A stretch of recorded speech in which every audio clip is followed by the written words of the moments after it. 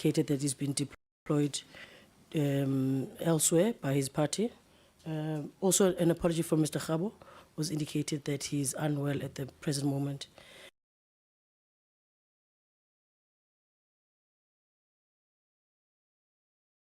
She's indicated as, should I read out the apology, Chair? Before we read out the apology of the President of Netball, may I ask if there, from your side, Dr. Kumalo, any apologies for this act?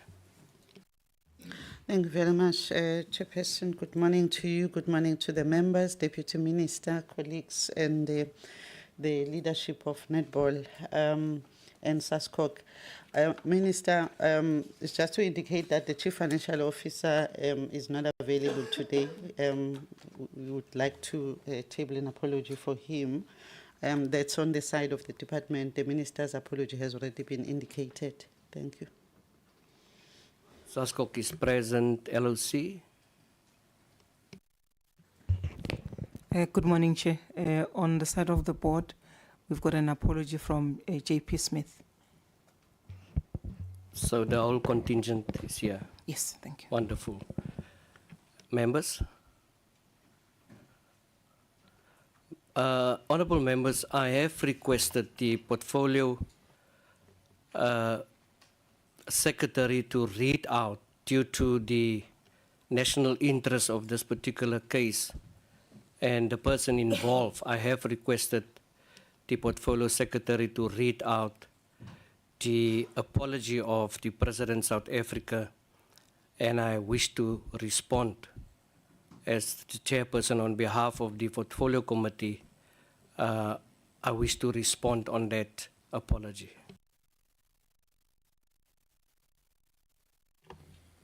Chairperson, the email reads as follows. Good day, DG. Hope this email finds you well. In light of my recent provisional suspension by World Netball, I write to you to formally excuse myself from appearing before the Portfolio Committee on 22 April 2025. Whilst I've had the utmost respect for the Portfolio Committee, I'm informed that I am not to have any involvement with netball at this stage, and should I refuse to adhere to this, I would place Netball South Africa at risk of sanction by World Netball. World Netball has yet to determine whether I have a case to answer, nor have I been formally charged with any misconduct. I vehemently deny having conducted myself in contravention of World Netball's disciplinary code, and will vigorously defend any allegations which may subsequently be leveled against me. I firmly believe in the importance of due process and the right to a fair hearing. All I ask is for the opportunity to present my side of the story and to defend myself against allegations which have been made by anonymous individuals. Whilst whistleblowing should serve the purpose of accountability and transparency, not to be a tool for faceless accusations that risk damaging reputations without proper scrutiny. I remain committed to ensuring that this matter is addressed with integrity and professionalism. My priority is to present unnecessary distractions and negative publicity for Netball South Africa whilst advocating for fairness in the proceedings. I trust that this situation will be handled with the necessary diligence to uphold justice and credibility for all involved. For the reasons explained above, I am unable to appear before the Portfolio Committee. I therefore request to be excused from appearing before the committee and extend my apologies to the Portfolio Committee in this regard. Kind regards. Thanks, Chair. Thank you so much. Honourable members, in response to the apology, I just want to say on behalf of the Portfolio Committee that we understand and accept the apology of the President of Netball South Africa regarding the provisional suspension by World Netball and the potential risk to Netball South Africa, in particular to its athletes. However, as the committee, we have a constitutional duty to exercise our oversight and to ensure accountability in the use of public funds and governance of sporting entities. I would think that the presence of the entire board is enough to provide valuable insight into the current state of Netball South Africa and the challenge it faces. We also acknowledge Ms. Molokwane's commitment to defending herself against the allegations and her emphasis on the process as well as fairness. As a committee, we however continue to do our oversight role in a manner that respects the integrity of the process. With that said, honourable members, whistleblowers play a crucial role in exposing wrongdoing, corruption, or unethical behavior. When handled properly, whistleblowing mechanisms protect both the whistleblower and the accused, ensuring fair investigation and due process.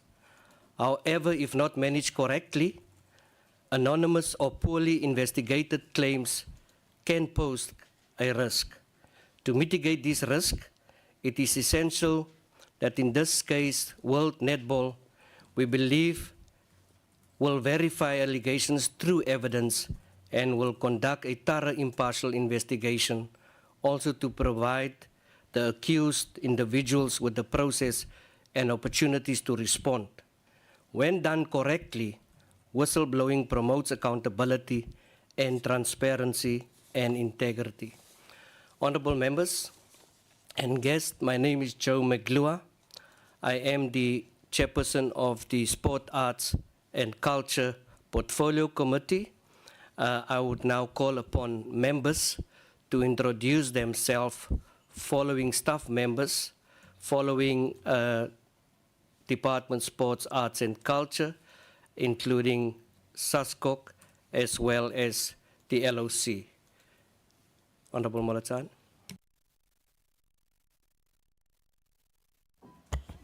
Thank you, Chair. Good morning, Chairperson.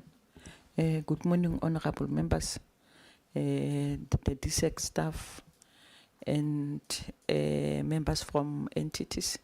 My name is Matsulo Molotane. I'm the member of this portfolio committee. Thank you, Chair. Thank you, Chairperson. Greetings to the Deputy Minister and all of us here. My name is Paulina Makato from Limpopo, and then I'm a member of this portfolio committee. Thank you very much.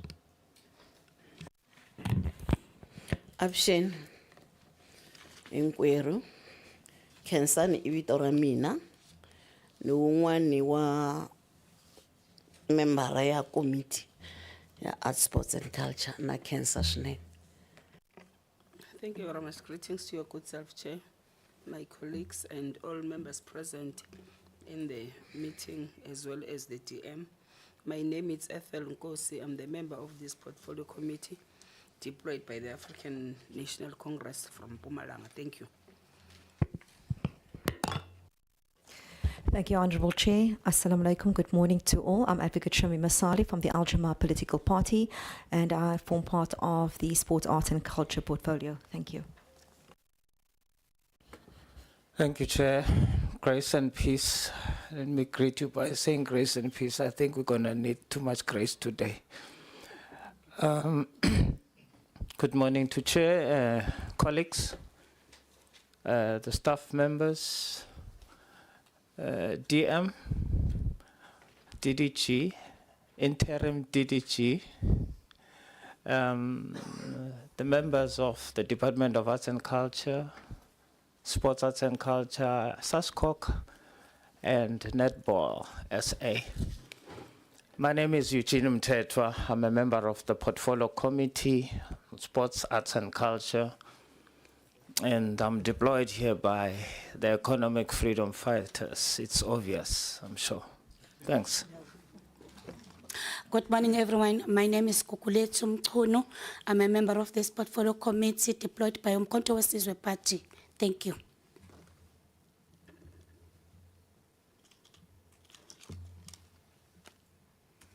Staff members.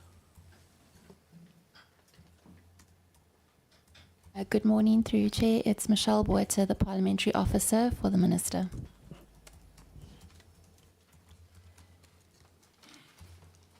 Morning, Chair, DM, honorable members, Netball SA and colleagues. My name is Mfundo Mnina, Director responsible for sports support Thank you.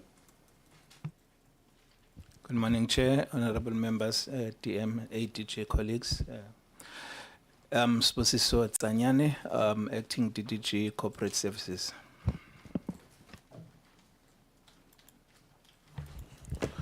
Good morning, Chairperson, DM, honorable members, colleagues, President of SASCOC.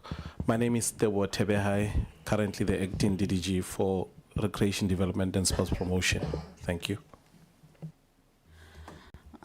Morning once again, Chairperson, honorable members, Deputy Minister, and everyone in the room. The Acting Director General, Dr. Kumalo. Good morning, Chair and honorable members. My name is Mabeta Rali BP, PLO, in the Office of the Director General. Good morning, Chairperson, ADG, President of SASCO, Netball SA, honorable members. My name is Peace Mabi. I'm the Deputy Minister of Sports, Arts and Culture.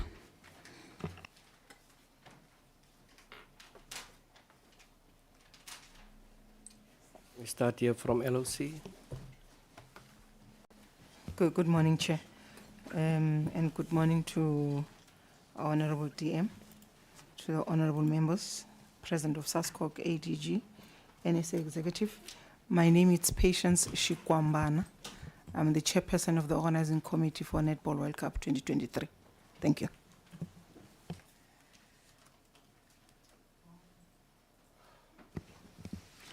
Good morning to the Portfolio Committee and all the colleagues in sport. My name is Blanche Delaguerre. Chair, we are the board of the NWC, not the LOC. We are the board members. And good morning, netball colleagues, and SASCOC President, and all of you. Blanche Delaguerre.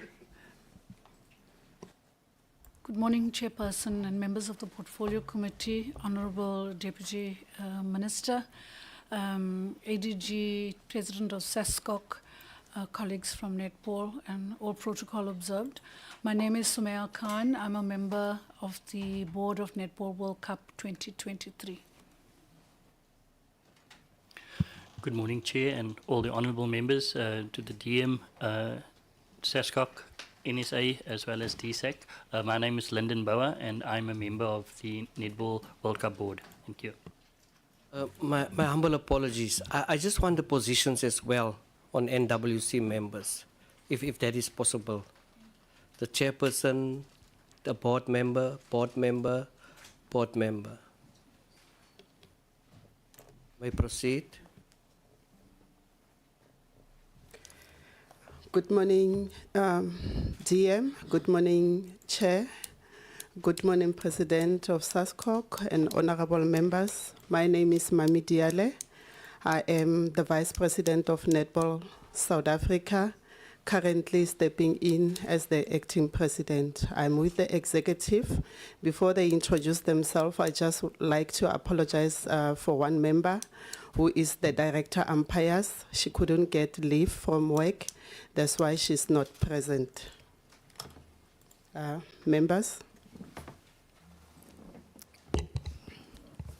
Good morning, Chairperson, Deputy Minister, and honourable members. My name is Claudine Claassen, and I'm the Director, Demarcation and Structures of Netball South Africa.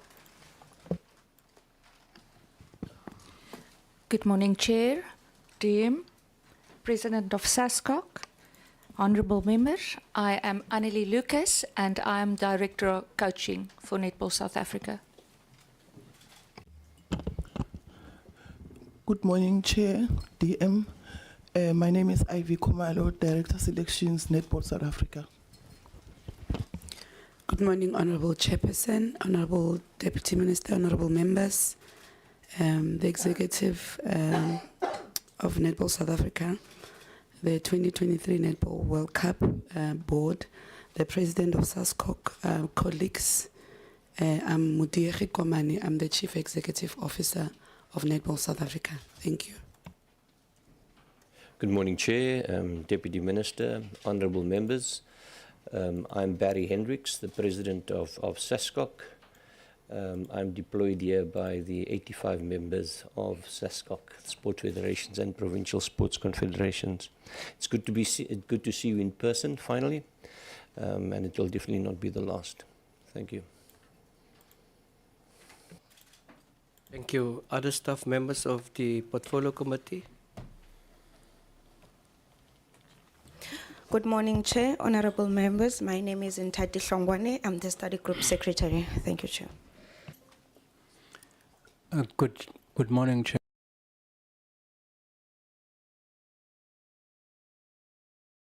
Secretary to the Chairperson. Thank you. Good morning, Chairperson and members. My name is Dr. Jacobo Jacob More, the researcher for Sport and Recreation. Thank you. Morning, Chair and the Deputy Minister and the members. Mpio Mgonyama, Office of the TG.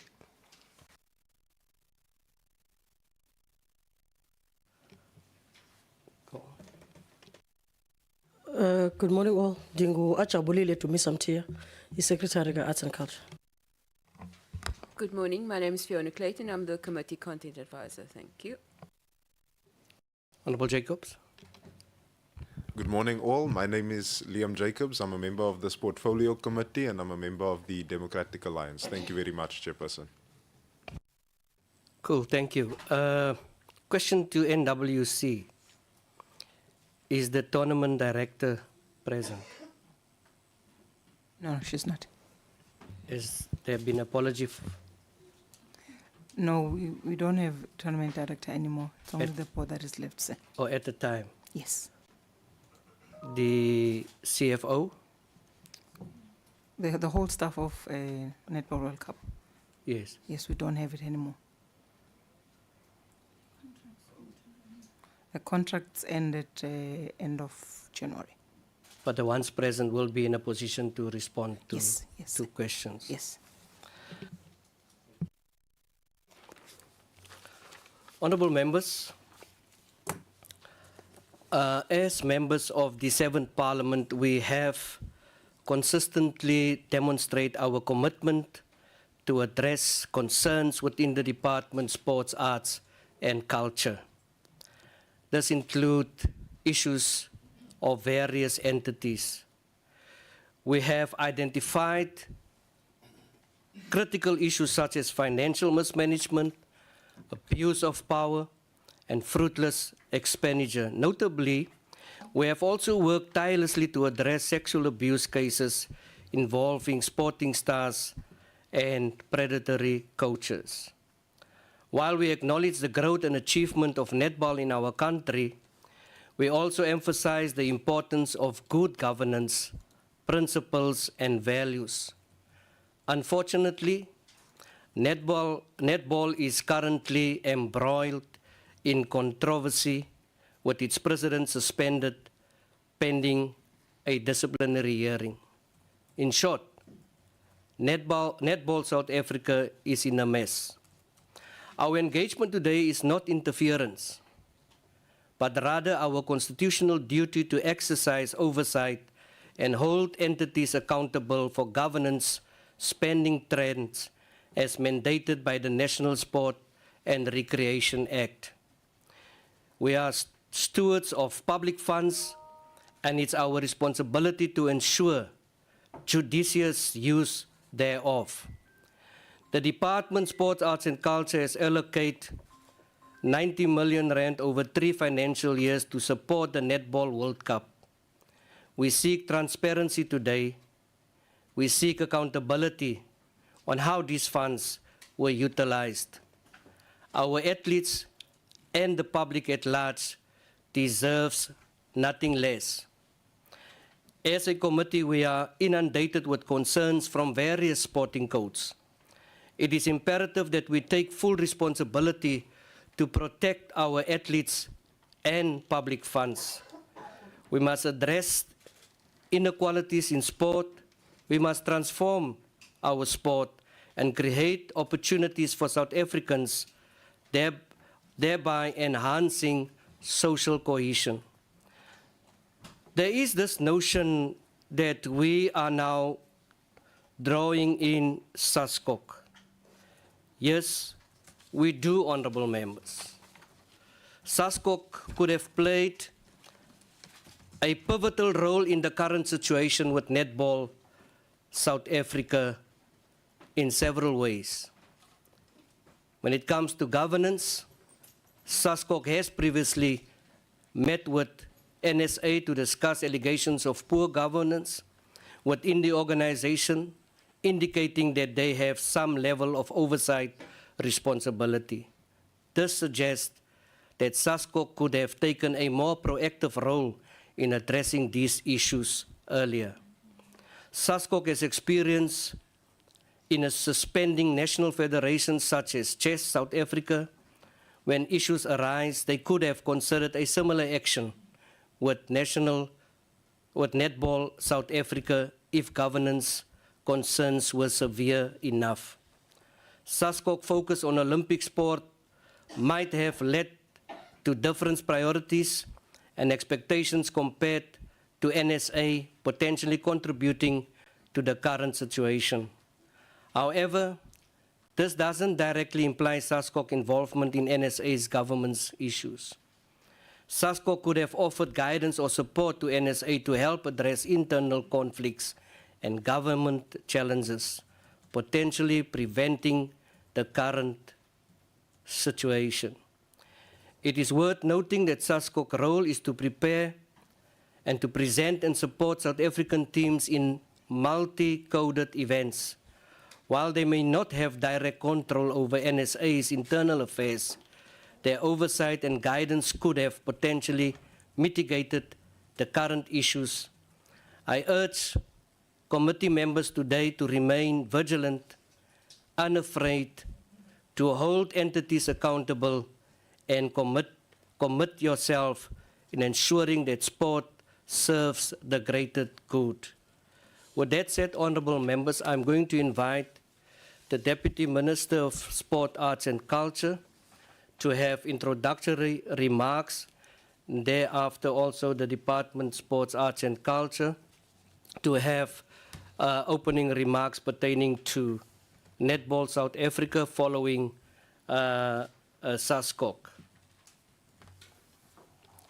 My apologies, I see on the program, Deputy Minister, it's input by SASCOC.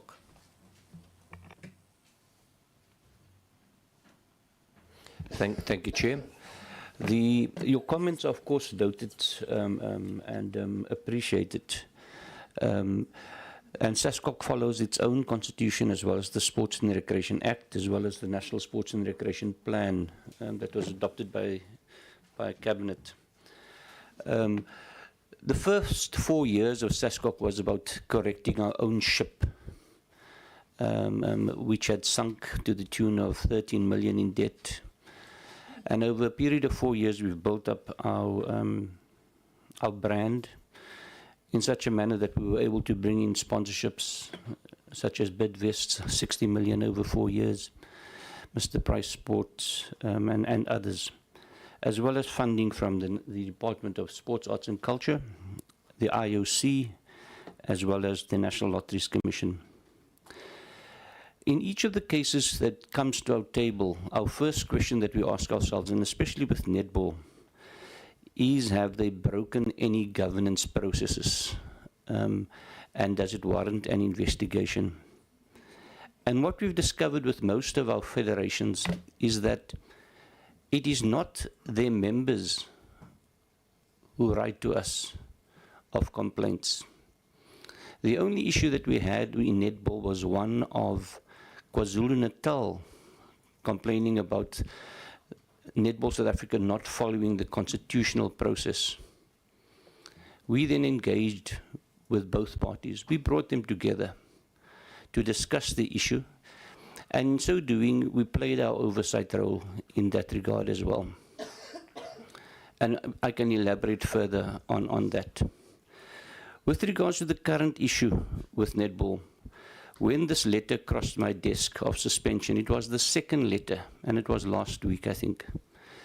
I immediately sent it to you, sent it to the minister, sent it to the deputy minister, and then engaged in conversation. Not only with yourself, but then also with the president of World Netball, as well as the president of Netball South Africa, as well as the deputy president or vice president of Netball South Africa. And in so trying to get an understanding of the issue that Netball South Africa is facing, my advice to all of them was to follow due process, was to follow what World Netball, their mother body, has recommended to them. And in so doing, not hide anything around the issues. Let the process unfurl so that we can be clear that it has happened in a transparent and accountable manner. So from SASCOC's perspective, if we've failed in any way, we are going to build up on that, and we're going to improve on it, and we're going to make sure that it doesn't occur again. But it's extremely difficult for us to suspend members without following due process ourselves. We've learned this the hard way when it came to chess. It cost us 3.5 million because it's a long, arduous and frustrating process because we didn't follow process properly. And we've learned from that now. So we don't want to burn our fingers and waste our money. We want to follow proper due process, and sometimes it's very, very frustrating. So I call on the netball fraternity to listen to their mother body and to follow that particular process that was recommended by them. Thank you, Chair. Thank you, President. Deputy Minister. No, thanks, Chair. I do not want to respond to what the President of Netball has presented. Maybe just to firstly appreciate the opportunity for Netball South Africa for being invited to provide a report on their annual finances of 2025-2026 and their annual performance plan and the status report of the 2023 Netball World Cup, as well as the legacy that it has left behind, and also to share with us the update on preparations for the Netball World Youth Cup in Gibraltar on September. The presentation, of course, which will be led by the ADG, will also detail the support that has been provided to Netball South Africa in 2023-2024 and 2024-2025 financial year. It will also highlight major events hosted and governance-related matters. So I want to thank you for that opportunity, Chair. In relation to the news that have been, of course, going around on social media, and also appreciate that the President of SASCOC, as he has indicated, the moment he learned about the issue, he did really share the news with myself, and I suppose, of course, with the Minister as well. I'm not sure if this committee today is also going to get into the merits of the issue, whether we are going to be discussing that, but I want to align myself with the statement by the President of SASCOC saying that suspension without following due process, it is an unfair approach, and that they're still trying to get into the merits of the issue, because as things stand, there is no formal presentation of charges against the President of Netball. And maybe once that and all internal processes and due processes have been followed, one can then have an opportunity to also comment on the issue. But as things stand, maybe we should allow the internal processes. And we are also pleased that the president has also acceded, to subject herself to the internal investigations. Investigations on what we don't know, because there are no charges, so that makes it a bit difficult. Chair, maybe without any waste of time, with your permission, we should allow the meeting to flow, and if there are issues that the portfolio committee would want us to respond to, we'll definitely provide support. Thank you. Thank you, DM. I'm now inviting Department Sports, Arts and Culture for an overview. Thank you very much, Chair. We, as Deputy Minister has indicated, have prepared our presentation in line with the format that DM is indicating, where we speak about the support that is given directly to the Netball South Africa as a federation, and we then further focus on how, as a department, we support the sport code. So that presentation would be presented to the committee by the acting DDG for sport, who is also the Chief Director, Active Nation in the department, Mr. Tebogo Tebehai. Through you, Chair. Thank you. Thank you so much, Chair, and good morning once again, members. Chair, without wasting any time, I'll go straight into the presentation, prefacing that we have been supporting netball through two means. One is through the direct support financially to support their programs, administration, and projects, but also through the conditional grant, where we support specific development programs and are implementing them together with netball in various communities and districts. And I'll share that presentation with the Chair, and also indicate that we have had a special provision through the conditional grant to make an allocation towards supporting the Netball World Cup, which, as indicated, that the funds that Chair referred to earlier on were directly from the conditional grant that we have provided to support the hosting of the Netball World Cup. So in this presentation, Chair, we are indicating that even in the previous financial year, 24-25 and 23-24, we have had a number of engagements with netball. We note that the financial year of netball ends on the 31st of March, which then they would then go prepare annual statements in order to present. So for the 23-24, the year that ended on the 31st of March 2024, they were considered in their AGM that set in October last year, wherein the President presented the reports, the annual report, including the audited financial statements on the finances that were provided. And amongst those, we can proceed. Amongst those, Chair, we had given netball in 23-24 about 5.6 million. 600,000 of that was to support the administration. 2.5 million was to support the Netball World Cup, the wrap-up thereof, because they were still folding the finalizing the process.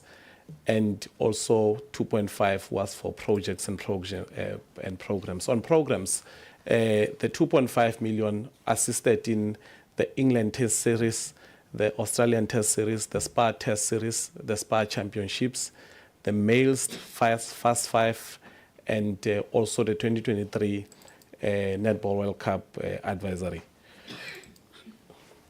And also regarding the other finances, 2.9 was meant for administration, projects, and projects.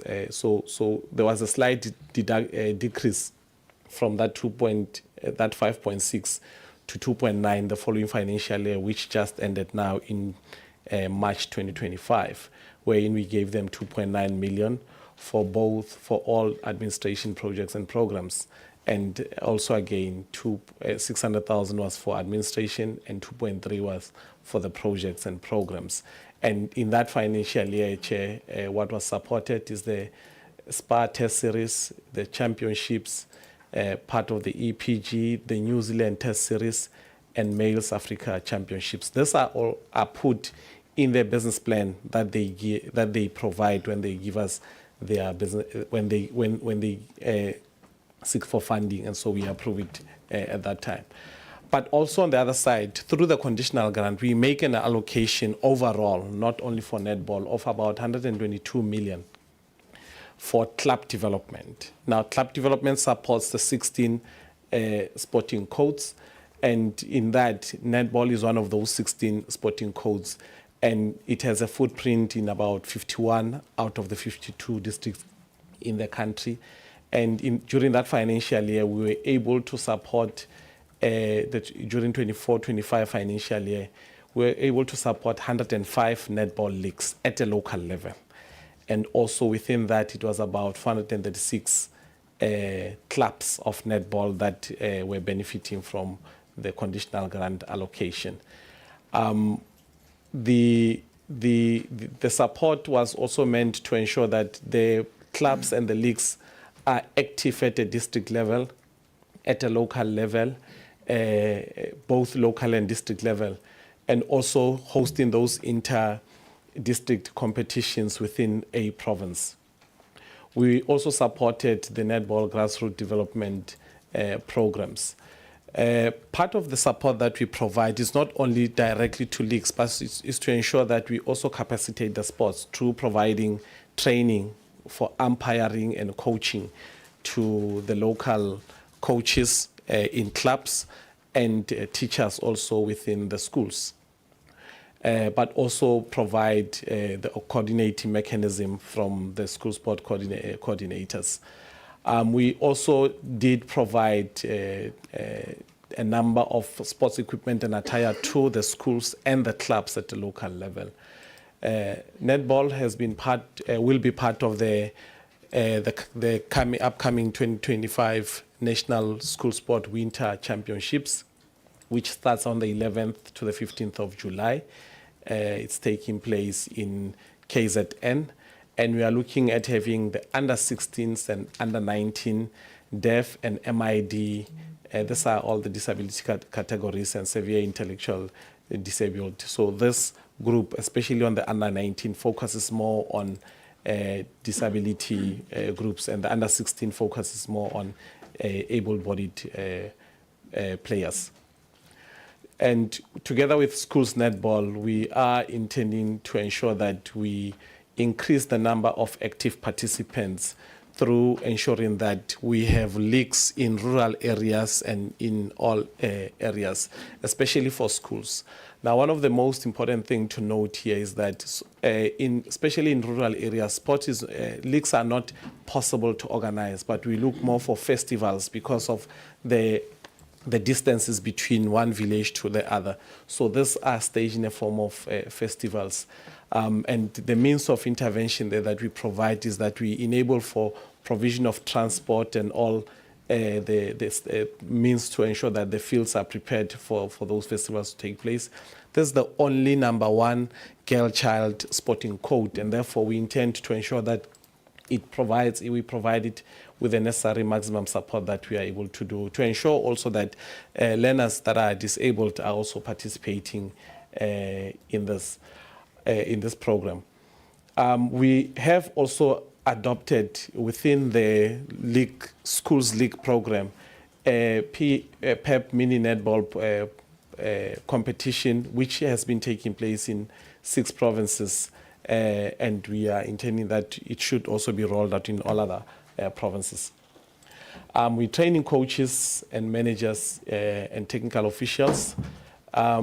The school's netball is intending to have a boss barrage this year with all the umpires and conveners to ensure that there is proper capacitation across all 9 provinces. We are also intending during that boss barrage to hand out prizes to encourage participation and registration, to ensure that we also provide support to the school sports structure so that they can be sustainable in the long run. And that support includes ensuring that each district has got a functional netball school structure that is able to organize competitions and is able to provide capacity building courses within those areas. It's our intention that at least each district, even if you don't have at a local level, but a district, the 52 districts must have functional structures, and that there are regular activities that are structured and there's a schedule and fixtures provided. And that's part of the reporting mechanisms that we get from provinces on a quarterly basis. Also, through regular participation, we intend to build on the leagues, understanding that there are some challenges in some other areas, so leagues might not be possible, but festivals are possible. The implementation model focuses on ensuring that at a local level, there's mass participation and there's district and inter-cluster level competition, regional competition, provincial, culminating national competitions. So these are the various forms that we are talking about. The festivals, where possible, especially where there's a distance, festivals are possible. Inter-matches, where we encourage schools A to play schools B just on a regular basis. Proceed.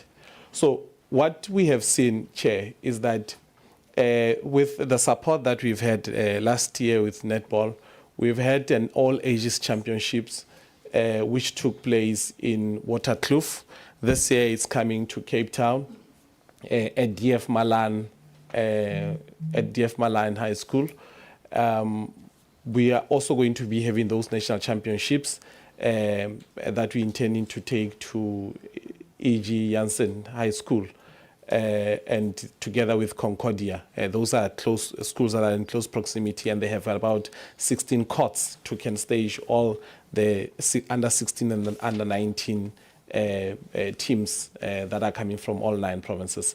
We are yet to confirm where the K Motsepe Championship is going to be taking place this year.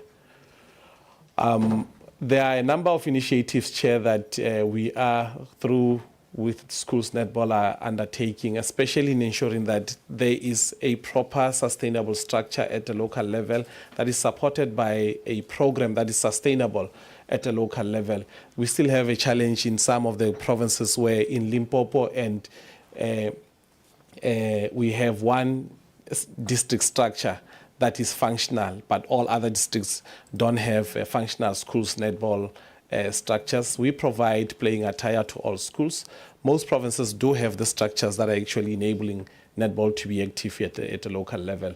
And as part of the upliftment, we are looking at really insisting on competent technical officials in all our championships and matches. And you'll see in championships that we have, we do determine what is the level for competency of the technical officials that are coming there, including the coaches, so that we are able to measure the successes of these programs.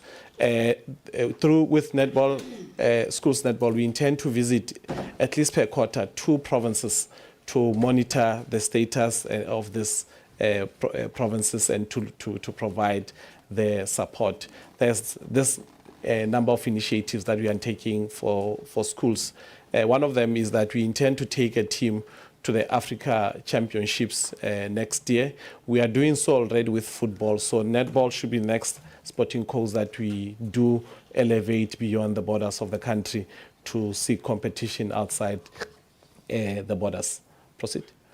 So these are the number of initiatives that we intend to explore, starting with this current financial year, to take our schools, the under 21s, to a number of championships, although that category is more above the school area. But for schools in particular, there's an African Schools Cup that we intend to participate in 26-27. Also, the upcoming financial year until 2030, that we intend to take the number of the teams, under 17s in particular, to those competitions. Hence, our focus is having the under 16s at the national championships, because then they are eligible for selections into the under 17s that will be participating the following year. proceed. So in general, Chair, as far as the compliance with regard to the requirements for us to be able to fund netball, we consider Netball South Africa as compliant to the departmental policy in accordance with the requirements for us to be able to continue funding them. And we continue to support them precisely because this is the one of the sporting code that we jealously guard as the only female sporting code that we have, and we should ensure adequate support. The financial reports that we received and information related to the grants that have been provided, especially those two financial years, do speak to the activities that we have agreed that should be taken. And there is also an explanatory narrative, Chair, that we have provided that obviously speaks to what was in the business plan and what are the financial consideration thereof. And therefore, Chair, we thank you for this. We are yet, Chair, to we also finalize our report as well with the Netball World Cup. Thanks. Thank you so much, DSEC. Members, may I suggest we also take NWC and then we can do our questioning. Over to you, Chair.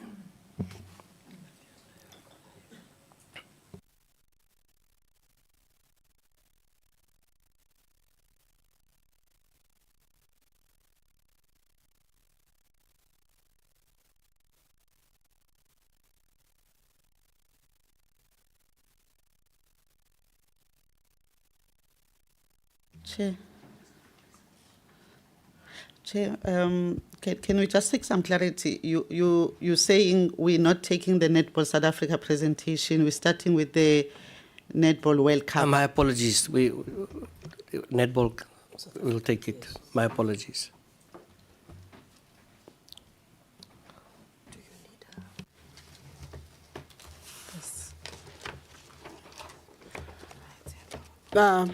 Thank you, Chair. Thank you, members. From our end, the CEO will do the presentation, overall presentation for Netball South Africa. Thank you.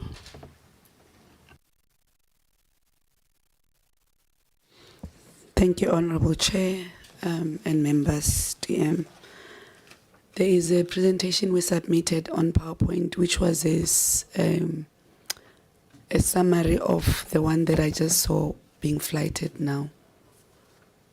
That speaks to the annual report. Are we in a position to flight that, if possible?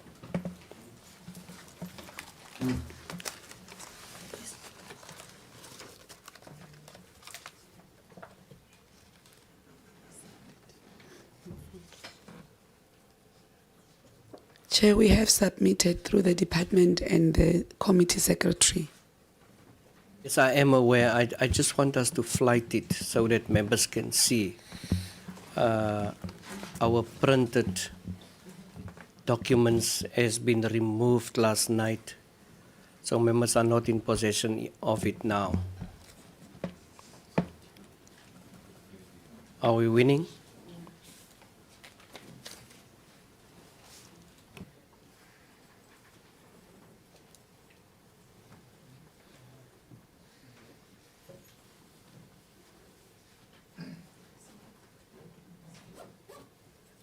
Yes, that's the one. Thank you, Acting DG. Thank you very much. I thank you, Vice President, for this opportunity. We can go ahead. CEO, may I ask you to come sit here and perhaps move with the computer to the various pages? Can we do the same with everyone else who's going to come and present?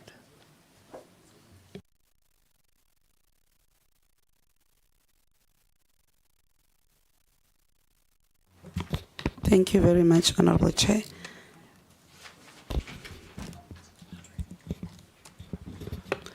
As we can see, the slide that is As a CEO, I was appointed in October 2023, and one of the things that we did was to do an assessment of the governance around the organization, and we went into a strategic plan, and we did a reform in terms of systems and structures. And this is one of the things I believe it's of interest to the committee. One of things was that we were just an NPO, and we looked at the current policies and current pieces of legislation, and we registered with the Companies Act, with the CIPC, and we are now a non-profit corporate, and we actually even registered as with IODSA, which is the Institute of Directors South Africa, which we are ensuring that we also governed in terms of corporate governance by the Companies Act, as well as the King's 4 report, which at this stage it's been reviewed as King's 5.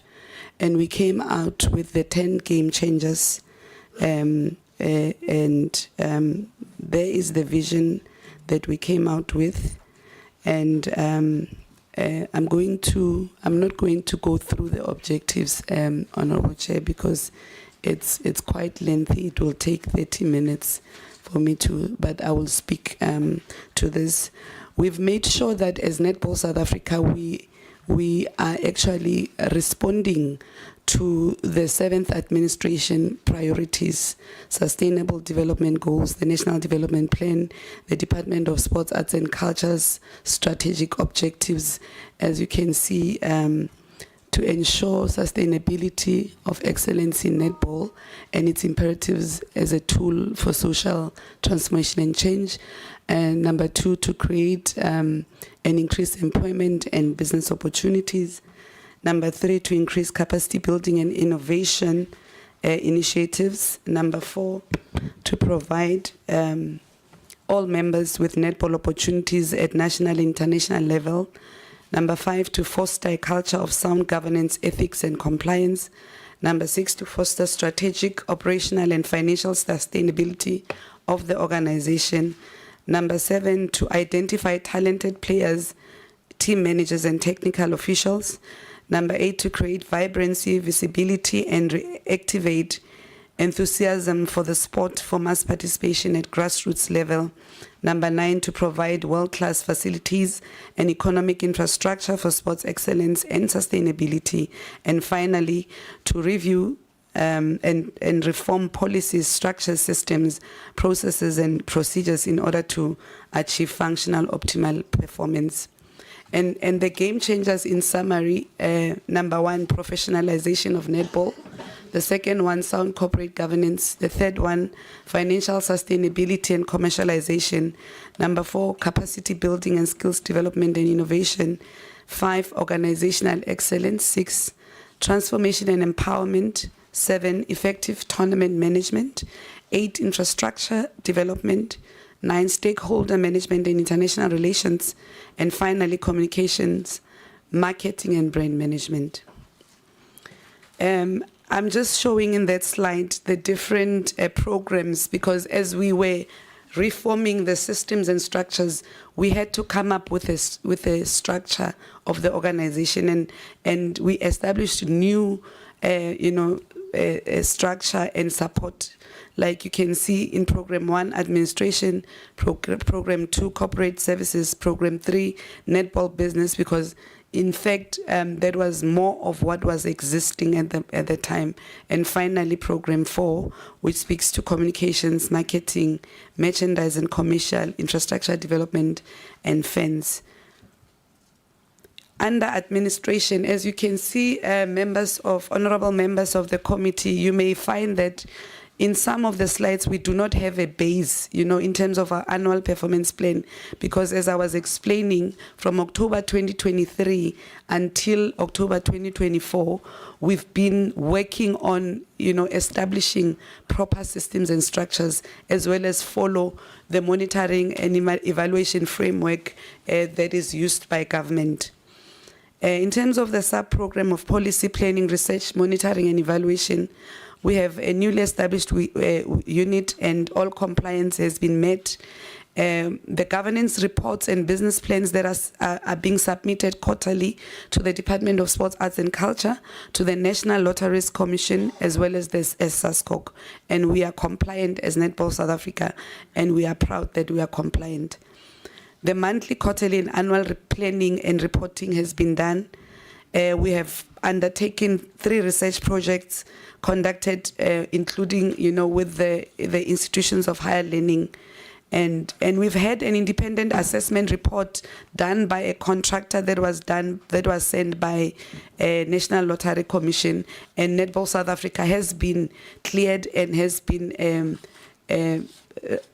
declared that it is compliant in terms of policies, systems and structure by an independent contractor. EPG and transformation, we've ensured that we comply with the departmental checklist, and I'm glad that the department is here to actually speak to that, and we have done it on and off the court, including introducing our SMMEs. Program 3 on corporate services, which is financial management and accounting, supply chain management, assets, security and risk management, human resource training and development. There's been a reform also in that program. Financial management, we have introduced a new software that speaks to budget and financial management per program. And we have also made sure that we get annual financial statements that are audited, and we submit them to the council in October of every year. And we've got policies, regulations and standard operating procedures that have been established and tabled. And we can proudly say that right now any financial transactions are done as per policies that are in line with the National Treasury. There's supply chain management, assets, security and risk management. It's a newly established unit, and policies are developed with National Treasury and the Institute of Directors South Africa. The asset and risk registers are updated monthly. The security is strengthened, and the supply chain management processes are also strengthened. HR training and development, the structure has been developed. We are busy with the skills audit of the staff and the retainers. We are busy with the training and development of the staff internally as well as external, our members who are administrators, technical officials, safeguarding as well as anti-doping training. Netball business, there is a unit, a sub-program of administrators, demarcations and structures. We have trained over 15,000 volunteers. We've got 257 people trained on administration, policy, structures, and governance for this financial year. And we've got 20 level 1 team managers that are trained. And as well, we do EPG training funded by the Department of Sports, Arts and Culture as well. The sub-program of selections and players, over 10,400 players and officials participated at national tournaments of Netball South Africa, and 105 people are trained in life skills and selections, and we've got national selectors who are accredited. Sub-program of coaching, we've got 10,755 coaches on the database currently, and 113 of those coaches trained across in 2024-25 financial year. 3,831 trained since 2022. 1,243 accredited coaches that are currently, including across all races, graders that are accredited. There's annual renewals that coaches have to do in compliance, and we've got also artificial intelligence software, which is very expensive, but we ensure that it's there as a property of South Africa Netball. Umpires, we've got about 1,781 umpires who are accredited on the database with different levels, and we've got international and national umpires accredited from level 1 to 4, and annual renewals are done, and we've got international umpires as well, and graders are accredited. There's a sub-program on outreach development program, which has been conceptualized last year during the Africa Cup of Nations, Africa qualifiers for the under 21, and there's been 50 training clinics that are conducted. There's been mass participation, throughout this outreach programs with 1,000 learners, 22 primary and 18 secondary schools, and the stakeholder collaboration, throughout, which includes sponsors and the different spheres of government. And we've got equipment that we've provided throughout this training. And then technical officials, we've trained 1,079 in the past financial year, and what was planned was only 1,000.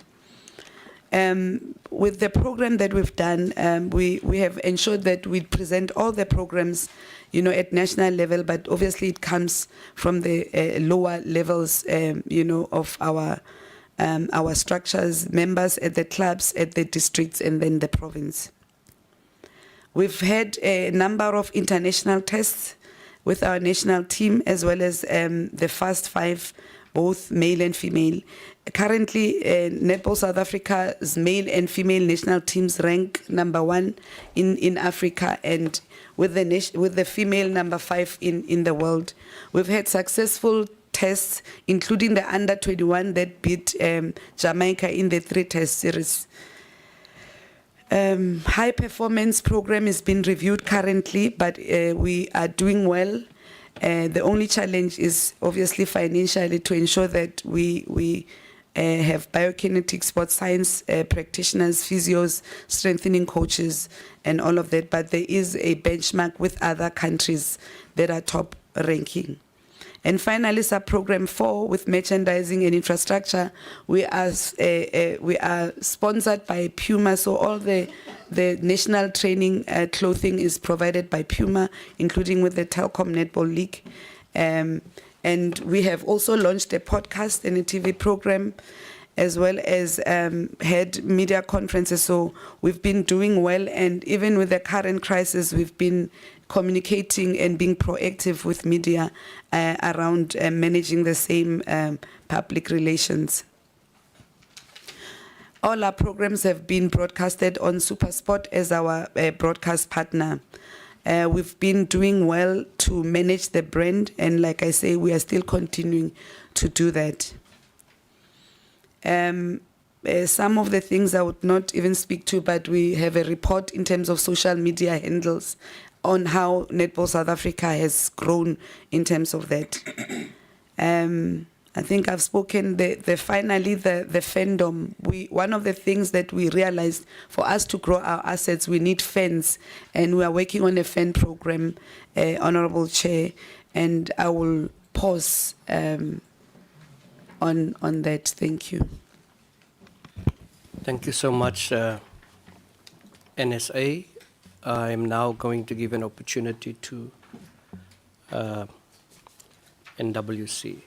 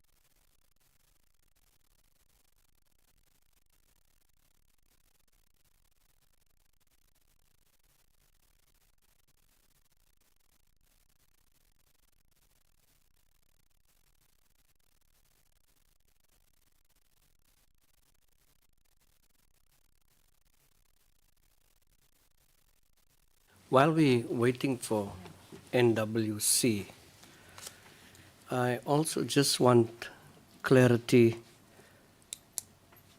pertaining to the reports and the financial report. I only see, or rather have witnessed, a report for 2022-2023 financial year.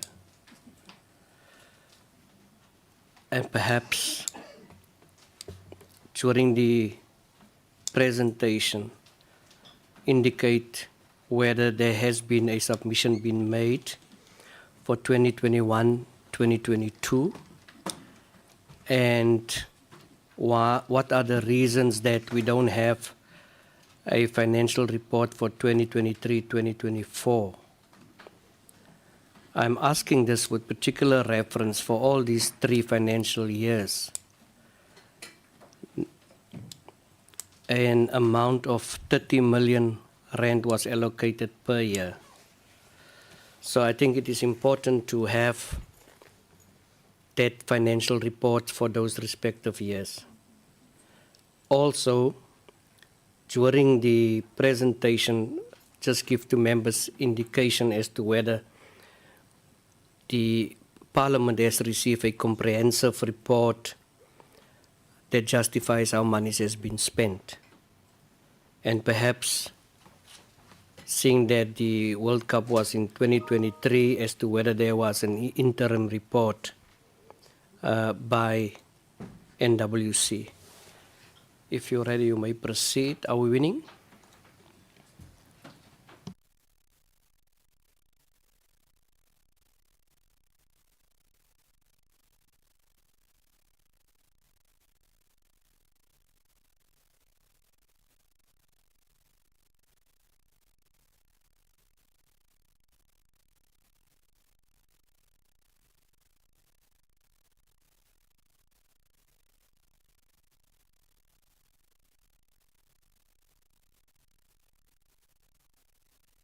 Our IT is refusing to come back from Easter holidays.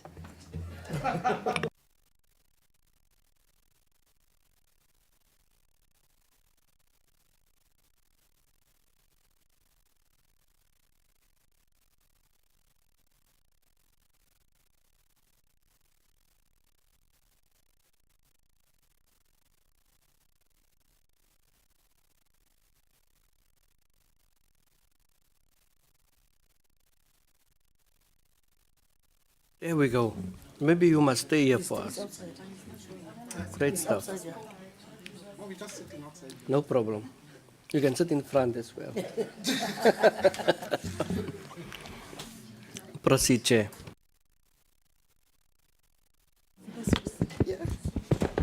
Thank you very much, Chair, again. Greetings to the honorable members, to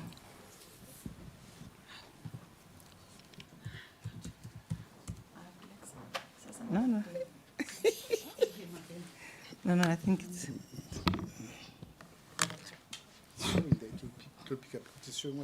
Okay, all right. I was greeting again the honorable members, our honorable Deputy Minister, Memabe, our ADG, President of SASCOC, our NSA executive members and the CEO. But also, Chair, let me also acknowledge the board members of the Netball World Cup 2023 that are with me here. As I indicated earlier, we were 7 board members. One of the board members was a deputy chair who came in late, but after the event, he resigned, so he's no more part of the board. But with me here, as I said earlier, we've got Mayor Khan, Mayor Blanche, and Dr. Linden. We've only received an apology from Mr. J.P. Smith, but I must also indicate to the meeting that also the president of Netball South Africa, she's a board member of the NWC, so that at least it's known. Before I go into the presentation, just few remarks, Chair, that Netball World Cup immensely contributed towards redefining the scope of women in sport in our country and globally. We did so, Chairperson, because as women, when we are open to power of true sisterhood, everyone benefits. When we come together, incredible things happen. We are also encouraged by a quote from Felicia Rashad, those who watched Cosby Show. She was the wife to Cosby. Her quote reads as follows, open quote, "Anytime women come together with a collective internship, magic happens." So to us that way in the kitchen, in preparing to deliver the World Cup, there's a lot that happens. However, our global netball family and the society, what they saw greatness being the order of the day. And I think they've seen it that way because we're very privileged to have had both His Excellency, President Ramaphosa, coming to the finals and handing over the trophy. But also we had His Excellency, the Deputy President, Mr. Paul Mashatile, coming for the opening ceremony. So really, indeed, the event made an impact to the country. As I zoom in into the presentation, yes, it's for us to provide you with feedback on post-Netball World Cup and the successes that we had. Before we're going to start with this, I actually want to lead the members into interrogation later on. Okay. Has Netball World Cup present ever since post 2023 a close-up report to Parliament? No, we have not. Is there any reason for that? We're not invited to come and report on that. Any interim report? No, we have not submitted as well, yes. And you are going to make a financial presentation as well. I have noted with the documents forwarded to us that there's only a report for the financial year 2022 and 2023. Correct. So that's correct. Yes. So are you in possession of 2021, 2022? No, the ones that we have are the ones that we did. Maybe just to explain that due to COVID, the functionality of the board started in April 2021. And once the board was set up and the company was on, part of the money that was transferred by the department to NSA was then only transferred to our account.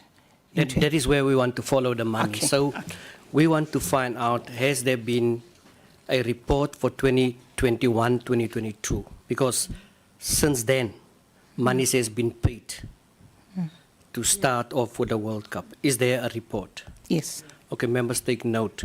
So do we have a financial report for 2023, 2024? Not yet. It's the one that we are busy with. Is the one that you are busy with? Yes. So when will members of Parliament be able to receive that one?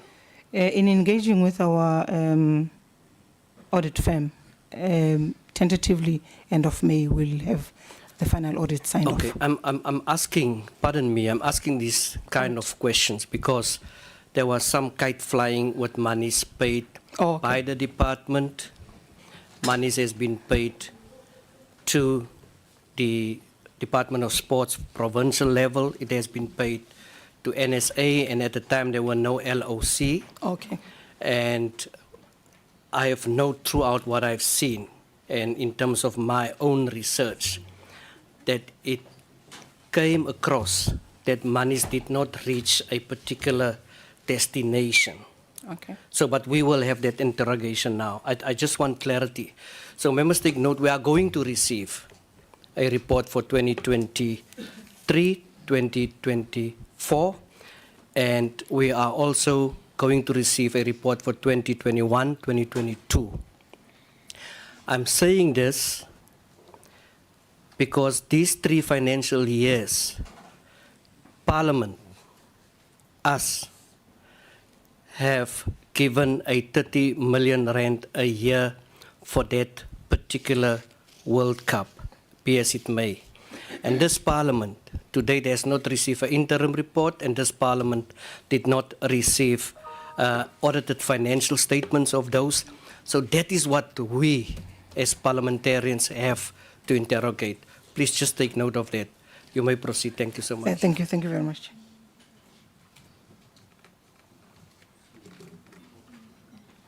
I think I'll pass the slide, even though the slide it just indicates in terms of the impact that we've made in hosting the event, in terms of number of tickets sold, the volunteers that we had. So really, even our Protea girls have done us very well in terms of retaining their position 5 ranking in the world.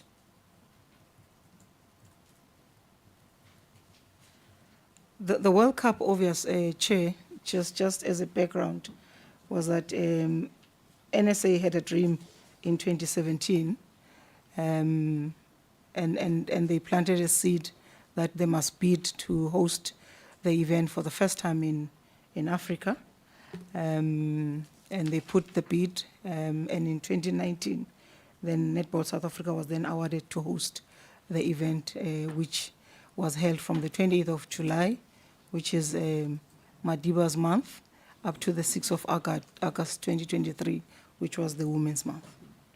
We had about 16 teams that qualified across the world to participate in the event.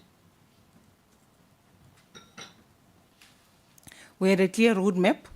I'm not going to touch base on it, but it's just to show honorable members that we had a clear plan in terms of what happened from 2021. As I said, due to COVID, we were only established in 2021. Actually, the board was only announced in April 2021 by the then Honorable Minister Mtetwa. So you'll see some milestones that are key in this slide. And I can just indicate that, for example, 1 year to go, we revealed an official ball, which was called Khanya. And then later on, we had, during the Africa Regional Qualifier, we revealed our mascot, named Letsatsi. And then we also have a final draw in November, which was held in East London.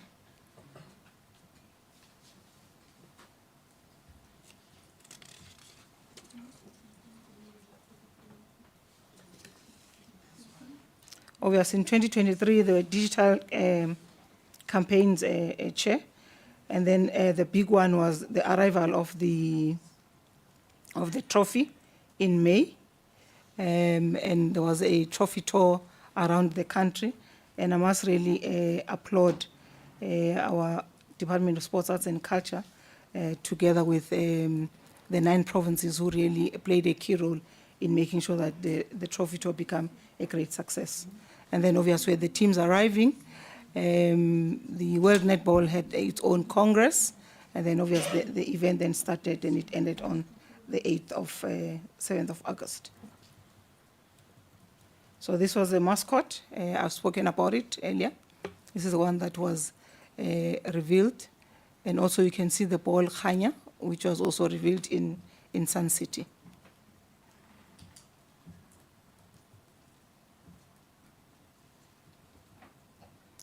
Just to highlight achievements from our side is that through the interministerial task team, we had a number of departments since the cabinet approved this event.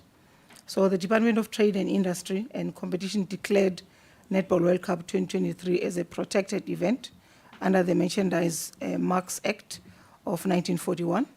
Furthermore, under the same act, the department issued a final notice prohibiting the use of certain words or emblems associated with Netball World Cup to be hosted in South Africa. Also, SuperSport made history by ensuring that it put together an all-women crew who had to produce and record the whole World Cup. This showed its uniqueness and commitment to female sport. Also, the South African Police Services joined the commitment as well by supporting netball by providing an all-female team of police officers to protect the 16 teams during their stay here in South Africa. I must say, after the event, the Netball World Cup was also shortlisted on the Sports Business Awards in the UK, and we won that event as the best sporting event of the year in 2023. We also, Netball South Africa was also nominated in the Momentum G Sports Awards for Federation of the Year, Public Choice Award, and Ministerial Recognition of Excellency. And NSA won the Public Choice Award, and was also one of the recipients for the Ministerial Recognition of Excellence. NWC was also shortlisted for the 20 nominations of the 2023 Hollard Sports Awards in various categories. And as NWC, we won Event of the Year as well in that event. The Telkom Stand Tall campaign was also shortlisted, and they won the gold in the MENA Work Awards in 2024. The impact on the ground was just as significant, with 63 free fan parks, and then we also had about 30 viewing centers across the 9 South African provinces, bringing the event to a large number of people in the country. And as I said earlier on, during the closing ceremony, we had His Excellency President Cyril Ramaphosa attending, and he was happy to say at the closing ceremony that in the Women's Month, that the gift that we are going to give to, that's a quote from the President, I'm happy to say at the closing ceremony in Women's Month, that the gift that we are going to give to all women of South Africa is to build a netball arena. We are going to do it. This was after being challenged by World Netball President in terms of what is it that South Africa is going to do since they've hosted a beautiful event. This is just to show highlight the events that we went to, where we won the award as the best sports event of the year. I'm just going to pass this on. You can see even the Telkom one that I spoke about earlier. In terms of leadership, Chair, let me indicate that we had a board, and the board's responsibility was to provide oversight, leadership, and strategic direction. And this required really us as board members to be dedicated and committed in ensuring that really we make the country proud in terms of delivering the World Cup. And we had 3 key objectives, which I'm going to talk about later. But also let me indicate that under the leadership of the tournament director, chairperson, with the board's strategic leadership and direction and oversight, she worked very tirelessly with her team to ensure that a successful World Cup event was delivered in South Africa.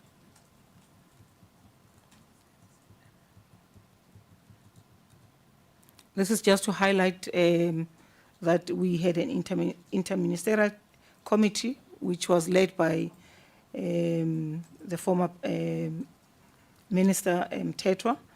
And obviously, under the interministerial committee, there was a technical team which was led by the DG of Sports, Arts and Culture. And then we had the board, and the board had the tournament director and her team in terms of the organogram. This is how the LOC organogram looked like, chairperson and honorable members. Then our objectives, and the objectives of the NWC, it's inclusive of the objectives from the World Netball. It was 6 of them. One was to showcase Africa's potential, inspire a generation, foster commercial growth, leave a legacy, promote unity and diversity, and also ensure that we deliver a world-class event.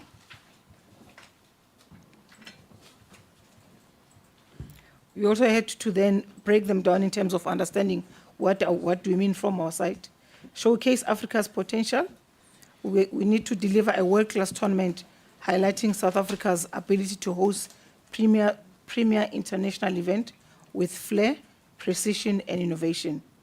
Inspire a generation. It was for us to create a platform to encourage participation in netball, especially among young girls, by demonstrating the power and possibility of sport. foster commercial growth. It was for us to attract investments, increase sponsorship opportunities, and raise netball commercial profiles, enabling sustainable growth for the sport in South Africa and beyond.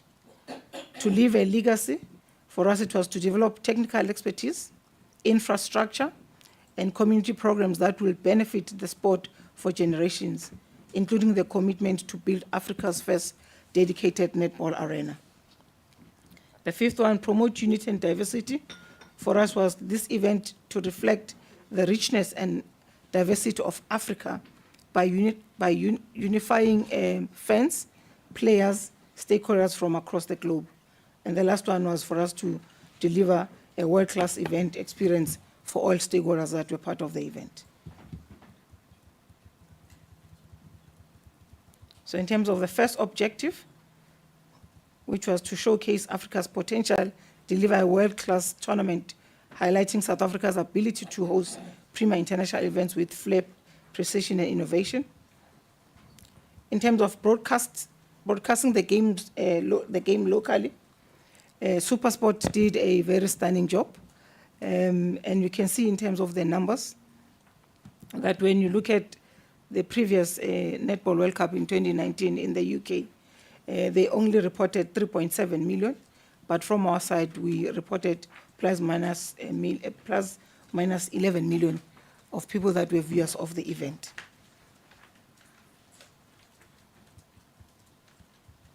In terms of the viewership for the tournament grew as it entered the latter stages, with the last 2 days bringing the highest audience. And I think you can see that in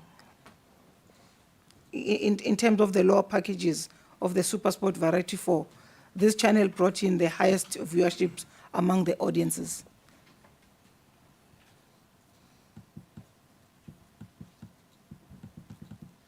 Broadcasting the game internationally, you can see as well, Chair, that from BBC and Sky Sports, in terms of total audience, we had about 2.6 million. Your linear TV audience around 2.5, and obviously in digital audiences, we had about 44,000. This slide is just to indicate or highlight the people that were accredited during the event, from World Netball and all other various stakeholders that were part of the event.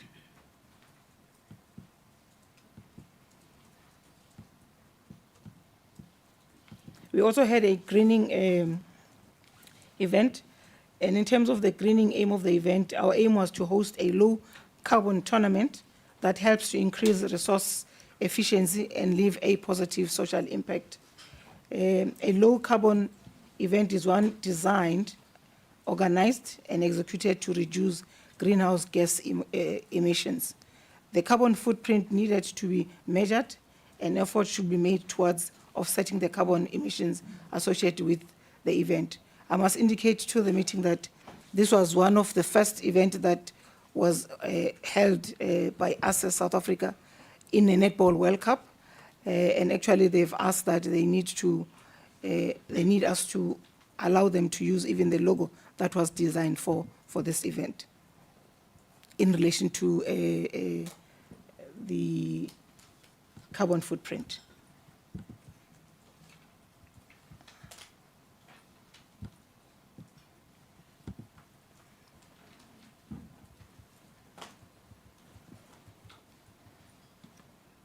I'm going to pass this one. I think I've touched base on it.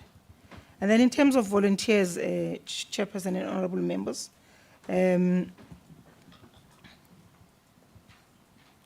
we're helped by a cat sitter, which came in on board to train the volunteers that were part of the event.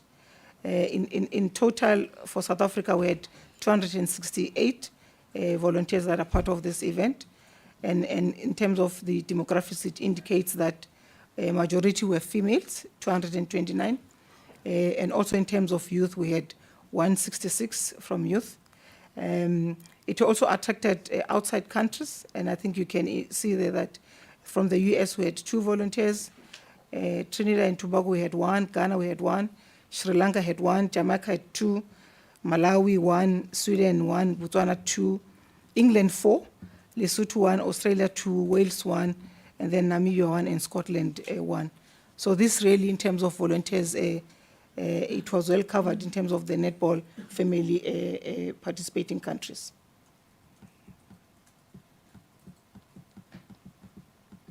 Objective 2 and 5, we've put them together, inspire a generation, and also to promote unity and diversity. I think in this slide, we're highlighting in terms of the majority of the audiences for the live viewership in the Netball World Cup was from the access packages. Then you can see that in terms of gender, we had more males being the ones that are viewing the World Cup versus female, which for us was a plus, because we all know that when you talk football World Cup, it will have more men. But for now, for Netball World Cup, we had more female attending, so it shows that really around marketing the event, we had done very well. We also highlight the languages that were involved in terms of this event, and also in terms of the provinces. You can see that it was more Gauteng, followed by KZN, Free State, and then Western Cape. And then in terms of the age group, it was led by age group between 35 and 49 were really followers, and then followed by 60 to 64. And then we had more of the kids as well, 18, that were part of this event.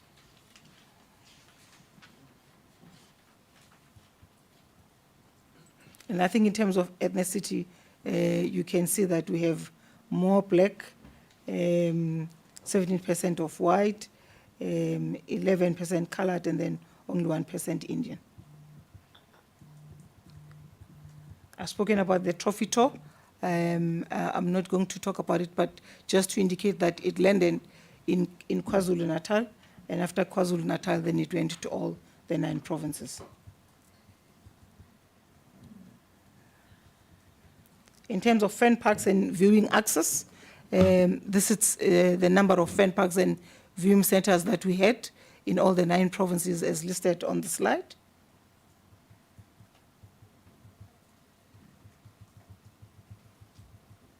I think social media was booming as well.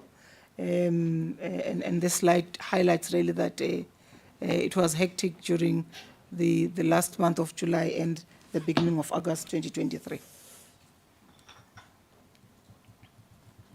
TikTok and Instagram as well. We're just highlighting how busy it was in uniting us together. And then in terms of netball contribution to women's sport in South Africa, I must just remind the chairperson and members of the honorable members that you'll recall that 2023 was a year of women in sport. And in that year, obviously because of the World Cup, netball had 90.4% of people that were really following the event.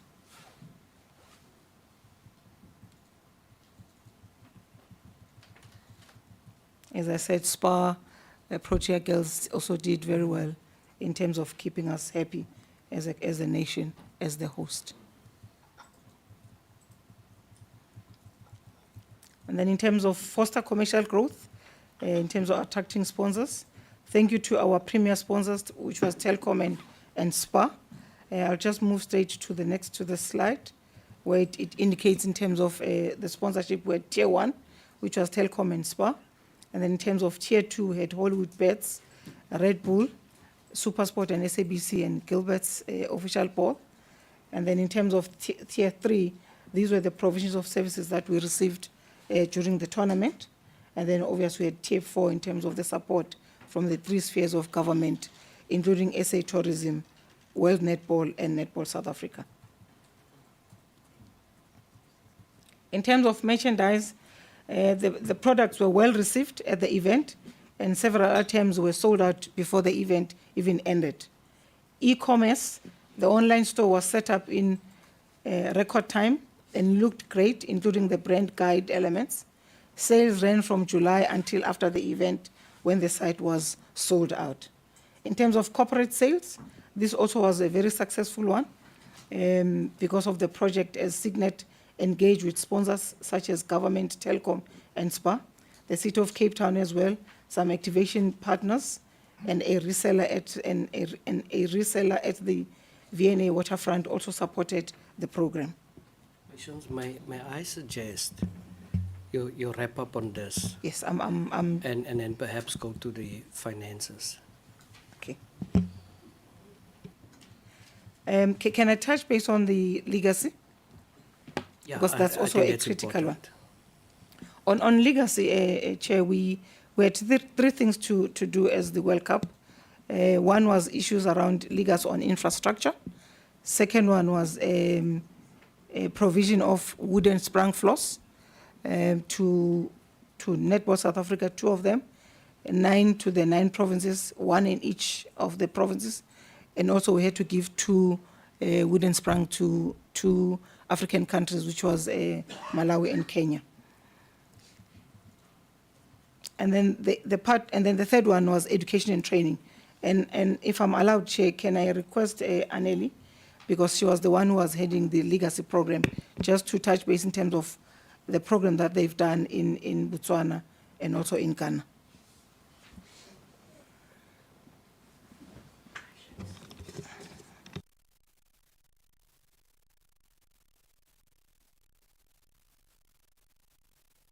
I've asked her just to talk to it, Blanche.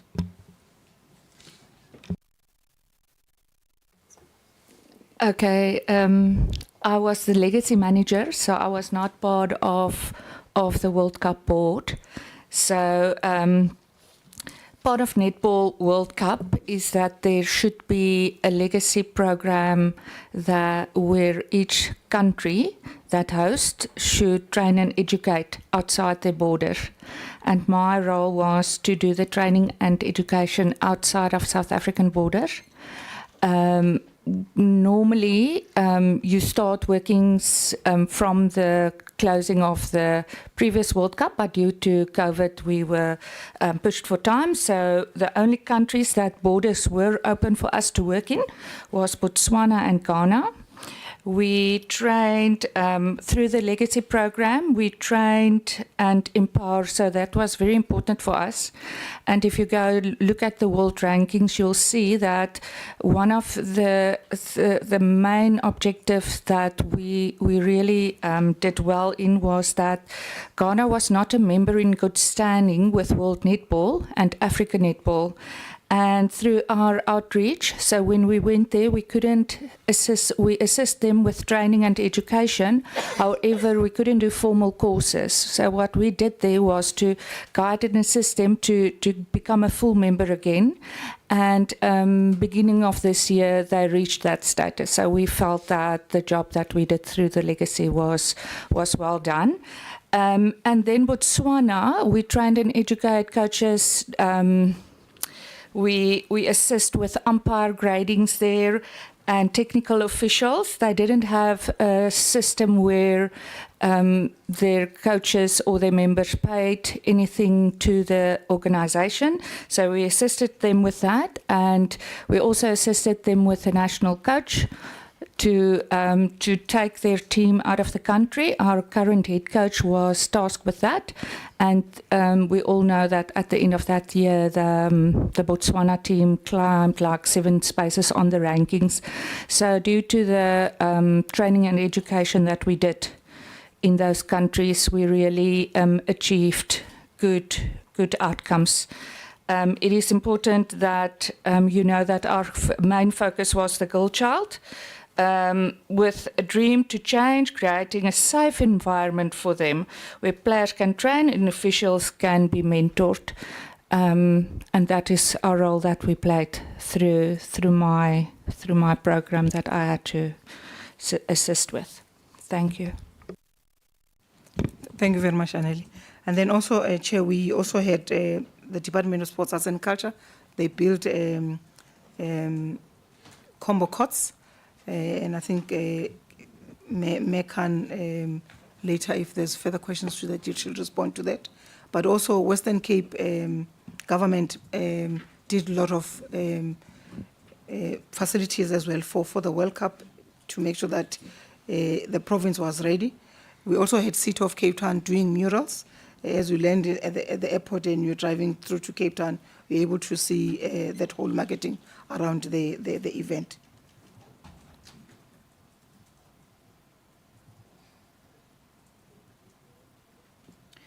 In terms of challenges, Chair, this is what we experienced during the World Cup. The late ticket purchasing created logistical challenges for us. Limited uptake of travel packages from outside Africa as well was a serious challenge. The time zone challenges limited prime time viewing in some regions. High production cost impacted your smaller broadcasters. Challenges were experienced with the ticketing system. However, processes were put in place to deal with that during that period.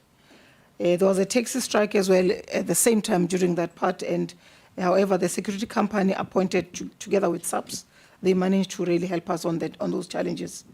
The security risk of attendees swapping accreditation was also dealt with between the security and accreditation teams as soon as the problem was identified. And then our learnings, before I request my board member to just take you through on the finances. In terms of the lessons learned, streamlining planning, early alignment between the government and organizers is crucial for seamless execution. Global outreach, we need to enhance the OTT offerings, and multi-language content can improve global accessibility. Leverage local strength, showcasing Africa's unique cultural identity resonates deeply with the audiences.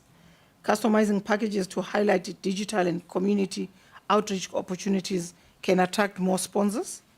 And then early marketing campaigns and partnership with global travel agencies can drive international sales.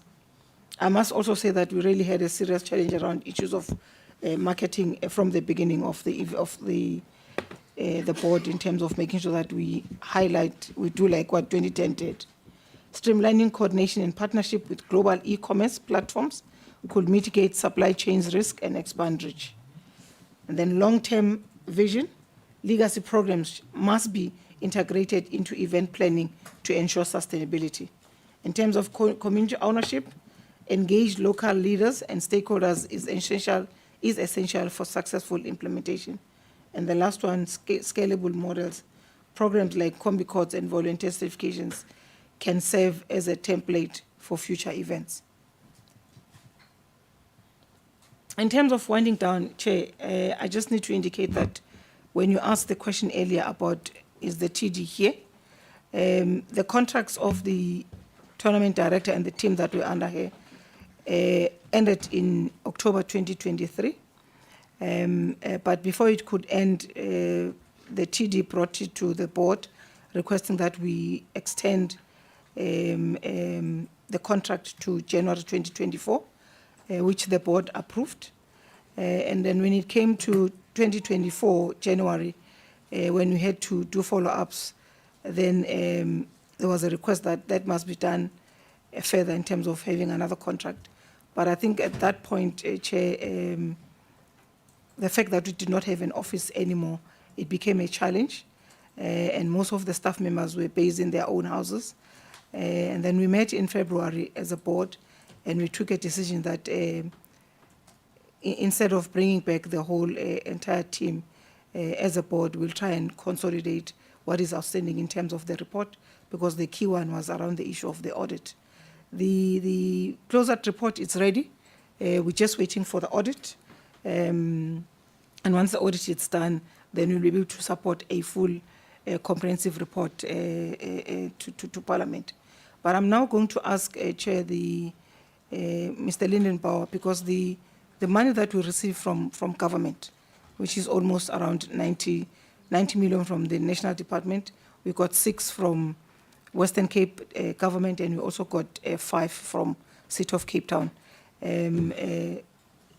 Dr. Linden helped in terms of that, because the 90 million was transferred straight to Western Cape Department, and they're the ones that were working with us on that. So I'm just going to ask him to take us through on the finances. Dr. Bauer? Thank you, Ms. Patience.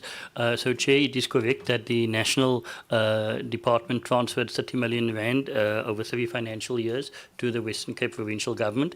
In the first year, our department transferred the first 30 million rand to Netball South Africa. The CFO at that stage then, at the end of the financial year, sent a report to us in which he outlined what the funding was used for. We subsequently, in our conditional grant reporting, then sent that report to National as well. The auditors also audited the report, and they did not have any findings on the first report. The second 30 million was transferred again to the Western Cape Provincial Government, and our department then in turn transferred it to the board, the Netball World Cup board now, because they were established as a company and therefore they could take possession of the 30 million rand. That report was also done, Chair, and in the 2023 Netball World Cup report that was completed by the auditors, on page 20 of the audited financials, they've indicated that the entity has complied with all the conditions of the grant. So that's on page 20 of the 2023 Netball report, and that was also furnished to the department. Chair, in the main, the 13 floors that were purchased was 33 million rand.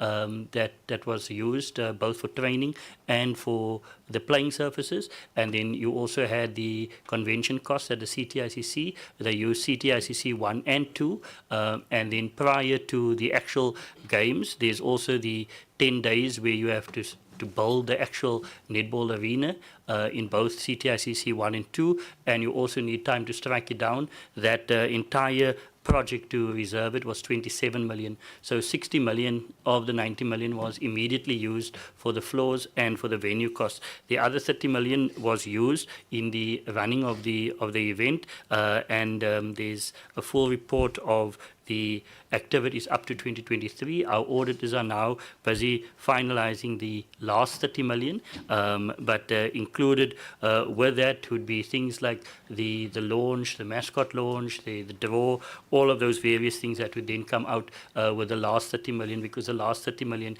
is the actual running of the event, whether it is for the screens, the LED screens that are used, whether it is for the scorers that was utilized, etc. That would then be in the last 30 million. But in order for us to get to the venue, to get to the event, we first needed to secure the venue and, of course, also secure the playing floors, because you needed to have the norms and standards for that as well. So, Chair, so both those reports are available, the 2021 and the funds that was transferred. So we've got our financials up to 2023, and as Chairperson Patience has indicated, we're just busy wrapping up with the last year now of the Netball World Cup in that regard.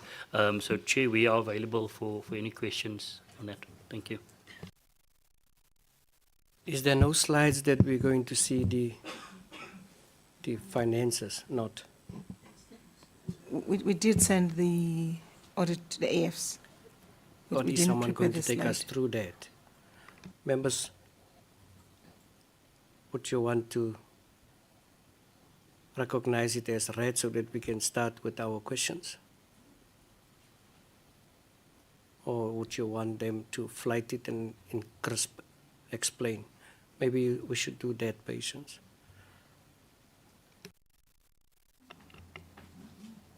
Chair, as a matter of principle, there's no finance report that can just be presented verbally. So I think we should not even waste time. We apologize for that. It's unacceptable. And if you listened, we could only hear the presentation around 60 million, yet the department transferred 90 million. We have spent 90 million on this matter.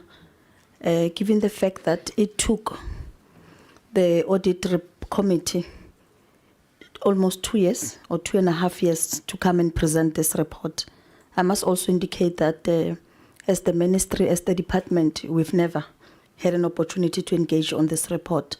So this is not acceptable. Yeah, Deputy Minister, I agree. You know, it's very uncommon for audits to take months. I mean, in this particular case, it's almost 2 years. With 4 months, it's 2 years. So it leaves the room for suspicion. Leaves the room for a number of things, number of speculations.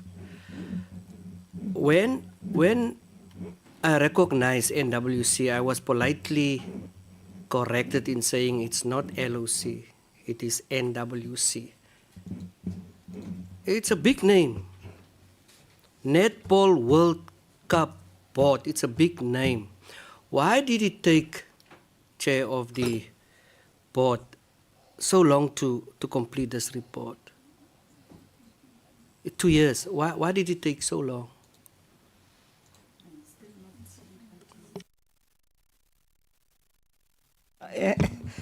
Chair, in terms of the, as I said earlier, that the team or the TD together with the staff, their contract was supposed to end in January after we've extended.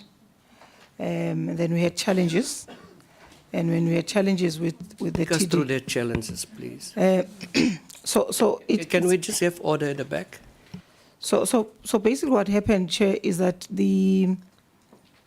as I said earlier, the operational team or the LOC, their contract was supposed to end in October. And the TD then brought a submission to us in a board meeting to request for extension of 4 staff members to continue until January 2024. Out of the 4 staff members that she requested for an extension, it was herself as the tournament director, it was the acting CFO, Mr. Taban Moses, and then it was the PA to the TD, and also Natalie Oliphant, who was the one that was managing the issues of ticketing and all that. By end of January, we then encountered a challenge where the TD's contract had ended.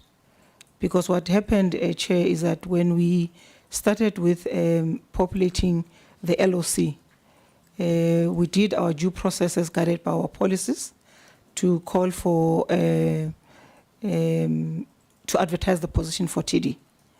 And we followed that due process where the TD was then appointed as the tournament director. And I think, and at that time she was working for the Gauteng Department of Sports, Arts and Culture. What then happened when a contract was about to finish, then there was a dilemma where then the NWC was requested that it must now pay her. And then that's where they... Let's come back to the report. You know, you mentioned names now, and my political claws are just coming out like that. Okay. You are mentioning names now. Is the bank that you are mentioning, is it an individual that was with Boxing South Africa first? Yes. Wasn't he fired there? Members, I don't know. I'm going to give you an opportunity. When are we going to see this report? This is a governance issue. Dr. Kumalo, DG of TSEC, are you aware of what is happening here? Just a second. Sorry. Chairperson, I think as Deputy Minister has indicated, we have not seen this report.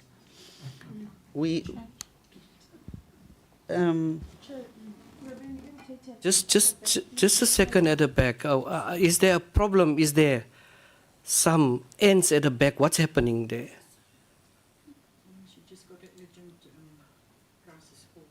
Or do you would like to say something? No.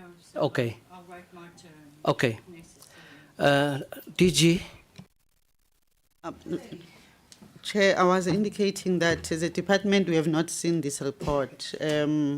We are aware of the conflicts that happened regarding the tournament director, and also we are aware that the report was supposed to have been submitted to what is it called, Patience, the Netball World World Netball, and they have been asking for it, and we are aware of the fact that it has been indicated that the report could not be finalized because for it to be submitted, it had to be finalized and include audited financials. So that couldn't be done. Hence, the reasons that I am aware of from the correspondence that the chairperson had forwarded to me, written to the World Netball. It was because of the equipment that they couldn't get back from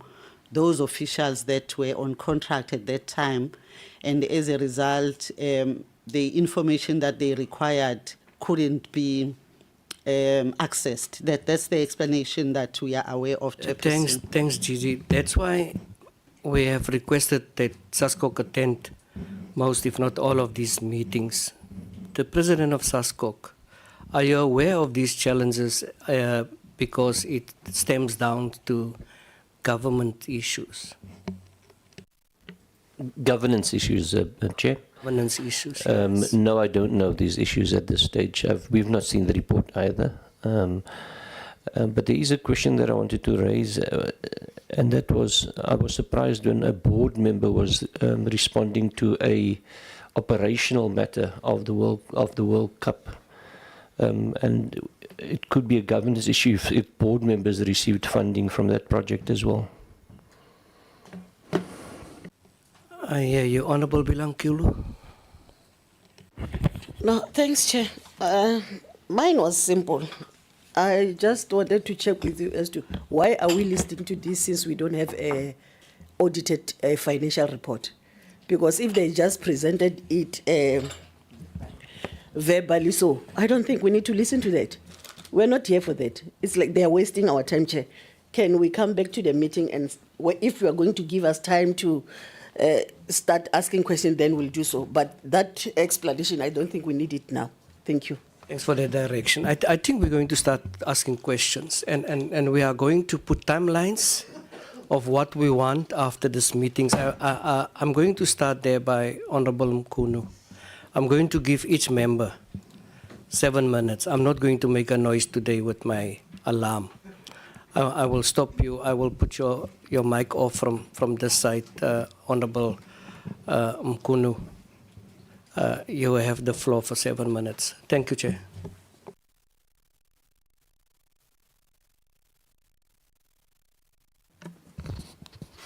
Thank you, Chair. I'm very much disappointed about this report, but it's fine. Let me ask a question in terms of the NSA's Outreach Development Program. South Africa has more than 22,000 public schools. However, NSA's annual report indicates that the Federation delivered equipment to 38 public schools. What criteria did Netball South Africa use to select only 38 schools for equipment distribution? How does the selection process ensure fair and equitable access across all provinces and school quintals?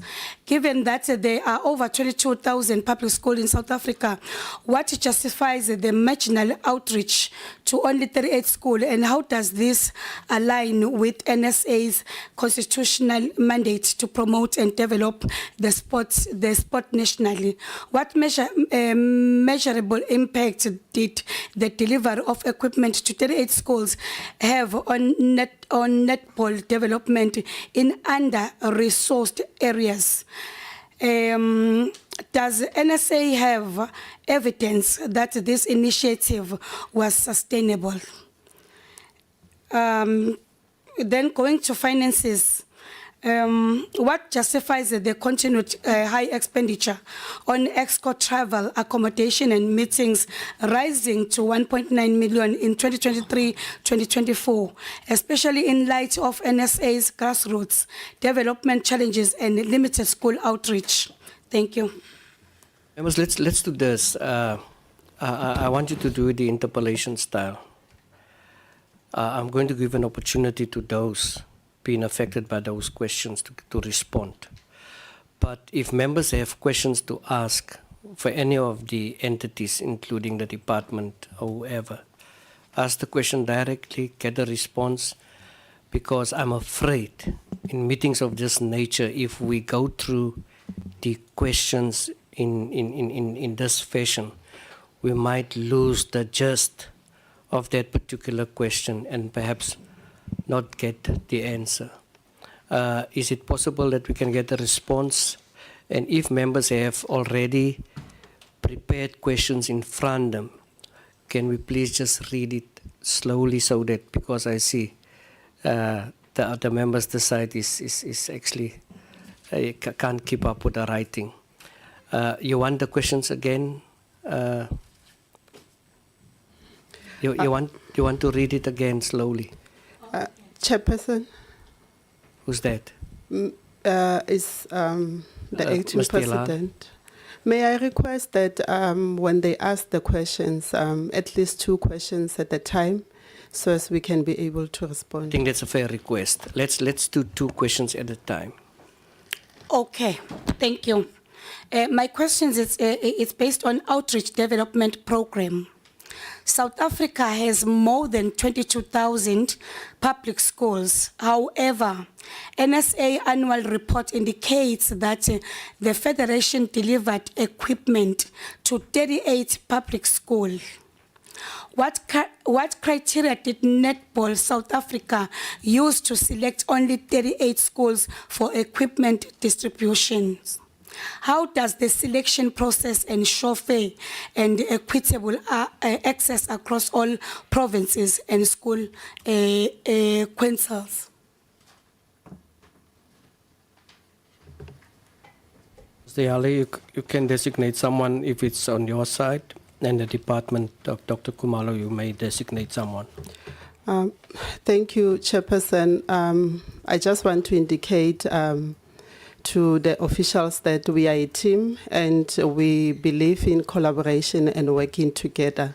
Each and every director that is with me and the CEO have different responsibilities. So as and when the questions come, I will direct to the relevant officials who is responsible for those projects.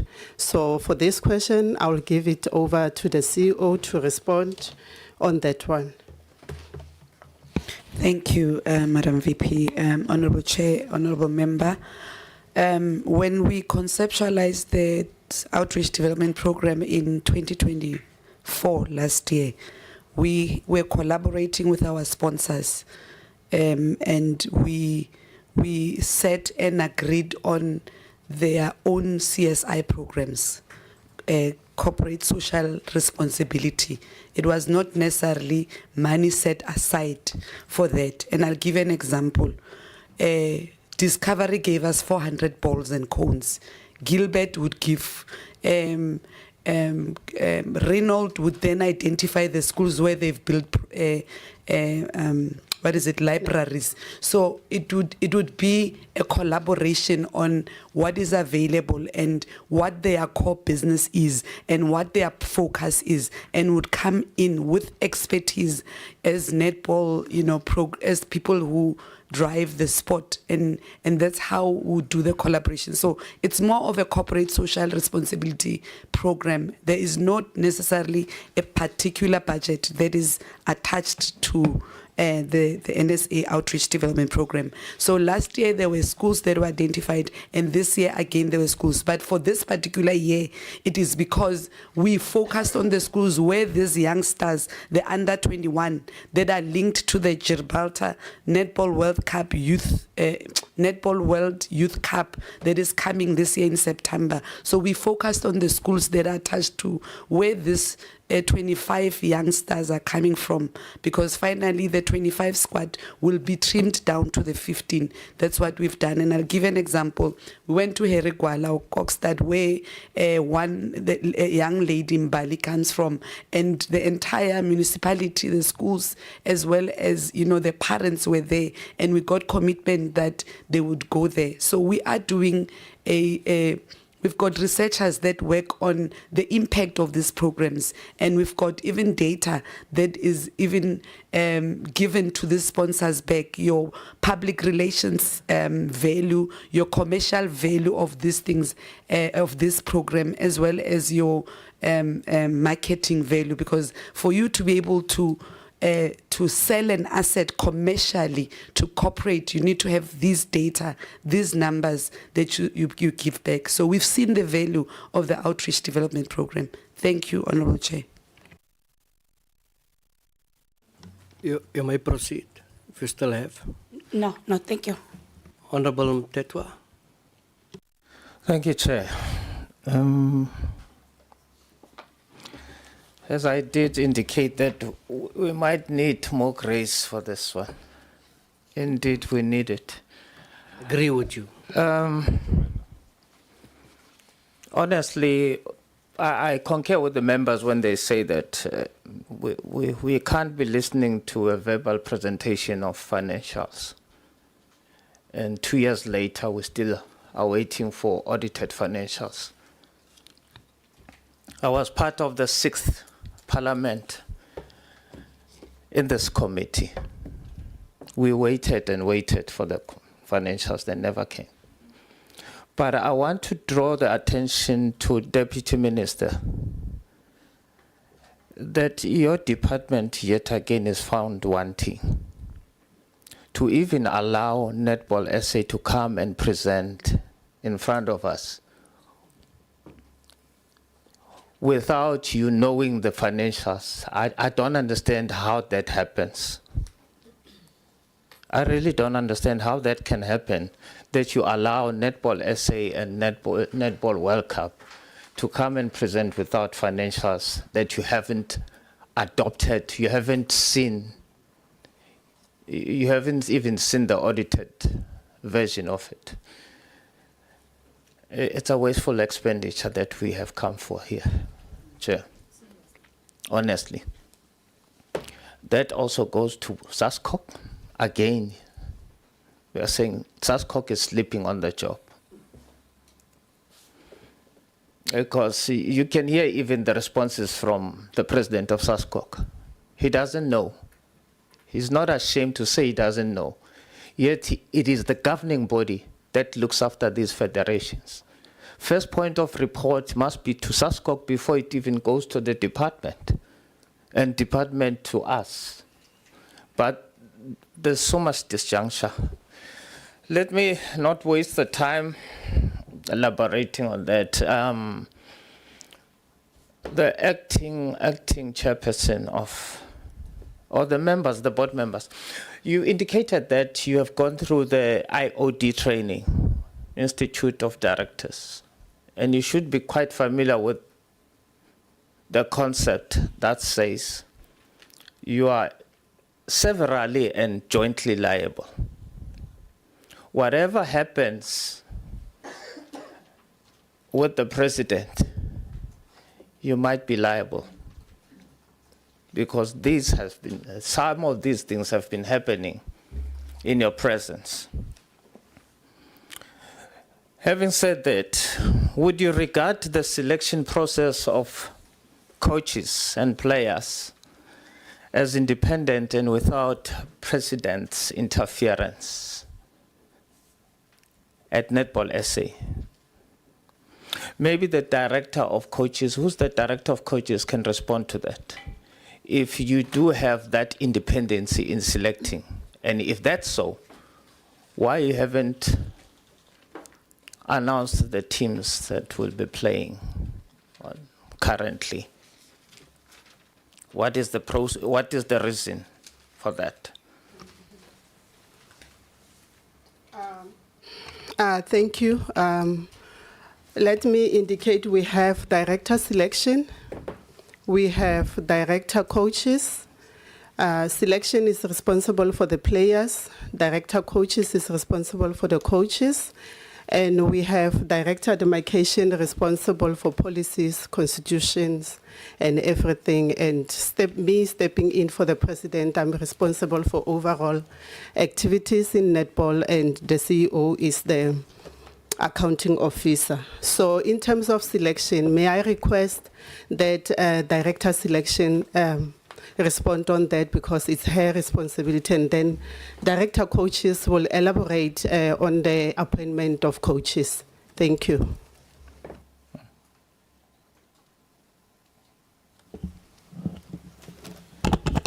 Thank you for the question. I'm not sure which team are you talking about, because we have our SPA Proteas, a team has been active, and the under 21s, we have 25 players that are going to participate in the TNL, and then been cutting down to 15, preparing for the World Youth Games. So I'm not sure about your question, which team are you referring to?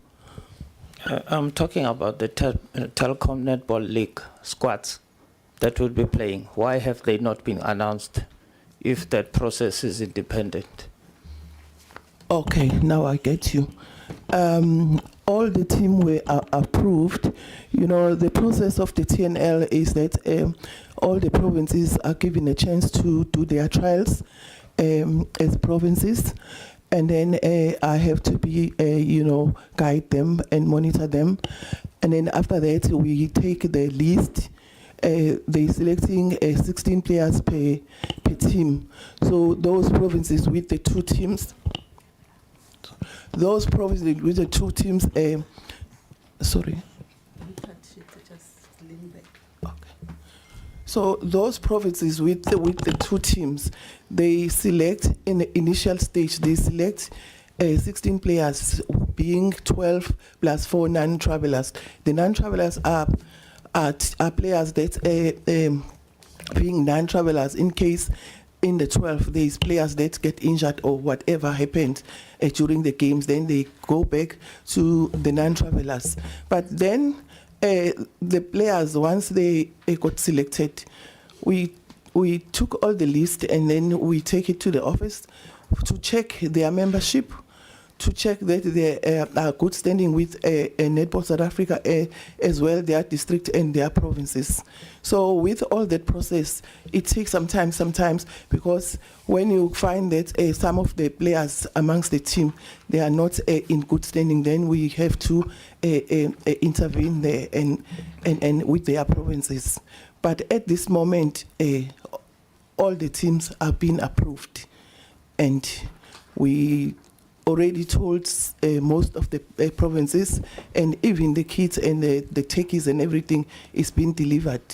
So all the teams are being approved. But then we were still doing that process, is the one that I mentioned. So if there are provinces that they haven't received their teams as yet, it might be maybe there was problems with the players. Thank you.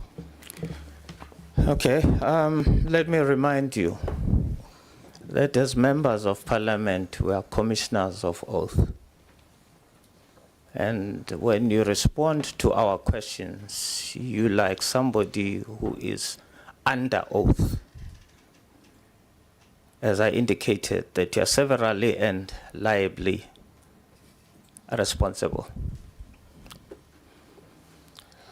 I asked the question, what has delayed you in terms of the interference that is alleged to be from the president, which is one of the issues that has led to many complaints about the president. Is there any interference? Having said that, what has resulted in you disbanding Gauteng province and KZN? What are the issues? Why have you disbanded GP? Why have you suspended GP and KZN?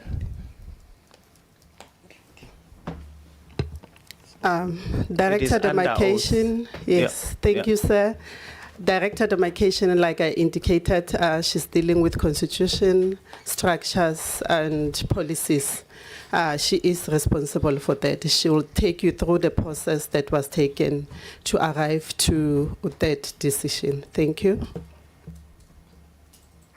Thank you, Honourable Member. Okay, with regards to KZN, KZN was not disbanded.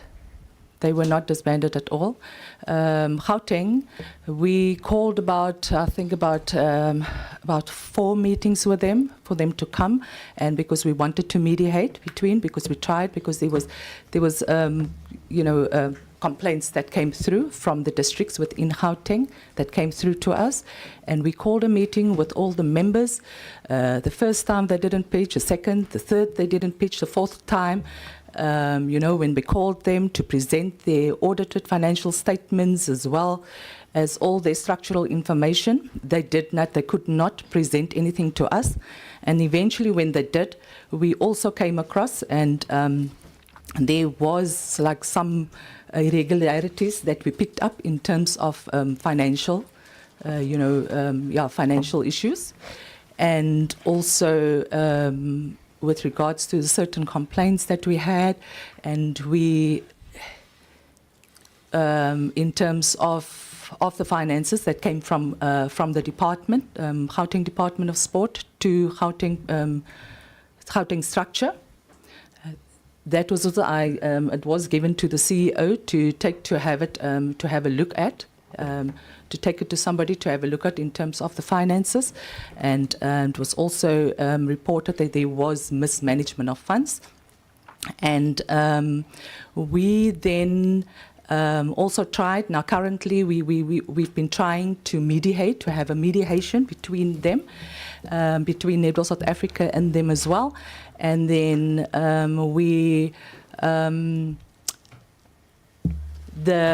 Then we received, a letter from one of the members, the former chairperson, who took us to the High Court for that, because she disputed it. And we also had, there was other members, so it's part of the board, not the entire board, who signed, put in an affidavit, who had an affidavit as part of that. And then closely to the time, when the mediation process was supposed to take place, they had about 2 lawyers. This is now the 3rd lawyer that they had. We again requested for a mediation process. They didn't want to. So I don't know. I think the CEO would probably be able to in terms of the mediation process. I'm not so sure about where the mediation process is now, because I know that there was another one called for them for the 3rd time to see how we can resolve this matter. All right. Thank you.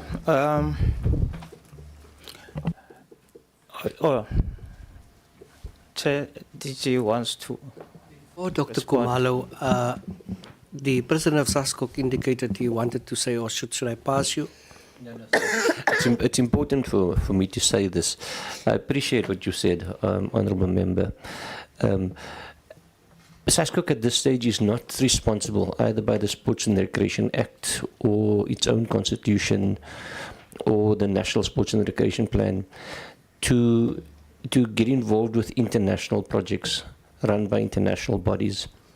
So SASCOC was never involved, even from the onset. The only point that SASCOC got involved was at the bidding and hosting, whether they wanted to host the project in South Africa, and we sanctioned it through that particular project.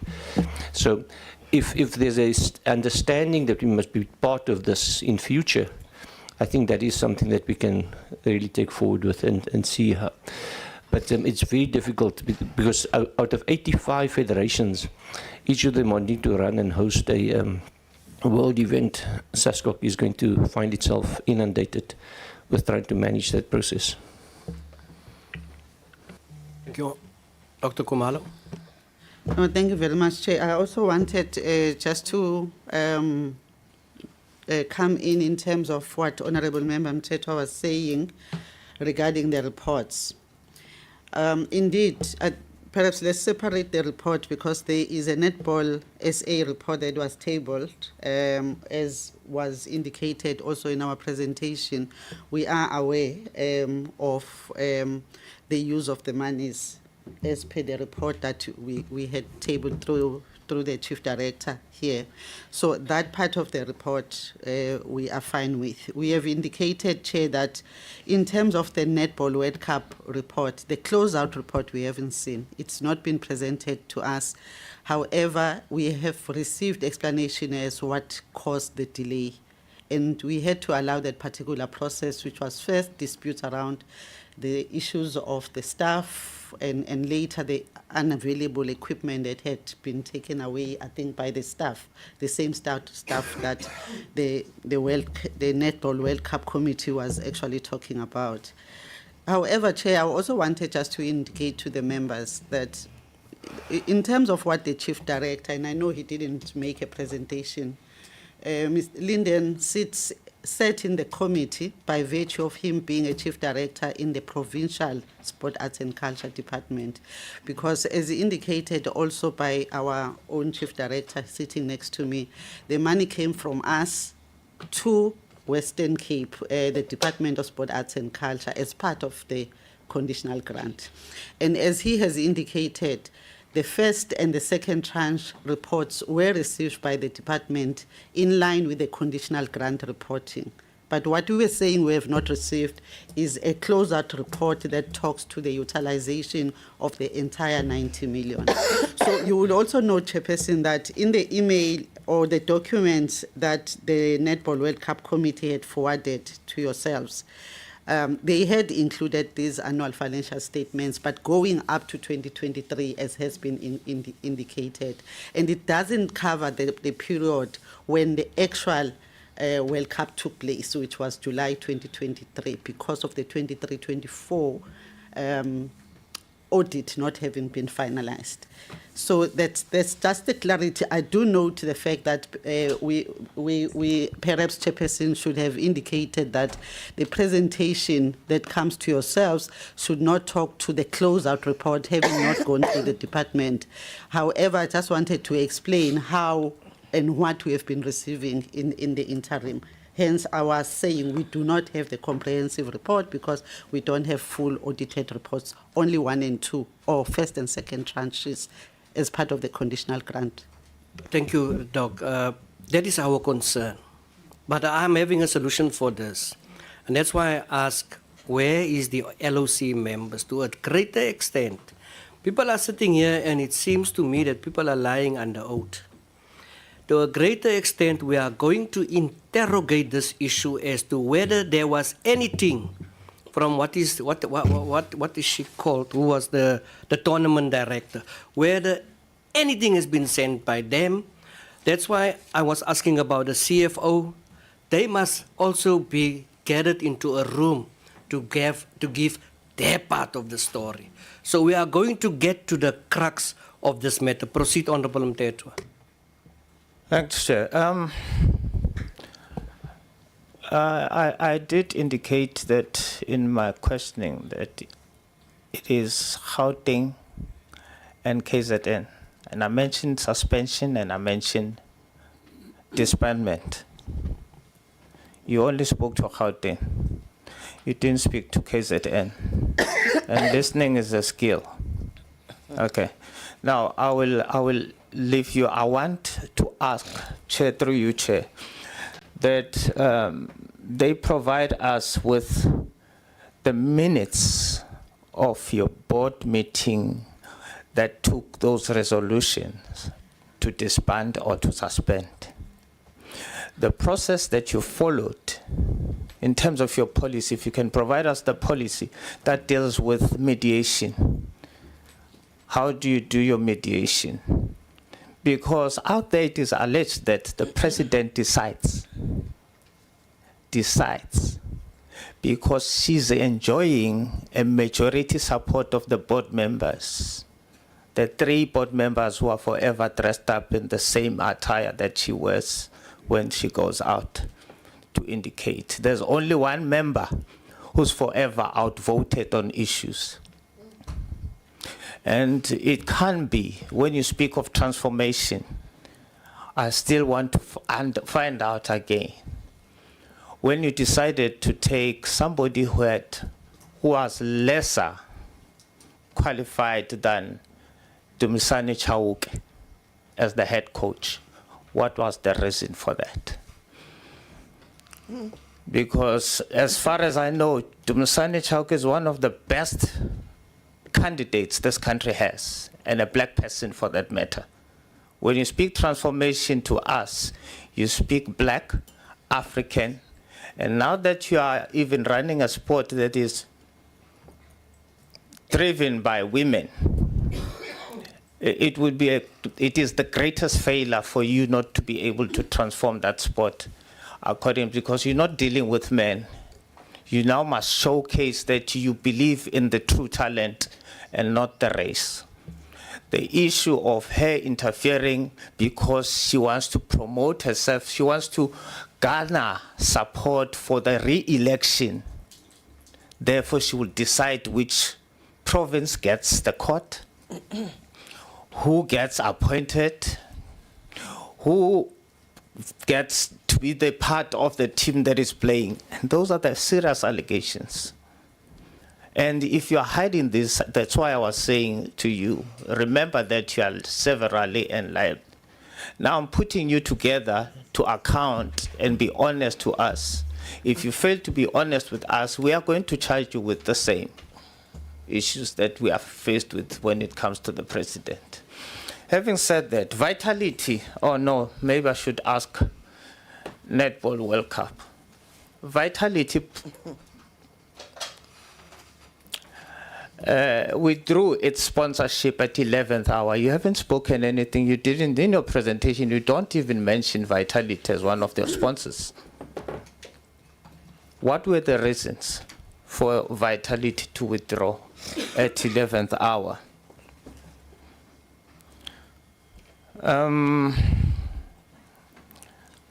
President's suspension. What are the conditions around the suspension in view of netball? In terms of you responding to this suspension, what have you decided in terms of the conditions that you are going to apply? Because the suspension, as we heard today, we received an apology, which she considers herself part of you, but in compliance with what the World Netball has said, that if she continues to participate, you might also be removed from being associates. What are the conditions? What are the financial implications? Is she still traveling around with the finances through your support? Legal representation or battle, have you decided if you are going to fund that, or is she going to deal with that on her own funds?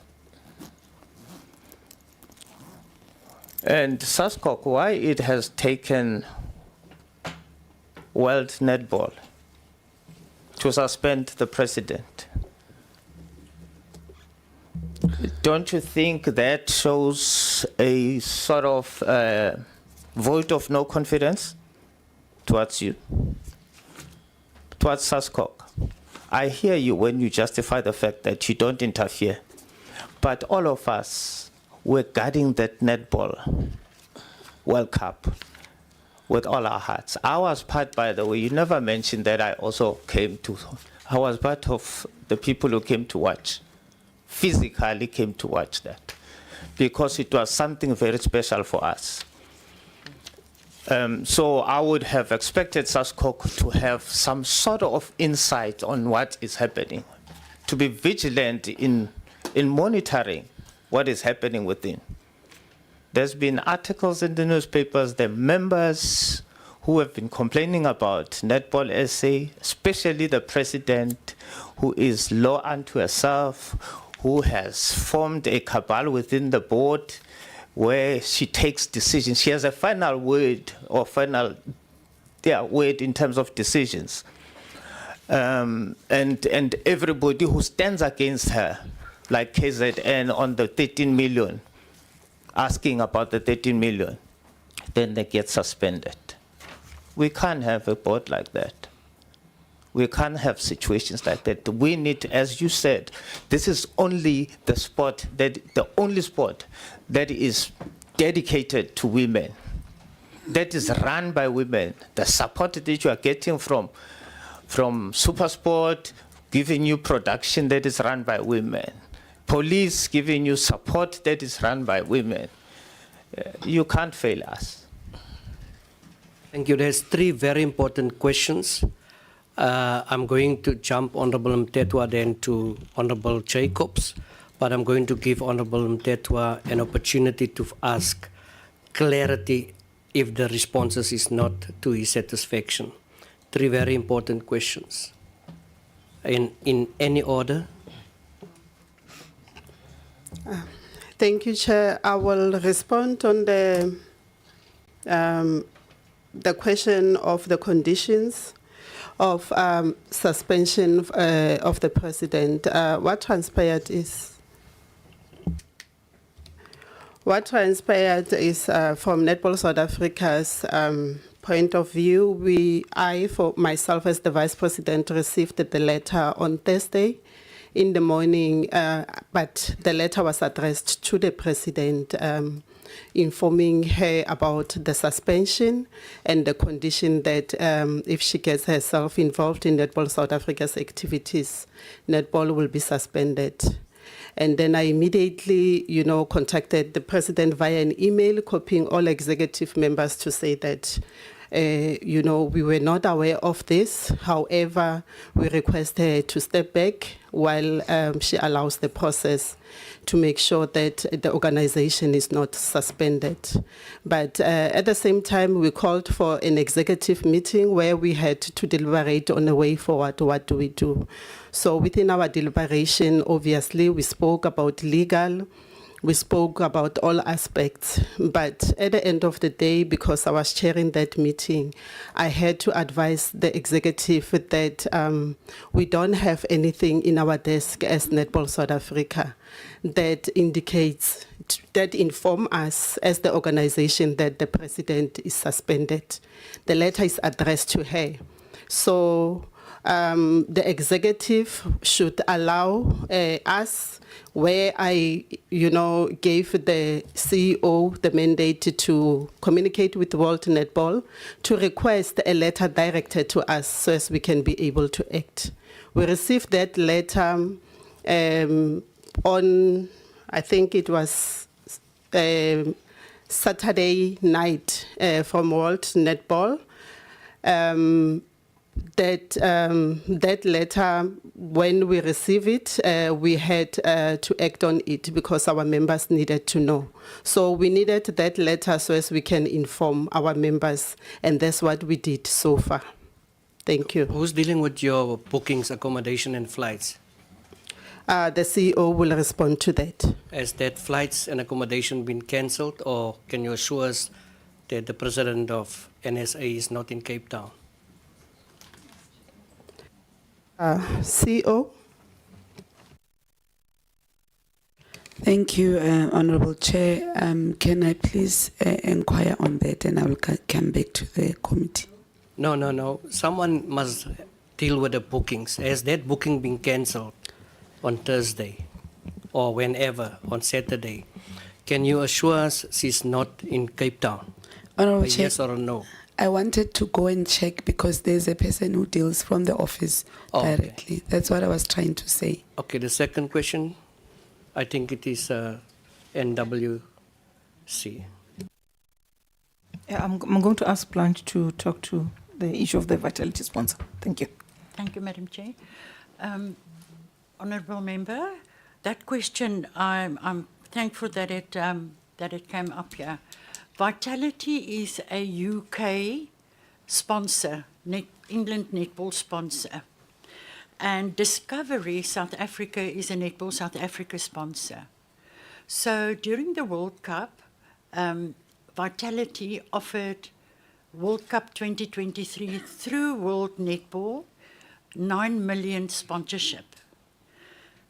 And then a month later, they said they're going to include Discovery in that sponsorship with all the branding and the necessary advantages of a sponsorship. So we requested them to up that sponsorship because it's less than what our current sponsorship at the time, Telkom, and SPAR was putting on the table. So there were a lot of discussions. The World Netball CEO came down to see Vitality, and then they said if they can't bring in Discovery, and be mindful they wanted the main position on the branding, the main space.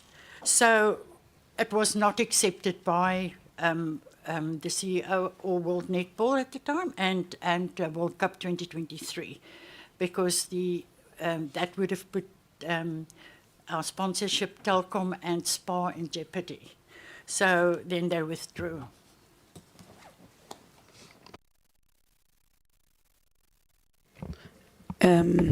I'm going to Honorable Mtetwa. I will answer on the issue of the KZN.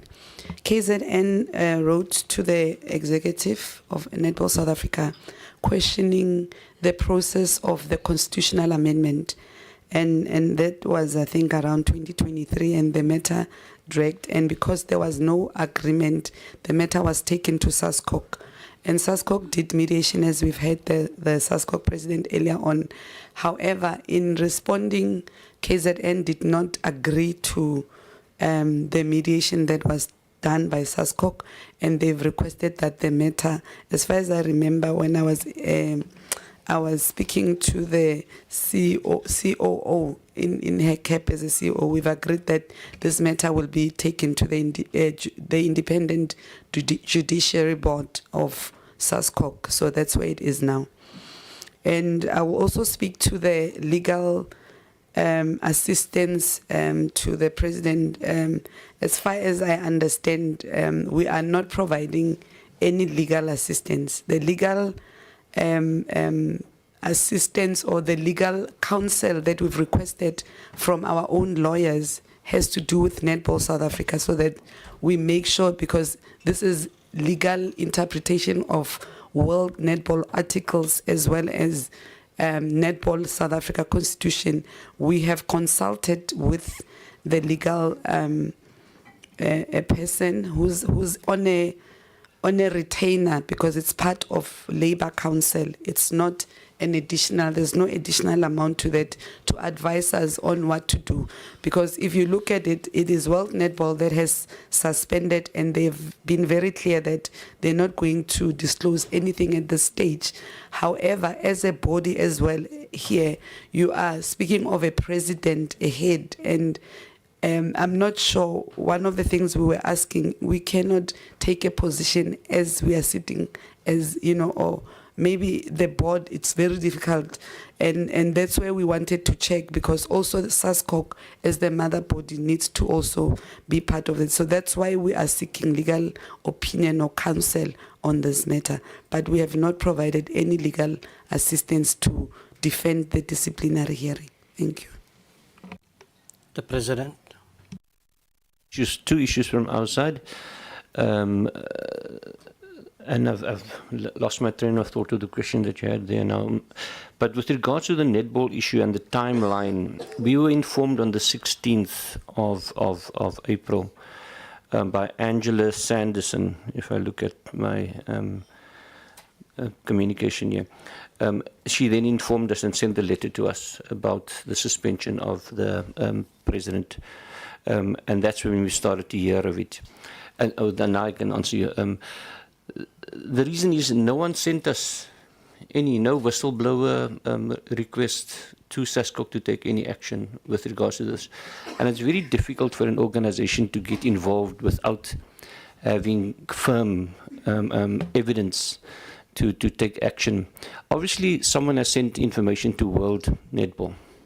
And in my discussions with the president of World Netball, she couldn't elaborate on it, but did indicate that they are acting on information. In fact, the letter to the current president of Netball speaks about that, that they've received information and they requested to step down for 14 days, pending the investigation, so that she doesn't influence the process at home or with them.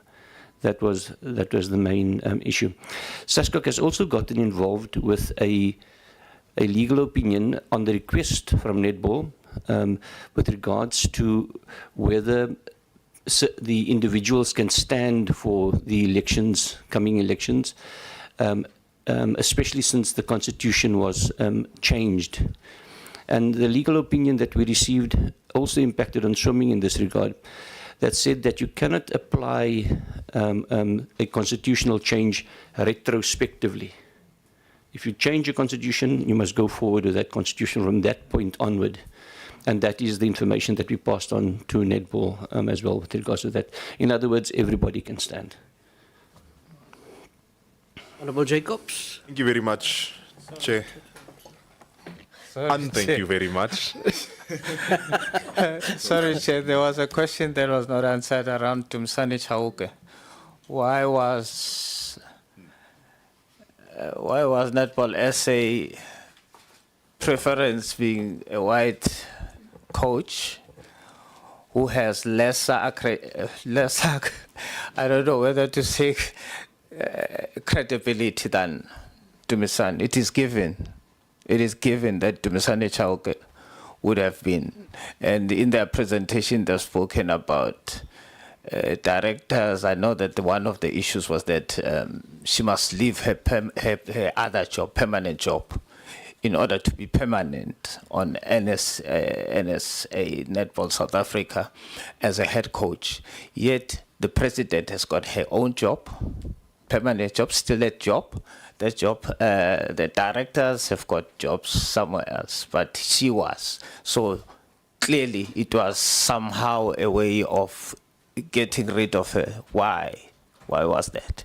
And then the last one, Chair, to find out from Netball World Cup, whether team players were given allowance and their participation, for their participation in the World Cup, were they given tournament fees and allowances? Thanks, Chair.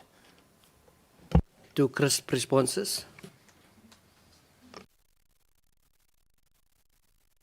Honourable Member, I will gladly answer regarding the appointment of the head coach of the Spar Proteas.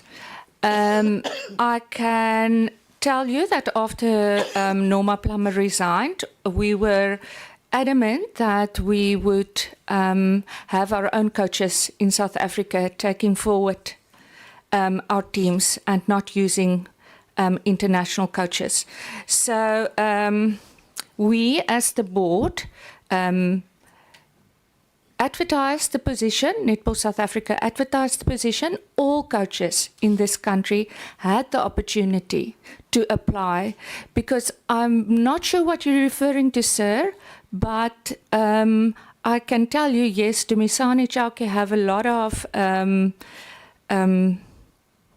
university accolades.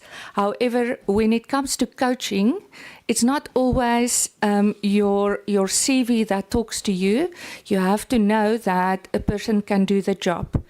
And we followed vigorous processes to be sure, because she was one of the candidates. I can assure you that. However, what we want to achieve currently is we set ourselves out to be one of the top teams in the world. With that said, 2027, to be on the podium. And through all our processes that we took, remember, we did have a look at the practical experience as well. And what we realized at that stage was that when you have an assistant coach that's been an assistant coach since, and I must think now very clearly, because Dumisani was assistant of our under-21 team 2015 and 2017. So she's been in an assistant position. She was a brilliant assistant coach. Sometimes a brilliant assistant coach is not the brilliant head coach that you envision. So I can assure you, if you look at the rest of my coaching staff in national positions, then my head coach of the national team, and it's for me, it's strange that you want to say that a coach that won the TNL for 6 years in a row is not, and that took the Botswana team 7 positions up in a World Cup is not the right person to take that position. My Fast 5 coach, Marta, is a very good candidate also to have taken this position. Marta is a black lady. She took our Fast 5 team to a 2nd position. I have my Region 5 coach, Emily Matosa, that won the Region 5 now for 2 times. That is a brilliant Sorry, coach. So I don't sorry, know why Chair, Dumisani is now... Please, Chair, can the speaker be in order? I asked a direct question, why was Dumisani Chauke not taken as the head coach? When she talks about experience, Dumisani participated in 2 Commonwealth Games, took under 21 into a World Cup. And whatever that she's just mumbling and telling me a story of many names. She's this is name throwing. It is Name dropping. unfortunately not, Sorry, ma'am. You are not speaking to your policies. That you are saying she did not qualify because she has academic but also experience, and that was the only chance you had to then have a black woman head coaching in South Africa. That was the first. But you decided otherwise, and you got somebody who was coaching under 17. She was coaching under 21. You got somebody who was coaching under 17. No. Who even brought a silver. She brought a gold. So what is it that you are comparing to?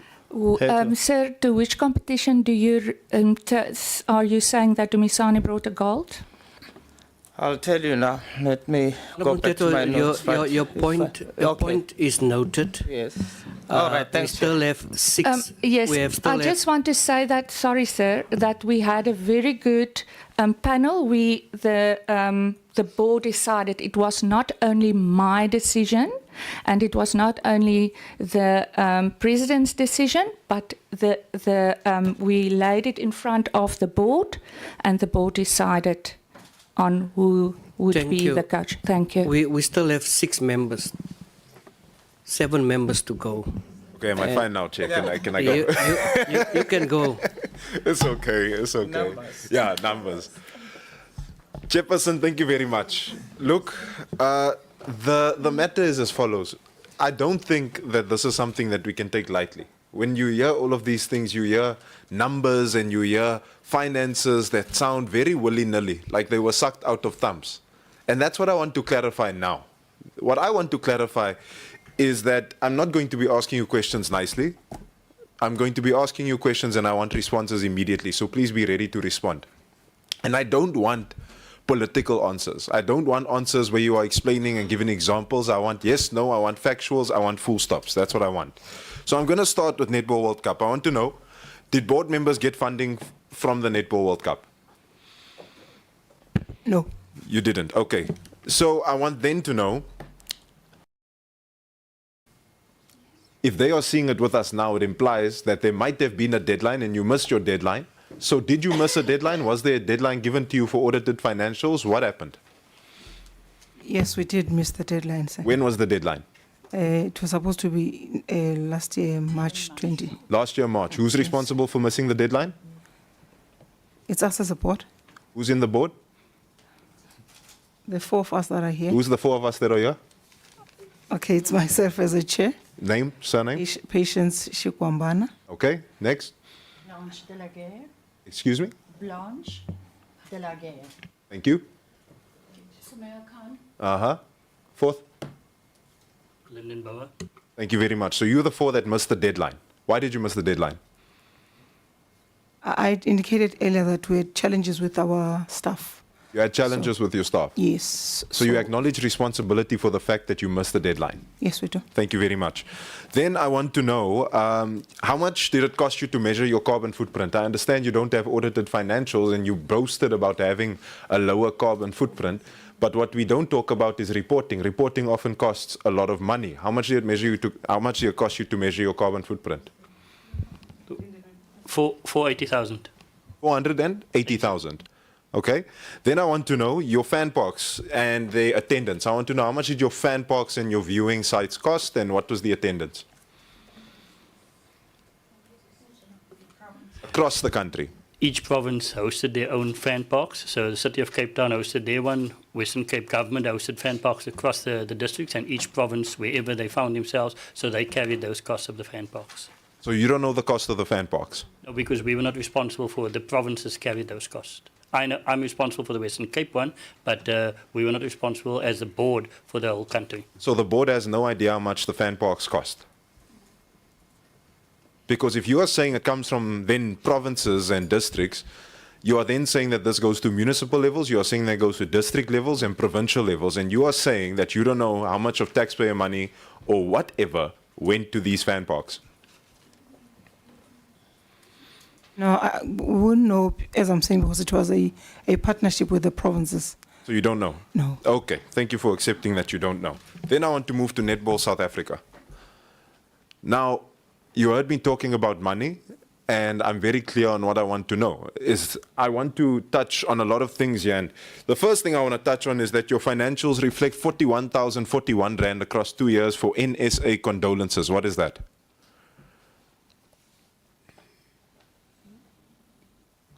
Is there anyone to respond to me on finances here? I expect the CEO to be able to respond on finances. Honourable Member, I have to check the document that you're talking about. You can't check a document. You can't come to a portfolio committee that represents the people of South Africa and say you must check a document.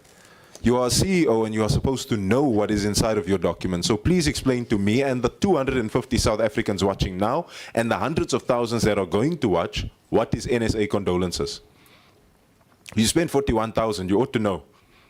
The only thing I can remember at the top of my mind is the players that, well, netball players that died. That's what I remember at the top of my mind. You spent 41,000. What did you use it for? Honourable Member, with due respect, can I get back to get the details? Because this is not for this financial year. No, you are correct. It's not for this financial year. It's for the 2024-2023 financial year. At the financial years that ended in 2023 and 2024. Exactly, Honourable Member. I was employed in October 2023 and I wanted to be given an opportunity to go and check, and I will report back. So you didn't do your homework before the portfolio committee? You present us a report, you don't do your homework on the report. What can happen?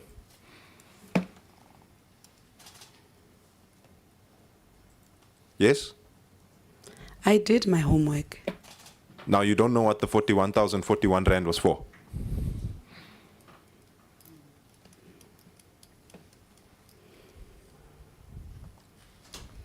Can I humbly request that I go and check those details, Honourable Jacobs?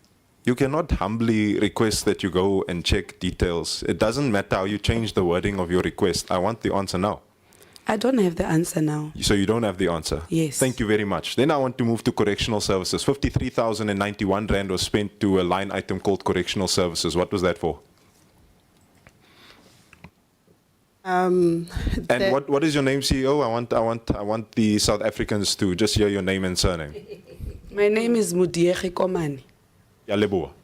My name is Mami Diale. The money for correctional service, what happens is, as and when Department of Correctional Services has a championship, they request support from Netball South Africa. And with that support, Netball South Africa will invoice them in terms of selectors, in terms of umpires and all that. Thank you very much. So they will pay that money. That's fine. Then I want to know, you paid 119,217 Rand for a social media influencer. Why and who was it? And what was the results of it? This is that was part of the 2023 Netball World Cup, and Nope, it was 2024. It ended in that financial year.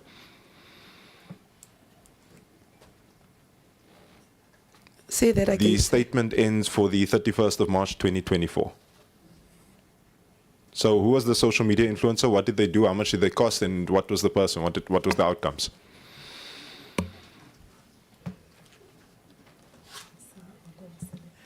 That's when the CFO is absent, Honorable Jacobs. But we need a response, Chairperson. We need a response. There's people here that ought to account to us now, and I want the Saying accounting now. that's when a CFO is absent. This is what happening. Then you sit here with silence. And I think that the nation deserves to hear the silence also, because I can feel in the room there's a tension that you can't cut with a butter knife, you can't cut with a meat cleaver. Leave the tension and give us the answers. That is what we want. So please tell me, who was the person, what was it used for? There's got to be someone here that knows that. I don't have the details, Honorable Jacobs. You don't got the answers. You don't have the answers. The details. You don't have those answers. I don't have the details. So you don't know where the money went? I'm saying the details of the particular influencer. The details of the particular influencer? Yes, Honorable And you don't have the results of your spending on that particular We influencer? do have the social media report of the spending, Honorable Jacobs. Thank you very much. Then I want to know, you spent 47,000 Rand, 47,568 Rand on consulting fees. What was that for? It's just there, a line item, consulting fees.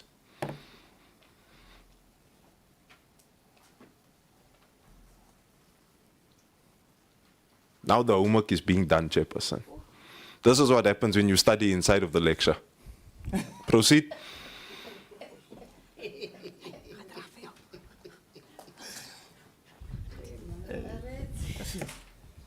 Nagana. Now we understand the challenges that NSA have. That's why there's a problem. And I'm going to finish it with my last point. Proceed. I want an answer. Honorable members, Honorable Chair, I don't think this is fair because... Why is it not fair? This is very detailed and it requires, had we received, we would have attached evidence of these things. Like I indicate, I'm not giving an excuse. I came in October and these financials were already audited. Chairperson, no. So I need to have to go and consult to check this information. Chairperson, retsore dintwano. The reason I'm saying that is because you can't come here, account, and then have nothing to account with. It is almost as if I must call you back for another meeting so you bring your details so that you can flesh them out. We are fleshing them out now. That is when the fleshing out is happening. So can't you tell me what you spent 47,000 Rand on for consulting fees? You can't tell me. Yes or no? No. You don't know. As a CEO, you don't know.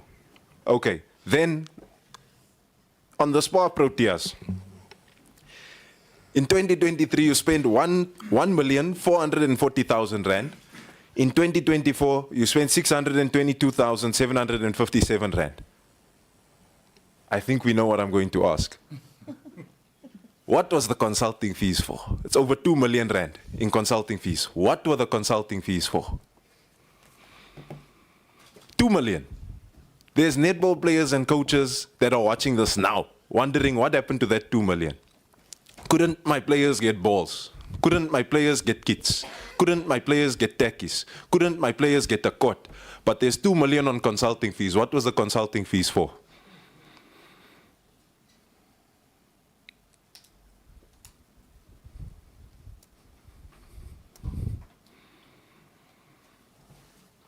Chairperson, I'm convinced that I was speaking English. Yeah, Honorable Jacobs, I'm going to skip you. We have to reschedule a follow-up discussions. So can I confirm, Chairperson, that she does not have the answers as we speak? That the CEO and members of the executive do not have the answers as we speak? There's no responses. There's no responses. There's no responses. They don't have the answers. They can't account. So we have to get this on the latest stage, and perhaps, Honorable Liam Jacobs, may I request that you put that down on paper and that we get a response in due course. Can I close, Chair? I'm not going to ask a question. I'm going to close. Please proceed. Ek is hartseer. Wat jy sê? Kalwala, wat jy sê? Look, the question surrounding the president is very interesting, the president of Netball South Africa. Because it sounds like this, and I'm going to say it for the people that are watching. It sounds like this. It says, okay, listen, I'm suspended. But at the same time, I'm not actually suspended because I don't think that I'm actually suspended. But if I do something, World Netball is going to sanction my organization, and therefore I have to make it look like I'm suspended, but I'm not suspended. So I'm not going to come to the committee because I'm suspended, but I'm still going to be the president. I'm still going to have that power because I'm not actually sanctioned or actually under any charges. I'm not actually under anything. That is what you are saying to us here. When that letter came to us, it was saying, yes, I'm suspended, but I'm not actually suspended because I reject anything that says that I'm suspended. That's what you are telling us. And if you can tell us that, what more are you saying to the players who play netball in our universities and in our schools? Men and women who play netball. What more are you saying to the coaches who are trying to make the netball stars of tomorrow?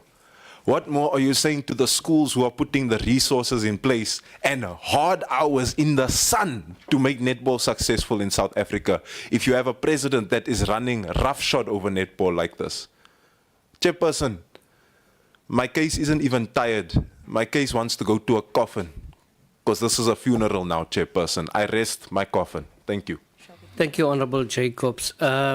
Something has been mentioned earlier on, very interesting, by the chairperson of NWC, where she spoke to alignment between government and organizations.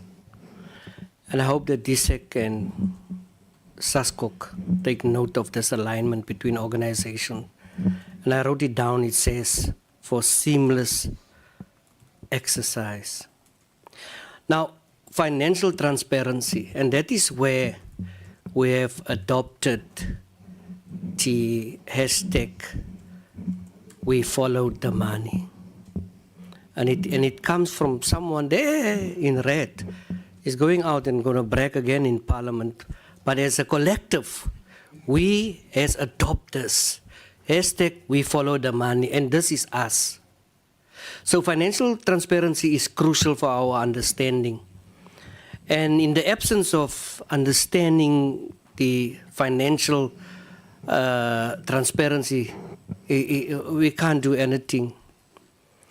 So can we, or can you, TP, commit to providing detailed financial information at a later stage? President, our federations are in chaos. Thanks, Chair. I did advise that because of the urgency and seriousness of the nature that the board considers, the Netball board considers having an emergency meeting with its members to brief them as well as to the status that they find themselves in. They cannot be silent on the matter. The membership must know about it as well. Yeah, thank you so much for that. And it's people that's going to stand for re-election close. But all of these things happens amid the election. Advocate Sally, I see you waiting patiently. Thank you, Honourable questions Chair. at a time. Ek wag en ek blaas my asem uit because I am cringing as the nation is watching what is happening. Yeah. I cannot believe that professional people will come and sit before us already with financials that is late, very, very late, I must be honest, and unable to answer to the people of this country, to our nation on public funds. So Netball South Africa, the president was suspended. Serious allegation is duly noted. We respect due processes and requests, the normal, regular updates, etc., as we don't want to jeopardize any investigations. But this matter is not sub judice, it's not before court. There is no criminal charges laid. So that person can be here and come and answer. But how wonderful to be sitting away from this particular meeting today. Oh, because we are so conveniently suspended, knowing that there's a portfolio meeting today. Serious allegations has been raised against this person for years. And we are being told today, oh no, what was it, a few days ago, that you are suspended. Are you seriously telling us that there has been no complaints lodged against this individual before, and only now, miraculously, a letter and a suspension? Do you seriously believe that this portfolio is so foolish to believe the information that is brought before us when so many serious allegations has been lodged against the individual and then this whole cabal that has been happening. How convenient. Concerns on sexual abuse, financial mismanagement, allegations of abuse of power under the video cannot be ignored. Noting the years of the concerns, today we're sitting here without financial statements, audit reports. We're interrogating finances and people are unable to respond. This is an embarrassment. It's an indictment on us as South Africans. This portfolio, as Chair noted, and he took my thunder, we follow the money. We are going to ensure accountability and transparency, especially in lieu of the fact that it is public funds that we are talking about and responsible for. A complete breakdown is needed on all money spent in view of the exorbitant amounts that has been provided to Netball South Africa, as well as to the World Cup. A complete breakdown doesn't mean you just tell us about consultation fees, influences, this, that, and the other. It means names needs to be provided, a complete breakdown on how do you reason those costs paid to entities and individuals.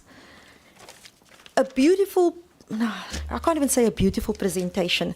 The presentation did not speak to this portfolio. It did not speak to the nation. It was just there. And given that Netball South Africa, now let's get some questions.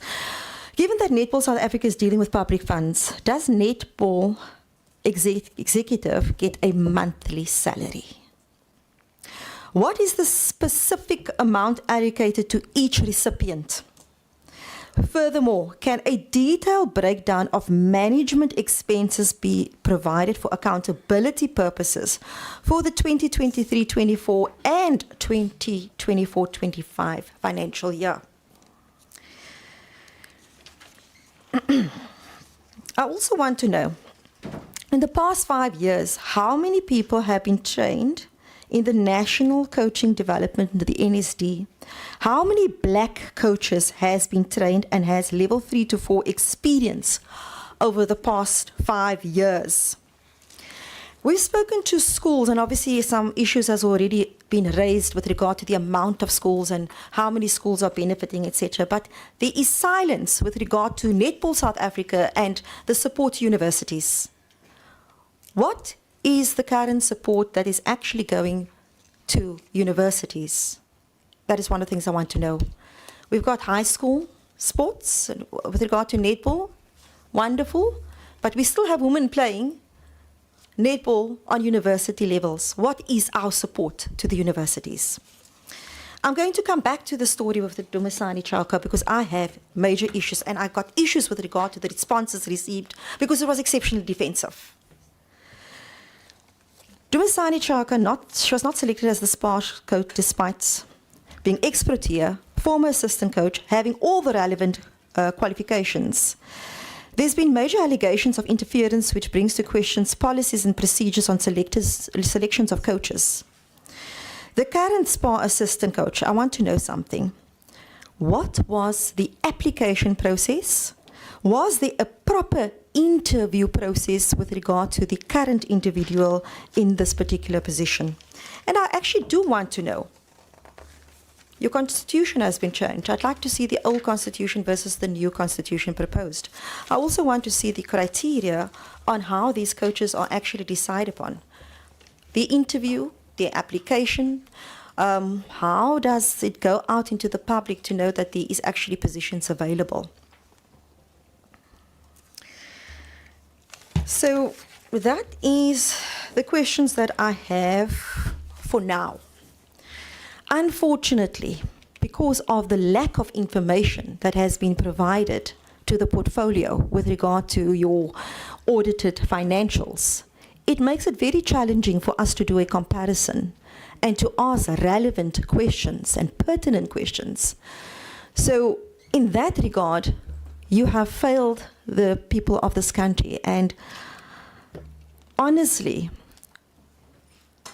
there will have to be another meeting, Honourable Chair, with all the financial statements and audited financial statements so that we can ask the questions that needs to be answered, as well as I'd like to have, there's been mention made of a new constitution. I would like to have a look at the new constitution. Now, thank you.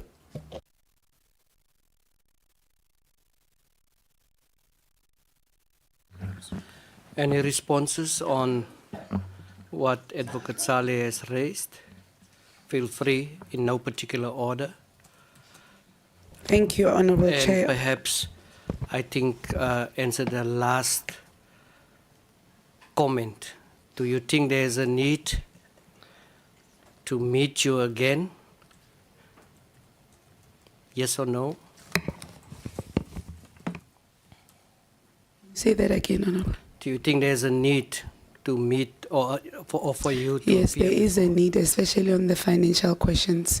There is a need. Should I say you, NWC, and the late LOC, and DSEC?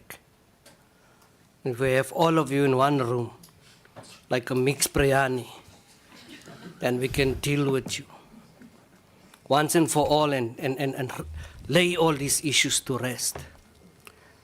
Because, you know, we are scheduled to sit up until 7 o'clock tonight. And it is evident that we have to call entities in here twice. For the last year that this 7th Parliament has assembled and this committee, there was just no satisfaction from a single entity, from a single one. We are meeting on Friday again, and we have requested stuff, and we've been told there's no board that's coming here. It's nothing. It's a nightmare. It's really a nightmare. Proceed, CEO. Thank you, Chair. Yes, the board is getting salaries. I'm going to speak to the salaries.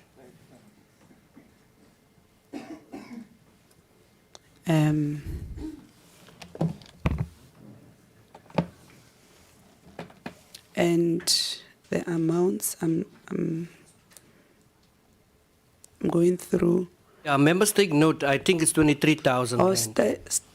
I think it's 23,000 rand, the last intelligence paper that I saw. Take note that the Director. salary includes the job also, where some of the board members are being deployed. Some of them more, stay out of work for more or less 100 days. Allegations of some of them booking hotels for 100 days, don't sleep even there. This is a mess, mense. It's a groot gemors wat hier aangaan. Proceed. And the other question was how much they differ. The president is 40,000. It's taxable. And the vice president, it's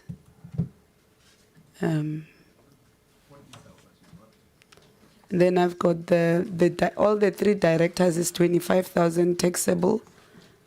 The vice president is 35,000 taxable. Thank you.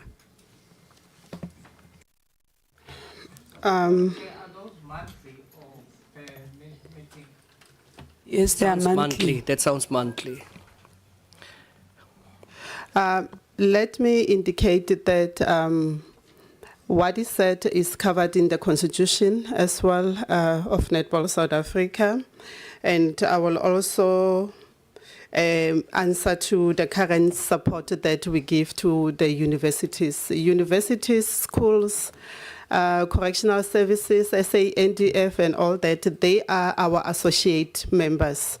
They pay only affiliation fee in order for them to enjoy the benefits for Netball South Africa, of which we provide them with umpires, we provide them with coaches, we train their coaches, we train umpires, technical officials, as well as management, and we give them support as and when they are having activities and events, national events.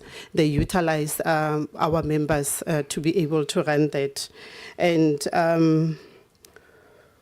the constitutional, definitely we will submit both constitution to the board.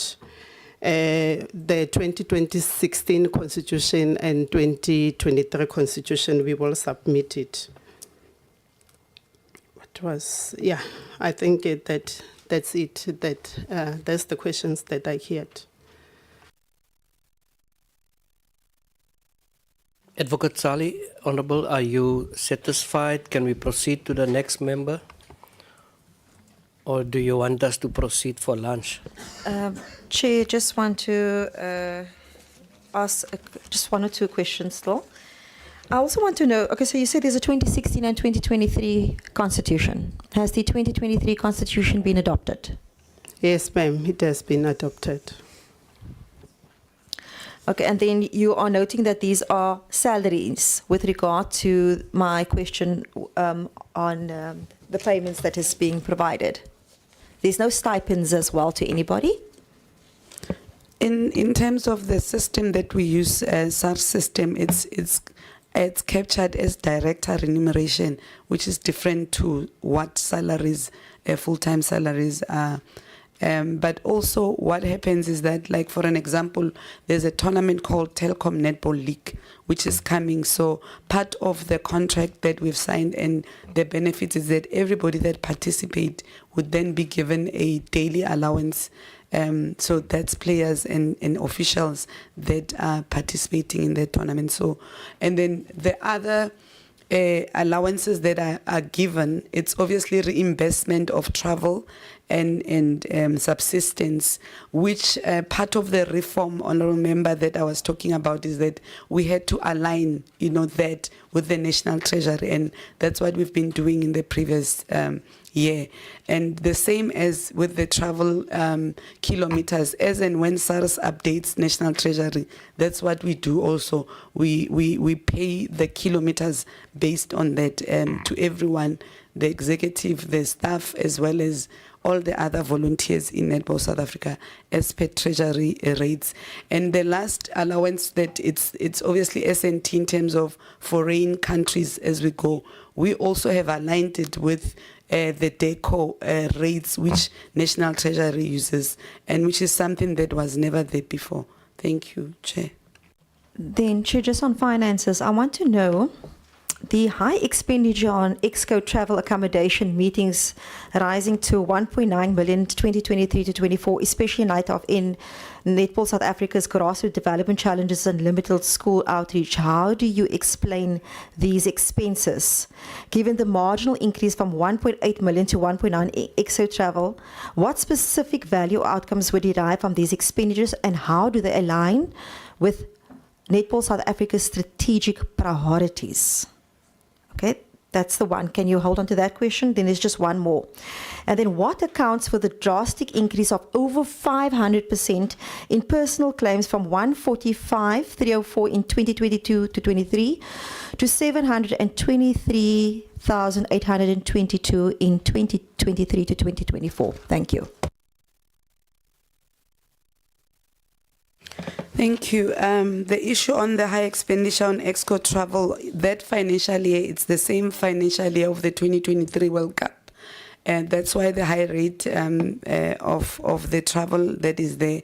However, one of the things, like I said, in November, we're in a strategic plan and we came up with a cost containment policy, which deals with, limiting and within the budget, the EXCO travel, and within the policies that I've explained to you earlier on, honourable member. But secondly, in terms of the increase as well of, if you look at the previous financial year of the before the World Cup and during the World Cup, and hence the increase of the claims. And at that time, there was inconsistencies in terms of claims, because when we came in, we actually realized those inconsistencies, and that's why we put systems together, and we aligned with the National Treasury rates. Thank you. The question with regard to that personal claims has not been answered, and then also with regard to these expenditures, I think the portfolio would want a complete breakdown as exactly what was paid where. Thank you. Noted. With thanks, we'll submit the information.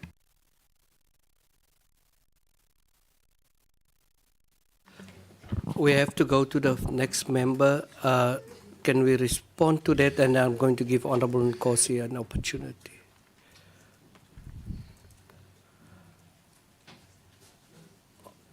Honorable Nkosi, you may proceed.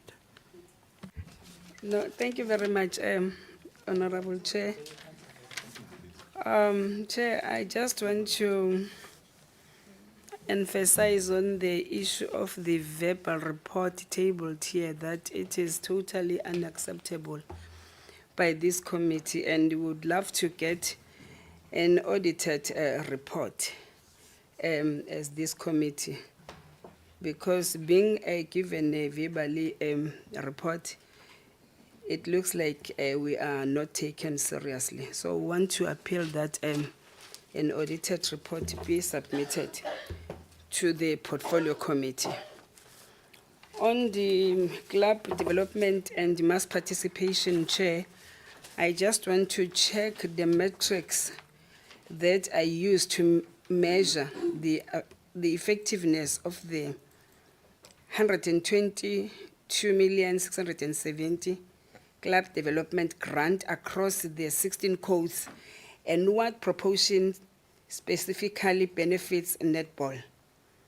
2, how sustainable is the 6-level league implementation model given to the acknowledged facilities and transportation challenges?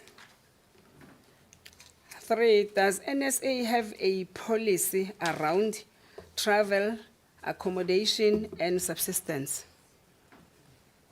With regards to the amendment of the SNA Constitution, I think that one was asked by Honorable Mtetwa, and I'm being covered on that one.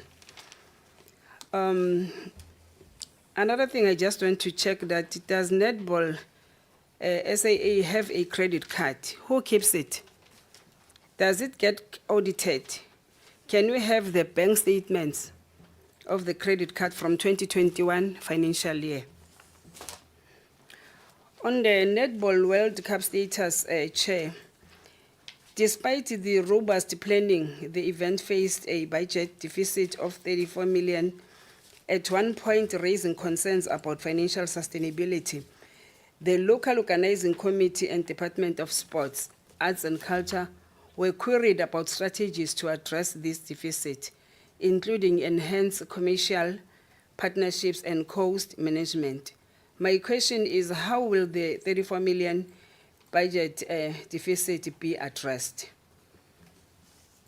What is the status of the appointment of key financial and administrative personnel within the LOC and DSEC? On the issue of the response by the CEO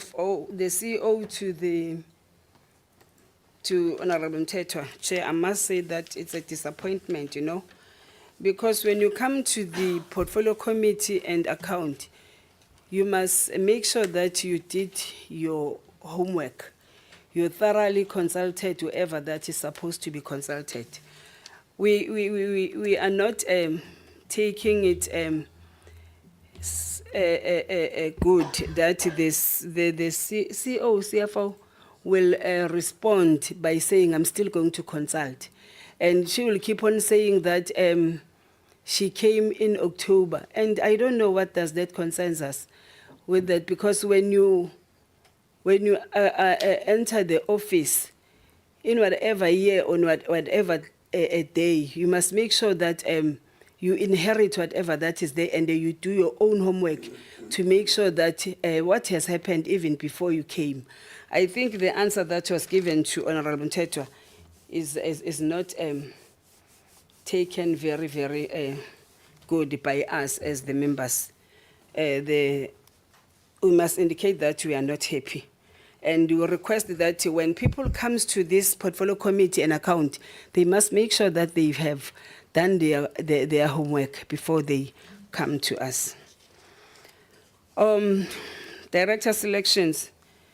I just want to check with you, who approved the national selected teams? Our research says it is the president alone.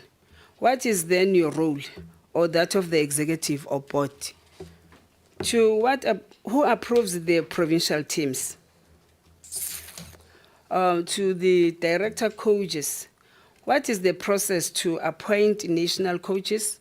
Do you involve executive in the appointments, or TNL coaches, or it is between you and the president? Black coaches complains that you give opportunities to white.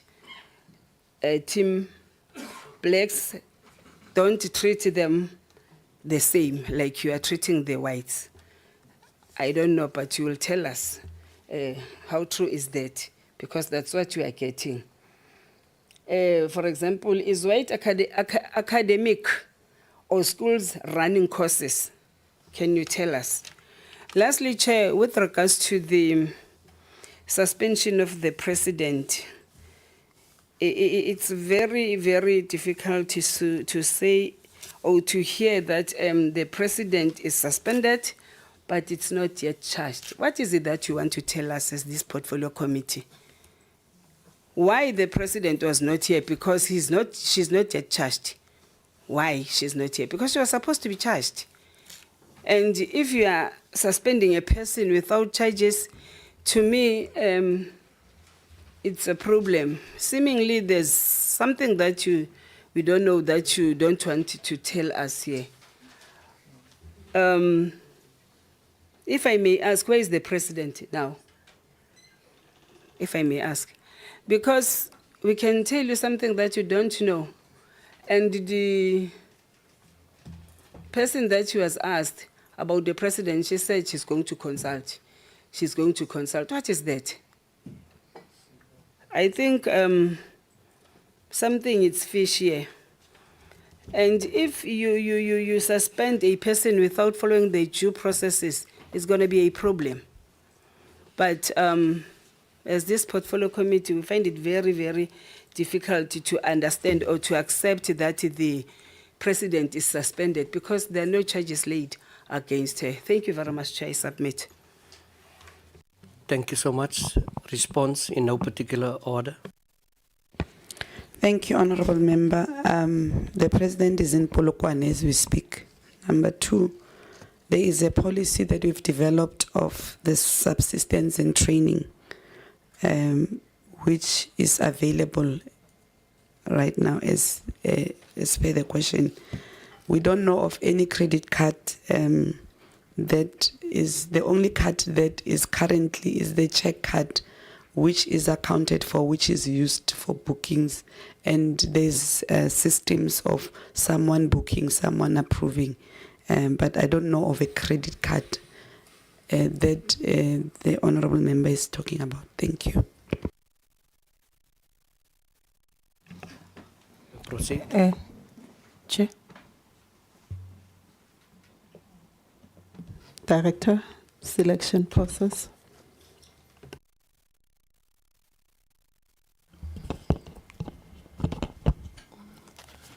Thank you for the question again.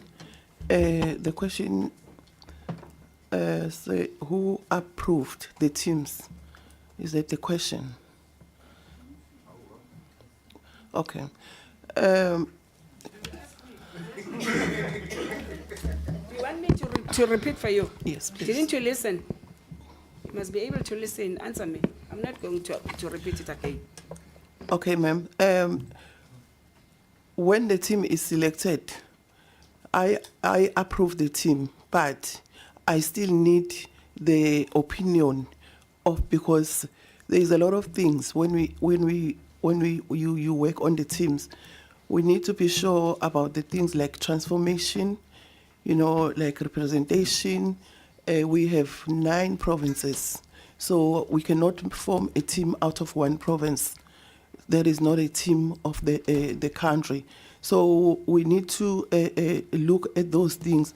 When it's TNL teams, so the president stated clear, it was in the council meeting that all the districts must be represented. So a representation of all the districts, it's very important. That is why a big provinces like Gauteng and KZN, they were given like 2 teams so that it cover that all the districts are included. I hope that is correct, ma'am. Who approves? Do you still in approval from where? From who? I approve the teams. I approve the teams. But the teams has to go forward for the board to check the certain things, the things that I just mentioned now, like transformation, membership, representation, and stuff.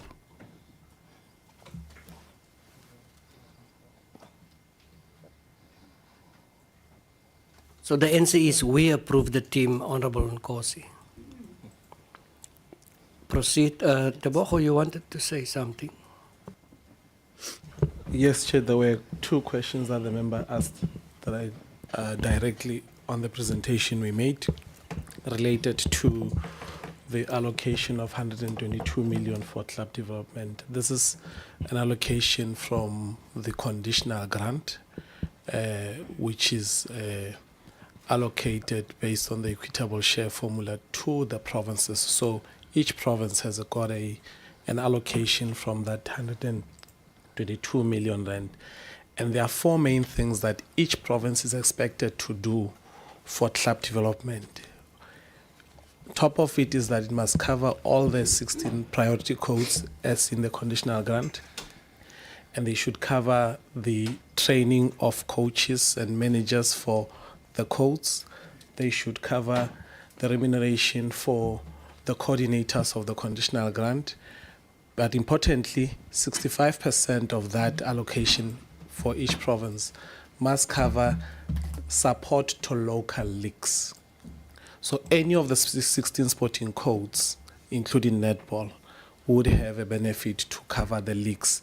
And lastly, it is about the training that is being provided. So as to how much a proportion of that goes towards netball, there are a number of factors that determines that. One is on the number of established structures in all the 52 districts to ensure that where we give money to an effective structure that's going to help establish the programs. So as we indicated, in all the 52 districts, netball is present in all 51. So the provinces, based on the allocations, will then determine the support that will go to each of those districts. And the second part of the question about the sustainability of the leagues in all the districts, I indicated that there are a number of factors. It's not possible that in all the districts that you could have leagues, precisely because of the disparity of the areas. In most rural areas, you will hardly find 3 or 4 clubs in one location.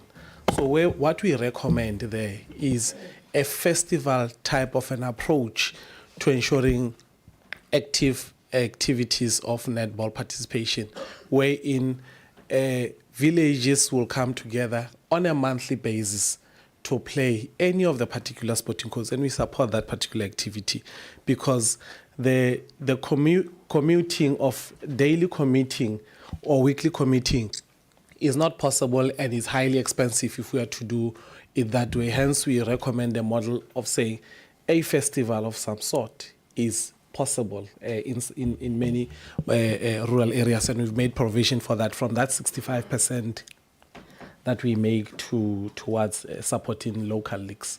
Thank you, Chair. Nkosi, are you satisfied? Chair, my question with regards to the status of the appointment of key financial and administrative personnel within the LOC and the DSEC it's not yet answered.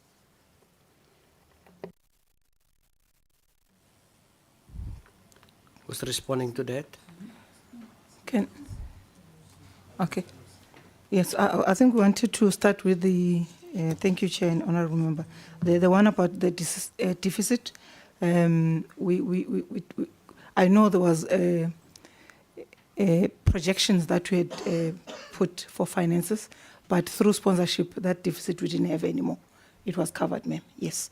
And then on the issue of the LOC, we've managed to receive all the documents from our LOC staff, and all those documents have been submitted to Red Dot, who are the people that are helping us to conclude on the audit.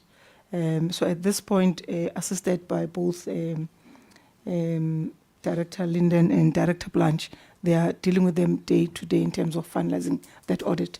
So we're not going to look at a CFO and all of that, but we are doing our best as a board to manage to close the audit. Thank you.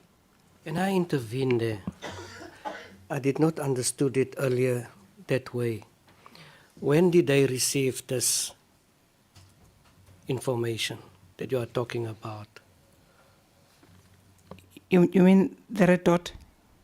The information from the tournament director. I just want to check on my WhatsApp, sir. Just 1 minute, then I'll go to.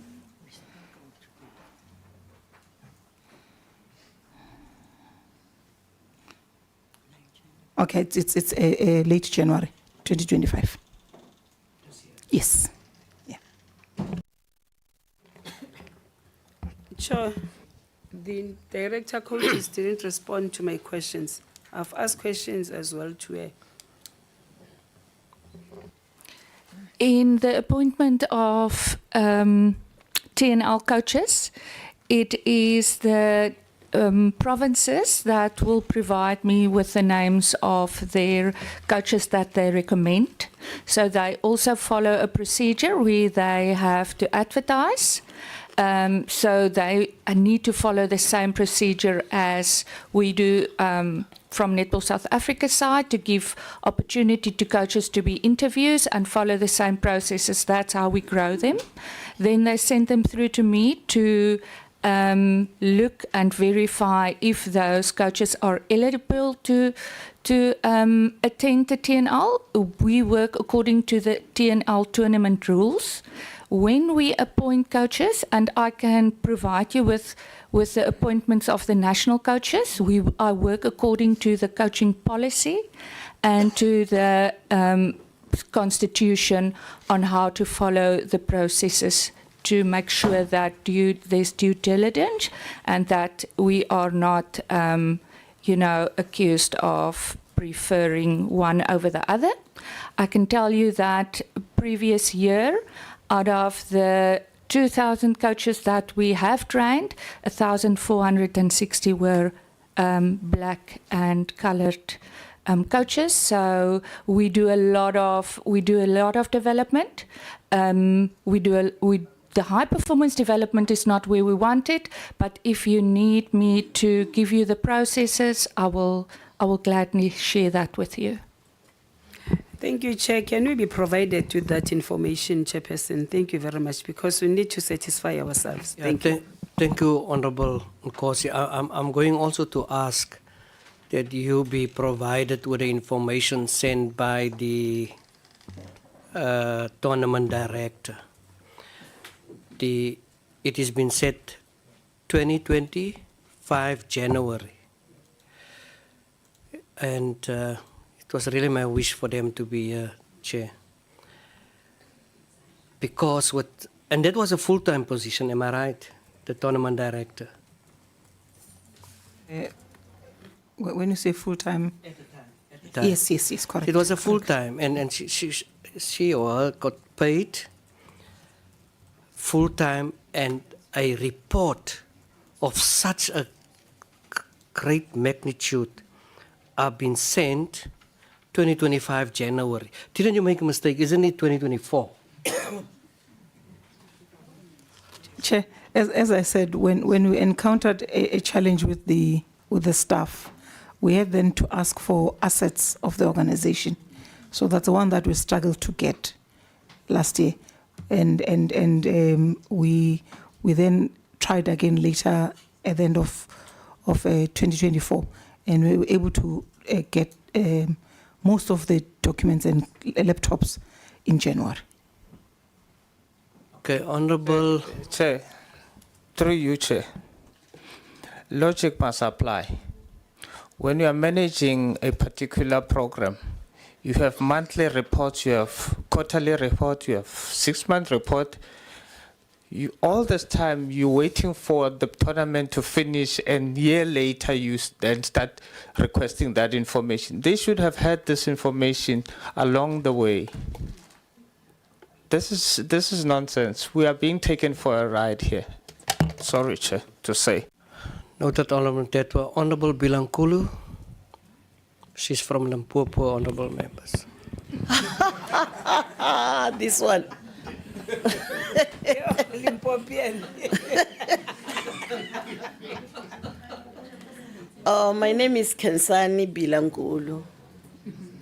I'm from Limpopo province, the home of African National Congress. I'm from the district of Mopani. When you hear of Mopani worms, you can get them that side. Oh, they're so nice. I can bring them for you. From the sub-region or the local municipality called Giani. So it's me, Chairperson. I don't know, maybe you were raising this because we heard that the president is in Limpopo. I don't know. No. Whoever sent the president there to Limpopo will go and pick the president back to the Western Cape in order to account if there is a need to do that. Chair, you know, when the department was presenting, I've realized that there are critical concerns concerning financial sustainability.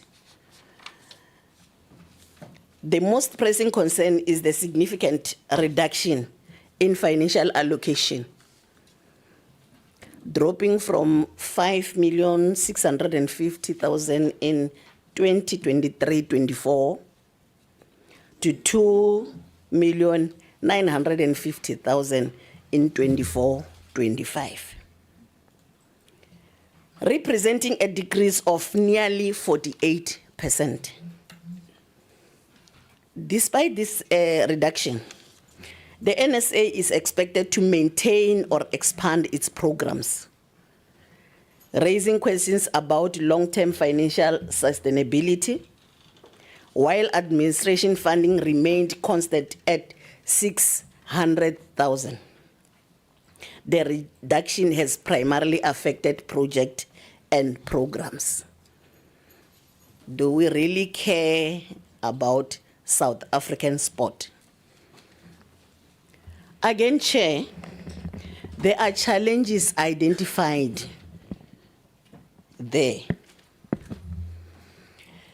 The substantial infrastructure and transportation challenges that hinder league implementation, particularly in the rural areas like where I'm coming from. I'm from Tomo village. It's from the far end of Limpopo. So it's like people, when they're talking about sport, they only talk about the district and somewhere else, not the rural areas. There is a concern. So you must bear that in mind. One day when you, maybe sometimes when you have your meetings, you must go to the far end of the provinces for people to see you, and in order to know exactly people who are driving this sport in South Africa. Again, there is a challenge of structural gaps in the regional implementation. Also, the partnership and resource limitation. I've identified those as challenges. And then I do have recommendation, Chair. Under financial sustainability strategy, that maybe you need to develop a diversified funding model that reduces dependency on DSEC allocations through corporate partnerships, merchandising, and event-based revenue streams. And the second recommendation, I think it will be to implement a tiered funding approach that prioritizes programs with demonstrated impact while gradually scaling back fewer effective initiatives. The question arises as what concrete steps are being taken to address the acknowledged challenges in rural and township participation beyond setting participation targets. Coming to Netball South Africa, I think the issue of the president, it's a challenge. I was listening, I can't remember whether it was the deputy president citing a story of receiving a letter that has been sent direct to the president. Then she called a meeting, she was chairing that meeting. I didn't get anything of who appoints who suspended who, when, how. And why, yes. I didn't get the story, but there's a suspension part of it. And the suspension part of it comes after when the portfolio committee said they want to meet with Netball South Africa. I don't know whether it was a coincidence for the suspension or really it was something that is there that they've been realized now after the invitation by the portfolio committee. But I also wanted to check with the deputy president that who appoints her to act as the deputy president. Didn't she appoint herself? Is this? Yeah. This nowadays it can happen. Yeah. I just want to be clear. For now, I don't know. We only heard of suspension, but I want to get into the gist of the story. When I go out to Limpopo Chair, if people ask about this suspension, I must be able to explain to them as to what happened, why, who did what. Yes, so I think the city president will also explain that one. There is an issue that has been raised also by Honorable Mthethwa concerning recruitment strategy and appointments of the coach. I think we need to also to get that one clear. We cannot afford to lose coach that has records vis-a-vis the new ones because maybe they are mingling or they are friends of whoever. I think the thing of appointing friends must come to an end. We want to see South Africans appointing real people to real positions. And I think as a woman, I take an offense if really there are women that are capable and people are playing around that. More especially when it comes to a black child. We can't be oppressed during apartheid, and now we're still oppressed. Why? It's because of the color of the skin or what? Our upstairs is not good enough that we can think and do things like whoever. Can we please get the explanation, the full explanation of the recruitment strategy and what transpired during that appointment of the coach?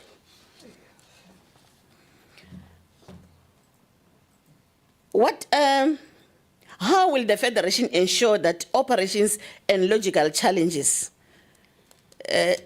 like in transportation, in accommodation, in infrastructure, do not undermine program delivery? And also, what is the timeline and resource allocation for the full integration of disability and deaf netball into mainstream NSA programs? I also do have a recommendation, Chair, here, that I think you need to allocate dedicated resources to disability and transformation programs with clear targets and regular monitoring. And also, you also need to foster stronger relationship with sponsors, government, and the private sector to secure long-term partnership and funding. The last recommendation that I have, Chair, is to implement robust monitoring and evaluation system to track the effectiveness of capacity building, the outreach and development programs using data to inform future planning. Coming to what? Netball World Cup. The board. I heard that there are 4 members here.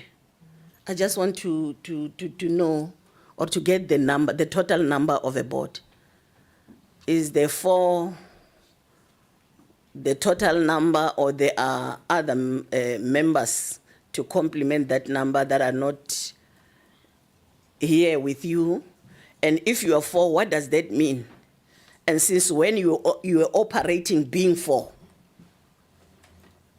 And when is your term ending?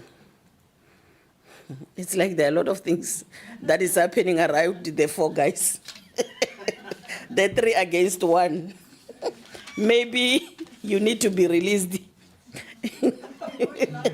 earlier before the term, if the term is still to come.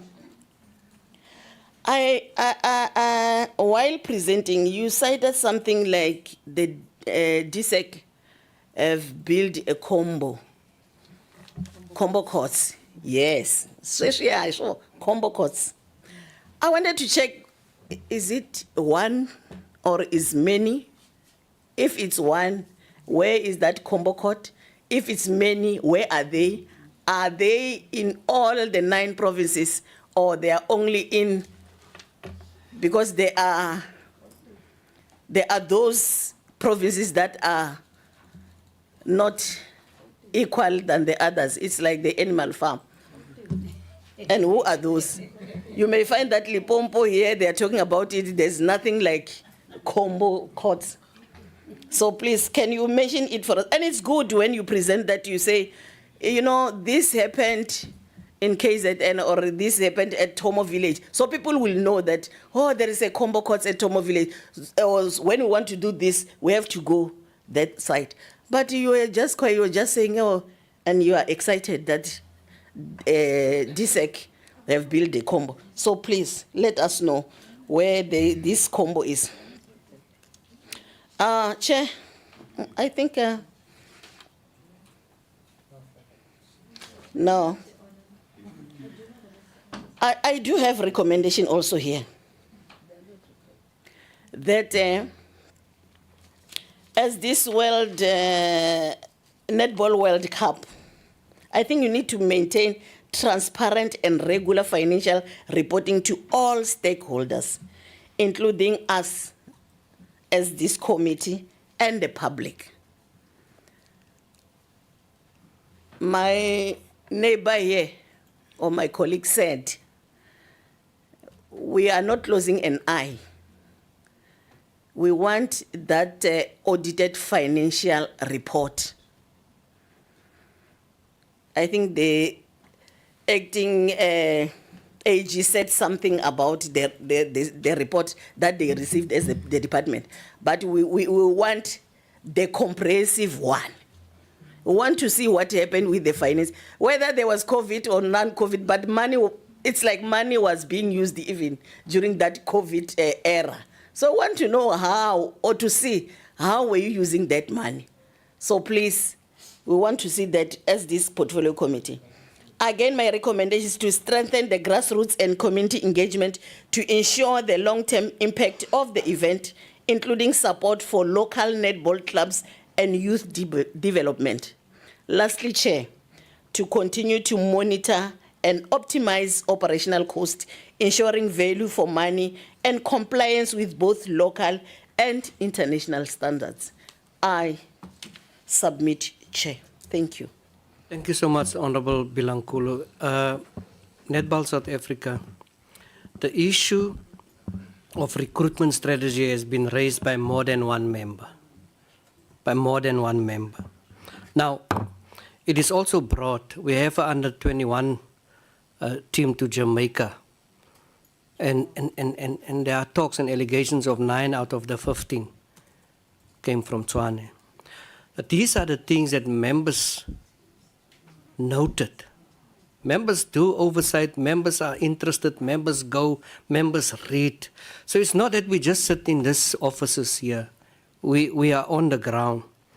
I really want, in line what Honorable Bilankulu said, that you submit that recruitment strategy. And I also want a particular response to that. And I hope that the professional staff, in particular the portfolio secretary, have taken note of the valuable recommendations that has been made by the honourable member.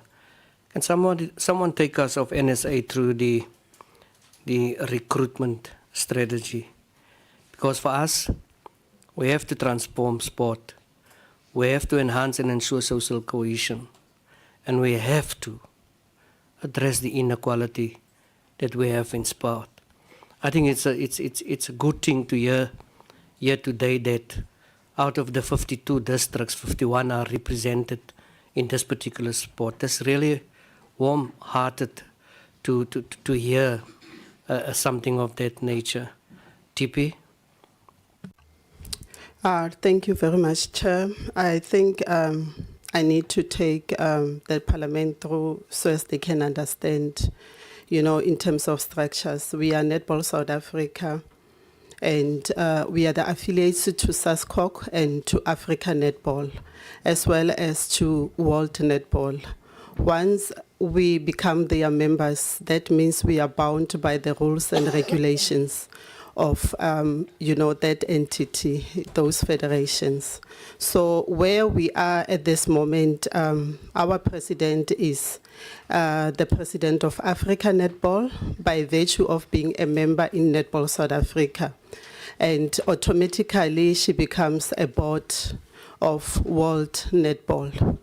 So netball is played by international rules. So to answer, the president was suspended by World Netball. World Netball suspended the president because Africa Netball affiliate to World Netball, Netball South Africa affiliates to World Netball. They suspended the president, and as we have indicated, we don't have the allegations as much as we requested those allegations. And in terms of Netball South Africa's constitution, Schedule 5 of the constitution, it clearly indicates that the vice president shall act in the absence of the president. That's how it's an automatic. When the president is chairing the meeting, and the president goes out, immediately I take over without asking question because we are bound by the constitution to be able to act. So it is in line with the constitution for the vice president to act in the absence of the president. Thank you. I will allow other members to answer on some of the questions. Like I indicated from the beginning that we are a team, and where they needed to respond, they will respond, and I will respond generally. I'll hand over to the CEO for now. Thank you. Thank you, Honourable Member. On the issue of financial sustainability, we welcome the advices. One of our game changers, which is a key focus area, is commercialization, and we have come up with a commercial strategy not to be dependent on government grant. And we have also done an analysis that shows that our ticket sales selling of merchandise, as well as training and development is a big part of our revenue as Netball South Africa, as well as sponsorship and broadcast rights. And then secondly, in terms of disability sport, which is deaf netball, we have made sure that we include deaf netball, and we've reached out also to the intellectually impaired and the physically disabled. We have integrated deaf netball in our tournaments. Like last year, they were part of the SPA Championships, and they are part of the current plan for this financial year. We are implementing the SASCOC policy in terms of disability sport. Thank you very much. Tisek. Thank you so much, Chair. Chair, with regard to the question around the significant drop of allocation, Chair, in the year 23-24, when we made the allocation, the 2.6 million was a special allocation in the year of hosting the World Cup to allow Netball South Africa to have at least additional allocation for some expertise that they needed in order to support the organizing of the World Cup. As a result, it did not continue in the following financial year. Hence, the next financial year's allocation was at 2.6 million. That one was a once-off allocation that we made for that. Otherwise, the allocation would have remained the same had it not been of that special request and allocation we made. Chair, we note the concern around the infrastructure and equipment shortages in our rural areas. It is for that reason, Chair, that through the MIG provision and the allocations that we made for building the combi courts, annually we would be building about 10 of those combi courts. In fact, in the previous 2 financial years, this have been built in the traditional councils, to be specific. So we have been building that, but the Minister will make an announcement. I think we are going to jack up the number of combi courts that we are building. Part of those combi courts provision is that they make provision for playing of netball, and most of them, if not all, are being built in the rural areas, to be specific, so that we increase the visibility and the visibility of participation in this codes that are played in combi courts. MIG follows the same logic, and I think an announcement also will be made about who are the current beneficiaries and what is being built in various communities through the MIG funds. And we've noted the recommendations that are being made, particularly to ensure that most federations become commercially viable and are not only dependent on the government conditional grants that we provide, because it's not sustainable in the long run that all 76 sporting codes are only dependent from revenue generated through the government grants. And so we've made that, and that's our engagement with them going forward, Chair. Thanks. Deputy President of NSA, do you have a capacity building budget? What is the amount? I would say yes, we do have a capacity building budget, especially, on coaches, umpires, as well as management in terms of training. So we do budget for those programs. Someone mentioned they do training on coaches free. Yes, as and when director coaches responds on the recruitment of coaches, there are fees that are paid, and then she will explain in terms of levels, how do we approach that. What are the fees per level? The fees are different in terms of the level. There's level 1, there's level 2, as well as level 3. So the fees, they differ in terms of the levels. What are the fees? Director coaches will respond to that. Please do. Our fees are currently it's accredited course, so it means that it is registered with GATSITA. So our courses are 200. And this is since 2015. The price stayed the same. Our level 2 is 3,000 rand. And then the level 3 is a RPL that the province have to recommend the coaches. And that is between 3,000 and 4,000 rand for that course. It differs because it depends on where the facilitator has to travel from. Does this form part of your constitution? Yes, it's in the policy. Who decide that people must get paid? It is the council. The policy was presented and council adopted that. Thank you. Honorable Makata. Honorable. Sorry, Chair. One thing, I had the response by the Deputy President saying that they're affiliate of the World. Okay, all right. And that according to Schedule 5, when you are a deputy, automatically you take over when the president is not there. But what I didn't get even now, Chair, is the kind of allegation or charges laid upon her. And I don't know, because we, as the portfolio committee, I haven't seen the letter that has been written to her, whether maybe something has been stipulated there to say you are suspended simply because you did 1, 2, 3.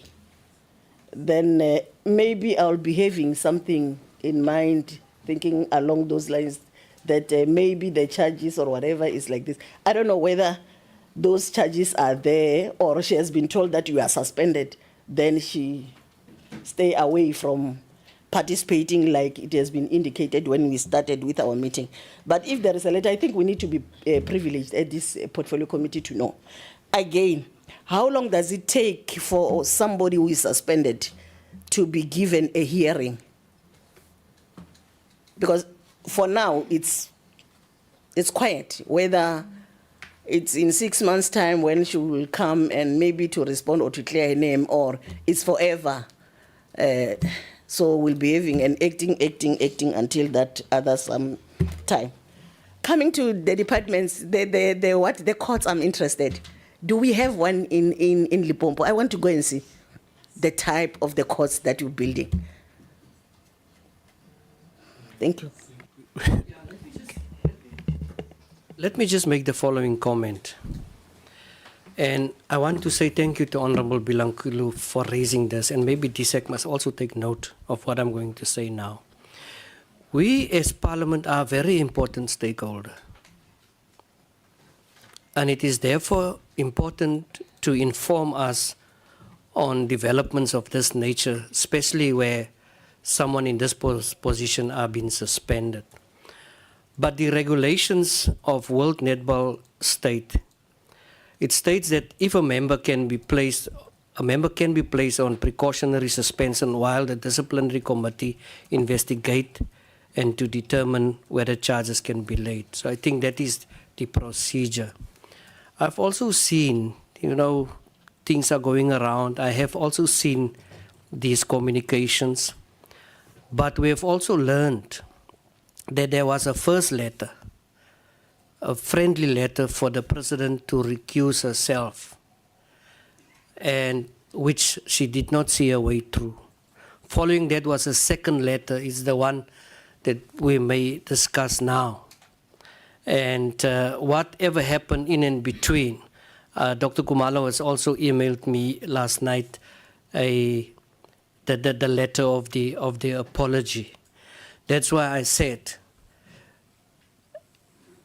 because we are in the dark of what has transpired, and on behalf of the committee, I'm going to use that right to respond to that apology, because like Honorable Liam Jacobs has raised and illustrate it in terms of the suspension.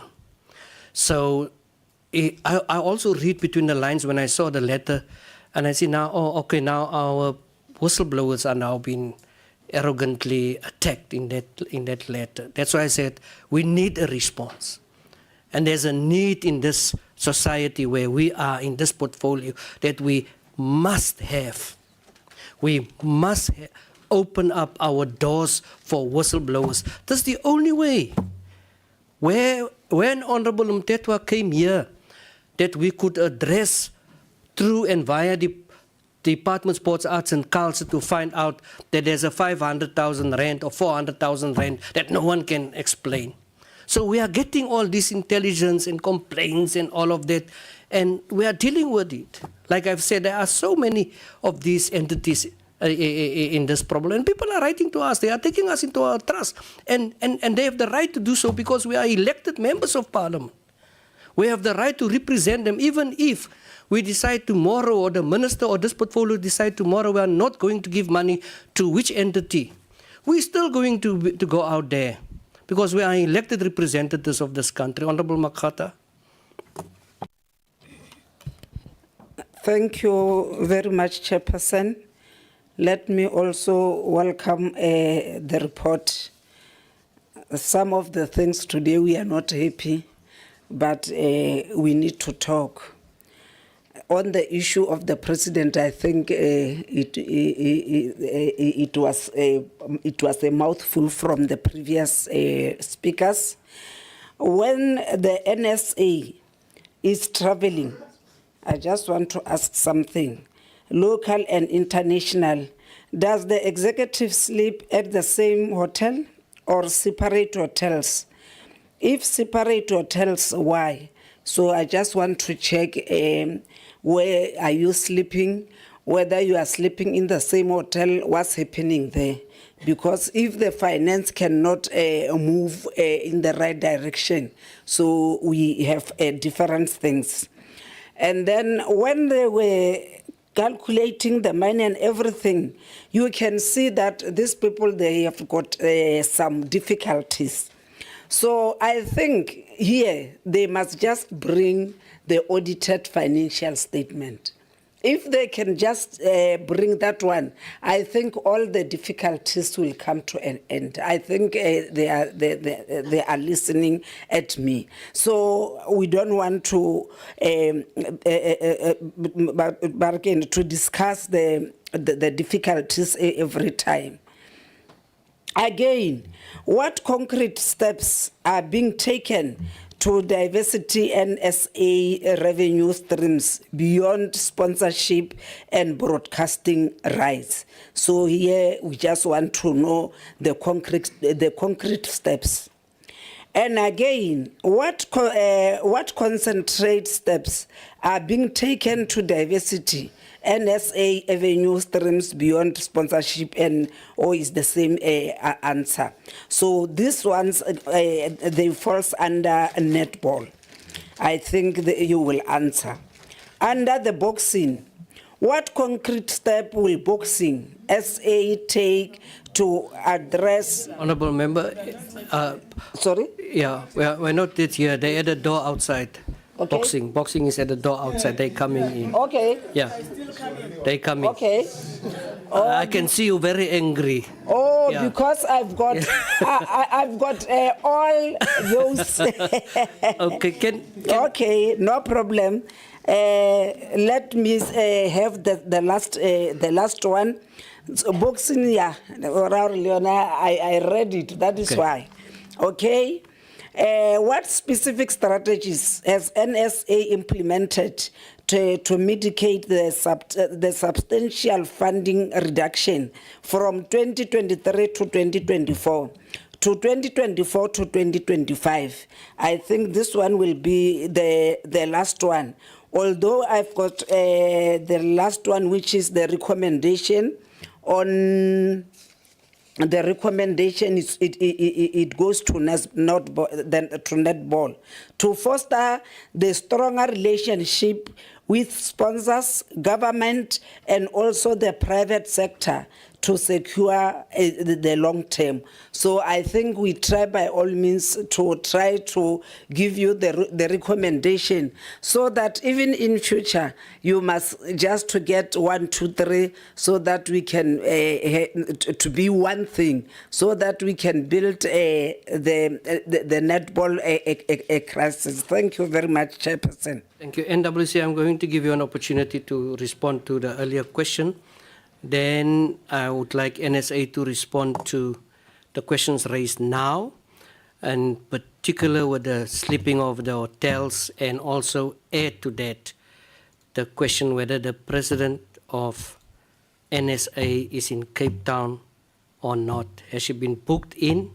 Has her bookings been cancelled? Please take us in your trust and be honest to tell us that information. Thank you. Thank you, Chair. In relation to the earlier questions from Mayor Bilankulu, the board, when it was set up, it was in April 2021.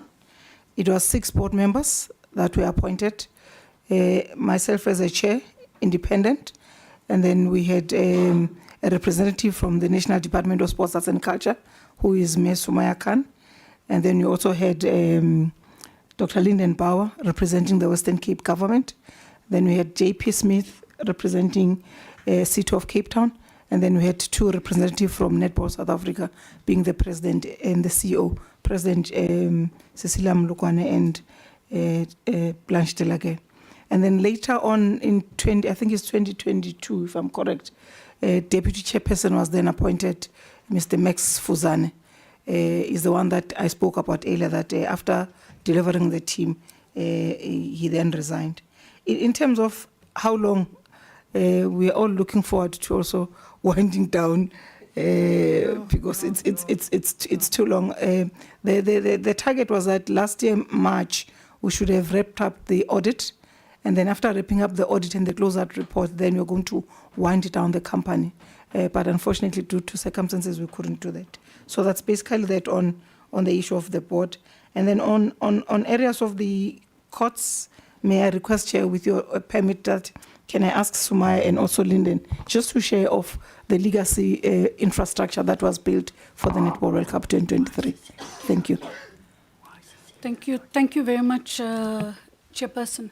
Mr. Chairperson, the Netball legacy courts, I think Mr. Tebahai had spoken already about the combo courts that the department builds. But for the Netball World Cup, there was the same legacy combo courts, but it had a very specific purpose for the Netball World Cup. So in total, Chairperson, there were 12 sites that were identified. Netball South Africa actually identified the sites based on the fact that they had a greater interest base in those areas. So the combo courts are all built in schools. And the reason why you're building it in schools is because of the fact that there's safety, there's a lack of vandalism, etc. So it gets into a school. And in many of the rural areas, the school is the center of the community.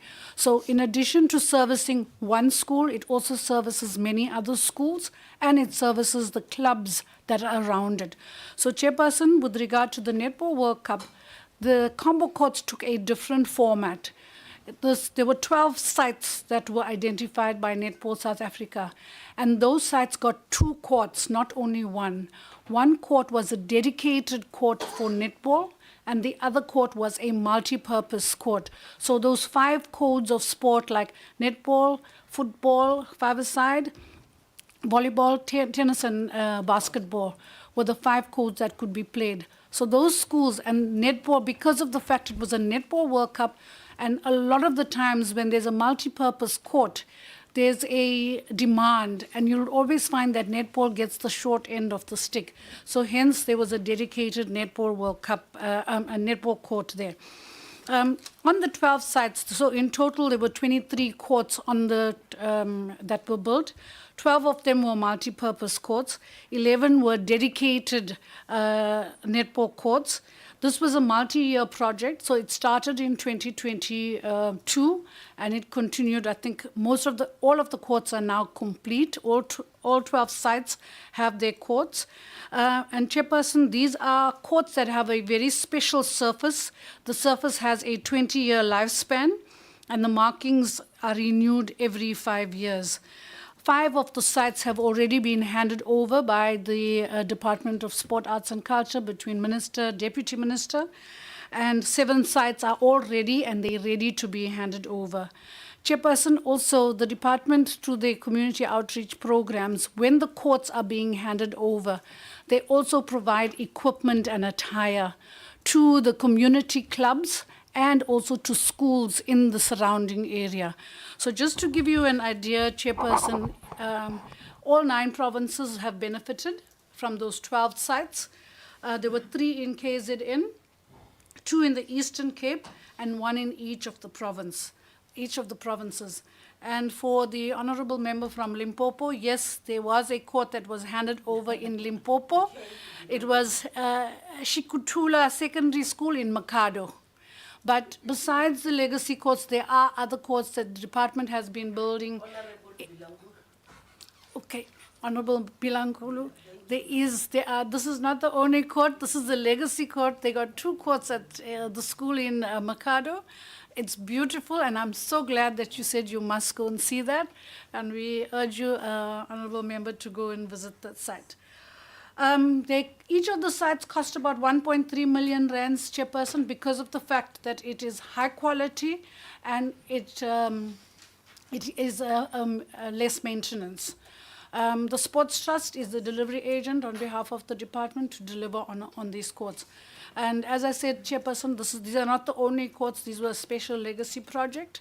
And part of it was that the captain of the Proteas, Bongi Msomi, she comes from a township called Hammersdale. So to kick off the project, the legacy was around the Proteas captain so that it kick-started also the campaign for the World Cup as we were promoting the World Cup 2023. Thank you very much, Chairperson. Thank you. NSA, also when I read through all his documents, there's something, but it's my personal view. Baby spa. I don't like that word. Baby, they must maybe consider, but it's my view. We agree. NSA? Thank you, Honourable Chair.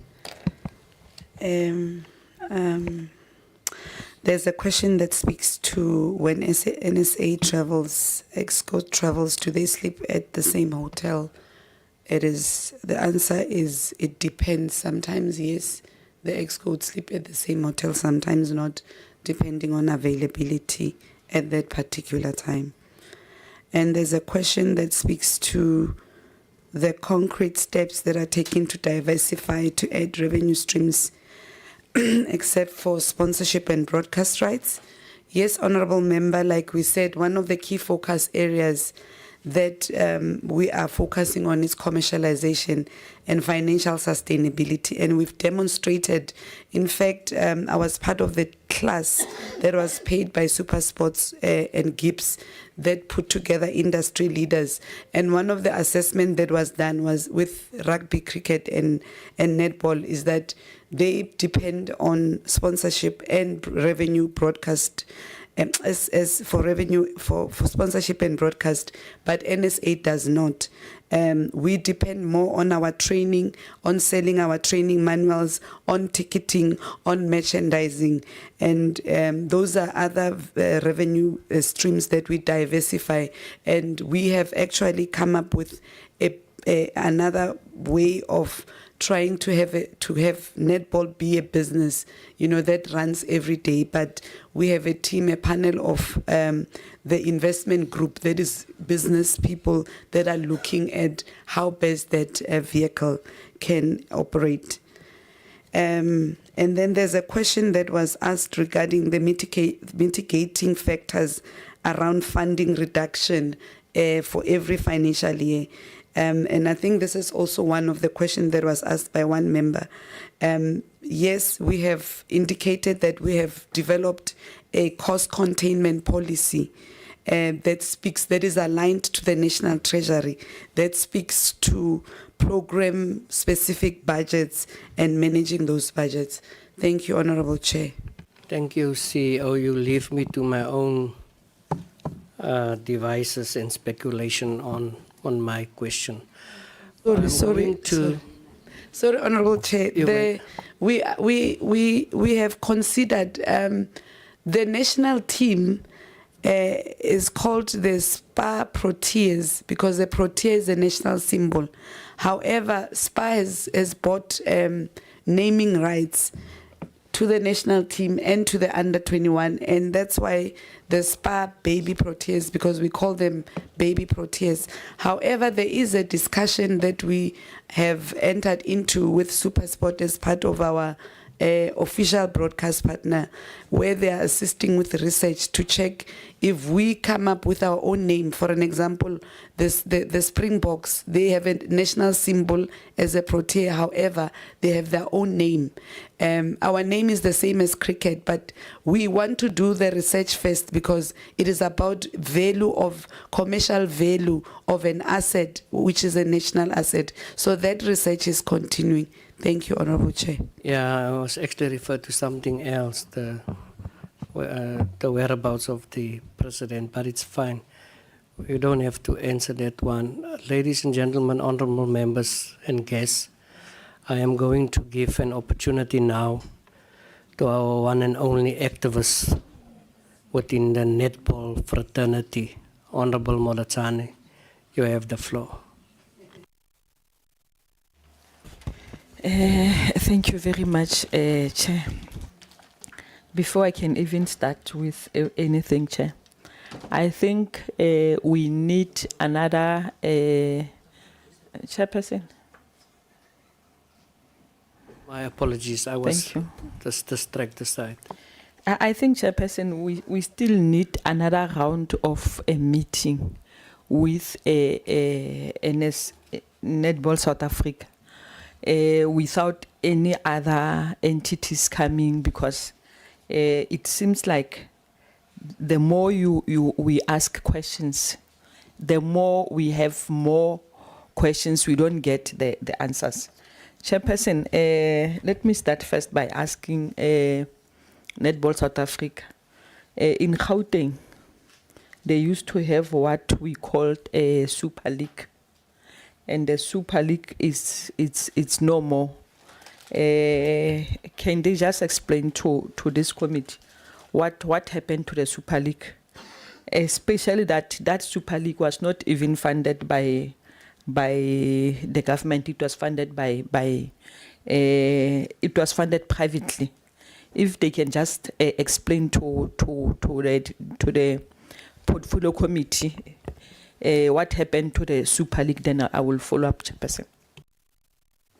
A response, the Super League, who closed it, why, when? Director Demarcation, can you respond on that? Thank you, Honourable Member. With regards to the Super League, yes, there was a Super League running, and after the structure was dissolved and an interim structure was appointed, that was put in to run Gauteng, there was a lot of issues surrounding the Super League being run by the structure who was dissolved, and yes, so currently there was no structure, no longer. The Super League was just stopped at the time. So, yeah. Chairperson, you see, this is one of the things that destroy our sports in the country. You have a well-run league that will produce the players that will represent the country. But as we speak, the Super League is no more, and I am not sure where are all those players. The other problem is that we will always find ourselves not having enough representation in the squad because of something like this. Let me make an example. They've talked about team selection, that transformation and so forth. What transformation do you have in Free State when we have only 2 white players who are representing, who are part of the Proteas? 2 white players from same district of Mangaung, whereas in Free State we have 5 districts. Is it fair for the players in Free State? It's not, Chairperson. It is not at all. So here we are having more problems, and my only question that I always ask myself, when is the end of the term for this sport? Hold your. Tell me, is there any report of EPG on NSA? I'm not talking about the internal one from TSEC. Is there any report from EPG? Can you submit to the honourable member that report? Because that is a serious allegation about the team from and selectors or rather participants from Free State. Yes, it formed part of the annual report that was submitted to the Parliament. The EPG report is on that document. So, but someone said it's from the department. That is what I heard. But if it's EPG, that's fine. Honourable Molatani, you may proceed. Thank you, Chairperson. The other thing, Chair, I just want to check part of your sponsors. I think it's Reynald. I'm not sure how many cars that Reynald sponsored NSA. How many cars deputy president or CEO? It's 4, Honourable Member. So while we are having 4 cars, why are you spending money on hiring on hired cars, whereas you are having a sponsored cars? Is it not another waste of the resources that you are doing? Because you can't have a sponsored car that we are using full time. The next thing, I'm hiring a car to do the netball duties. Are we not spending unnecessary on that? 2, Chairperson, the other thing, on the issue of administrative expenditure, I hear they've tried to explain regarding the issue of traveling, EXCO traveling, the one in 2023, it was 1.9 million. In 2024, it was 2 million. Chairperson, can we have a detailed report regarding the traveling expenditure? 2, the issue of Netball Friday. When you check on the issue of Netball Friday, 2024, they've spent 3.5 million on Netball Friday. 2023, they spent 4.7 million Netball Friday. I just want NSA to just explain what have they done specifically on Netball Friday to spend such a huge amount of money. Yes, I know they were trying to promote a Netball World Cup, but we can't go to such an extent, whereas we fail to assist, whereas we fail with developing the sport, Chairperson. The other thing is that the viewing this one, it will be on Netball World Cup. Also on that one of Netball South Africa. Just want to check, how does NSA plan to address ongoing governance and compliance issues at district and provincial level? 2, what measures are in place to ensure the sustainability of players' salaries and funding in the face of declining sponsorship, Chair? The other thing is the issue of the 13 million deficit.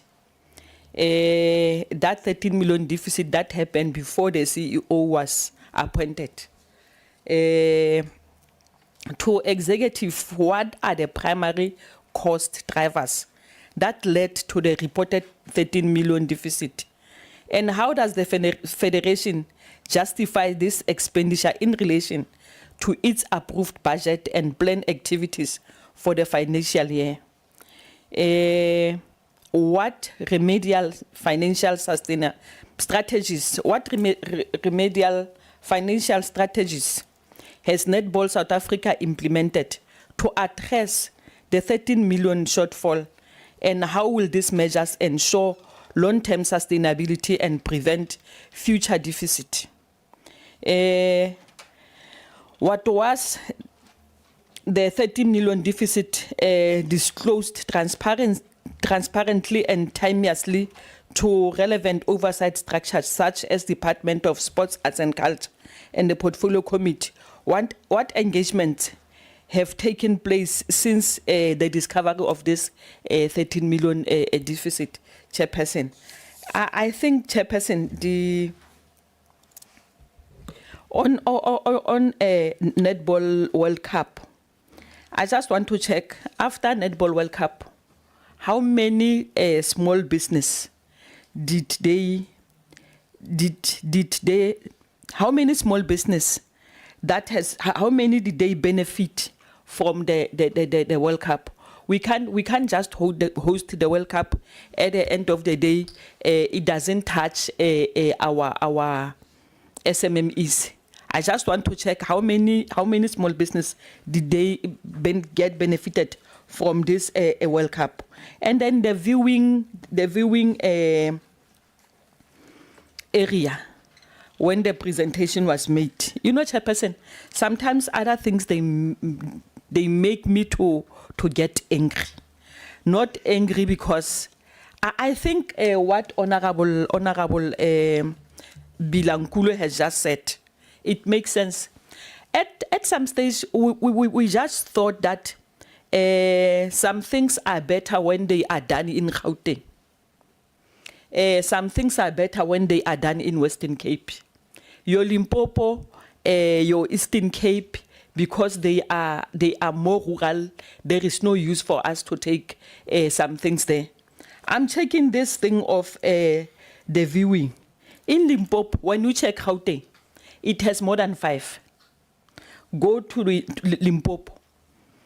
And when you check Limpopo, it's vast, Chairperson. It's vast. From one area to the other, it's not something like where you will drive, like in Joburg. I'll move from where I'm staying in Sasolburg, it's Free State, to Joburg. It's something like 45 minutes. In Limpopo, you will never move 45 minutes to the other area. It's more than that. But they were only given 2 viewing places. Chairperson, you know, I don't understand. How do we find ourselves in this time where we ignore the people who are in need of a development, and we take the development to Gauteng? The same thing like now, the board, ne? They've just talked about the board that you have 1 member from Western Cape, 1 member from Western Cape. What about Northern Cape? Why can't we have 1 member from Northern Cape? Chairperson, it's time that we need to step up of finding ourselves where these good things, these nice things, this development, they only happen in cities. We have rural areas, Chairperson. And let me tell you something, rural areas, it's able to produce athletes. I will make a simple example. When I talk about 2 white players from Free State who are part of Proti, we have one player in Sasolburg. She ended up being took by one school in Joburg because she could not get, she could not be noticed because she's from a small town in Sasolburg. She's now in Joburg with a full bursary from that school. That is why I'm saying to you, it's unfair for this, for NSA to select players from a certain race, a certain school that is known, and then you leave those township schools with players. You don't even come and select them. Even if we can ask now, I've saw this report of where is it? The presidential outreach program. If you check the name of those schools, majority of them, they are not. You don't find any school, Northern Cape. You don't find Western Cape. Eastern Cape, it's only one. I didn't even saw one school from Free State, and we're supposed to say, yes, everything is fine, they must continue. Chairperson, I'm still going to say that something again, that if things are going to be run the way they are run, I think I've said it in the last meeting that unfortunately we'll have to be engaged to approve the budget. Will be engaged. Lastly, in fact, before I say lastly, Chairperson, SASCOC, the president said, no, I'm the president. I've been elected by 85 federation that is part of SASCOC. SASCOC, let me tell you something. We are having problems with entities, and you are here. I don't see the reason why are you supposed to still be here. You have netball now. We are complaining about netball. Before we go to recess, it was Athletics South Africa. Before it was Basketball South Africa. Boxing South Africa, it came and it's still coming with the same problems under your watch. Just give us a reason. Why are you still there? Why are you still there? Why can't we pack your things and leave? Then someone who will be able to crack the whip to these entities to come in to start doing what he's supposed to do. Because it can't be right that all the you are an umbrella. Everyone is under you and they failed. Let me tell you, Chair, if the head doesn't think straight, there is no way the body will function. So we are having the head that can assist the body, then the body is collapsing. The body is collapsing. Why are we still having SASCOC? Why are we still having SASCOC, Chairperson? Why are we still having the board of NSA that can assist us? I think, Chairperson, it's time that we cannot follow the money without renewing the system. If the system is down, you reboot the system. If it can't work, that car can't move, you change the engine. You bring the new engine so that we can be able to run. I mean, Chairperson, it can't be right. It's so disappointing that every time when these entities came, they are having problems. And we keep on pumping money to those entities. We keep on pumping money. You know, while I'm sitting here, I was looking at the YouTube, the streaming of this portfolio. People are complaining, Chairperson. Open it and check the comments. People are complaining. Why are you still keeping the entities that can't answer a simple questions? We'll go and check. We'll come back. You came to a meeting well prepared, Chairperson. You came to a meeting well prepared. So now I still don't know. I hope when the term of these entities, the term of this board ends, we will find a new broom that will sweep cleaner, because this one, Chairperson, this broom it's tired.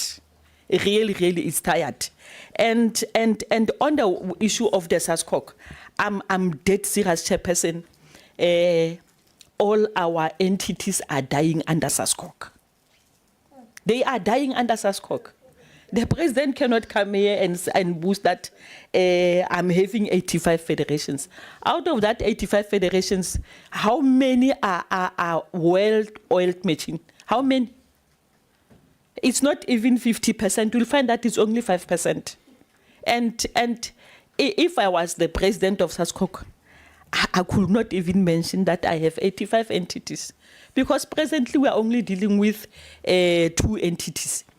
Last time we were dealing with 2 entities, which already, if chairperson will have to be so brutal, boxing, it came from the grounds.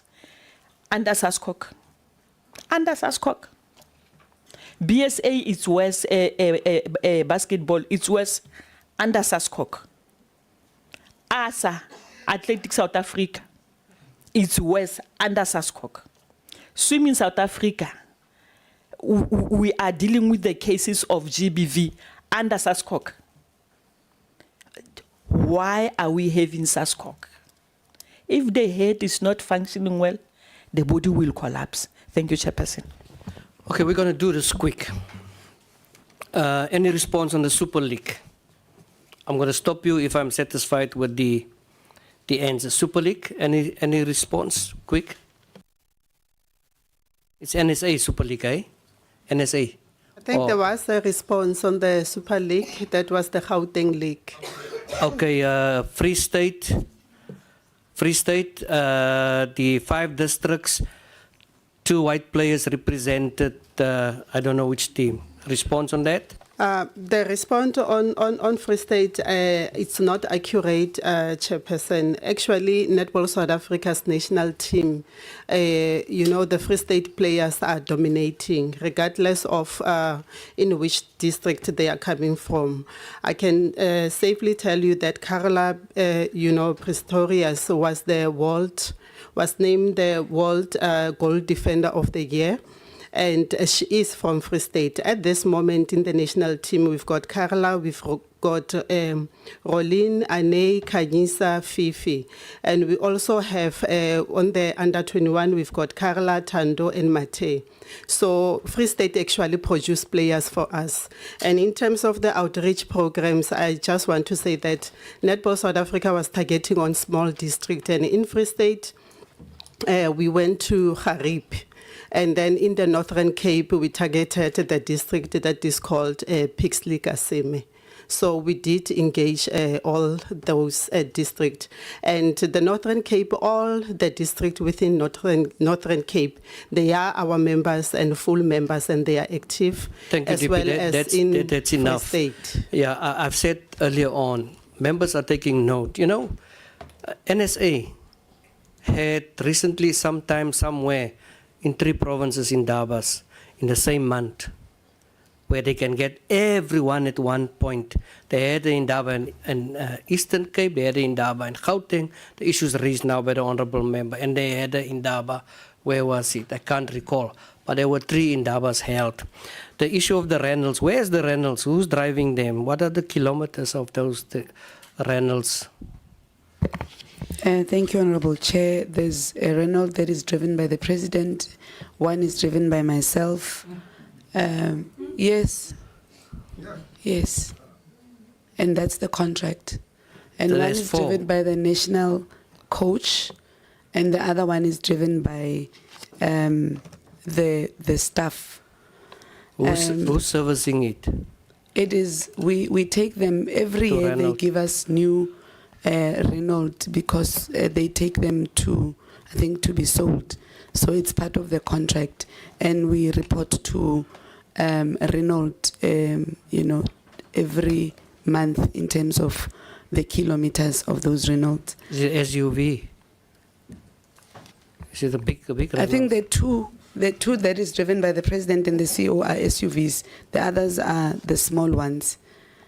And then the issue of the hiring cars, as far as I understand, the cars that are hired, it's when members have gone out of their places, like when we come to Cape Town and there's an event, or we go to Durban and there's an event. That's only when the cars are hired. I've never hired a car, for an example, for the year. Thank you. and That's enough. the Netball Friday, I want to Netball quickly. Friday. The Netball Friday, Honorable Chair, if you look at, there's a cost of the T-shirts. It's Netball Friday T-shirts that we had to purchase. Some from Puma. Puma doesn't give us for free those, and some were the ones that we're even selling. So you can see there's income and there's expenditure, and you won't have them balanced because some were giveaway T-shirts. Ongoing compliance to districts. No. I'm going to pose that, CEO. The issue of, or rather the fact that we are in a deal with governance issues, within the board. Currently, Honorable Chair, I'm very confident that the systems we are implementing currently have addressed and continue to address the challenges that are posed by the honorable committee members at this moment, and we have proof to that effect. We are continuing with also training within our members in the various districts. The program is there, and the demarcations and structures director can actually submit their training and the reports thereof. Okay, the honourable members also made an allegations there is a sound declining in your sponsorships. You think it's because the mess you are in? Honourable Chair, that is not correct. The only sponsorship whose contract ended was Twiza, and Twiza, it was because of the fact that they could not sustain. You know, it's a brand that is not there. The company was not able to continue. But we've never had any a sponsorship that has gone and not renewed. Actually, we have renewed 2 sponsorships in the past financial year, and with a higher amount. Maybe CEO, National Lottery, are they sponsoring? Yes, National Lottery is sponsoring for infrastructure of the courts as well as capacity building. It's fine. Yes, it's fine, but just be careful. They don't play if you mess with their money. 13 million shortfall. Honorable Chair, what we have indicated is that the different, what we realize is that the different sponsors, their financial year ends differ. And as a result, the plan of the schedule of the events continues nonetheless. So you find that a Netball South Africa implements a program, and they then await money to come in from a sponsor. And that's what we had to get the chartered accountant who leads the audit and risk to identify that. And what we've done, like I indicated before, we have bought a software that is in line with that one of National Treasury, so that it is automatic, and where there is no budget, you cannot use it within the time frame. So their time frames are different. The time frame of SPA is end of December financial year, Telkom end of March, you know, Hollywood Bets end of June. So that on its own messed up the entire system to get to the point of a deficit. So it is what we had to cut on costs to ensure that we recover on that. Thank you.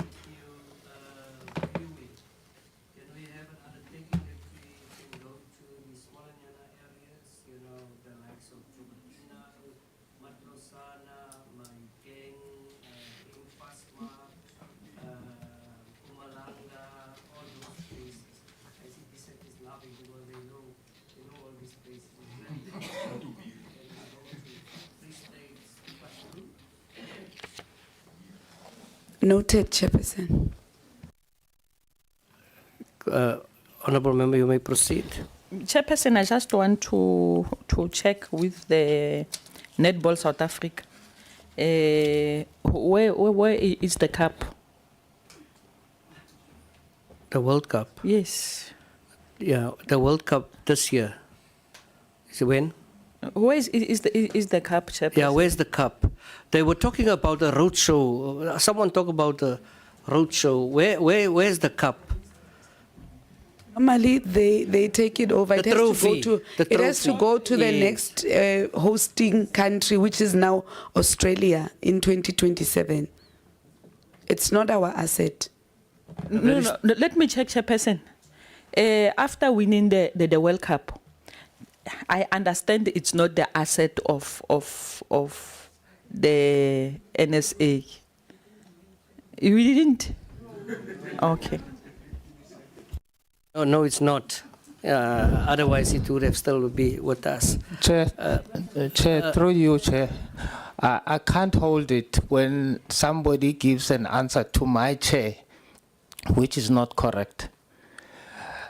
She says that the money that was spent in buying T-shirts, some of those, they bought T-shirts from Puma. Puma is a sponsor for the Netball SA.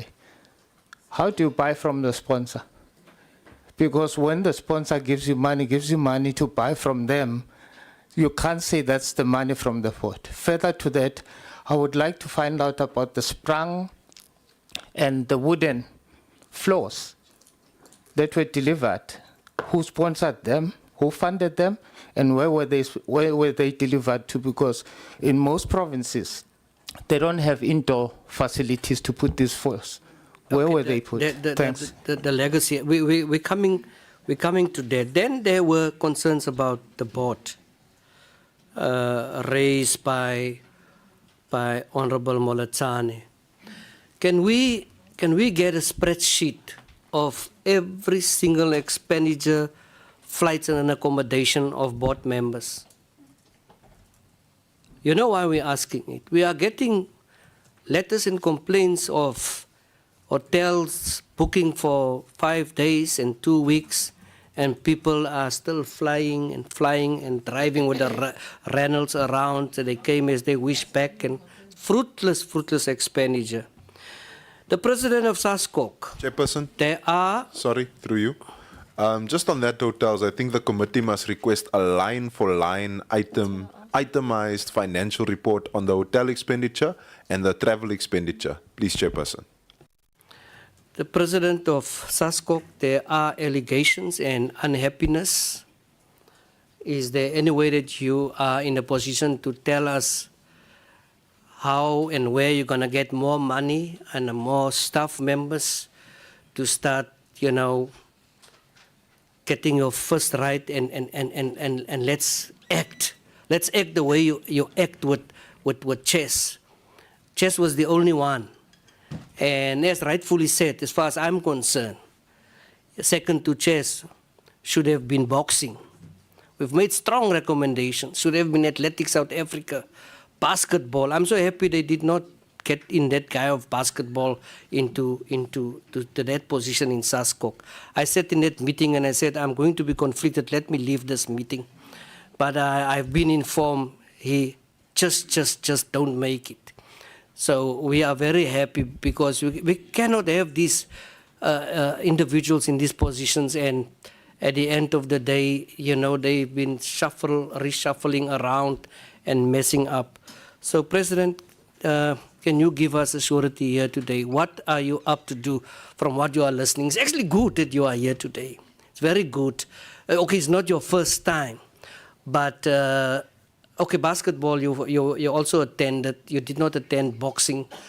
A sad state of affair was Athletics South Africa as well. And I can tell you, this committee members are drinking.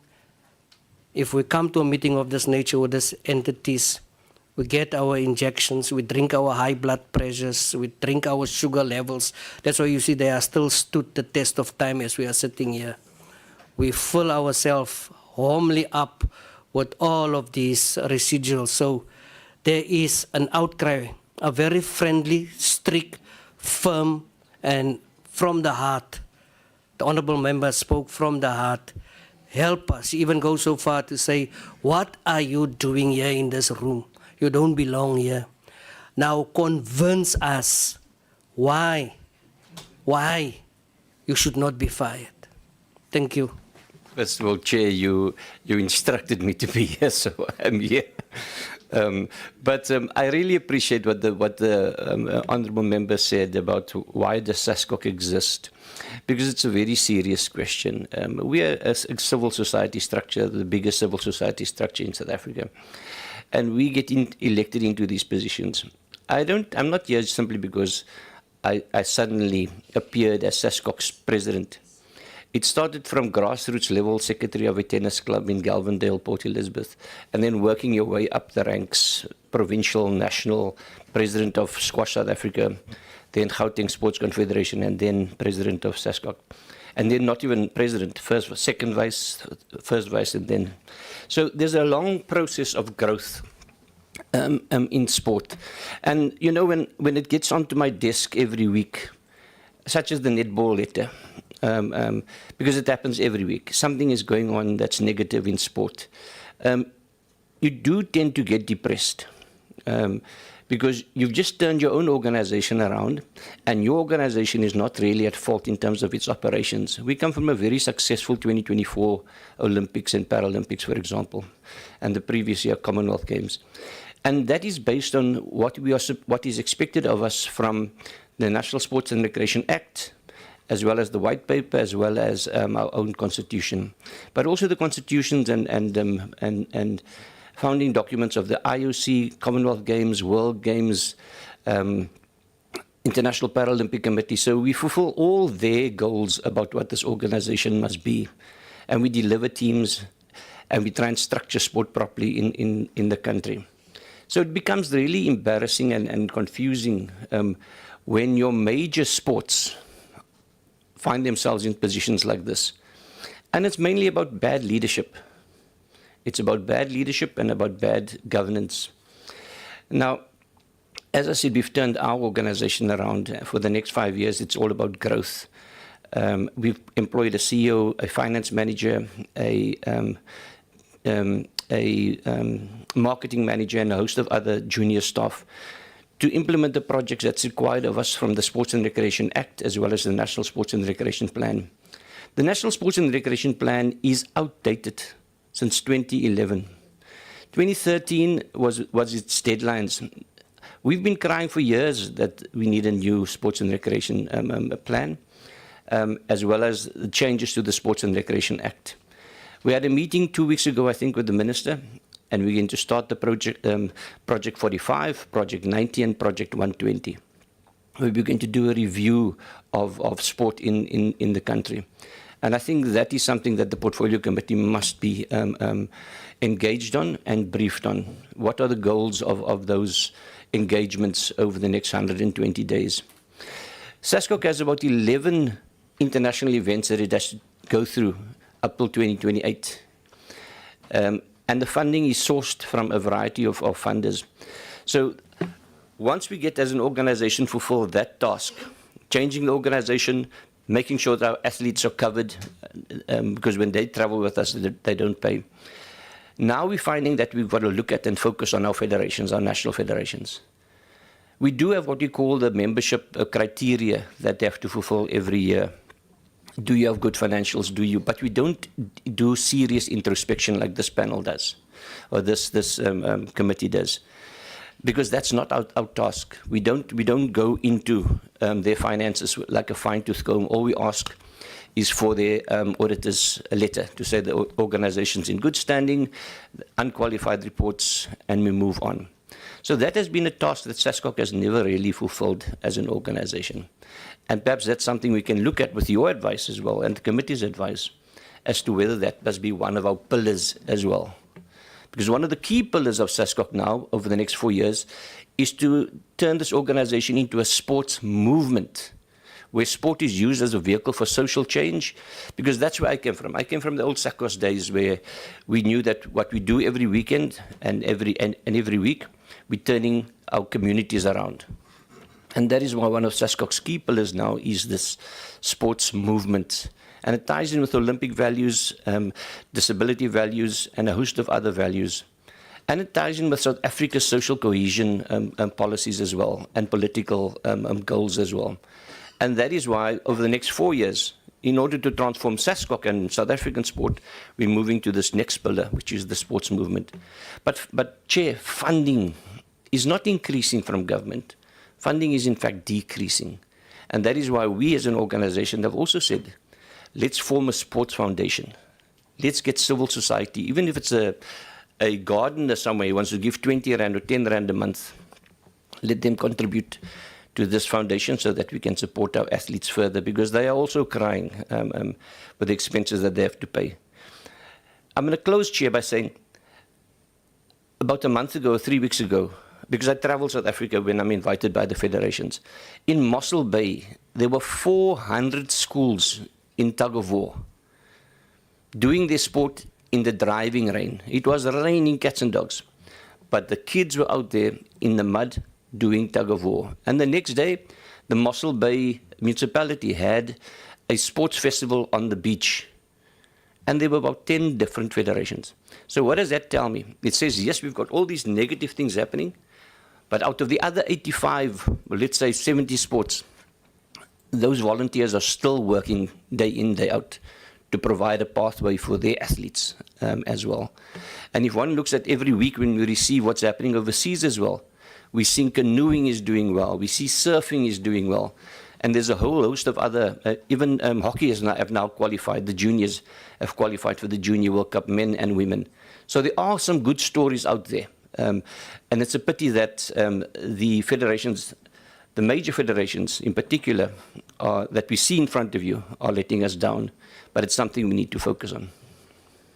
Thank you so much to the President of SASCOC. We are running out of time. We have to close the session. I've sent a WhatsApp to the Deputy Minister. She hasn't read it yet. Honourable members, Deputy Minister, SASCOC, NSA, and NWC, you will receive, especially NSA, you will receive a shop list or wish list from us, information that we want. Now listen carefully, because in front of you sits a politician. Your time for submitting the information is 14 days. The 14 days has started, and listen carefully again, the 17th of April. You have no reason to hide anything.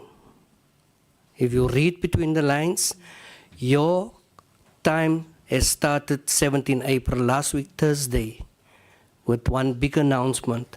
Up until 14 days, we need the information pertaining to what has been requested. You will receive a formal letter as well. I want to say thank you to NSA. I can just wish you well.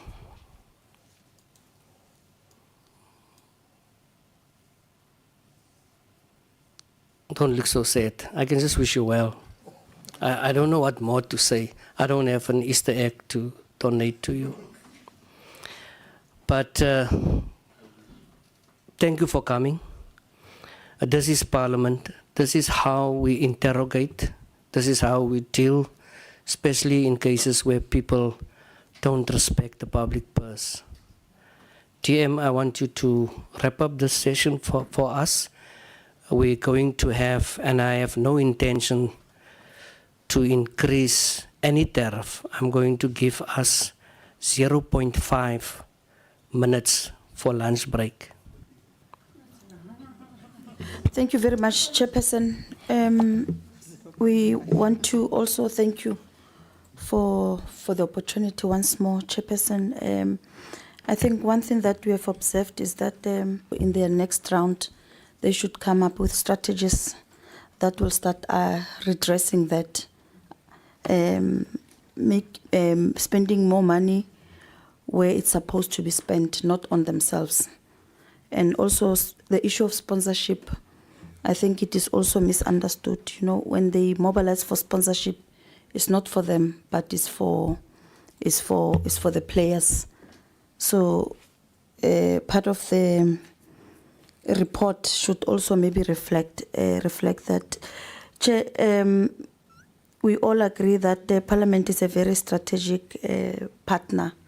Without Parliament, there's no way that we can survive. All of us, we depend on Parliament to reflect as to whether we're doing well or not.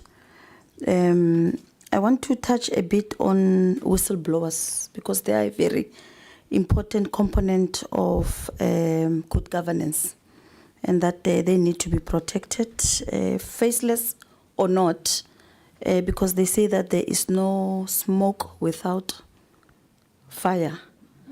That is very important. But as we do that as well, we should refrain from just what do you call this? Assassinating other people's characters. We do that with conscience. And if you're a whistleblower, you report on something that you are really sure of. Because you know this exercise alone, we might wake up tomorrow and all the sponsors can just withdraw from netball. It is not good for Netball South Africa at all. And if there are allegations, we want them to be brought forward. And of course, those that are guilty must have a respect for the country and for the sport and step aside while they're being investigated. I'm very worried because it seems like we're going to have this exercise that took almost 4 hours. And tomorrow we're going to wake up that nothing has happened. Everybody is happy again. But what is going to be, what is going to suffer? It is the sport itself. Sponsors are very sensitive. They do not want to be aligned with any wrongdoing. I'm sad because, you know, I've listened to members saying everything under SASCOC has gone wrong. At least SASCOC was able to keep netball together. We were happy as the 7th administration when we looked at their books and their achievements. We were quite happy. Hence, we felt that they also deserved to get a raise in terms of allocations from the department. So we are sad about all these things that we are hearing. Chair, petty squabbles are going to destroy not only netball, but sports in South Africa. And it is an ongoing trend, you know, that people just start stories and, you know, they take each other to court, they use the money, and it's really not doing us well. Let's build sports, not destroy it. I agree with you, Chair, that there's a need for a second round. And I hope that by that time the President will also be present here, so that she must come and not defend, but give clarity where it is needed, because defending, it's another word. So she has nothing to defend, we hope. She has nothing to hide. And today we also want to take it that she was unable to come because she wanted to respect the precautionary suspension and also not cause more harm by coming here. But in the next, you said 14 days, I think all this will be resolved, and that she must also come so that she presents her side of story. If you listen, you come to a lot of conclusions, you know. So I would not want to also share my conspiracy theory about the observations of today's meeting. But I'm saying that our last hope was with Netball SA. If we're experiencing this, it is really going to, it is demoralizing. Sports, it's dying in South Africa. Let's work out better plans to make sure that there's transparency, there's accountability. But also, on a positive side, we see there's a letter from Netball Africa. I don't know why the acting president didn't mention the letter from Netball Africa, because they are also raising the same issues that members are raising, issues of transparency. When you are charged, you know, charges must be brought before you and all that. So that on its own, it gives us hope that maybe it is just a fabricated story. There is nothing unto what do they call this? What netball? World netball, yeah. What World Ball is raising. So we are grateful for the response from Netball Africa, and we want this process to be expedited. We need Mrs. Mulukwani to continue to lead. We want Netball South Africa to give us more positive stories. It was not easy for us to agree that they should get more money from the budget. We had to look into a lot of factors of which they were able to tick the boxes. If this could have happened before budget allocations, they were not going to get any raise from us. So we are very disappointed with all this. But moreover, I'm more worried about the sponsors. So can we please try and resolve this matter as soon as possible? Thank you very much, Chair. Thank you. Anyone else from the member side? Thank you, Chair. Yes, indeed. I want to concur with DM that if you remember my instinct response to the suspension of the president, I said, why at this time? The timing was very suspicious. So I want to concur with Deputy Minister that we would have had the president here to respond to some of these issues, because accountability is what we are about, not other things that are happening internally or wherever. But we wanted accountability, and she was the relevant person to speak to us, even under suspension. But secondly, Chair, I would like that Netball World Cup, they must respond to the questions that we ask that they never responded to. They must write back to us. The issue of players not being given tournament fees when there was a budget. They must explain. If there was no budget, they must explain why they were not given. If there was a budget, why were not given. The issue of the sprung and wooden floors that were supposedly delivered to the provinces. I don't know which province that they have, that we've been to, that have indoor facilities. Thanks, Chair. Thank you, Advocate. Sorry, Chair, the other important issue is that of members who are getting, the board members who are getting monthly salaries. How many out of them have got other permanent jobs that are paying them? Are they operating daily on NSA to deserve to earn monthly salaries and allowances, travel allowances and that? Or are they a board that meets? Because according to the boards in corporate governance, you have either 4 annual meetings, but you are not operational. So it looks like they are operational, thus they are getting these salaries. And how many of them have got other paying jobs? If they could, please indicate that. Thanks, Chair. Thank you, Chair. Chair, many of our questions wasn't answered, so we need them to go back and listen to this YouTube. It's on YouTube. Please go and listen to the questions that we asked, because there was questions that was evaded.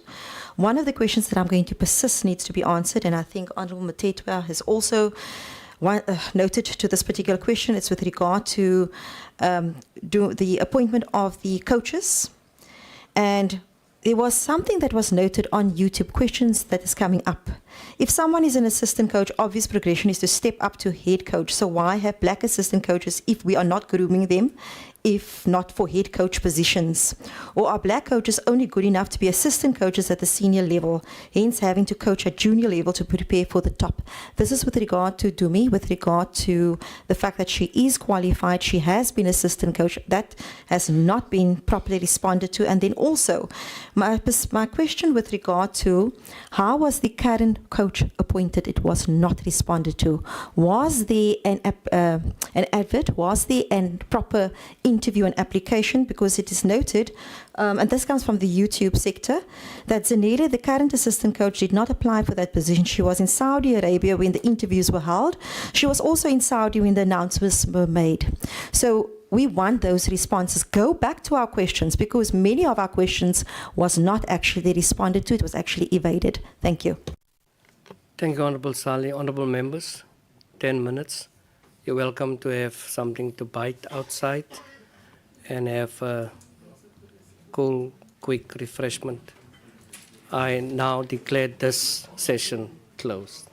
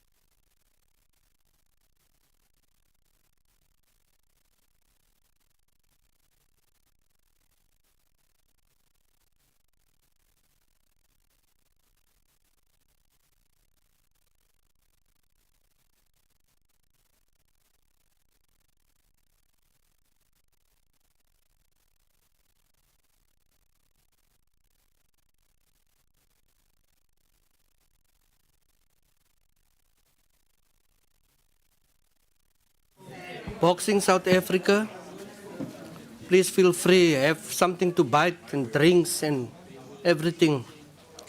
You must have something fuel before you go to a fight.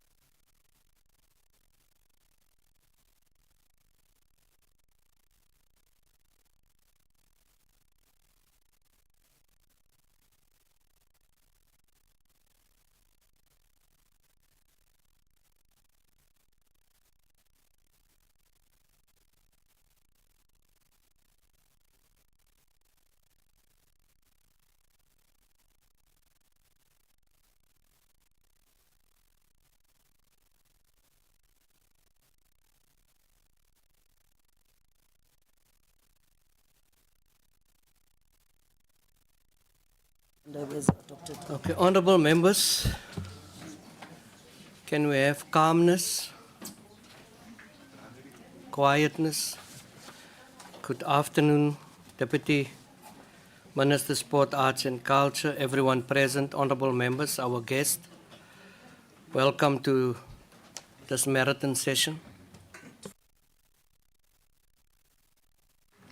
We are scheduled to meet with boxing today for, I think, 3 hours, and then we will have to meet with SANABO.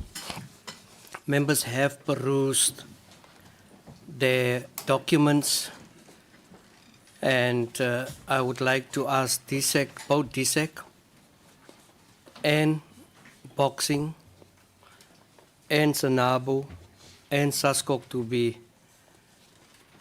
firm, crisp, and quick with their introductory remarks.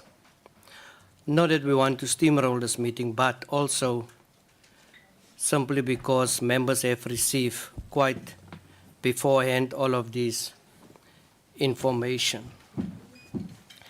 So we have agreed to see SANABO as well as Boxing South Africa. We will have a session where you're going to make your presentation. If you want to waste time, to say it in that way, in a good way, if you want to waste time, spend more time on the financial issues, because that is what we as the committee are mainly interested in, is the finance. And also an area of interest for this committee is programs, targets, outcomes, achievements of those particular targets. With that said, I would like to welcome you. As the chairperson of the Sport, Arts and Culture Portfolio Committee, I was in a privileged position myself, together with Honorable Moletsane, to pay a visit to your Indaba. I want to say thank you, and I want to wish you well on those decisions that has been made. We've seen in your presentations that what you would like to endeavor, what you would like to do for this particular sport in particular. I am now going to invite members to introduce themselves, as well as Boxing South Africa, and maybe we should do simultaneously SANABO as well, so that we can deal with that introductions as well. The name, the surname, and the position you held within your respective organization. With that said, honorable members, my name is Joe Maglua. I'm coming from the Northwest Province. I am the chairperson of the Sport, Arts and Culture Portfolio Committee.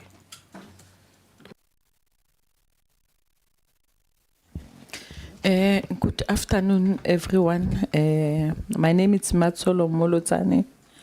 I'm the member of this committee all the way from Free State, deployed by the ANC. Thank you. Thank you, Chairperson. I am Polana Makhato from Limpopo in the office of the ANC. I'm serving in this portfolio committee. Thank you very much. Kensani Bilanguli is my name. I'm the member of this portfolio committee deployed by the African National Congress. I'm from Guyana. Thank you. Thank you. My name is Ethel Nkosi. I'm the member of this portfolio committee deployed by the African National Congress from Mpumalanga province.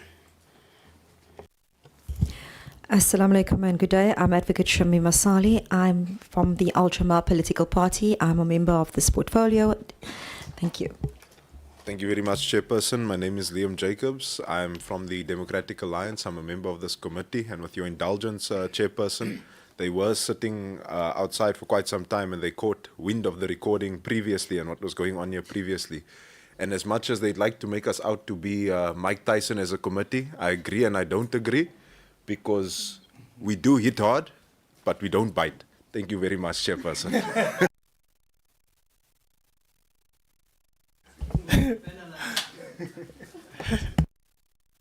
Thank you, Chair. Good afternoon. My name is Eugene Mtetwa. I'm a member of the Portfolio Committee on Sports, Arts and Culture, and obviously deployed by the Red Ants or the Red Sea, which is EFF. Thanks, Chair. Thank you, DM.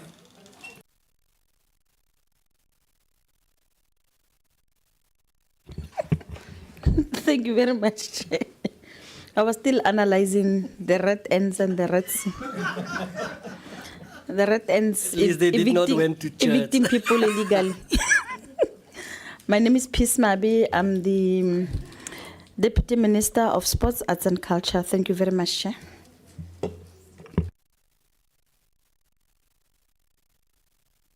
Thank you, Chair. Acting Director General, Dr. Khumalo. Yeah, thanks, Chair.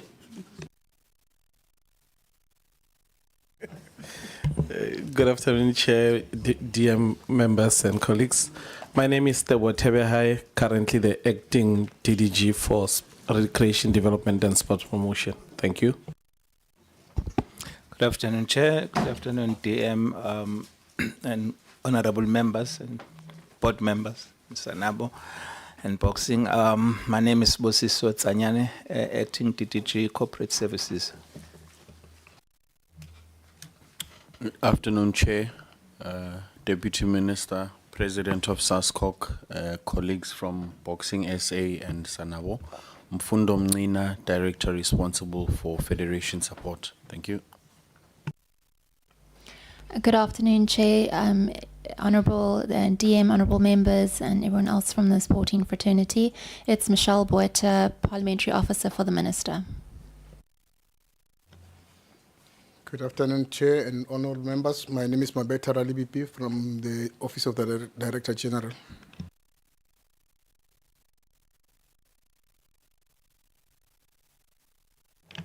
Good afternoon, Chairperson, DM, board members. Ismandla Ntlanganiso, currently the Chief Operations Officer at Boxing South Africa. Thank you. Good afternoon, Chairperson and honorable members, Deputy Minister DG, the President SANABO and SASCOC. I'm Tsulufelo Lijaka. I'm currently the acting CEO at Boxing South Africa. Thanks. Good afternoon, Chair, members of the committee, DM, DG, President of SASCOC and SANABO. My name is Ayanda Khumalo. I'm the Chairperson of Boxing South Africa. Good afternoon, Chairperson. TG, members of SASCOC. The name is Vince Blenis. I'm a board member, Boxing SA.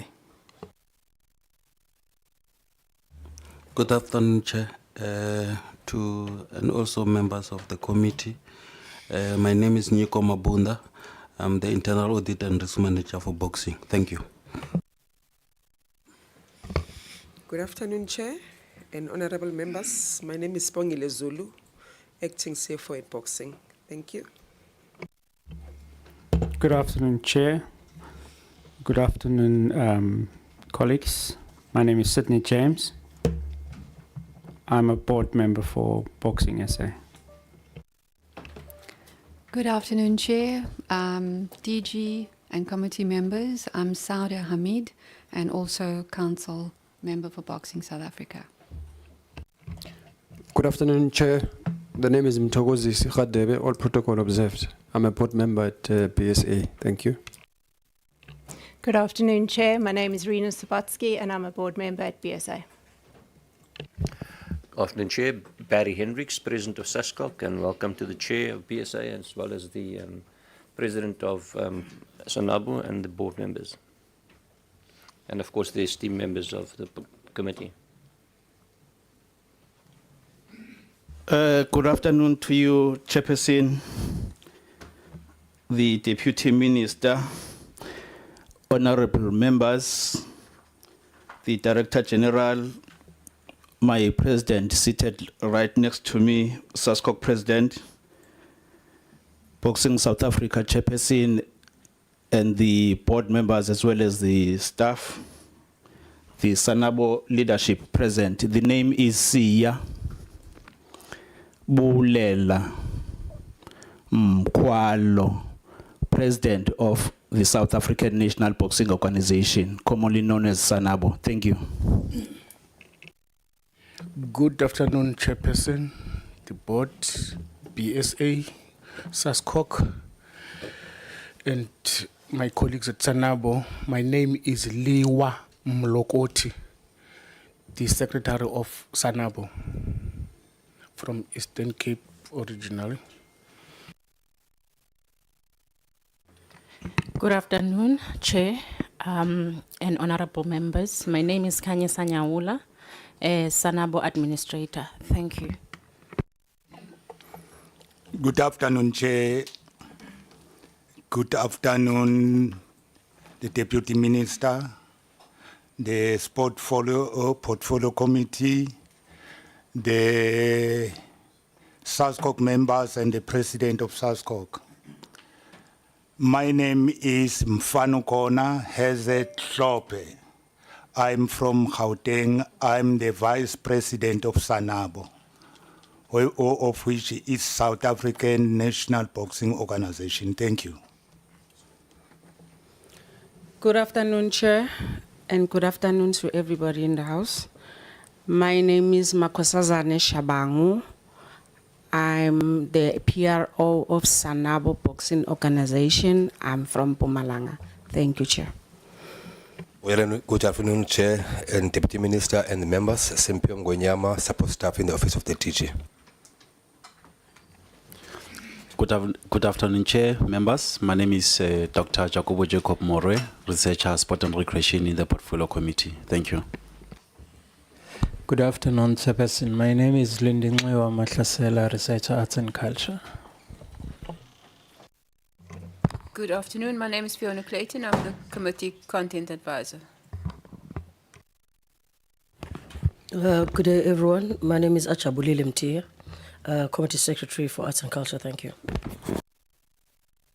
Thank you so much. I'm going to give you opportunity to, in short, just perhaps speak us through DM to both the representatives of Boxing and SANABO, who actually is in front of us. Small resume, how well you've worked with them, the meetings that you have with them, and that the same apply to the President of SASCOC, which will then lead me to the conclusion on the second meeting after this, with the presentation of SANABO.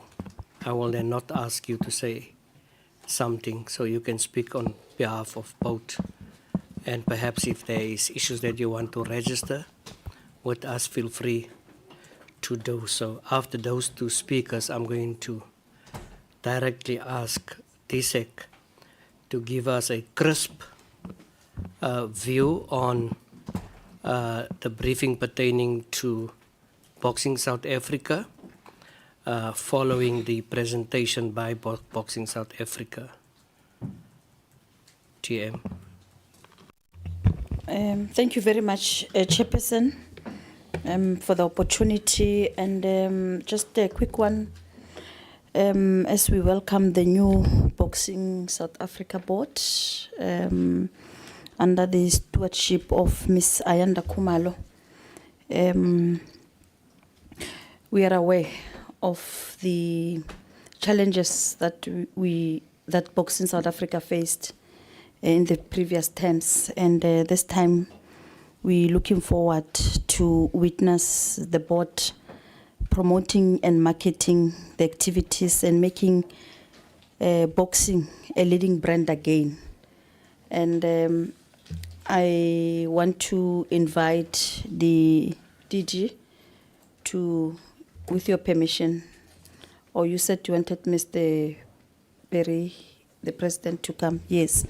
So that then they can then give us a high-level summary in terms of the relationship and the support that we give to Boxing SA, both SANABO and Boxing SA. Thank you very much.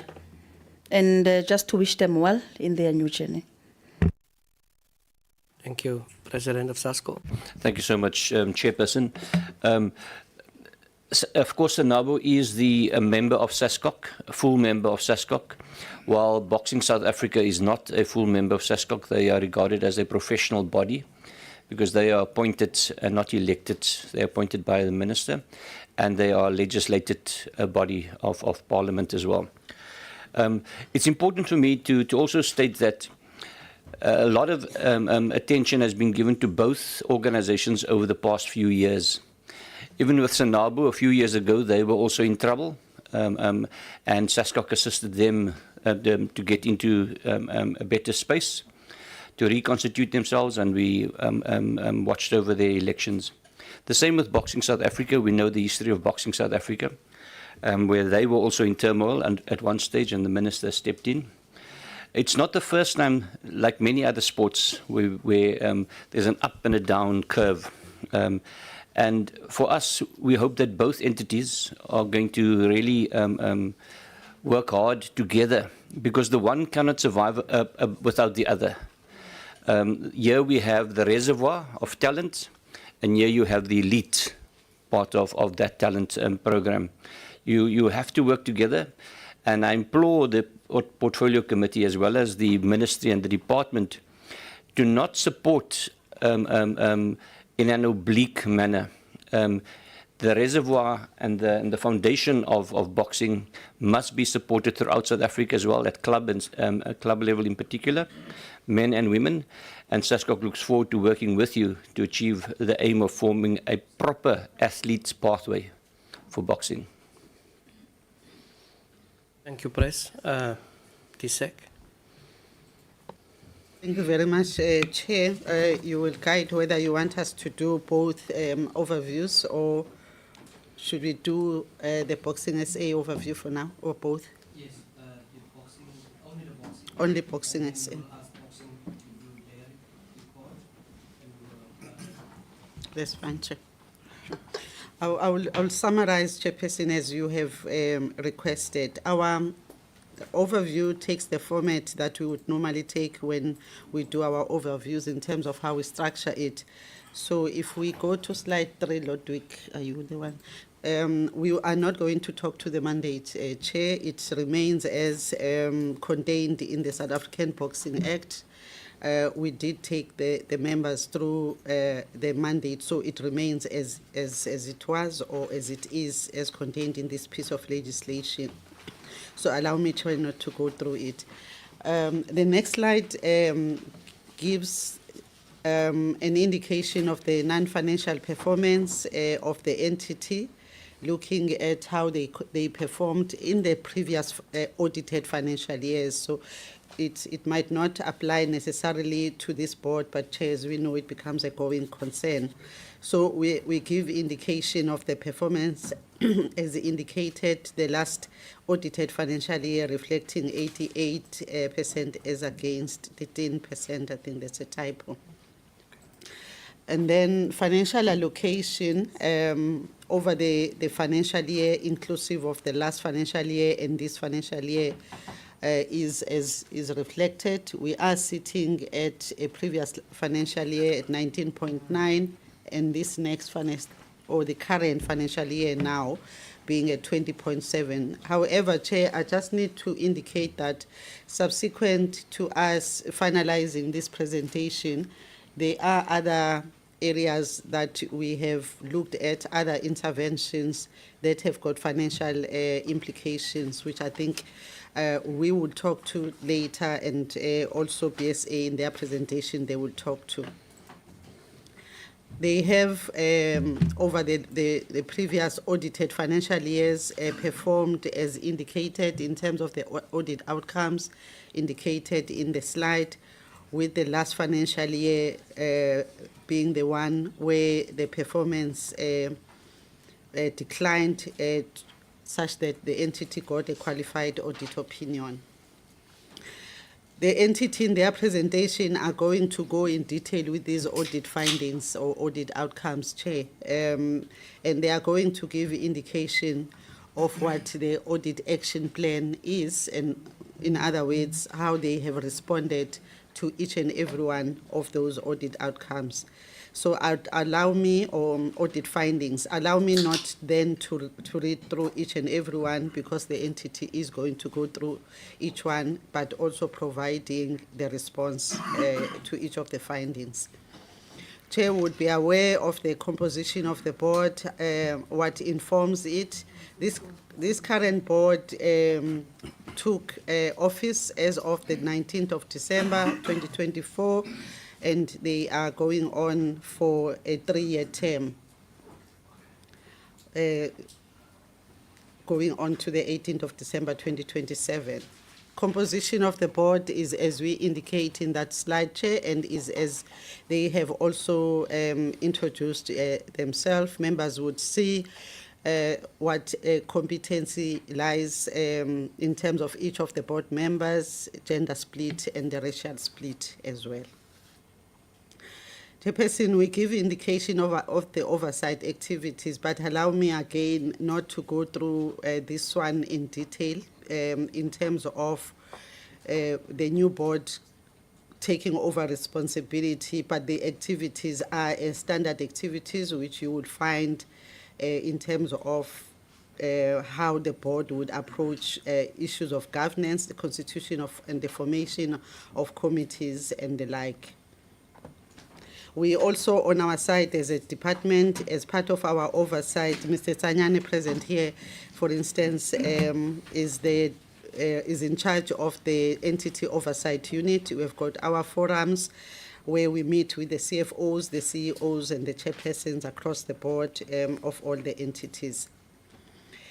Currently, the executive management, as they also have just introduced themselves, is made up of the members as indicated in the slide that I'm reflecting, or we are reflecting. Chair, we are also encouraged by the fact that the board has expedited the process of the recruitment and the selection of the CEO and the CFO, and we are hoping the appointed people would be effecting or assuming in their positions as soon as possible, but they will talk to that when they present. We give indication of the composition of the staff in terms of the staff establishment. It's a small entity in terms of how the staff establishment stands, and they do have other challenges that we talk to under other challenges in that slide. Challenges slide, thanks, Lodwick. We speak to the issue of the liquidity challenges, and which we have responded to as a department, and this was more applicable to the audited financial year. I did say, Chair, there are other things that have actually happened subsequent to us submitting this particular report, which we will talk to later on as we go on with the presentation.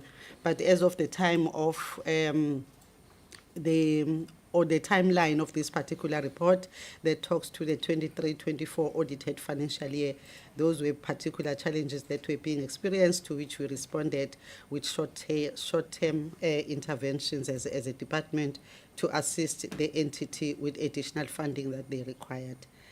Chairperson, I have summarized our presentation as an overview, and through you, I would like to, or I'll hand back to you, Chairperson. Thank you very much. Thank you, Dr. Kumalo. Who is going to take us through the presentation of Boxing South Africa? Please don't go through each and every page. Perhaps the governance, the annual report, performance plan, yes, those are important for us, as well as the annual performance plan, and then also your programs. Who's going to do that?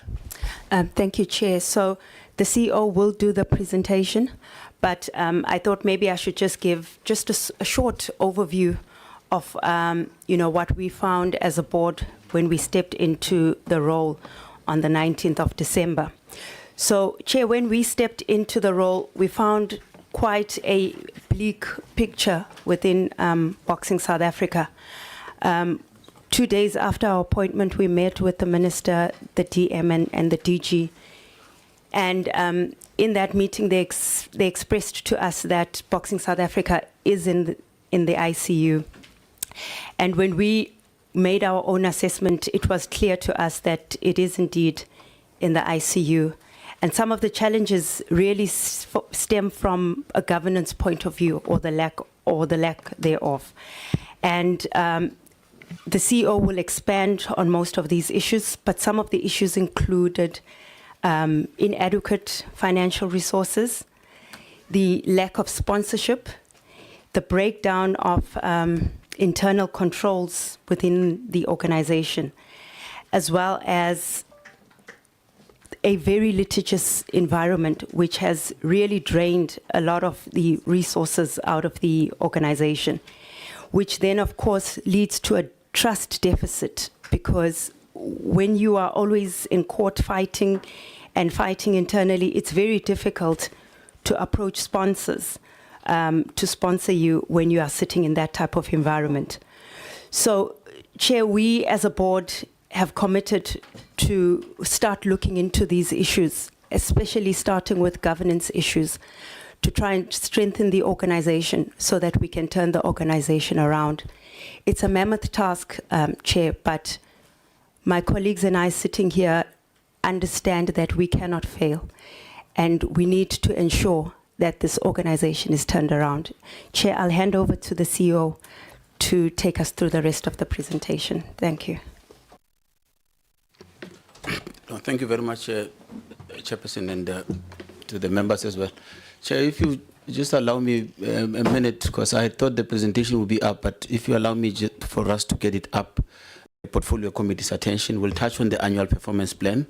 Our assumption is that the APP is known to the members, so we will touch on what's new and what's coming. We will touch on the financial position of Boxing South Africa, which I think in the past we've already spoken about. And I think we'll do that, Chairperson, in two parts.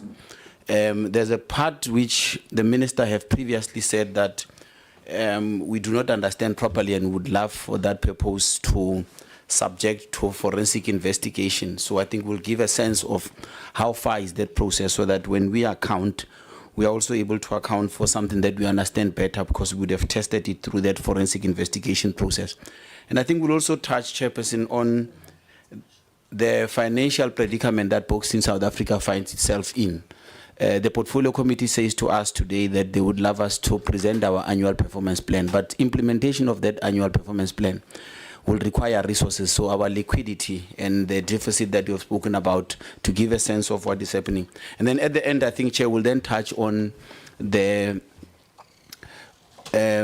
boxing convention, which we were humbled and grateful enough that the chairperson was able to make it there. I think the big agenda of that boxing convention was to renew the sport. So what are the key things that are coming out of that convention? So COO, you're going to need to work with me on this one. I will direct you to the slides that you should please touch on. If you could jump that slide, and then I've dealt with that, and then the next one. All right, Chairperson, one of the things that you had requested that this portfolio committee must receive was to serve as an introductory platform where the board would for the first time get to meet the portfolio committee. And I think it is important to emphasize it, Chair, because somebody was saying, hey, what a big delegation. This is unprecedented. I don't think we will continue this way. But because the portfolio committee specifically said that they would love to see who constitute the accounting authority collective of Boxing South Africa. So the members are here. We only have one apology, Chairperson, which is from one board member, Mr. Siakula Simelani, who unfortunately couldn't make it, but 6 of the 7 members are present here, and they've already introduced themselves.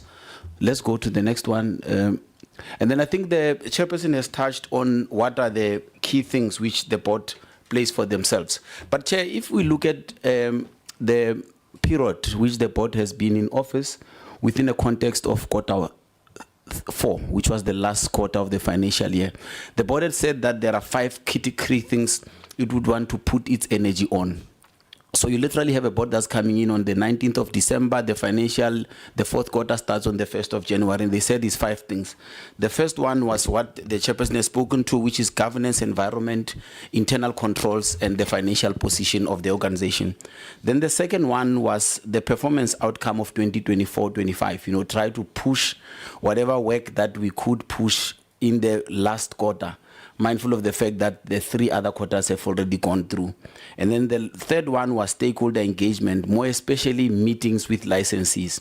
So part of the biggest areas of activity that has obtained during that period has been dialogue between the board and the licensees. Then the fourth one was the South African Boxing Convention, which we call the Bosberat. That Bosberat itself has now generated a lot of other tasks. I'm sure members would have seen, for example, on the last day of the previous financial year, 31st of March, the minister was presenting recognition to the legends, was giving belts to former champions who never received the belts, and was also giving uniform to ring officials. That is part of the resolutions of this convention. I think that is the important context that we need to maintain so that we don't later say, but this convention happened and what has now taken place to the resolutions. And then the last one is to put in place solid plans for the 5-year electoral period.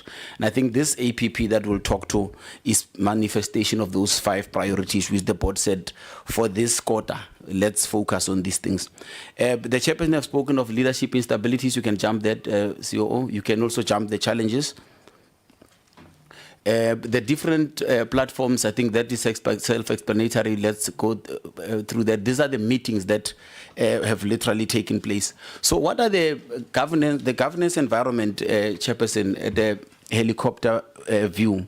State of BSA finances. BSA is currently in a dire financial position with around 11 million owed to Boxing South Africa by promoters, while BSA itself owes around 12 million to different creditors, including SARS, which is owed about 4.5 million. This might not necessarily be new information to the board, but I think, Chairperson, it is important to locate what is now the status. We are at a point where we have written to the department and the commitment has literally been made from the department's point of view that we will look at to what extent we will be able to assist Boxing South Africa. That hasn't been resolved completely as yet. So I wouldn't say it's red, I wouldn't say it's green, it's amber. And then we are when we pray at Boxing South Africa every day, part of the prayers that we make is that the CEO, the CFO and the DG should somehow find a way to assist us with this pressure. So we've literally written to articulate this financial pressure that we're finding ourselves in. Vacancies at senior level, I think the chairperson, when she wraps up, will talk about how far that is. But we can confirm to the portfolio committee that the position of CFO, CEO has been advertised. The selection process is now at a point where the interviews have happened. Competency assessments are underway as well as the preliminary screening. So anticipation is that by June, Chair, if we meet around June, there will then be at management level the new leadership. The audit action plans, my colleague was going to touch on that, Chairperson, because I think it's part of the things that you said you would want should come out properly. And then the relations with licensees, I'm sure portfolio committee during the period under review, more especially January to now, you've seen less of this negative media coverage that was coming out of the licensees. The complaints have not dissipated. There are still complaints, but it's now a strive for inclusion. I think there's appreciation that there's a new vision, and there are people that are feeling we also want to be at the helm of that new vision, or we also want to be included. So that is basically the environment. And then when it comes to the convention, that is the last part that we will deal with. Chairperson, let's go to the next part. Next one. Chairperson, this now is the outcomes of the previous financial year performance outcome. Boxing South Africa has got 16 indicators. Out of the 16 indicators, it achieved 13, and there were 3 that were not achieved. And specifically, the 3 that were not achieved was percentage of board resolutions actioned, it was percentage of internal and external audit findings resolved, and as well as external audit outcomes on previous year's financial statements. Can you go to the next slide, CEO? So those 3 indicators that are in the red, those are the indicators that we have not achieved. Chairperson, looking at, if we were to forecast and look at this financial year 24-25, how do we see the picture changing? I've now indicated, Chair, that this board would have been onboarded literally at the time when we were at the 4th quarter. Out of the 16 indicators, we know that we will not achieve all of them, because one of the indicators there is that the year before that we should have received an unqualified audit, which has not happened. So already we know that we do have a problem with regard to that. And so we think that realistically we might improve, Chair, from what is 13 out of 16 to 14 out of 16 in this financial year. But we are due to submit the annual financial statements end of May, get that through audit, and I think when August or October, September time comes and we account, that is what we are hoping that we will be at. So I will then, Chair, jump the next slides, because that is basically an expansion of the non-financial performance. The next slide, Chair, if you allow me, I will hand over for about 3 minutes to the internal auditor to deal with the audit action plan, because there were specific things that came out of the prior year's audit findings, and then my internal auditor colleague will then just assist with giving us a sense of how far we with the audit action plans. Nico, let's just go to the critical things, please. Thank you, CEO. Thank you, Chairperson. I'll go through the key findings and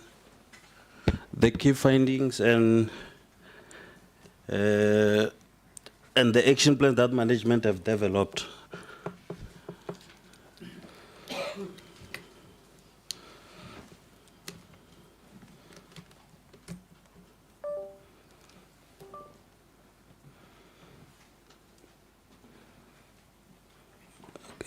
Thank you, Chair, again. As I'm waiting for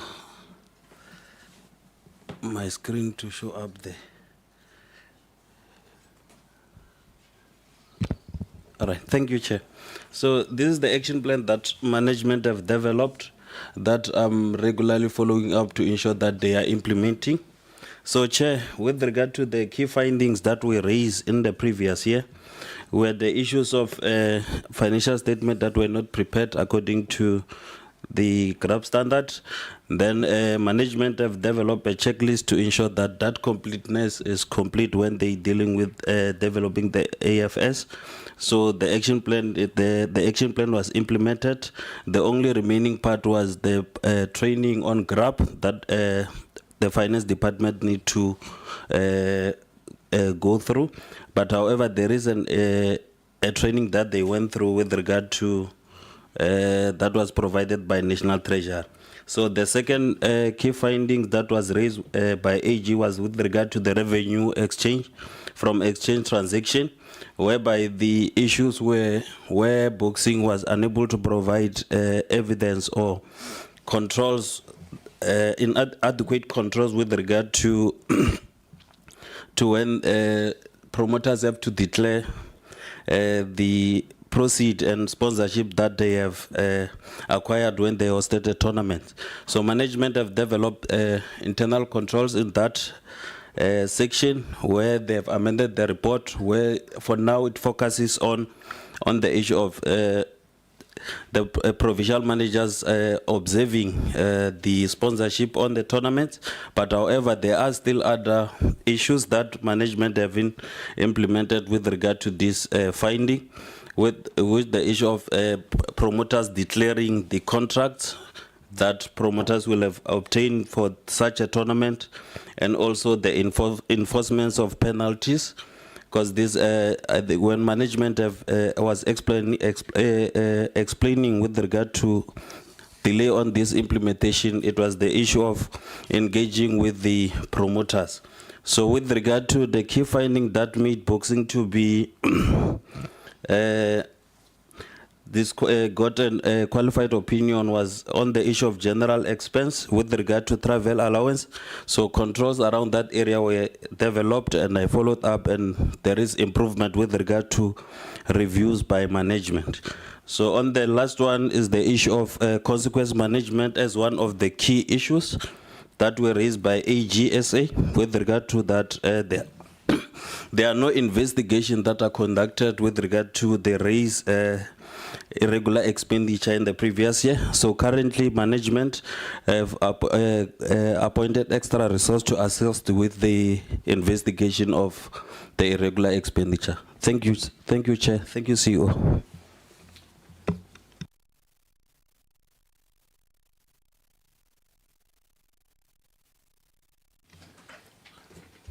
Okay, no thanks, Chair. Chair, we'll then get to the next part, which will be the APP for 25-26. But I think we'll go specifically to the dashboard that then indicates the program areas and the different indicators.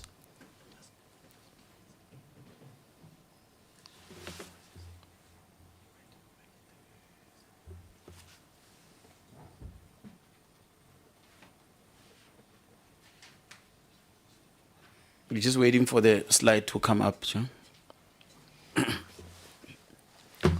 Yeah, jump those slides. I think Nico has dealt with that part. You can. That is the legislative mandate. The DG has already spoken to that. That there's no change in that. And then the organogram, DG has already spoken to that, as well as this. Chairperson, this is the one area that we would be strengthening in the next financial year. This area, when you look at it, Chair, it's based on the licensee population statistics of the previous financial year. But what is important about it, it gives you a sense of which areas do we have provincial managers at. When you look at the number of tournaments that we have hosted per year in the different provinces, you're going to realize that there are provinces where we are performing very badly. And too often there's a direct relationship between our capacity on the ground together with the number of activity that we have in those provinces. So it's a chicken and egg. Somebody can argue that, yes, you don't have provincial managers there because there's no much activity. But it can also be argued that there is no activity precisely because you do not have provincial managers. The good thing is that the boxing convention has also resolved that we must now establish provincial boxing boards. And this is a directive that the minister has given us. So part of what we will be doing as we implement those boxing convention resolutions will be how these provincial boards will find expression within the current legislative environment, which means that looking at the objects, the powers and the functions of the board, the current board, what are the areas that we can delegate to the provinces so that those areas find expression at the provincial level. Let's go to the next slide, CEO. And then going to the annual performance plan, we still have got the 3 program areas. The first one being governance and administration, the second one being boxing development, and then the third one being boxing development. So let's go to the next slide, CEO. The next slide, Chair, it gives a breakdown of the different indicators. Under governance and administration, we've got 6 outputs or performance indicators. The first one is implementation of board resolution. The next one is audit findings resolved. The third one is unqualified audit opinion without material findings. The third one is affirmative action procurement. The fourth one is number of policies and procedures approved. And then the last one is performance and management development systems reports approved by the board.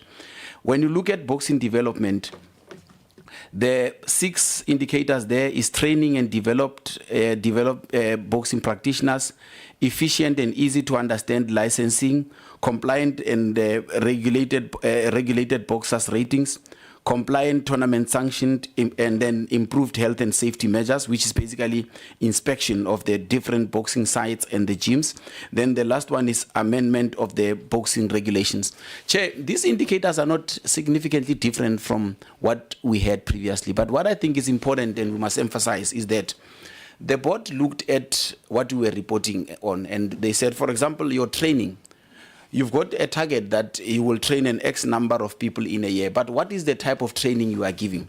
And our training has mainly previously been limited to creating an obedient and compliant licensee who knows the boxing regulations, but it doesn't touch other life skills and career building capacity building interventions. So the indicators will not change that much, but when you look at our operational plans and the how we are doing that, that is where the bulk of the emphasis would be going into when it comes to implementation of this APP.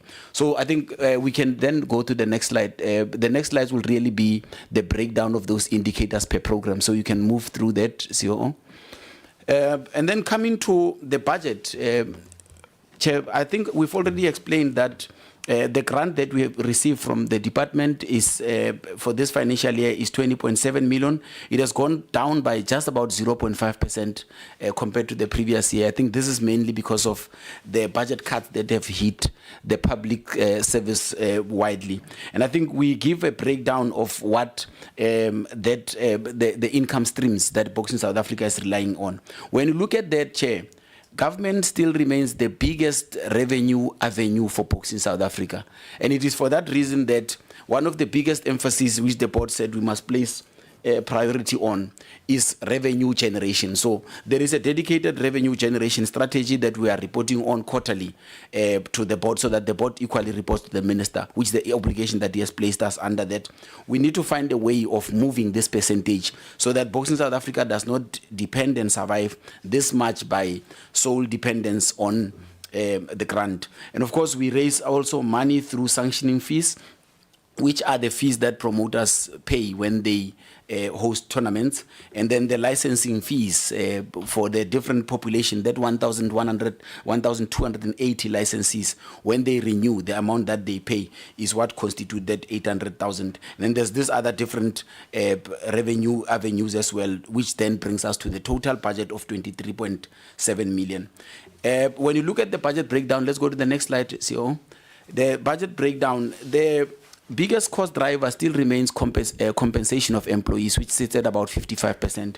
But Boxing South Africa is a regulator. So our biggest asset and arsenal is human capital, because the decisions that we are making and how we process work is through people. And that is why our budget compensation of employees is sitting that high. Goods and services is at about 10 million. And we've got very little amount, Chair, for capital projects. So when it comes to any capital investments, with about 200,000 rands only, there's not much that you're going to be seeing in the next financial year. Let's have a close look at what goods and services entails, which is basically the 10.4 million. The payment of board and board committee fees, our office space, our travel and accommodation, all those are then provided under that goods and services allocation of about 10.4 million. Chair, as we now move towards the closure, we'll touch on just the boxing convention. This boxing convention, Chair, remember we were here on the 15th of October when the portfolio committee itself said that, but when are you going to have this post-berad again? Because the last one that was that took place was in 2013. We, through the guidance of the minister, worked on this boxing convention, which then took place on the 20th to the 21st of February. And I think let's go to the next slide. The objectives of this was 5 key things: honest and frank reflection on the current state of boxing,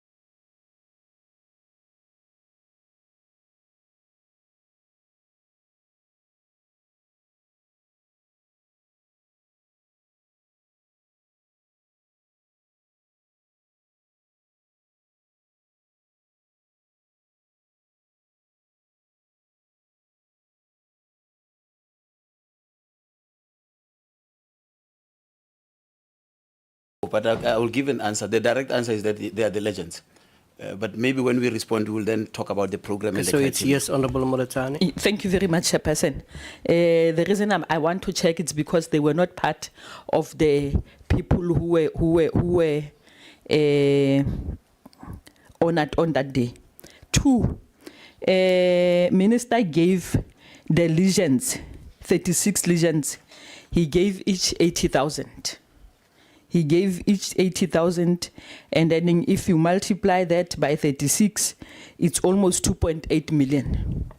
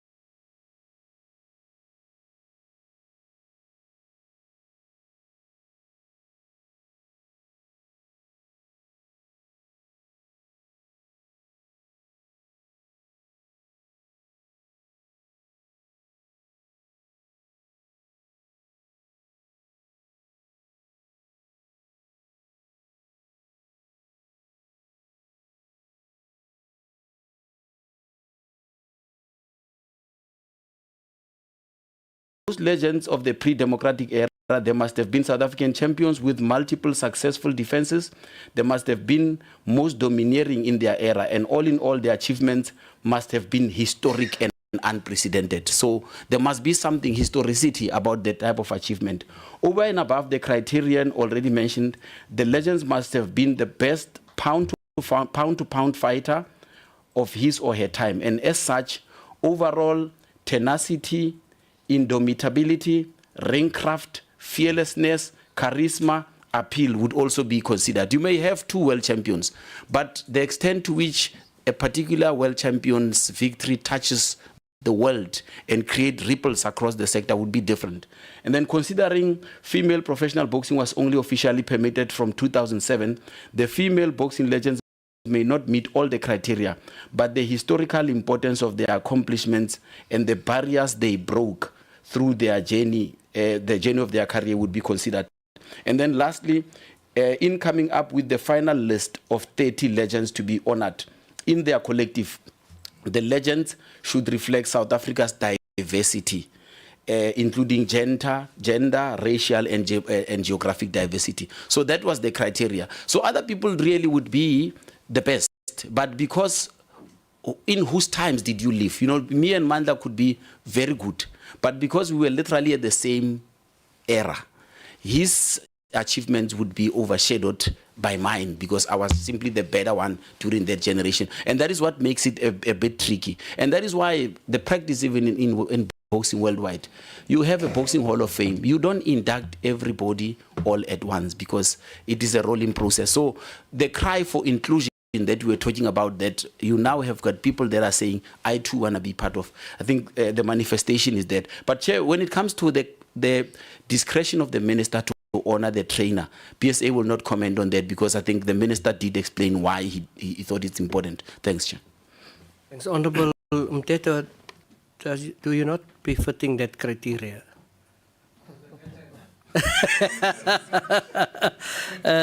Before I'm going to give the department 2.1 million, you also give that to the department. Okay, the department also take that one. Thank you very much, Chair. Let me address the question on the Orient Boxing Theatre. Yes, indeed, Honourable Member Mletsane, the technicians were on the ground the following week after the Bosperat that took place in Eastern Cape. And at this point, the report that I have is that they have working, because the understanding I got, I hear Honourable Moletsane saying the understanding was that it's privately owned, but the information that we have is that it falls under Buffalo City Municipality. And the subsequent meetings that took place, we didn't get any indication that it still fell under private ownership. But we can pursue that. But that's the understanding, because even in the assessments that were being done by the technicians, they were meeting with the municipality officials. At this point, as of a week ago, the assessment was finalized in terms of how much it will cost to fix the Orient Boxing Theatre, and the cost is currently sitting at 3.5 million. And we have, working through the Chief Director for Infrastructure, incorporated this cost within the UMP, the infrastructure budget for 25-26. So that's the current status. There are other costs that they reported, maybe not costs. There are other items in terms of the structure itself that they actually were looking at whether or not that needs to be included. But this is the initial price or costing that has emerged from the feasibility or the assessment that has been done by the technicians. Chair, sitting at 3.5 million. The colleagues would then talk to the other matters that required the department's response, Chair. Okay, before they go, tell me, the minister said on Monday there will be people on the site. To date, have there been people on the site? Yes, Chair, that's what I was saying, that the technicians were on the ground the following week. I think the event was on a Thursday or Friday, and the following week they were there, the technicians from the department. Yes, Chair. Honorable Molachane. Chairperson, I just want to make a follow-up on the Orient Theatre Plaza. Dr. Kumalo, I remember we had some briefing with the municipal officials before the event start. That's how we learned that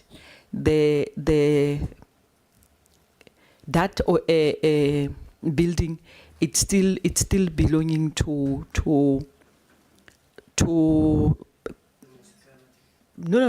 Transnet, because we even ask the acting executive mayor on that day that is it not going to be a waste of resources if the government wants to renovate that place? Are they having any MOU between Transnet and the municipality? And why can't municipality from the onset did not take care of that building before it get dilapidated? That's one of the things that we raised with them when they explained to us that the building belongs to Transnet. They were in the process and it stuck somewhere for them to be given that building. But I think, as you've just said, you will go on and do a thorough check. It will assist, because there is no use for the department to spend money on the building that doesn't own by government. After renovating the building, the owner of the building will just come and reclaim the building. What can we do? We won't be able to take out our bricks, our doors, and so forth. I think it is better if we start to do the homework now, so that when the project it's finished, we know very well, we hand over to BSA or to municipality the building that we know very well, that no one will ever come back after a year or two to come and claim that this is my building. I did not authorize the department to go ahead to do the renovations. Thank you, Chair. Isaac.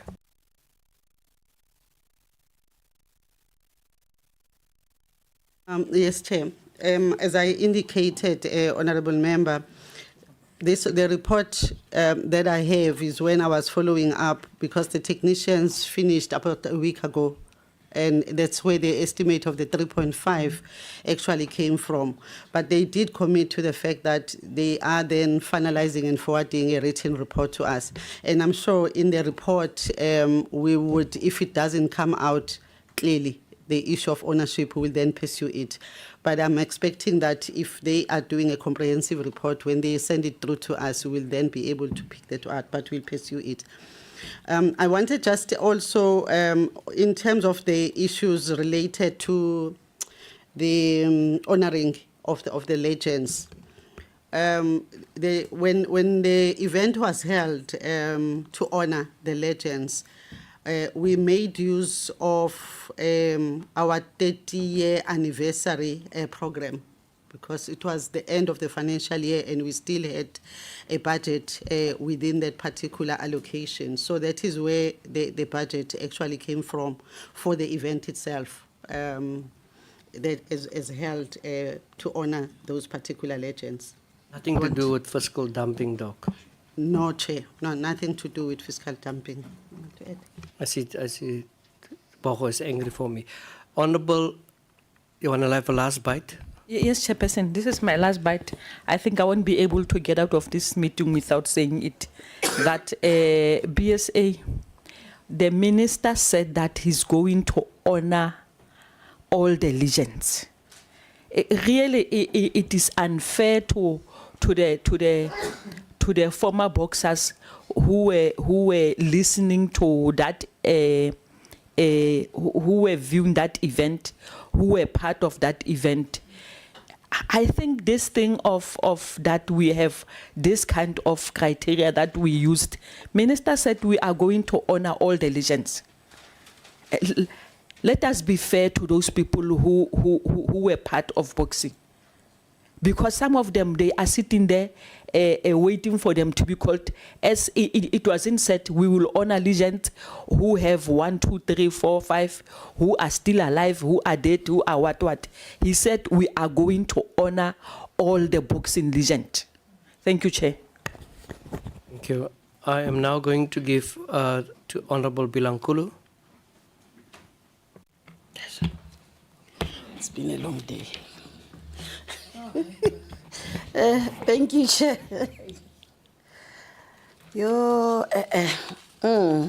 Chairperson.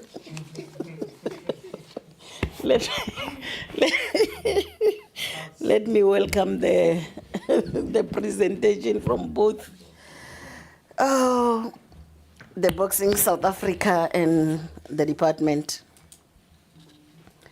On the overview by the department, you indicated that Boxing South Africa has demonstrated steady improvement in its non-financial performance, with achievement rates rising from 71% in 21-22 to 88% in 23-24. However, the financial management and audit outcomes have shown areas of concern, with a shift from unqualified with findings, audit opinion in previous years, to a qualified opinion in 23-24. This indicates significant shortcomings in compliance, revenue collection, and expenditure controls. Despite a stable board and executive management structure, BSA faced liquidity challenges in the fourth quarter of 23-24, requiring emergency findings from the department to meet its obligations. Chair, there are critical concerns here. The 2023-24 qualified audit opinion highlights issues such as inadequate revenue collection, that lack of evidence for disciplinary actions on irregular expenditure, and insufficient audit evidence for general and travel expenses. Financial statements were not prepared according to the required framework. Again, Chair, there is a concern where the investigations into irregular, fruitless, and wasteful expenditure were not performed, and there was no evidence of disciplinary steps against responsible officials, and that undermines the accountability. And also, the entity relies solemnly on baseline allocation, with no infrastructure grants or alternative revenue streams indicated, making it vulnerable to budget cuts or delays. My question, Chair, is that what specific steps are being taken to address the recurring audit findings, especially regarding revenue collection and expenditure controls? The second question, Chair, is that how does the BSA plan to diversify its revenue streams to reduce reliance on government fundings? The last one to the department, Chair, how is the board strengthening oversight to prevent irregular, fruitless, and wasteful expenditure in future cycles? Coming to the presentation by the Boxing South Africa, I've noticed that when they were presenting, they showed that the board resolutions were not achieved. And you ask yourself, who set the targets for them? If it's them, and why didn't they achieve the targets? Also, there are critical concerns, Chair. The irregular expenditure accrued to 15 million with no evidence of effective consequence, management or disciplinary action for irregular, fruitless and wasteful expenditure. The other concern, Chair, is how they handle the issue of vacancies. They prolong it. And while prolonging it, it means the acting period will be too long. And why are they not attending to those? The question goes like this, Chair. What concrete steps will Boxing South Africa take to address the Auditor General's findings and move towards a clean audit? The last question, Chair. How will leadership and staffing gaps in key operational areas be addressed to ensure effective governance and administration? I thank you, Chairperson. I'm tired. Thank you, Boxing.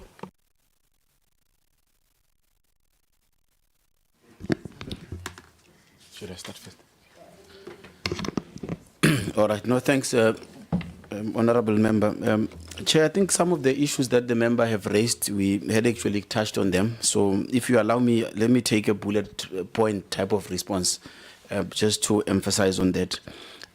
Chair, I think we have indicated our concern as well about reliance on the baseline. And I think the critical issue here is the revenue generation strategy, which now the board has developed, that we need to reduce the extent to which we rely on fiscal assistance and build our own. Part of the things that we have to do is multi-layered. Some of them is just to improve our own collection. For example, our sanction fee collection is very low because of dispute around the model. So when you amend the regulations and bring a new sanctioning model, which is based on pay as you go and not on payment in arrears, that assists the pressure. But then there are also other multiple things that we are doing. For example, the new initiative of introducing new products. For example, the Steve Chwete boxing tournament series. It's a product that is owned by Boxing South Africa itself. So when you mobilize broadcast arrangements and sponsorship, you're mobilizing them directly as Boxing South Africa. So basically, loosely put, Boxing South Africa is starting to move towards being an organizing authority on certain programs without necessarily interfering or contradicting what the promoters are doing.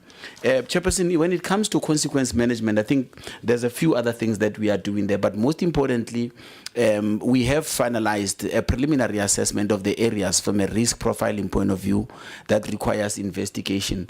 There's been a lot of engagements between ourselves and the department about how to carry out this investigation. Remember, Boxing South Africa does not have resources, but we now have confirmation from the department that we will be assisted with money to investigate these issues which the honourable member has raised of concerns around your travelling and all that. And I think when it comes to preparations of the financial statements, there's been, by Boxing South Africa's own admission, weakness in management. You have vacancies, no CFO, no CEO, you've got acting people. On the other side, you do not have a board at a time when the financial statements for the previous financial year are being prepared, submitted and are being audited. So already there's a capacity issue there. What is being done now, I've indicated that the recruitment process of the CEO and the CFO is nearing end, having gone through interviews. Anticipation is that the placement would happen in the month of June. So the response to the filling of those critical positions is being attended to. But for purposes of preparing the financial statements, we've also reinforced our finance unit with additional extra capacity to assist with the pre-audit exercise, so that we try to improve on the weaknesses which the member has already raised. So I think, Chair, in a nutshell, from what I could pick up, those are the direct responses which we would give to what Honorable Bilankulu has raised. Then the issue of board resolutions not being met. This is how the indicator works. That indicator says that 100% of all board resolutions will be implemented. So when the board sits and takes decisions, it expects management to act on those decisions. And how the audit process then goes, it will be to indicate that these were the resolutions that have been taken, these are the actions in the portfolio, but the portfolio of evidence that supports that. Once the board has taken a decision and those decisions are not being followed through, then that is how that indicator fails to be fulfilled. Do we want to continue that way? I also agree with you, Honorable Member, that it beats me how we would fail to implement that type of a resolution. And the one thing about being an accounting officer is that you really can't disown what the predecessor did. So I'm sitting here admitting that it was wrong, that it has been done. I can't go back into the past to correct that which I wasn't there when it was done. But I think the big assurance which the portfolio committee needs to get out of this discussion with is an assurance from the incumbents that there will not be a recurrence of that. And I think that is what we can give. But it also really beats me because it's one of those indicators that should not be very difficult to achieve. Thanks, Honorable Member. Thank you. Honorable Nkosi.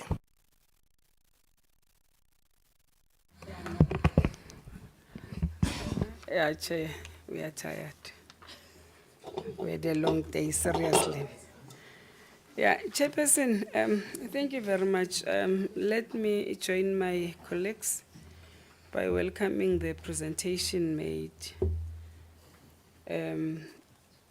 by Boxing SA and the overview by the GSEC.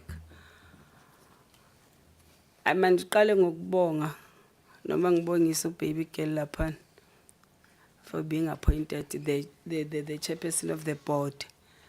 Ongumama omncinci. We're expecting a lot from you, girl. Make sure ukuthi uyasebenza and you don't listen izinto ezirong bangakufaki ngenhloko. You must be decisive, ne? Congratulations. Chair, on the overview made by the department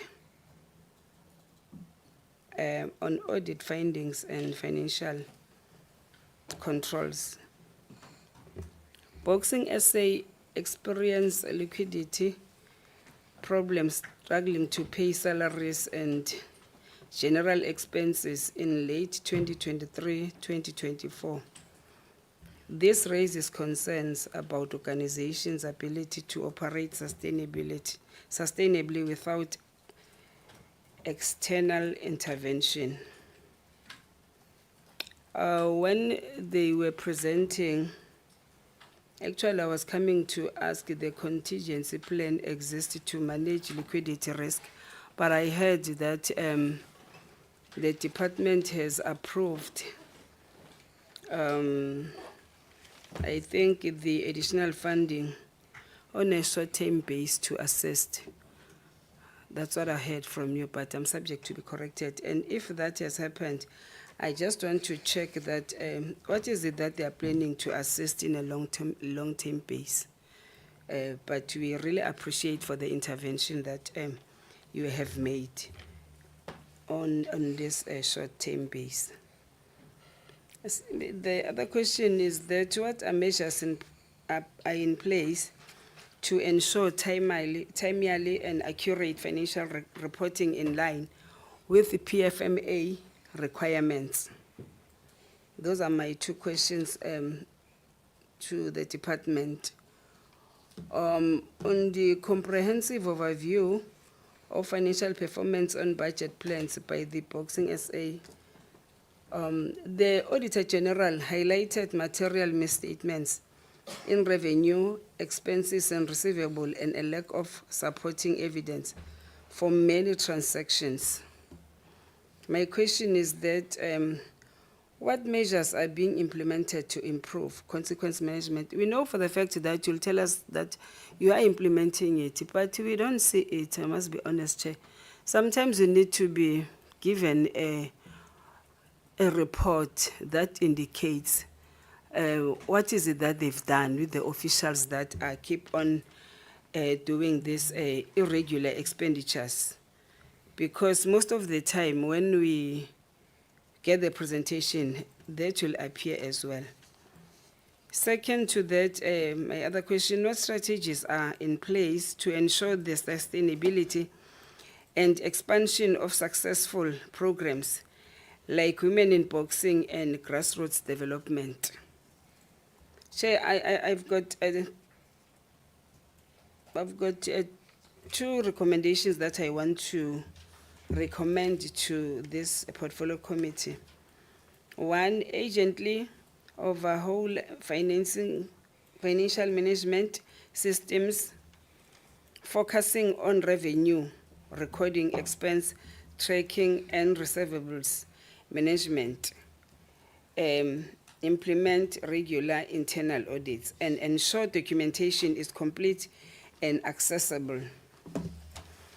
The other one is to establish a robust system for tracking and auctioning both resolution and audit findings, assign clear responsibilities and timelines for corrective actions. The last one, Chair, I said two, but there are three. The last one, to develop partnerships with private sector sponsors, explore digital engagement strategies, and consider new revenue generating initiatives to reduce dependency on government grants. Thank you very much, Chair. I submit. Thank you, Boxing South Africa.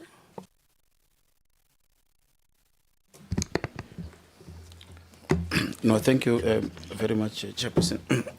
Chair, I think lastly, let's acknowledge the parting shots of the member, because I think those are specific instructive counsel from the honorable member that do the following. And I think we need to humble ourselves and accept that we will definitely ensure that in addressing or resolving the audit findings, we do deal with that. And I think maybe, Chair, when it comes to the evidence that supports some of the statement that we are making about the audit action plan, if the committee is so direct, we will be happy to share that, because there obviously would be the audit action plan that shows in specific operational terms what are the different things that we are doing. We just have not attached them, but if the committee calls for that information, we would definitely ensure that we do that. And I think alongside the issue of maximizing our revenue base, there's also an exercise of cost containment, which we've had to adopt. If you remember, Chair, when we were here on the 15th of October, which was only a few weeks after the minister had seconded an official from the department, we had spoken that we have literally grounded the organization to ensure that we reduce consumption as close as possible to zero. Because once you are in a financial crisis, the two ways to take you out of it is to limit how you consume and then to look for other revenue streams. So that cost containment strategy, we do have that, including the revenue generation strategy, which I've already explained that it is in itself, Chair, a comprehensive document that we can again present that shows that what are the different levels of mobilizing revenues that we are doing. Strengthen governance, we're going to do that. The major shareholder, BSA, is the department. So that's the first go-to that we have had to do. And we do have a confirmation that we will receive some form of assistance in terms of quantifying what are the things specifically that the department would be assisting us with. That is the exercise which the department CFO is doing. And then that assistance will come. But there are different conversations that we are having with the broadcasters, including with many other corporates. I've already given an example with what we are doing with National Lotteries Commission, where they've said we cannot give you money, but we can give you a human resource, specialized expertise to help improve your systems. Digitize, bring artificial intelligence so that you become attractive. So there is a basket of these many other things that we are doing.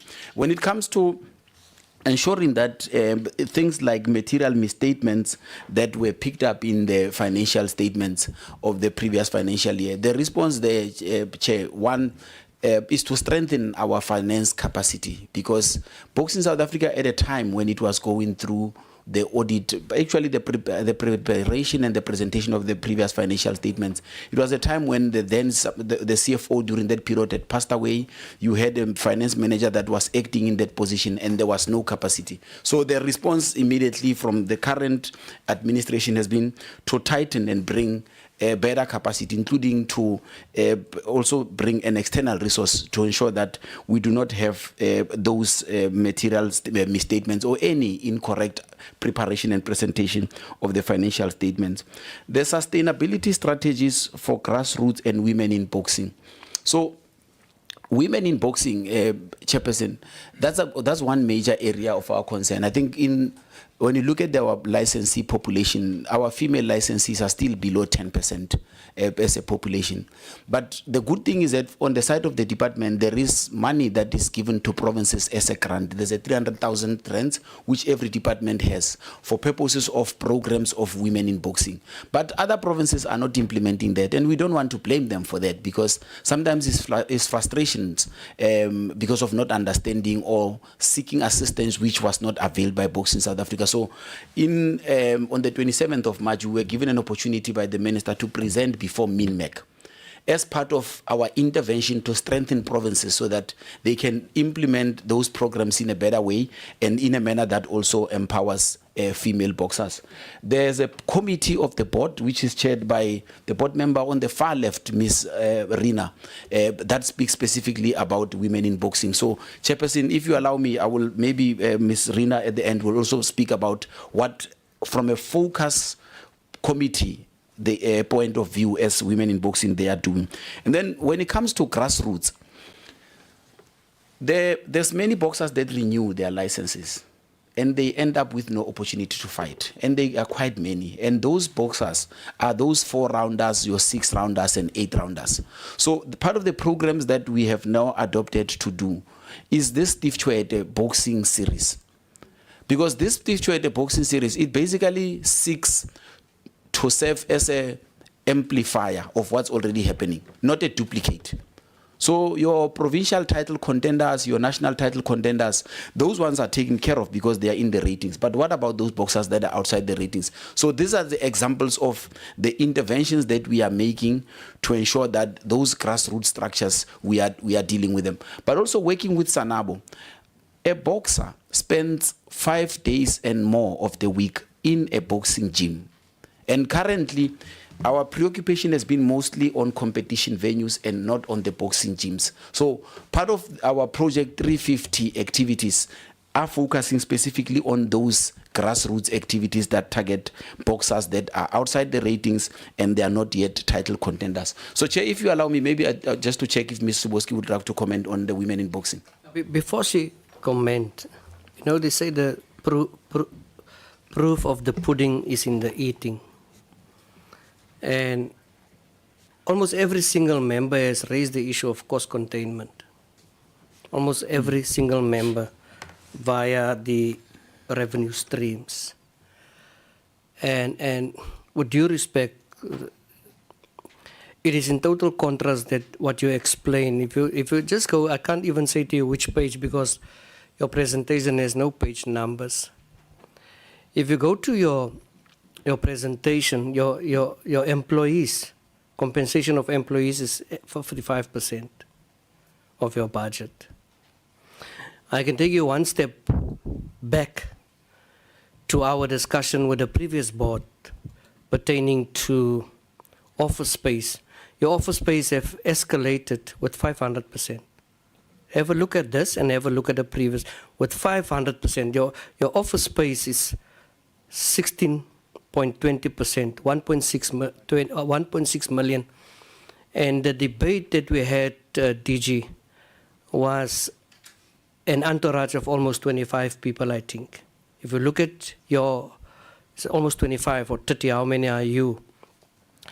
So, but we'll get back to that later. We might be in a position to assist, helping for some offices elsewhere, and maybe we should look into these things. These are the critical things for us, even when it comes to legal expenditures. You may allow, I don't know who you said now, the person to engage with the woman. Thank you, Chair. Just to give a brief overview of what the Women in Boxing Committee has been talking about and starting to implement. Just we're looking at improving development, so bringing young girls and women into boxing and dispelling the stigma that's attached to that. We're working with G-Sport to raise sponsorship. We have a new media plan that's being implemented with new social media pages that will be run through BSA for women's boxing, women in boxing. And also we're giving a lot of airtime and exposure to our current champions who do exist and who are out there and who are doing really well, just people don't know about them. So we're getting those women to come to the fore, to speak, to be active on their social media. We're making sure to give them platforms just to create awareness around them. One of the women on the boxing committee is also from SABC and is going to help us with more broadcasting and airtime. So in terms of women in boxing, there's a lot of exciting things on the cards and we are making progress. It's wonderful news. Remember when we had this Indaba as well, or Bosbarat, there was also a gesture that there's a need for Boxing South Africa to parade former boxers on other platforms. For example, cricket. Take them, parade them there, parade them to the rugby. And I think that is really something good. The advocate, Honourable Advocate Sali. Thank you, Honourable Chair. Before you go, Honourable Sali, Dr. Kumano. There were two questions from the Honourable Member that we needed to respond to, Chair. Can I just very quickly? With regard to the long-term assistance, earlier on, the President of SASCOC made reference to a 45-90-120 agreement that was reached between the Minister and the federations. At that meeting that we referred to, that was on the other Saturday, Chair would remember, can't remember what we were here for, but we were making reference to that. Coming out of that meeting is a commitment from the federations that if within 120 days, I think, Barry, if within 120 days, that within the 120 days, we would have a corporate funding session where through the Minister and our Deputy Minister and other principals, we are looking at targeting corporate. However, the approach is that the federations must come and present themselves and convince corporate why they should be invested in. So that's the arrangement that President SASCOC was also talking about as part of, because we recognize the fact that, remember, Chair, our budget was cut by more than a billion over the MTF, and we are only on the second year of that MTF. So federations cannot look at the department to assist, because as our budget is cut, we have to cut somewhere, and the somewhere is all the beneficiaries and the transfers that we do. So that's the commitment of 120 days, Chair, as part of our long-term planning but they have to be convincing financial issues and all government issues, because obviously corporate will not get on board something that they cannot rely on. Just quickly, my colleague would just respond to the issue of ensuring timeous reporting questions. How do we ensure timeous reporting by Boxing SA and other entities? If you can please just address that quickly. Thanks, Chair. Thanks, Mighty Chair. I think in terms of reporting, it is there are standard timelines that all the entities have to follow when they submit their reports, be it quarterly reports and annual reports. So we stick to those timelines, and we do remind now and again public entities to submit on time, because yes, it does happen that there is late submission of reports to the department, including at times which include the financial statements. But we are also engaging with the councils or boards in terms of ensuring that there is compliance, in a sense that where we pick those up through the quarterly appraisal to the minister on entities' performance, which we do on a quarterly basis.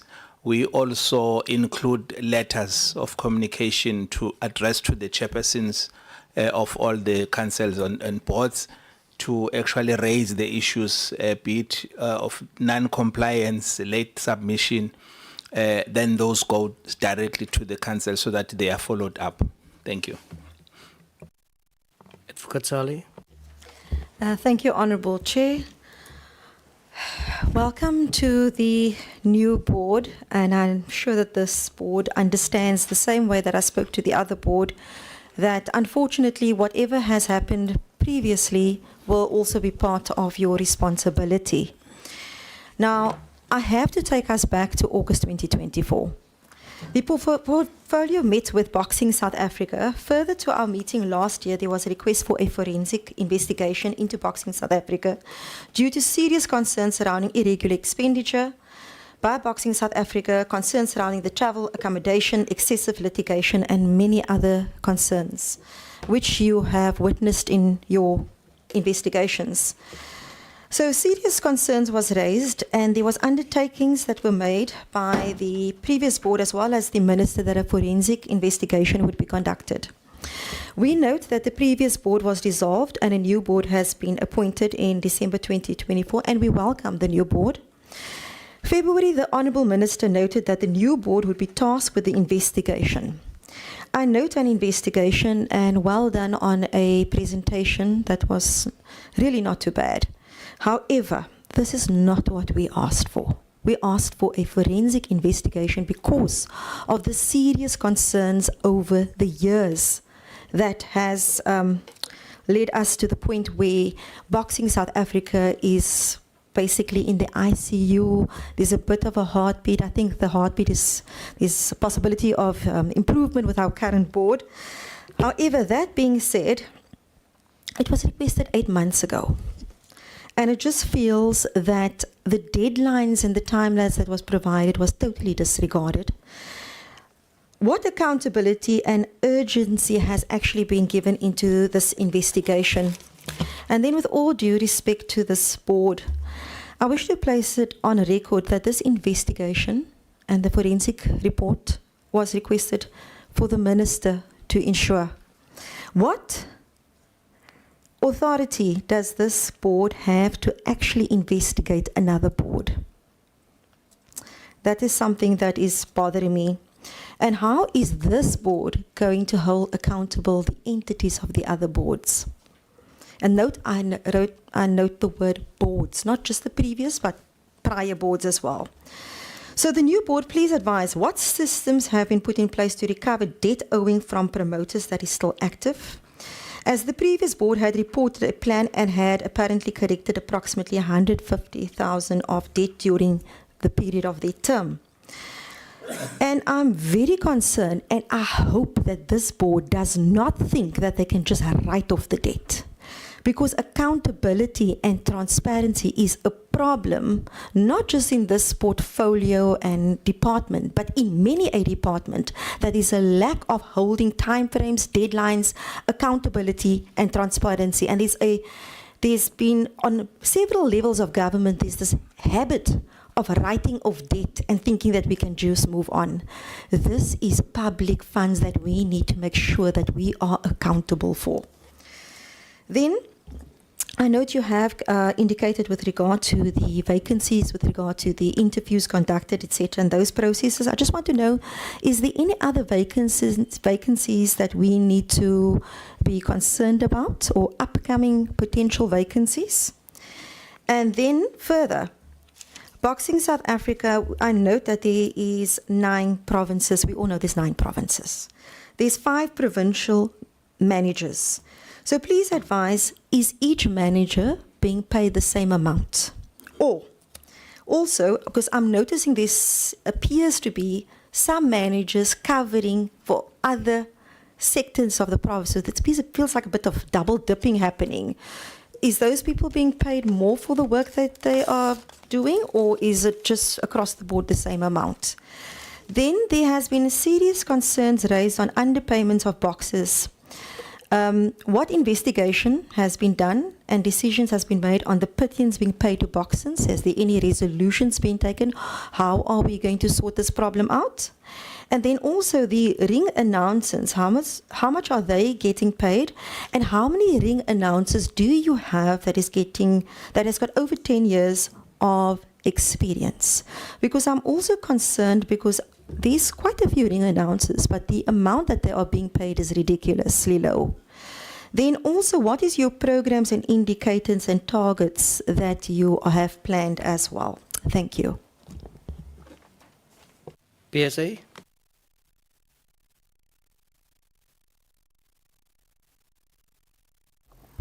Okay, thank you so much, Honourable Member, for those questions.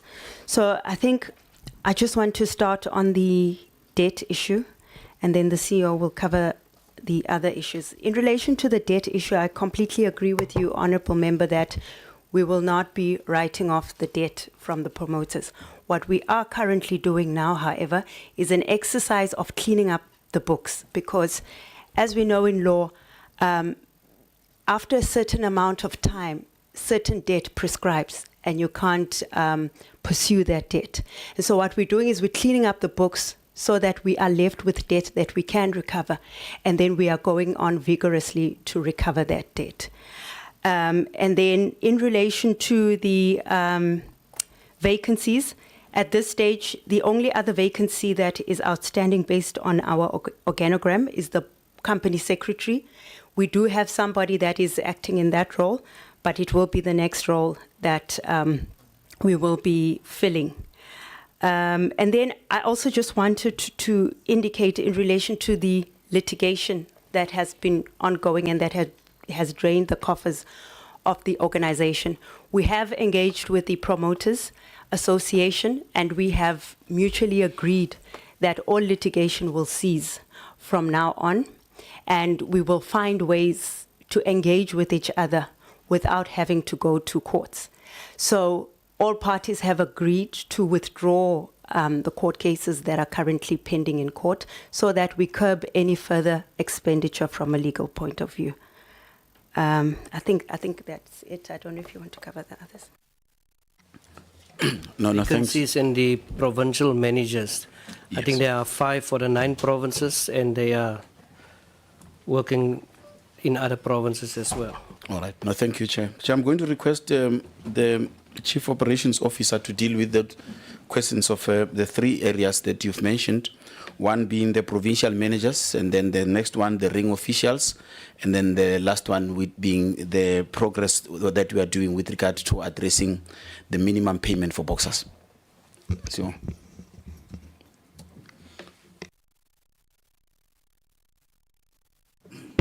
Thank you very much, Chairperson.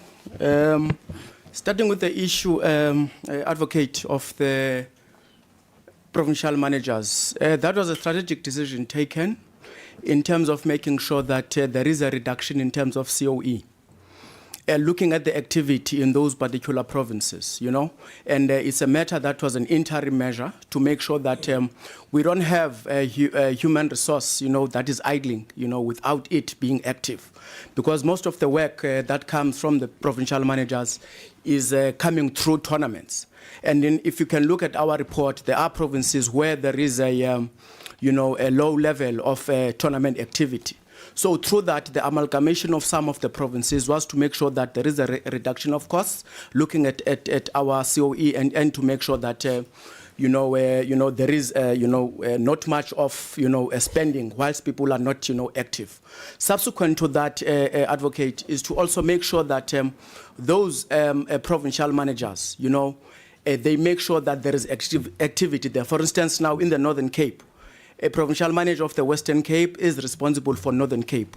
The information that came out of the engagements that he has done, and the plans that are there in terms of making sure that there is activity in the Northern Cape, several engagements with the amateur structure that is SANABO to make sure that we increase, our base in the Northern Cape. If you look on the Gauteng one that is responsible for Northwest, there is activity there as well. So it's a strategy that is in interim at the moment, up to until we make sure that we are stable when it comes to our finances. So the second question was around the issue of ring officials, which again, it's an agreement that we have to saying that the amount that is being paid to our ring officials is not an adequate amount, of which that have been thoroughly deliberated during the convention to make sure that at least, there is an increase that is being made. And all those discussions around the purse monies, the issues of payment of all the licensee category, these are the engagements that we will have now with the licensees. We are now in a licensing category.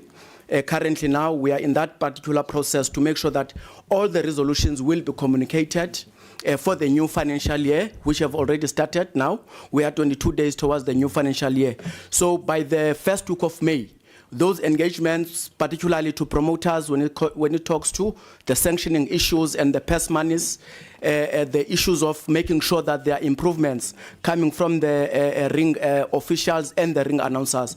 Those are the deliberations that we'll be having post the licensing period, which will be done before the end of this particular month. So all those issues will be engaged because we need to engage with our stakeholders to make sure that we move together in unison in making sure that we implement all the resolutions as well as the board resolutions coming from the convention as well, and the ministerial pronouncements that must be engaged on. Thank you very much, Chair. Sek.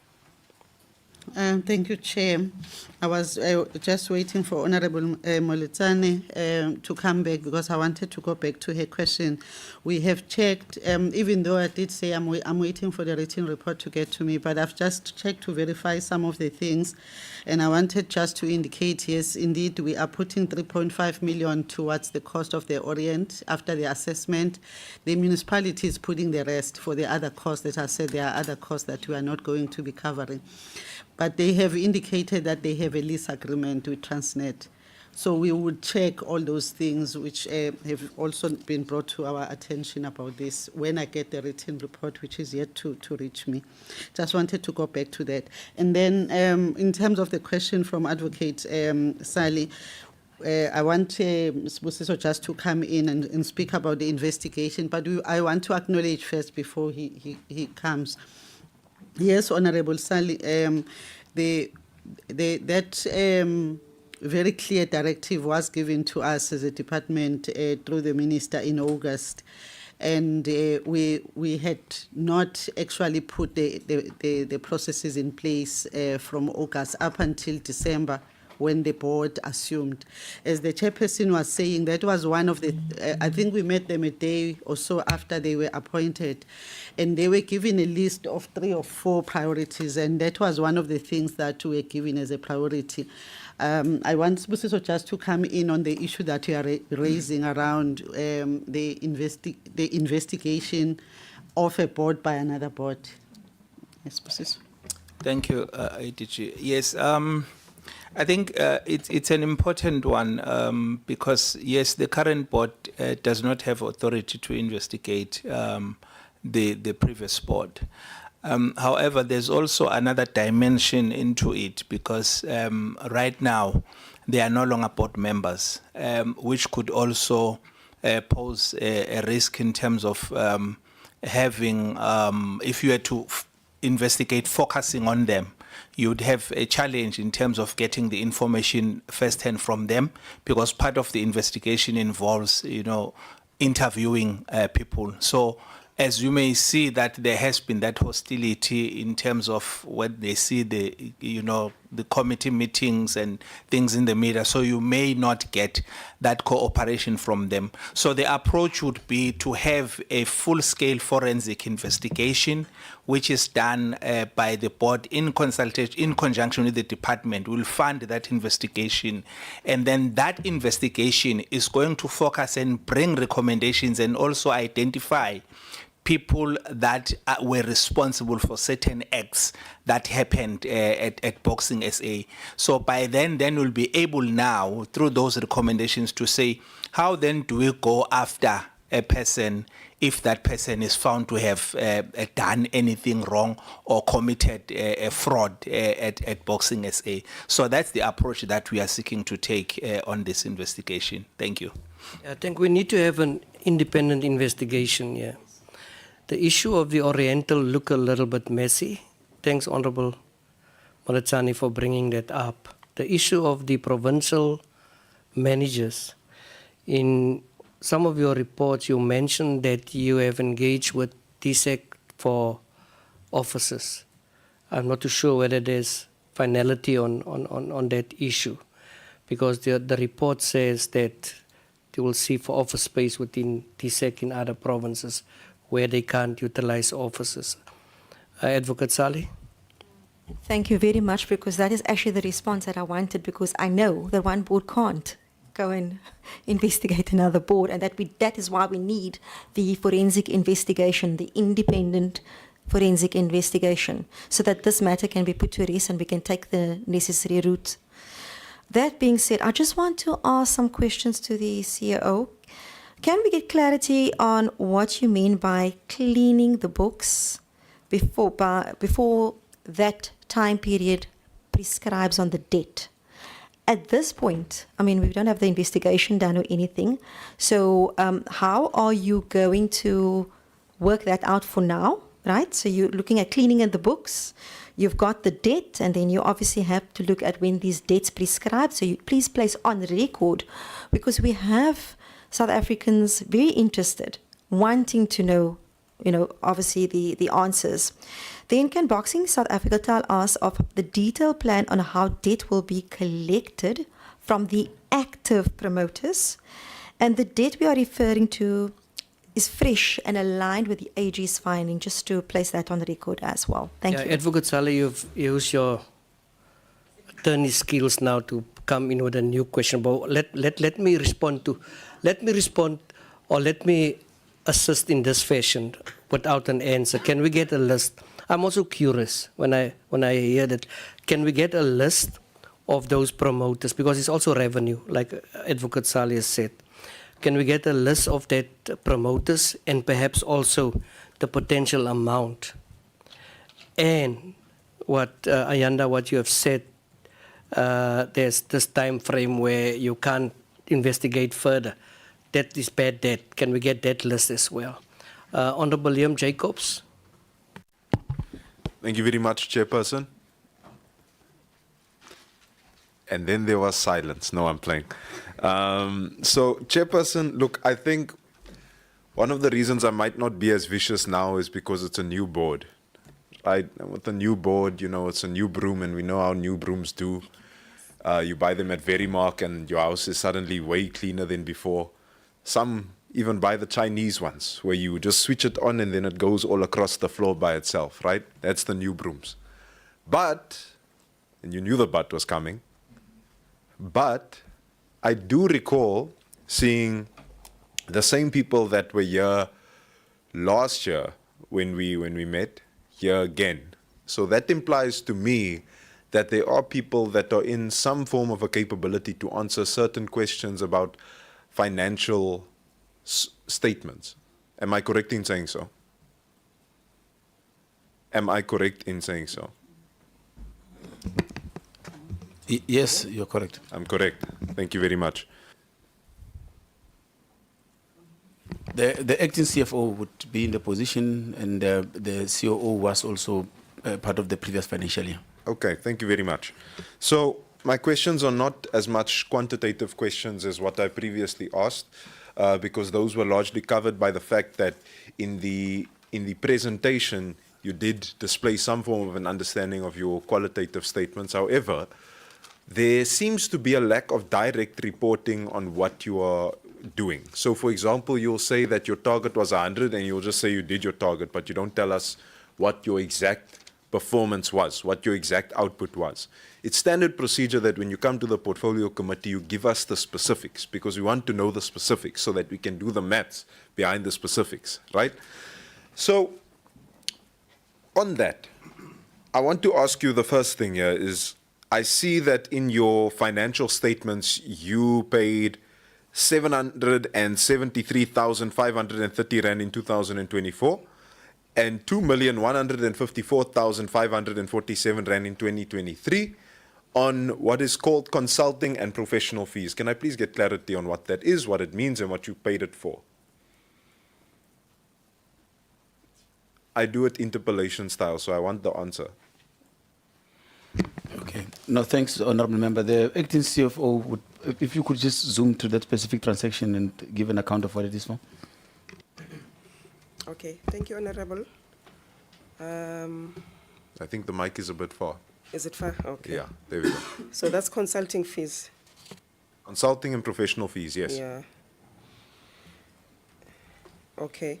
So the reason why there's an increase from the previous year, which is 2022-23, to the year under review, is that there was a boxing awards event which took place in Durban in the 2024 financial year.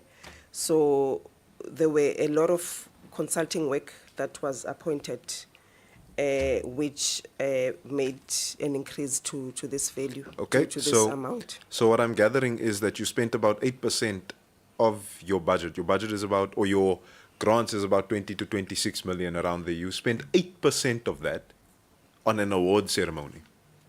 Is that correct? That's correct, yes. You spent 8% on an award ceremony. Okay?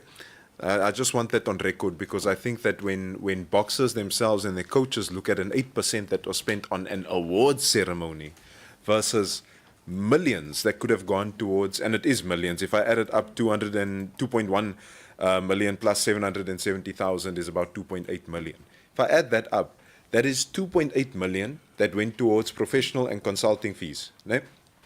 Now, you said it's for an award ceremony. Is that an award ceremony that took place over 2 years? Because No. I see 2023 and 2024. No, it happened in July of 2023. That's why it falls within the 2023-24 financial year. Okay, then what is the 2.1 million? 2.1 million. Yes, in 2023. It's all consulting fees. The Yes. majority of it relates to the BSA awards. The So- majority of it. What's the rest of it? What goes in there is also consulting within BSA, if there's any. So you pay yourself to consulting consult work. yourself? Well, we sometimes need professional,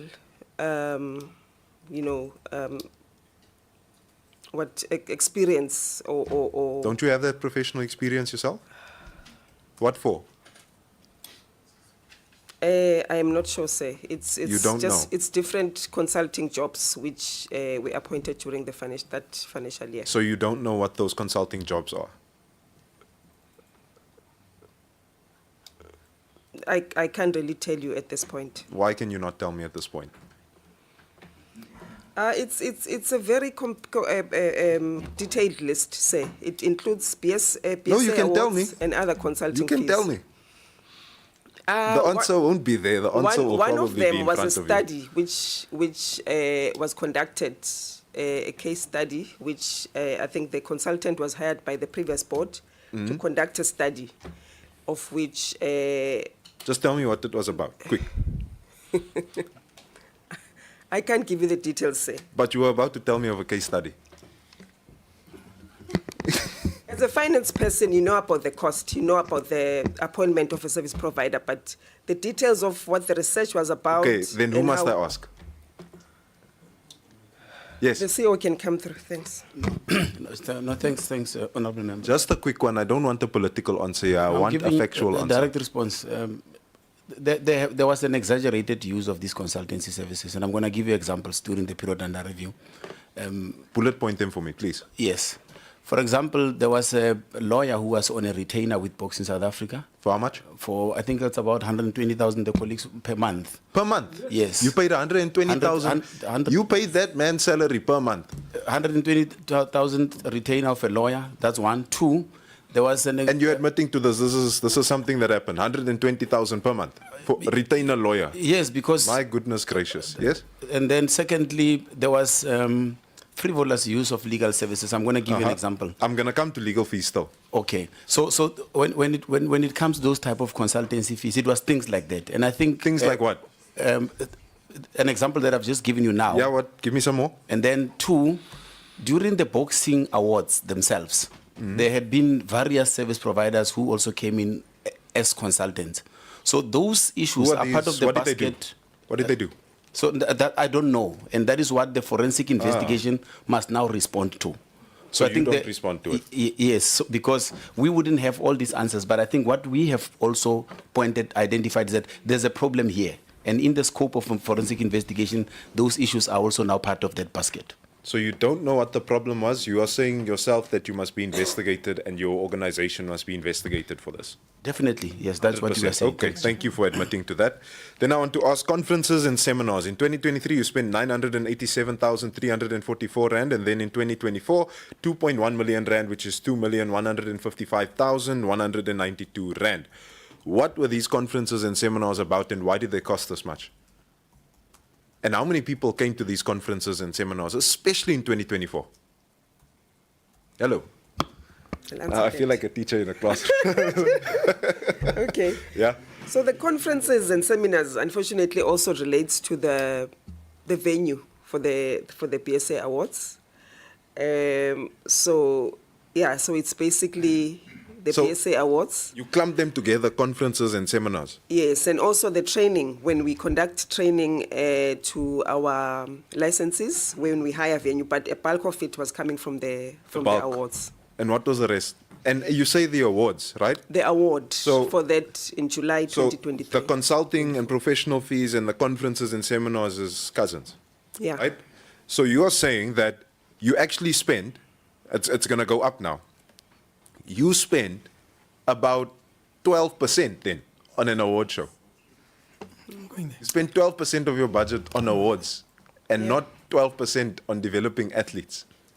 I don't know about you, but a handshake is not going to develop me as much as hard yards inside of a ring. That is the truth. So then I want to know, your seminars, you said the bulk of it. What was the rest? The rest was when we organize training for our licenses, when we hire a venue to conduct. How much was that venue cost? And where was it? It was in Durban. Is it ICC? Yes, Durban ICC. How much it cost? I can't give you the exact figure because it will be other items which were added in that cost, sir.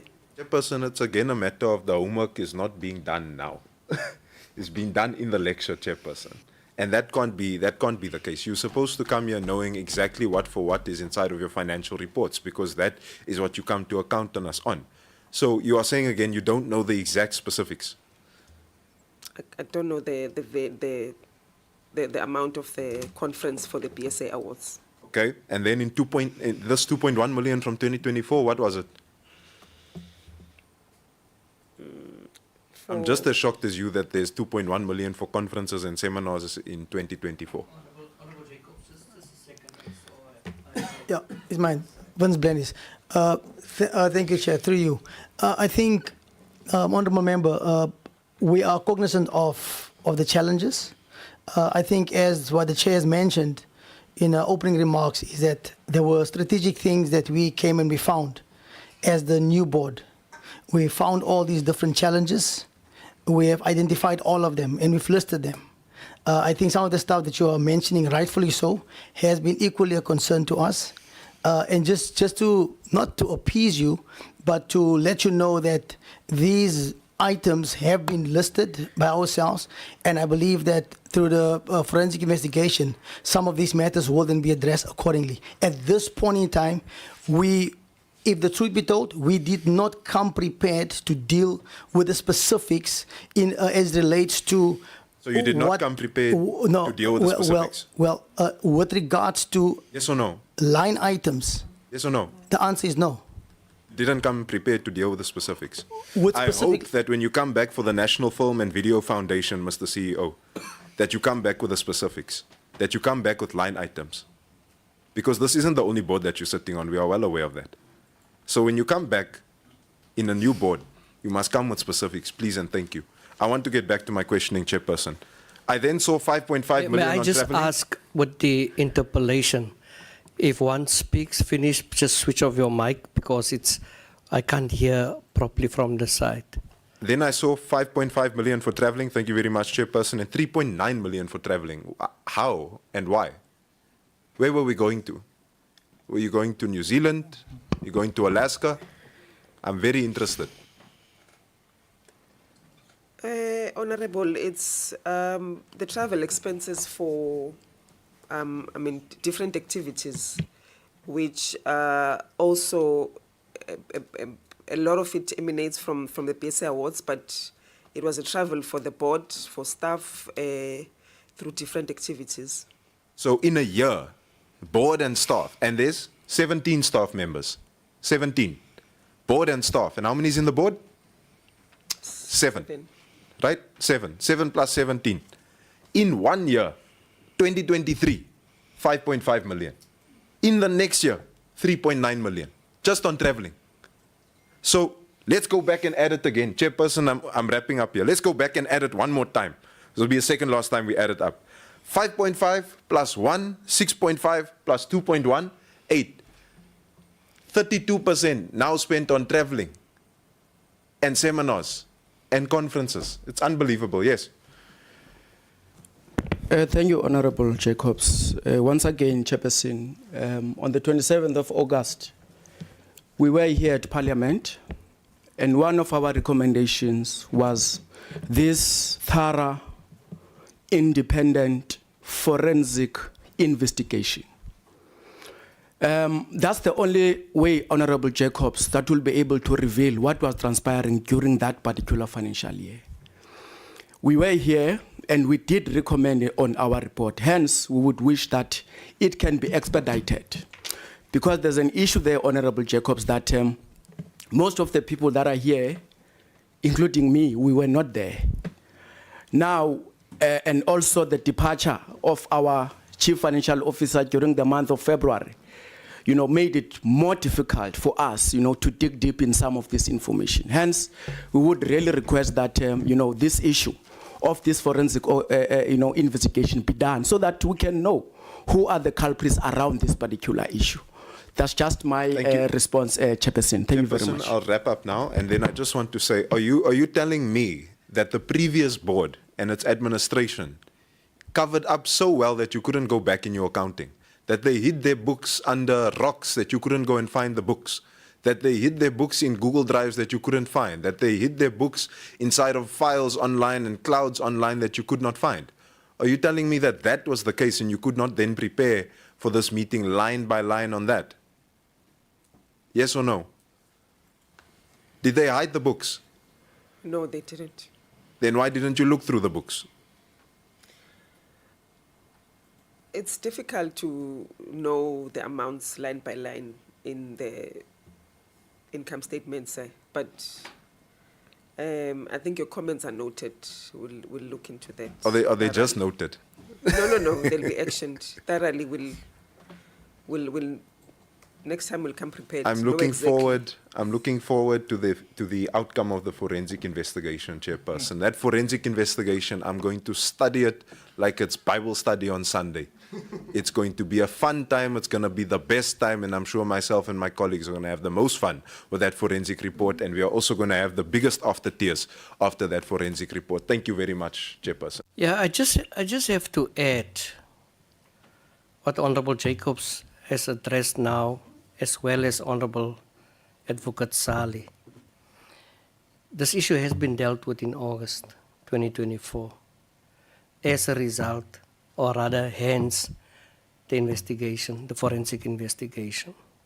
So and I think here is the confusion of the call of the committee for the forensic, be as it may, forensic investigation or not. And I think that is what is transpired and what actually put the new board onto a different spot there now. Honorable Mtetwa, it's your turn. Thank you, Chair. I'm sure, Chair, we will all agree to the fact that there's so much loose ends. There's so many loose ends in whatever that we do. We sit here and listen to reports and make our recommendations and take resolutions, but those resolutions are not acted upon. But also, I think the great lack in government generally is monitoring and evaluation. Because we allow these programs to run, these things to run, nobody picks up that there's something going wrong. And then ultimately when people have to come and report, we then speak of forensic. We are so happy to spend money in useless things. We shouldn't even be getting there because first and foremost, we have policies, Chair. We have PFMA. You can't be waiting for a forensic investigation when you have PFMA that you know what it's supposed to do. It prescribes what you need to do when there's non-compliance, corporate governance. We have MFFA. But in terms of enforcement, there's none whatsoever appetite of enforcing these policies and regulations and all that. Be that as it may, I said red ends, and I saw that people were a bit puzzled why red ends. Digi. I'm sure you see that I'm red. And figuratively so, an ant is some insect that has wisdom and works hard, diligently. And that is the spirit you must inculcate amongst all of us, to work with wisdom and diligently. We wouldn't be sitting here and cross-questioning each other about this. We would be sitting here to say, how do we improve? We don't have time to say, how do we improve the environment we are in? Because we are forever cross-questioning and we never get answers. You know, I feel like sometimes we are paid for that thing just for asking questions that do not bring us that change that we desire as the portfolio committee. In terms of the building that you spoke about, what's that? The building owned by Transnet. You will appreciate why EFF says expropriation without compensation, because Transnet is part of us. It's an entity within government, and government should be working together to do more. Angithi DM, that's what they say. We work together to do more, but we have noticed that government doesn't want to work together. It has been a challenge, and which is one challenge that we are faced within arts and culture, because our issues, they reside in different departments. That's why we can't get solutions. I'm happy that you let me commend you first and foremost in terms of your reporting. Your narrative report looks very good. It tells where you come from. That youth league taught us very well. I know Order. I know, Chairperson, we were together at the youth league. That youth league was relevant to issues. Not the current one. So, yeah, that narrative report, it gives us hope, considering that you are a new board. But let me come to the issue of the consideration that I've just made. You have Mr. Vincent Blennies, who was part of Boxing SA, former board. How are you going to deal with his part as a member of the new board that might be implicated in the wrongdoings of the past board? When you deal with the issues of investigations and forensic investigations and all that, part of that you spoke about holding people accountable, which is the consequence management entirely on the board itself. but also I guess also the department has its own role in terms of that consequence management. So how are you going to deal with those issues? Also, Mr. Blenis has been appointed the new CEO of NFVF, which is a full-time role, by the way. How are you going to deal with the challenges in terms of your commitment to either Boxing SA or NFVF? And Chairperson, I hope you're not going to take too long to clean the books until everybody prescribes. Then you don't have any case. Because it seems like everything that is related to government takes long. We spoke about the investigation last year. Nobody can give us the update of what the investigation has found out. We're still talking about forensic. We're talking about future. We might even depart this world and not see that future that we're talking about. So please, DG, interim DG, please, we need a report on the forensic investigation. I'm not prepared to take a promise that we are going to. Can we have an update on the forensic investigation, what it has found out?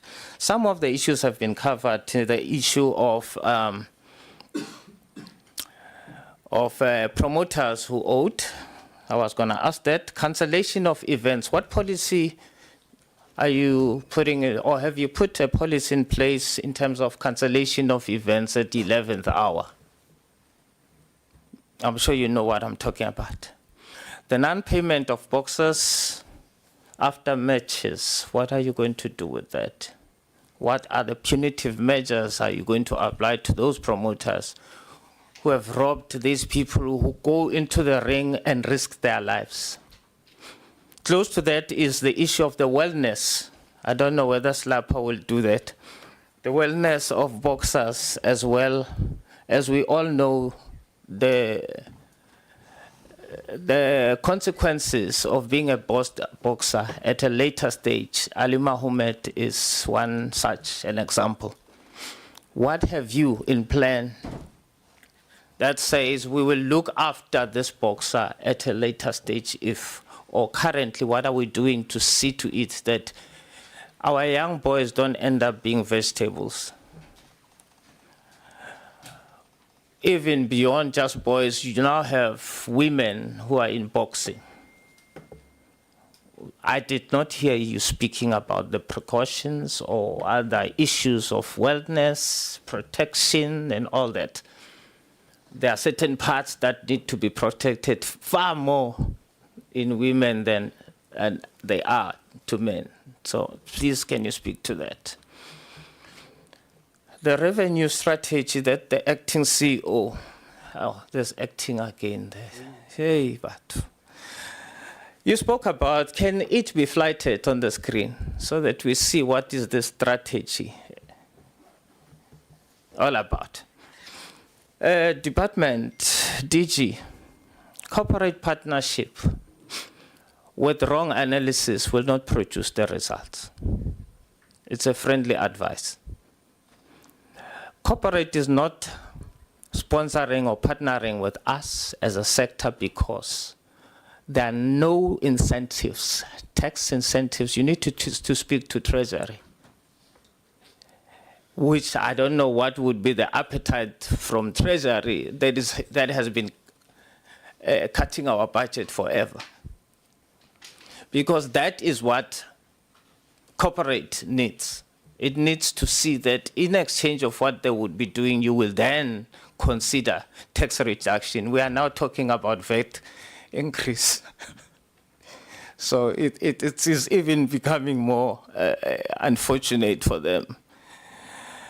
I think those are the issues, but be that as it may, I would want to say congratulations in the constitution of the board, the balance of, even though we still need more women, but at least there's a balance. For the first time we see a board coming with with ladies headed by a lady, it is something to congratulate with the board. But then we'll be monitoring, because where there is a woman leading, there's a tendency, especially in sports that are dominated by men, there's a tendency of pushing that woman out and make it look like, no, we've got a woman, but it is tokenism. You are not supported. Please raise your hand. If there's something like that, we are here. We are monitoring. We don't want to see you in the newspapers where they are saying there is a fight between the chairperson and whoever, the chairperson and the CEO, or if there's a secretary in the board. We don't want to see that in the newspapers. Please do consult us, do talk to us, do talk to the department. Let's come up with a strategy. I think I am tired, honestly. I am tired, chairperson, to be sitting here and talking forensic reports. We have asked so many forensic, not even one. We have been given not even one report on those forensic investigations. It's like we deliberately allow money to be spent and then we come and say, no, but we need to have a forensic. It is either we declare the department officials delinquent, because it says you're not doing your oversight role. Before we go to the boards, department must be, before you come here, the department must have done its own forensic investigation or its own investigation to find out whether things are okay. Let's look at a better way of monitoring and evaluation. A project, when it starts, let it have a monitoring and evaluation running parallel with the project so that we are able to determine or even pick up challenges sooner than the forensic investigation. Interim DG, I'm pleading with you. This time I'm not even shouting, I'm pleading with you that can we look into that? Otherwise, congratulations. SASCOC, here's a new board. Babysit it. You know, I'm sure you would remember, Chair, when I came here, I said, I desire for the arts and culture to have something like SASCOC of our own by an act of parliament, because that is what has caused us not to be able to organize ourselves as an arts and culture. We're a charitable case. But if SASCOC does what it does and becomes a parent from a distance and it abandons its children, you're making me feel like maybe it was a wrong choice to say SASCOC. But honestly, I really, really pride in SASCOC being that mother body that puts everybody. So I'm saying we are requesting that you take active role in monitoring these things. Help us also to monitor, because we're going to call you constantly on every federation that comes. We're going to call you, and we don't want you to speak just opening remarks. We want you to tell us details before they tell us details. We expect that from you. Thanks, Chair. Yeah, thank you. The only difference between you, Honorable Mtetwa, and SASCOC is that SASCOC gets grey hair and you have no hair. I want to ask, DM, you must take note of this. This is a concern for me, but I really want us and Dr. Khumalo to educate. I'm going to use the word educate this committee, and I want members to listen carefully. I perused through the database forward to us on the 1st of the 3rd, 2025. But I'm piggybacking on Honorable Mtetwa's questions pertaining to, there was a little bit of confusion of Mr. Blemmy's here, there, but they will rectify that. But I understand what you actually wanted to ask. Now, in that database, it stated that Mr. Blemmy serves on the National Museum, the board, William Humphreys, KZN Museum, and Boxing South Africa. I want the DM to educate us or the Dr. Kumali to educate us. How do we as portfolio members go out and preach this to the community? Is it lawful? Is it so that we can just understand? But this is not the first time. We were in oversight somewhere in PE. Remember? An Eastern Cape. And there were also, when we were with this board, here's this person again, and that board, here's this person again. So it's confusing for me. I don't understand it, but I want, on behalf of the committee, to have an understanding on the issues raised by Honorable Mtetwa, and what actually is at stake here is the amount of attention, amount of dedication, amount of commitment towards that particular field where board members serve. Who's going to educate us? Tswe.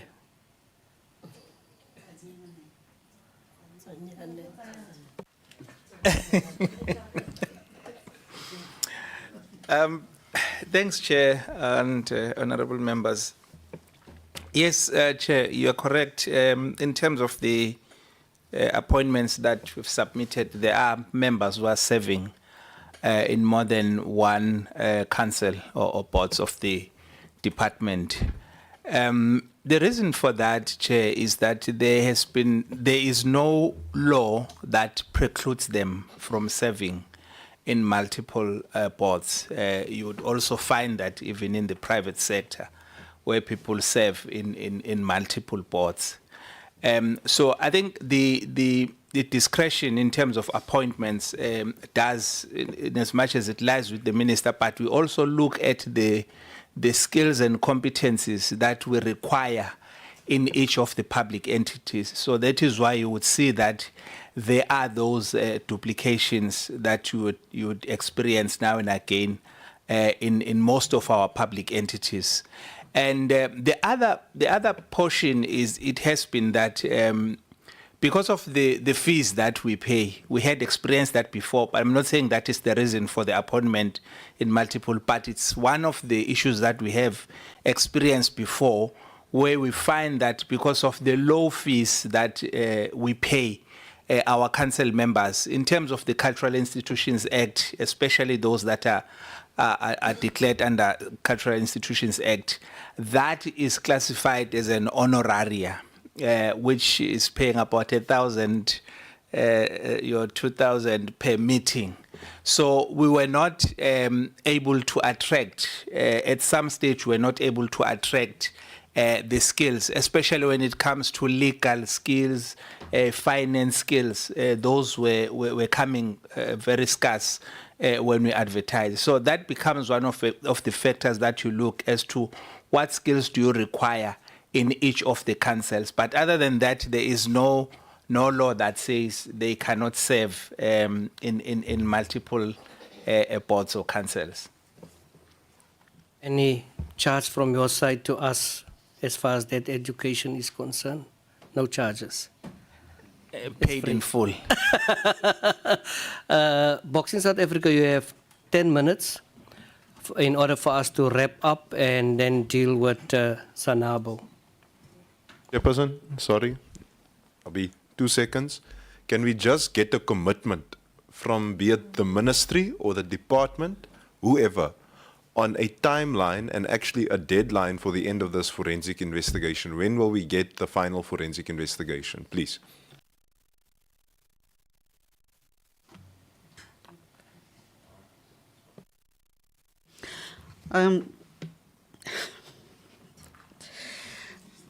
Chair, can I commit on behalf of the department that we will finalize the commencement of the investigation? As we said already, we were routing the submission. So before the end of April, what we want to do is for the commencement. So with the investigation, as the honourable member is aware, one cannot predict. You do give the timeline to, as he said, it's an independent forensic investigation that you are going. So even though you do give that timeline, but it's often at times very difficult to actually say 3 months because we want it to be as thorough as possible. But the commencement is what I can commit to. Chair. Thank you, DG. Boxing South Africa.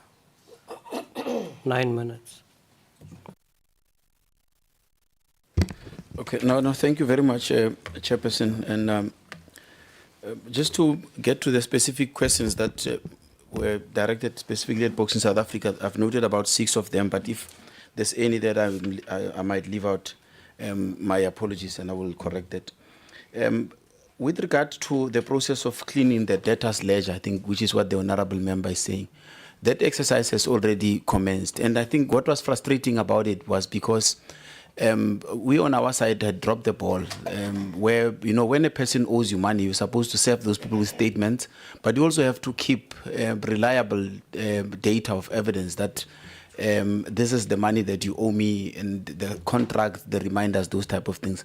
So there had been a lot of debates between ourselves and some of the licensees who were arguing that no, but I do not owe this amount because at some point I did pay, I submitted proof of payment, and then the information was kept in the laptop of the CFO who had passed on and all that. So we have had to go through all that exercise to clean up those numbers and to engage with the individual debtors that this is what you owe. Then some of them would dispute, they will give portfolio of evidence that you, these are the, and then we did the reconciliation. So that exercise has been done. I think, like the member is saying, what you now need is the list of it, and I think that is what we will then present. And then the question around cancellation of events and non-payment of boxers, it's actually linked. Currently, there's enough policy and regulatory framework. The problem happens when enforcement does not occur. In terms of what the Act and the regulations both are saying, before a boxing tournament happens, purse money, payment of the boxers need to be with Boxing South Africa. So the current resolution of the board is that that must be 14 days before, which means 2 weeks before. Now, once that money is not in the books and we don't enforce the cancellation, and we keep being strung along by a promoter that said it will be tomorrow, tomorrow, tomorrow, by the time you jump on a Thursday because the weigh-in is happening on Friday to cancel that event, it constitutes already late cancellation, which is what you are talking about as a frustration. So both of them are addressed through enforcement of a tournament application and execution of policy that let the money be in the account and be in the account 2 weeks before. And then that way, when the tournament now goes into the final phases and the boxers are starting to increase, going on cutting weight and all that, they do that knowing that their purse money is secured. There are promoters who are guilty of having hosted tournaments and with the purse money not in. In the previous financial year, there's one of those, and we've already suspended him. He's now pleading his case, trying to negotiate how much he must pay back and all that. But there are consequence management that are happening with regard to that. And then when it comes to the wellness of boxers, I think this one is multidimensional. There's a medical committee of Boxing South Africa, which is headed by Dr. Selepe, and it looks at a lot of other things, including precautionary things. For example, a boxer who gets knocked out because he received direct blows to the head, there's a mandatory suspension, which that boxer must be subjected to so that he recovers. So those are like what I would call preemptive measures that got to be taken in how a boxer manages himself.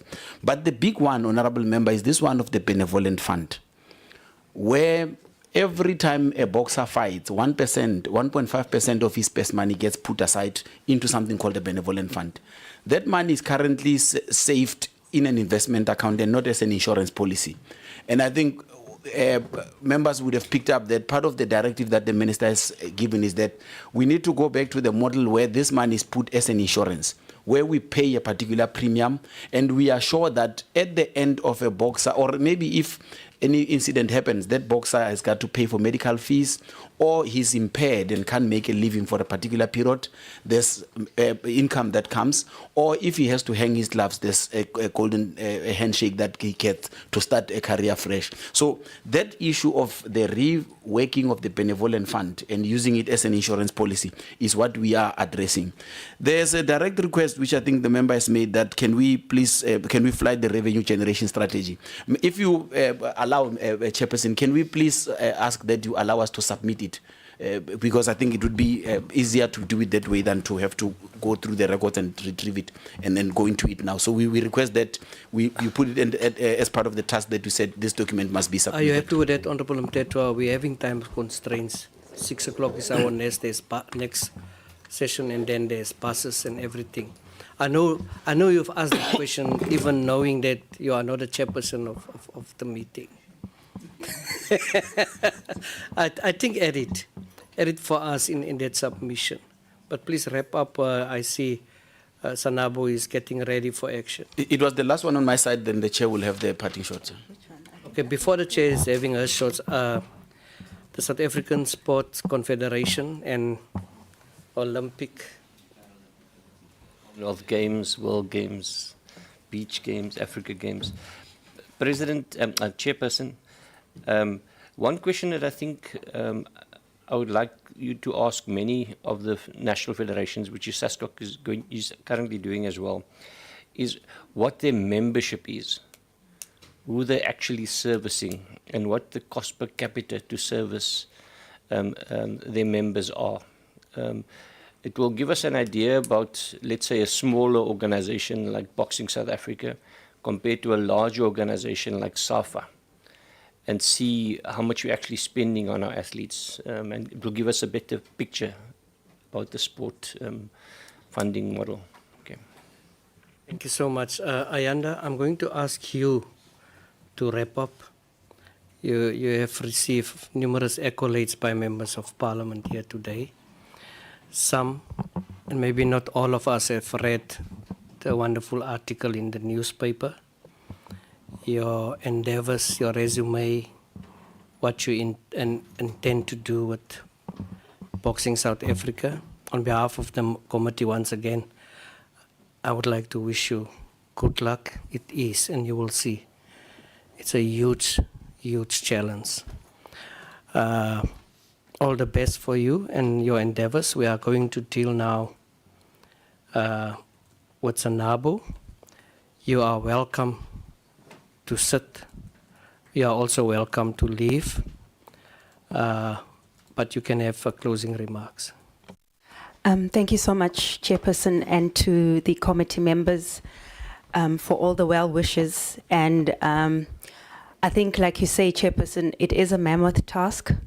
But I think we are all committed to undertaking this task. I think the most important thing is for us to put our foot down and make sure that things go by the book. You know, like the CEO just explained with regards to purse monies, when there's no purse monies, a tournament won't happen. So I'm just trying to make an example that people should understand that it is not business as usual, it's business unusual, because now we're going to be enforcing the rules, the law, and sticking by it. And that's the only way that we can change things around in the sport. And we thank you for this opportunity, and we will reach out to members, as Honorable Mtetwa has offered, to seek guidance in certain instances where you know, things are unclear and we can't see the light. So thank you so much, Chairperson. Thank you so much. What I would like to suggest, DG, you know, with us, every time I say we read as members. So there's a great possibility, I will apologize if the case may be, that SANABO must come again. So I'm not going to ask DSEC to do that overview on them. I'm going to ask SANABO to have their fire dope today. But like I said, there is a very great possibility that you will have to come again. You're welcome to come and do your presentation.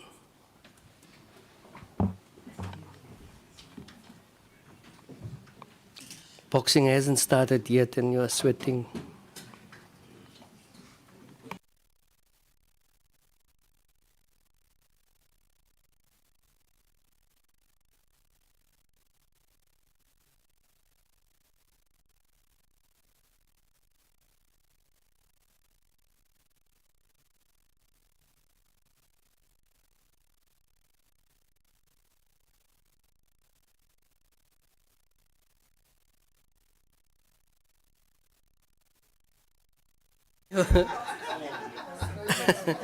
You have SASCOC.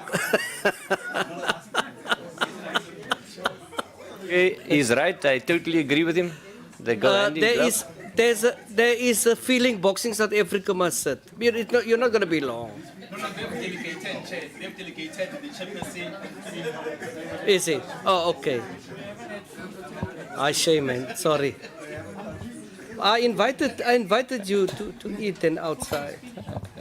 My goodness. These people have not eaten the whole day.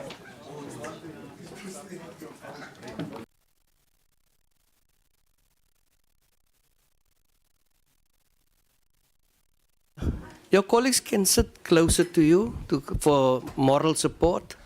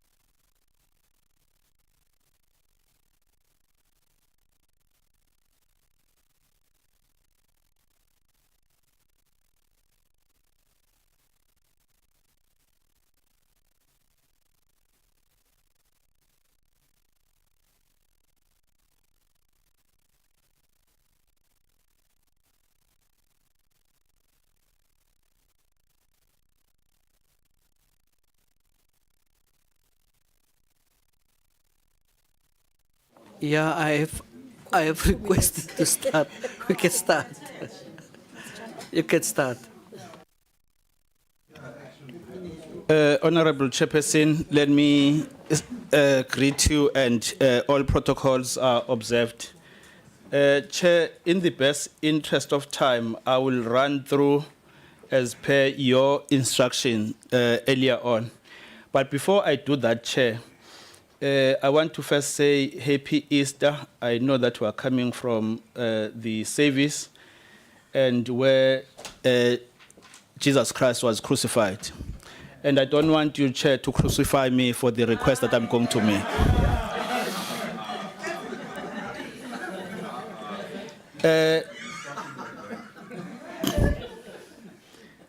Chair,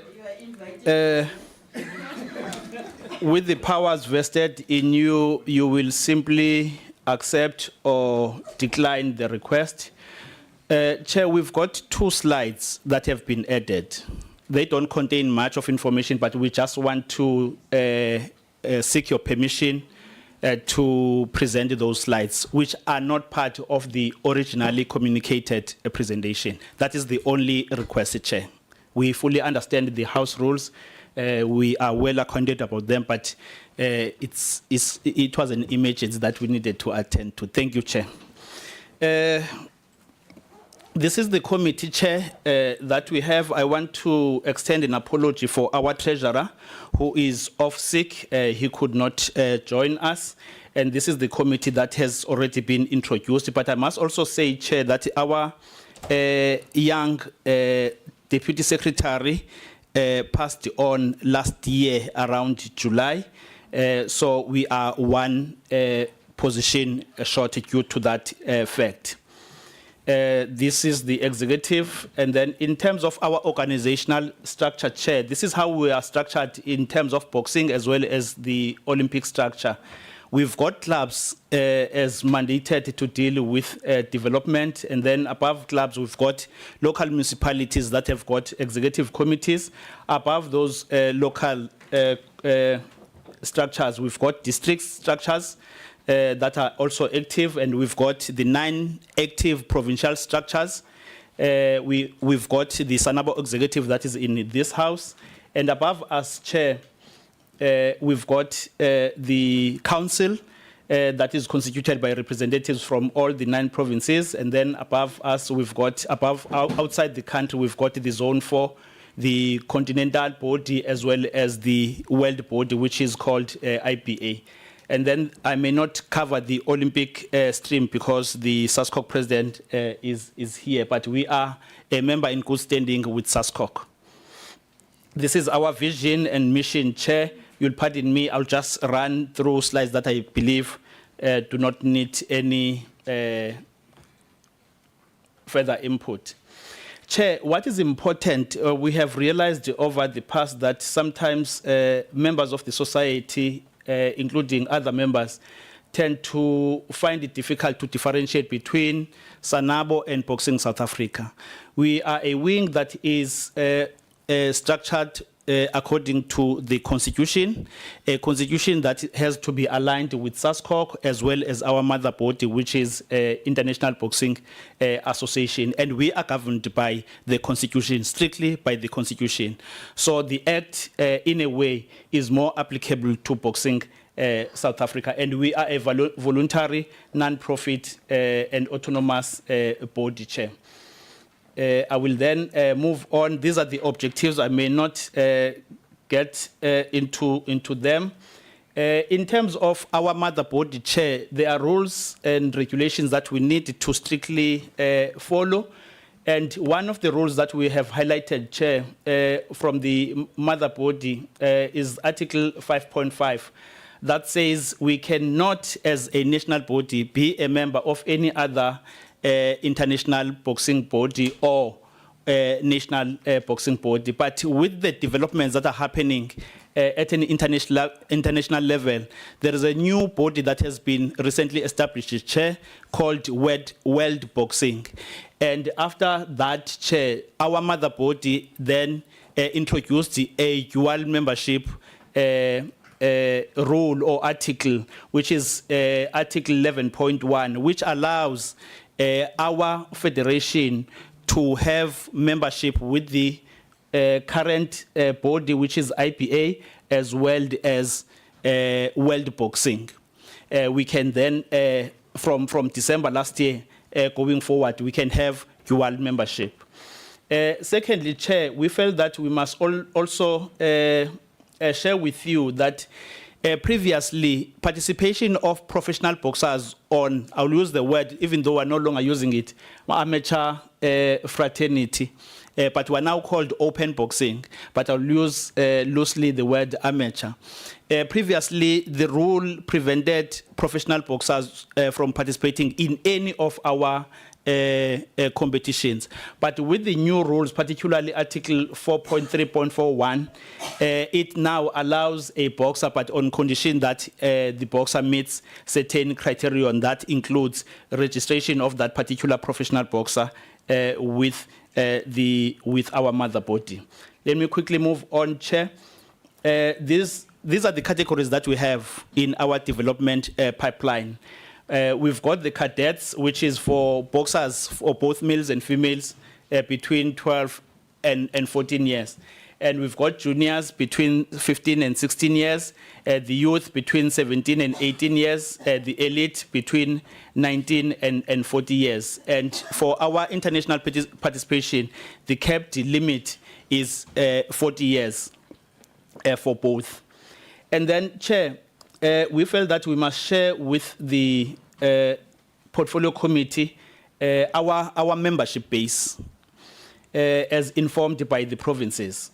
We've got a total currently registered number of clubs that exist across the country, and the breakdown, as you can see, it shows how many in each province. We've got a total of 599 clubs that are currently registered with us. I may not go through each province, the number of clubs per province, but also goes with the mailboxes that are registered currently, Chair. We've got a total of 5,797, and those are the registered in our database. And then same goes with female boxers, it's 1,830. And then the Okay, same. let's stay on that page. Members are tired. I'm going to make it easy for you. I'm not going to send you backpacking. Okay. Honorable Jacobs, I want you to take your calculator and someone from boxing. The physical one. Then just count for me. 189 plus 30 plus 80 plus 124 plus 21 plus 23 plus 20 plus 13 plus 87.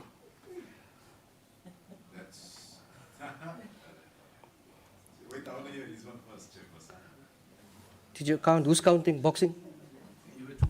Okay, okay, just add that line. That line is not make sure, Chairperson.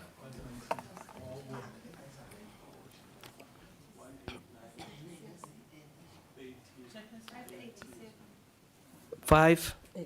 What is on the board? I got 587 as well. What is on the board? Okay. Now start counting the second mailboxes. That's basketball 2.0, Chairperson.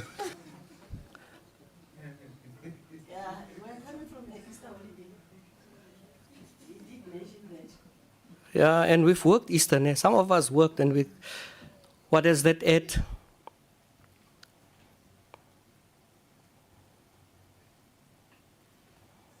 Five, 4, 7, 5471. What is on top? 5797. 5797. Okay, let's count the next one. Female boxes.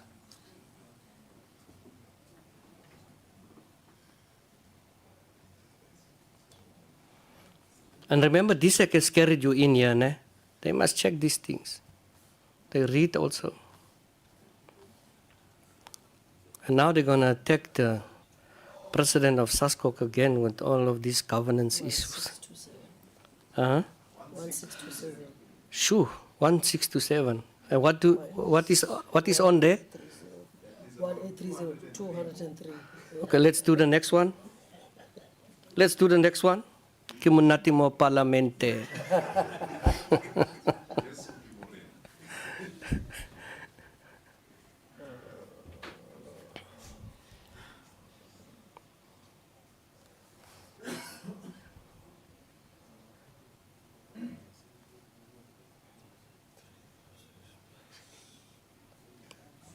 Kibugai?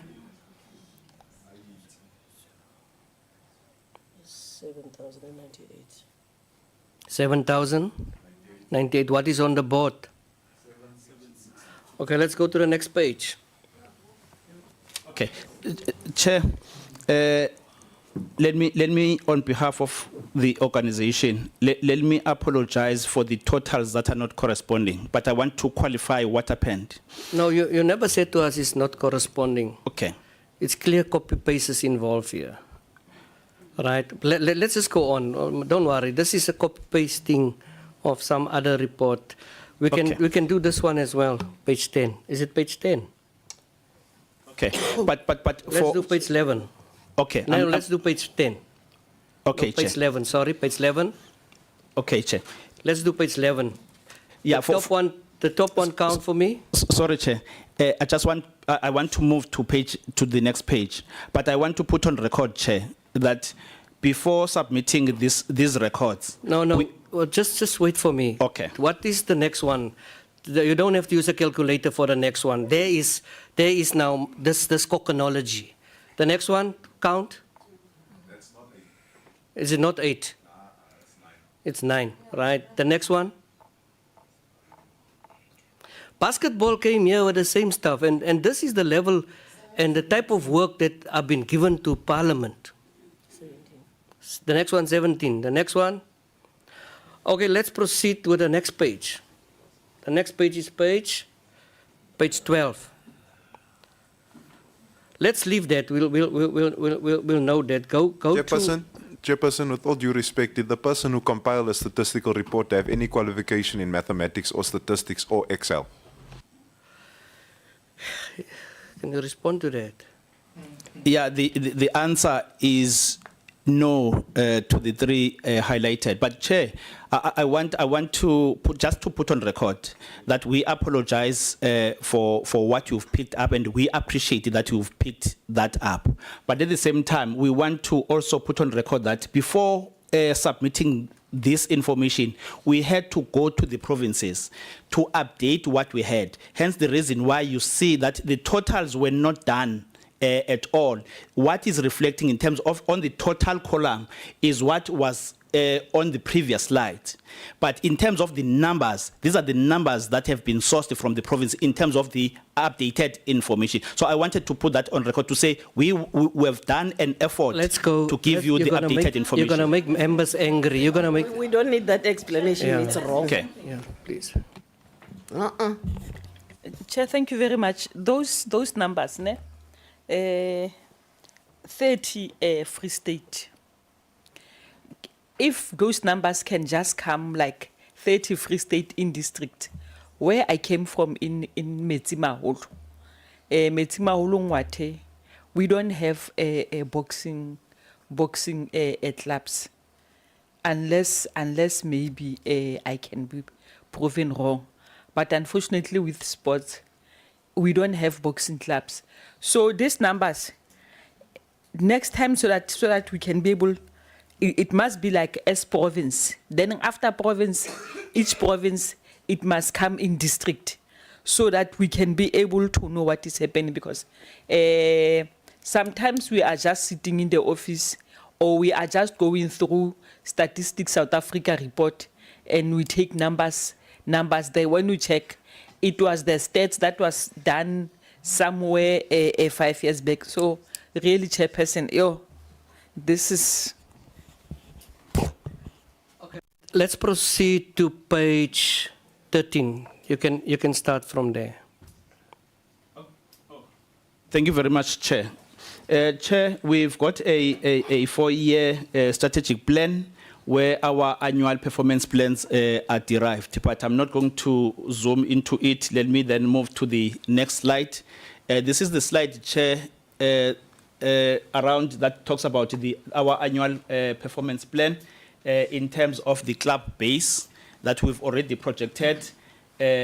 Also the boxers, in terms of the support required for them to reach and get medals at international level, and also the competitions that we intend to have in this financial year, and also the high performance programs that we have targeted for 2025. I'm not going through all of that, Chair, in the interest of time.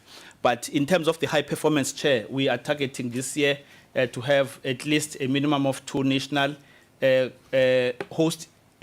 minimum of 2 national competitions, as well as 2 international training camps and competitions, and also have the ranking framework. And we've also, as part of our annual plan, performance plan, which is derived from the strategic plan, it's about the enhancement of the good corporate governance, and also to advance the transformation, focusing on women and youth, as well as the capacity building for all the officials, starting from the administrators, coaches, technical officials, and so forth. And then the last one is on improving the SANABO brand, and it's detailed there under the key performance indicators. We've got the turnaround strategy, Chair, that was introduced by the Council, which is about the creation of a solid database for all structures, and it talks to the database that has just been presented. and also to mobilize resources from the corporate sector. We are making an endeavor, Chair, to reach out to the corporate world for them to support our programs and initiatives. The third one talks about the empowerment of commissions. We've got about 9 active commissions that require empowerment, but we've already done some work around some of the commissions in terms of the coaching commission, medical commission, and other commissions. The other one is about building partnership with developed federations.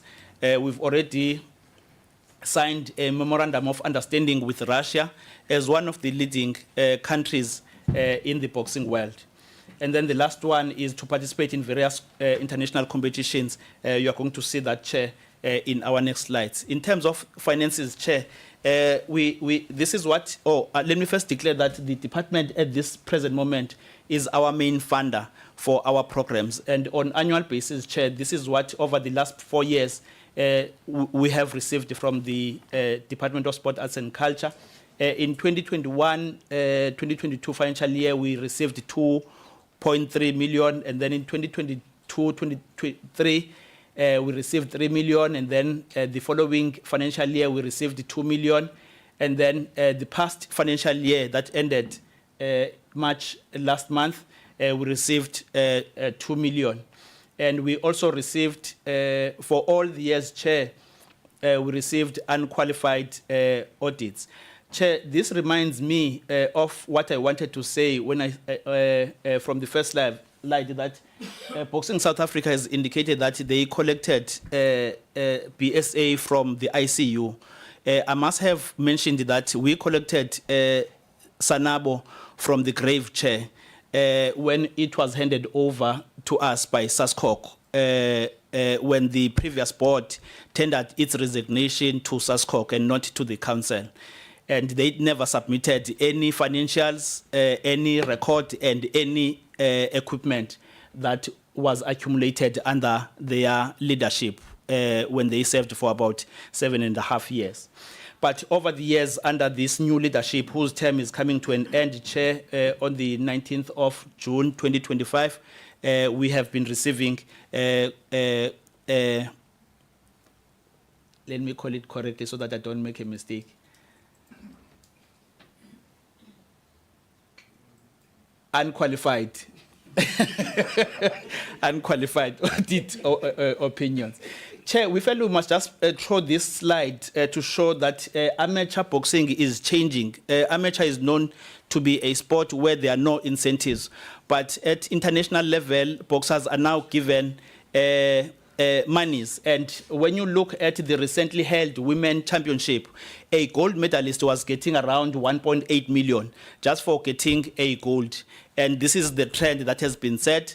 And some of our boxers have benefited from these incentives, particularly at a continental level, because at a world level, at this present moment, we have not reached the podium stage where we can benefit from these prize monies.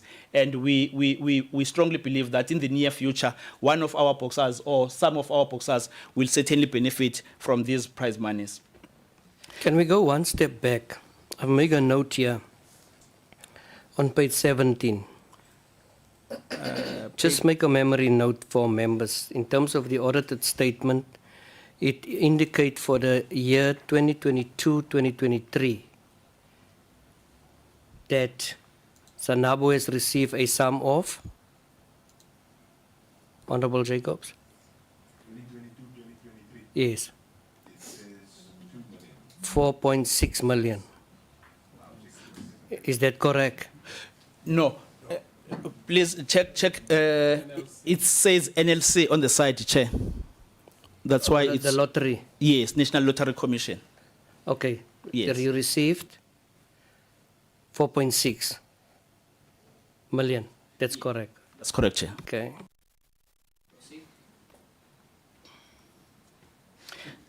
Chair, in terms of our long-term plans, we are planning to introduce a boxing league, which is something that is practiced by most international federations that are successful in the world.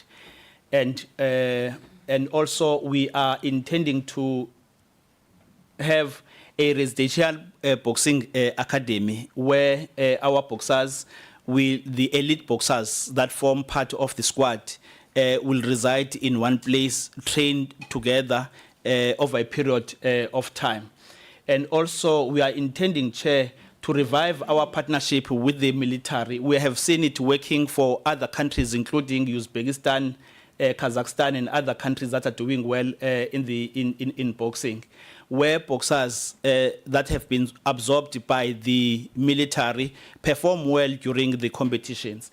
And we once had a collaboration with the SANDF, which produced some of the boxers that are well known today, and we are working on reviving that.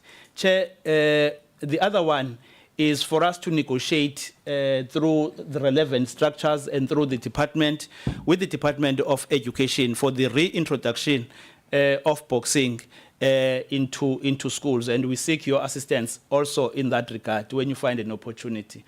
The other one, Chair, it's about hosting international events. We've hosted a successful inaugural Mandela African Boxing Cup last year, where our boxers participated in masses and also benefited experience as well as the prize money that was allocated by the world body.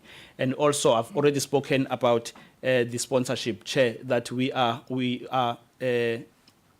working on, or we are in a campaign of sourcing partnership.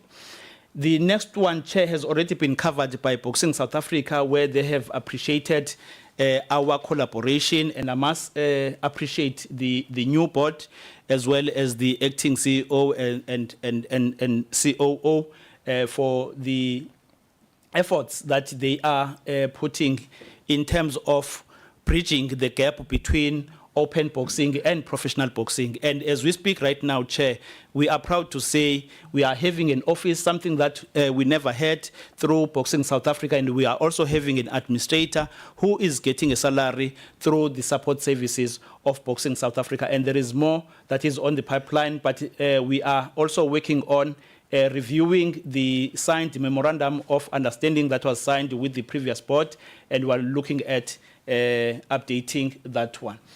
These are our international competitions, Chair. I'm not going to look because we have started back from 2022. So I'm going to skip 2022 and get to maybe 2024 in terms of the achievements. I'm not sure if I'm doing justice, but I'm just trying to save time, yes. In 2024, Chair, we participated in the All Africa Games through SASCOC, a project that was managed by SASCOC, which was in Ghana. And in that competition, we managed to get a silver and a bronze. That was March.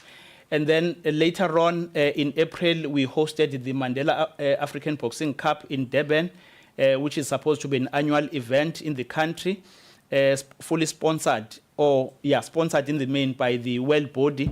And in that competition, we received 5 silver and 3 bronze. And those boxers, Chair, all received their prize monies. And in that way, we are changing the boxers' lives. And then we also participated in the BRICS Games, a project that was championed by the Department of Sport, Arts and Culture, which was held in Russia, Kazan, and where we got a silver and a bronze as an achievement. And then we also participated in the African Boxing Championship, which was in Congo, Kinshasa, where we got a gold and 3 bronze. And then the next one is World Youth Games in Montenegro, where we did not get a medal. These are our challenges, Chair. As much as we've got a good collaboration between us and Boxing South Africa, but we are still having a challenge where we prepare boxers over a period of time, and prior the qualifications or during the qualifications for the Olympics, boxers are snatched by promoters from Boxing South Africa, and which leaves eventually the country not qualifying or not having a pool to qualify for the Olympic Games, and that is something that is a big challenge, and I believe that BSA, as per their earlier commitment, is working on that. The other one, Chair, is absence of medals in some of the competitions due to poor preparation of our boxers, which is attributed to lack of resources. Chair, if you visit our boxing clubs, you'll find that some are training in an area that you may not even call a gym. I don't know how to call them, but they call them gyms because they don't have any other place for them to train. And when you get into those places, the equipment that they use is old equipment because the federation is struggling. But at the yes. And then we had a challenge with a new boxing entity, Chair, called SAPOF. But SASCOC is in collaboration with Boxing South Africa. We are trying our level best to kill this parallel structure, Chair. Funding, I've spoken about the funding, Chair, which is a major challenge to our development. We are struggling really with the 2 million that seem to be the only source for all the programs, local and international programs. School sport, I've spoken about the school sport, Chair, and then provincial structures. We have realized, Chair, that to a certain degree, there are some provinces that still struggle in terms of administering their the respective federations. And on that score, Chair, I must indicate that we have conducted a provincial visit as the national body starting from late last year, and we're still rolling out the provincial visits because we want to empower the provincial structures, and we are now left with only 3 provinces. We've already visited 6 from October last year up to now. These are our future projects, Chair. This committee, the term of this committee will be coming to an end on the 19th of July 2025, having served for a 4-year period as per the Constitution. And we'll be participating on the African Youth Championship in May, which will be in Guinea. And then there is the World Men Championship that will be coming around June, July. And then the AUSC Chair, that a project that is also championed by SASCOC, which will be on the 9th to the 15th of June in Windhoek. And then we've got the 2 national competitions, Chair. The first one is Youth and Elite that happens in July, and the date as per our calendar is 1st to the 6th of July. And we hope that when we extend our invitation to you, Chair, and the panel and the honourable members, you will find time to form part of these competitions, as well as the cadets and junior championships that is on the 7th to the 11th of October. These are the achievements, Chair. I've already spoken to the first one, which seem to be bearing fruits for us, the signed MOU with the Russian Federation. And then the second one is the prize money that seemed to be changing the boxers' lives, and it is indeed making a change in the lives of our boxers. As you may know, that a majority of our constituency are people coming from poor, in the true sense of the word, poor background. The third one is that some of our executive members, or one of our executive members, is serving in the Continental Board, which is adding value to our governance as well as our development. And also, it must be mentioned, Chairs, as it was mentioned earlier, that we are a member in good standing with all the structures. And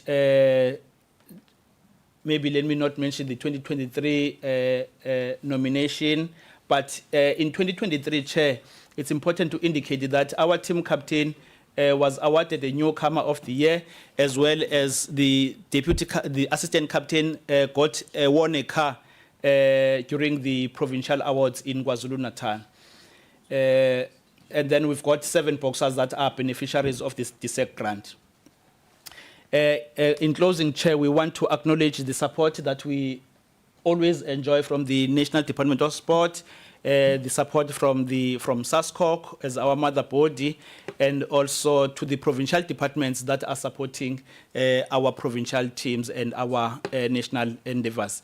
I then, with your permission, Chair, it may happen that my colleagues probably have 1 or 2 things to add, which I did not mention I would like to seek your permission on that. Thank you. That is fine. Is there someone who's going to deal with the AFS to show us the numbers that we can see? The annual financial statement. We have to flight that, and I think that is where the interest of members lies.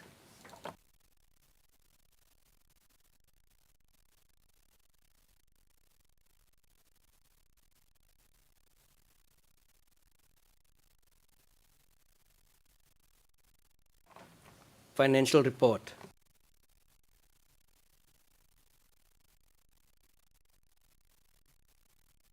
Yes.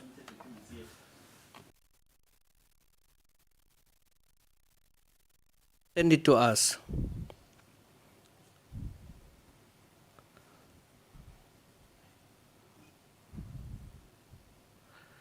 You can just lower that presentation that you had now and just lower it down. Don't close it. Because we have to do some cross-checking.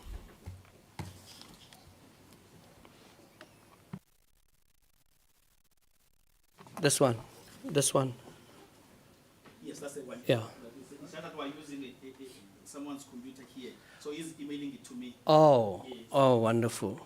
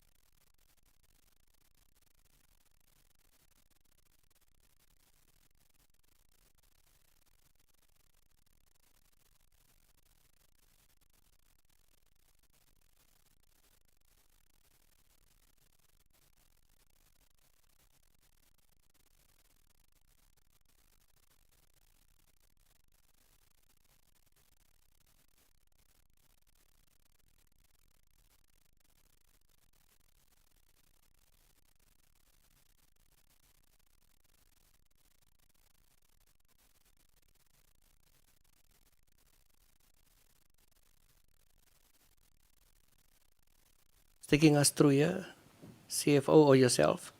Yeah, Chair, in the absence of the treasurer, let me take.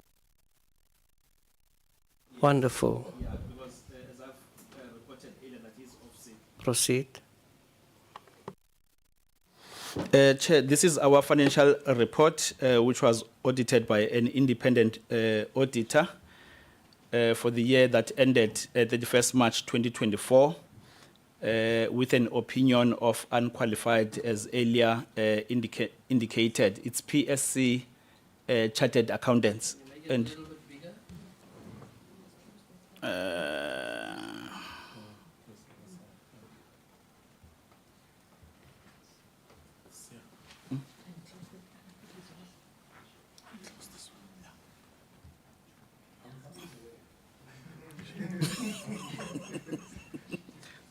sorry, Chair, who's coming?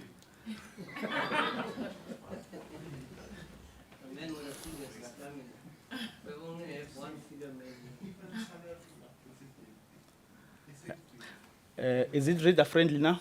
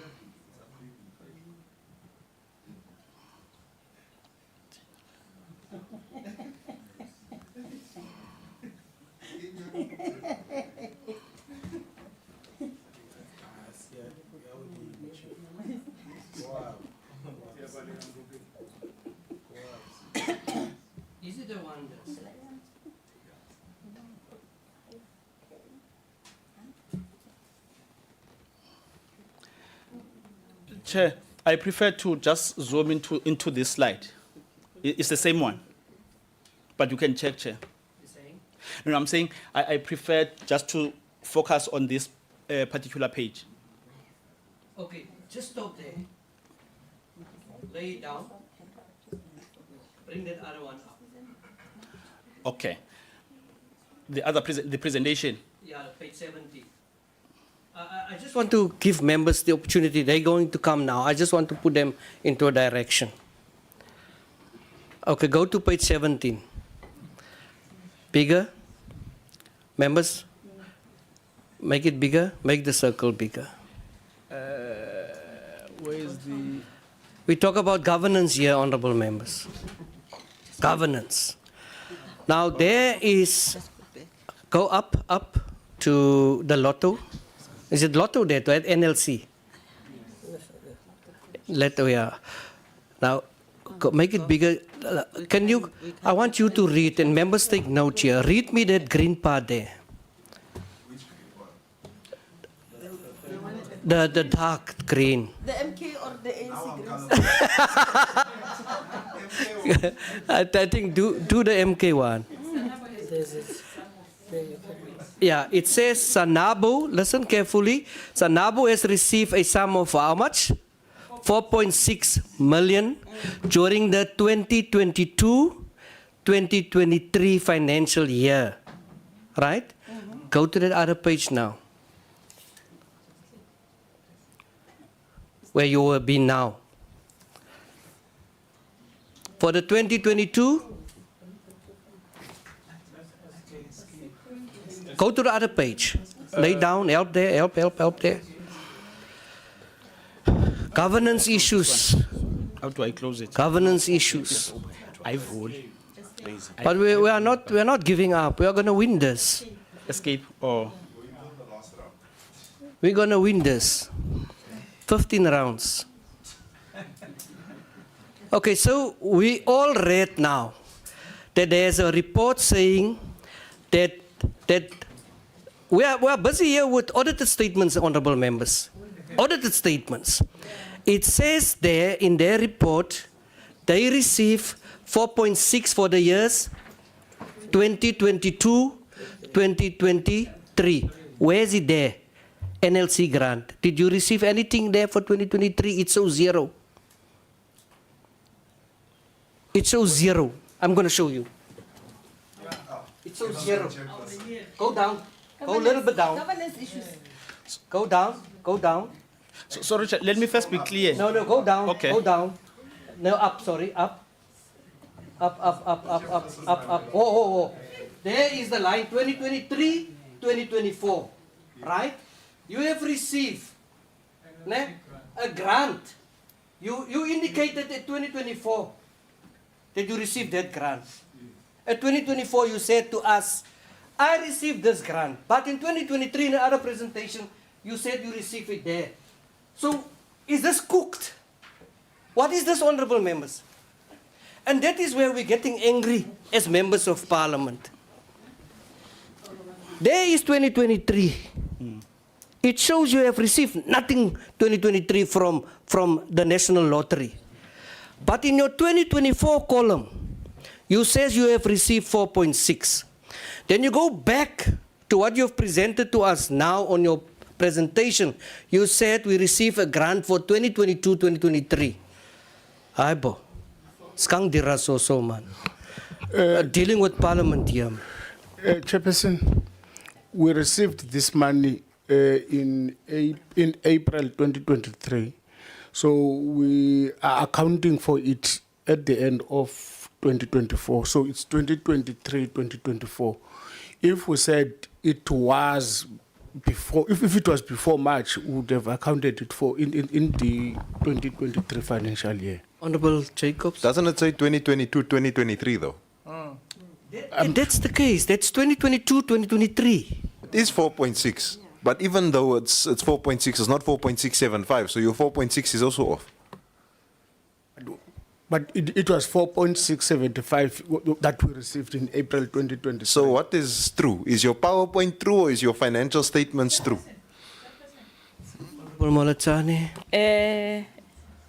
they said they received 4.6 in 2022, ne? April 23. 2023. Now I don't know, Chair.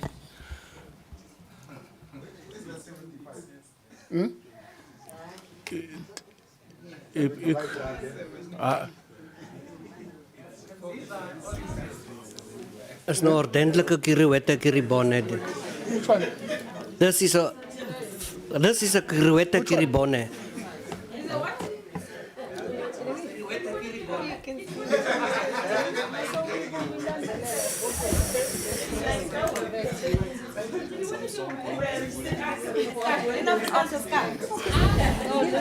This as well.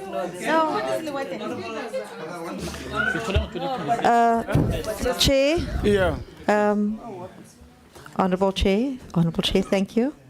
Okay, we've sat with positions where we've had copy and paste situations before, but this one is in the same line, Chair. We've sent people back to go sort themselves out. Why are we going to entertain fixing this report or finding a way to fix it? Because it's supposed to be an audit report, but this is what we sit with. So the numbers are not corresponding. Not at all, not numbering. Chairperson, can I propose a way forward? Numbering, not like. Sure.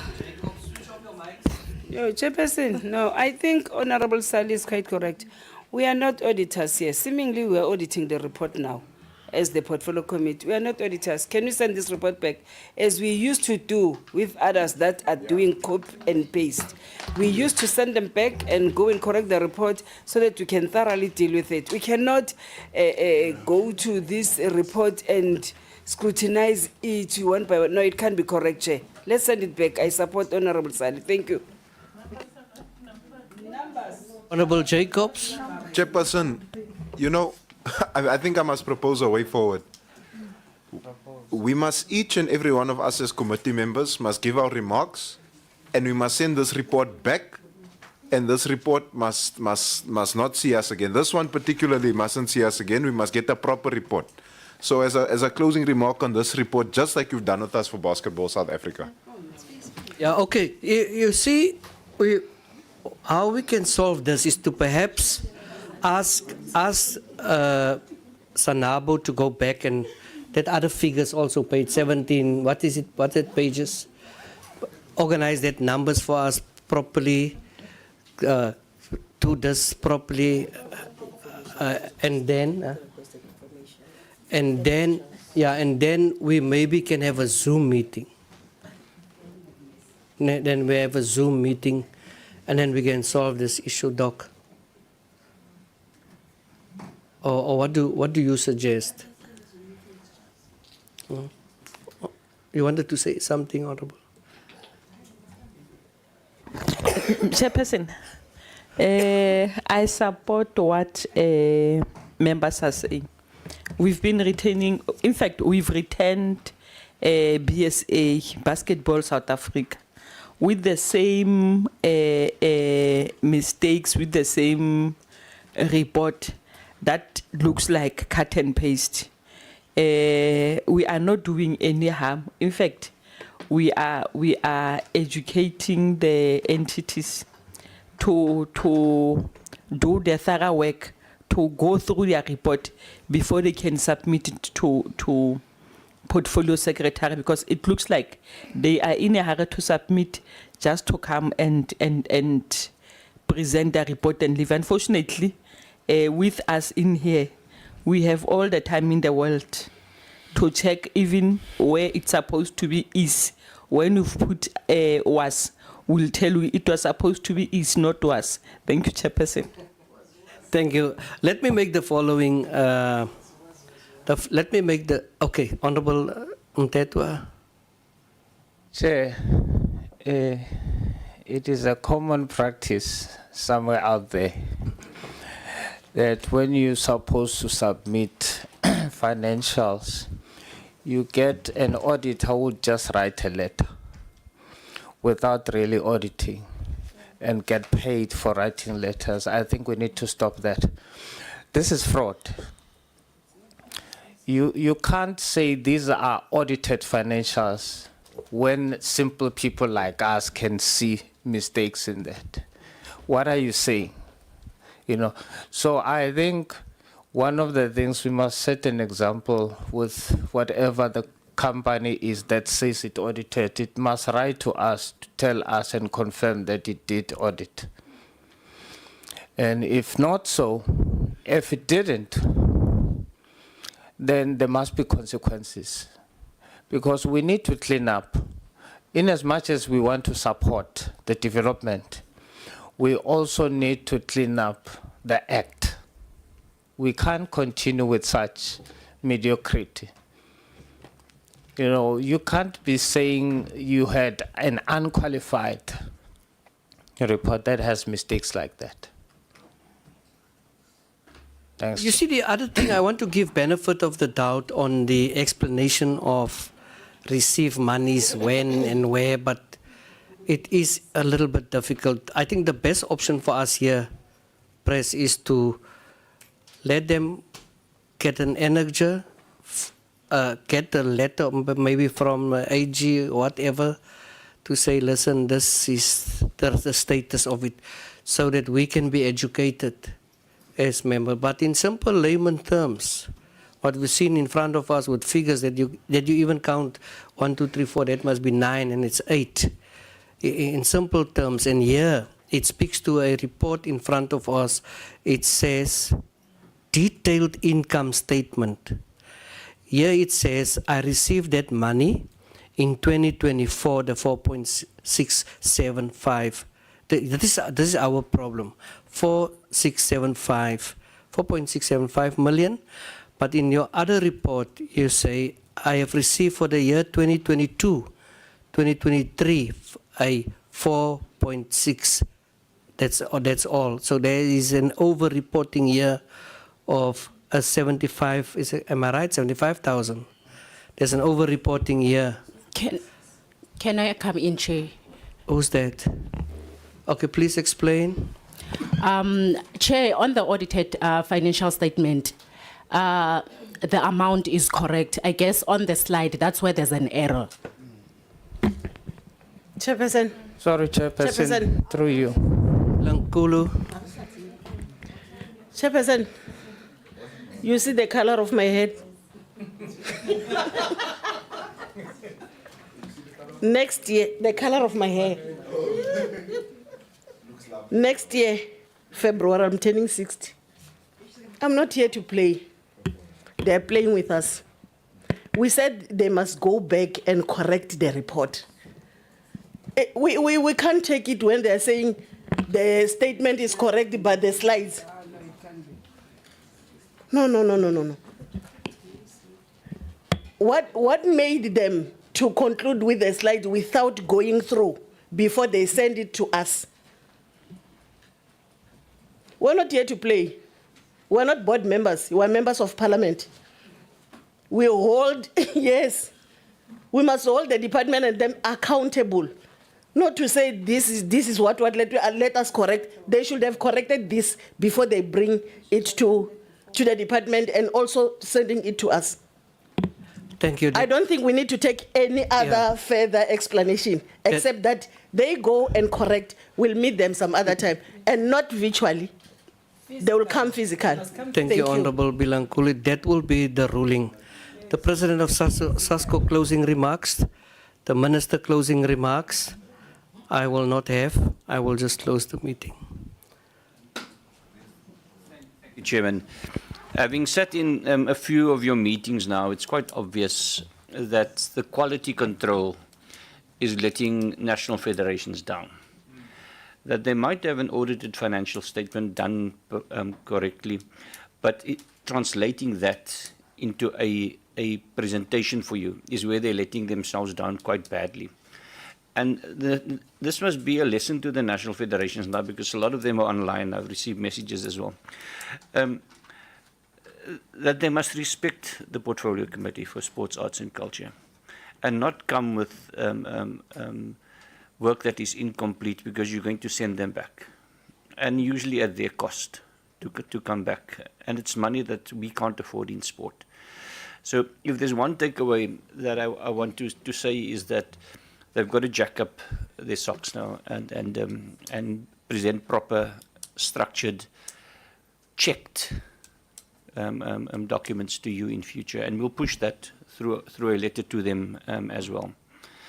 The one thing I don't want to miss out, though, is a positive statement that I'm going to ask the committee also assist us in this regard, and that is to bring in the safety, security, correctional services, SA Defence Force, SAPS, firemen and women, and other sectors that are in government that have facilities, and bring them in like India and a lot of the other countries that have these government people as their sportsperson. In the past, we had a lot of athletes, Johan Fourie, for example, coming from the police service. And once they were done with the athlete's career, they have a job. And that is what India is doing as well. And I think we need to focus on that and assist us in that regard. But my clear statement to the federations is, before you come here again, you need to do your quality control in a much better manner. Thank you, Doc, and then TM. Thank you very much, Chair, for the opportunity. And I think on behalf of, is it SANABO, humble ourselves and say that ngwana phoshwa ha bolawe, ngwana phoshwa diro ha bolawe.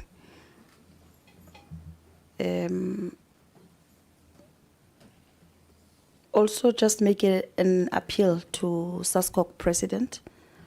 He is here, he's aware of the challenges that the federations are going through. Maybe it is also time for him to spend more time with federations.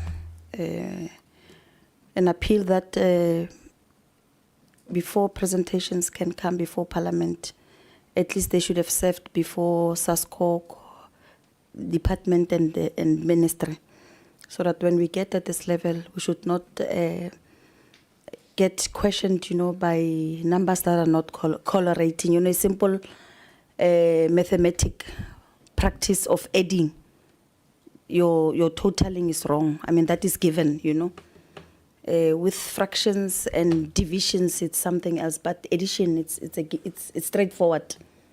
So, Chair, we've noted the error, and we will also make sure that they come and present before us, maybe with other entities as well, provided we are given time, so that they prepare their documents, and when they come here, it becomes a collective presentation. It should not be us and them.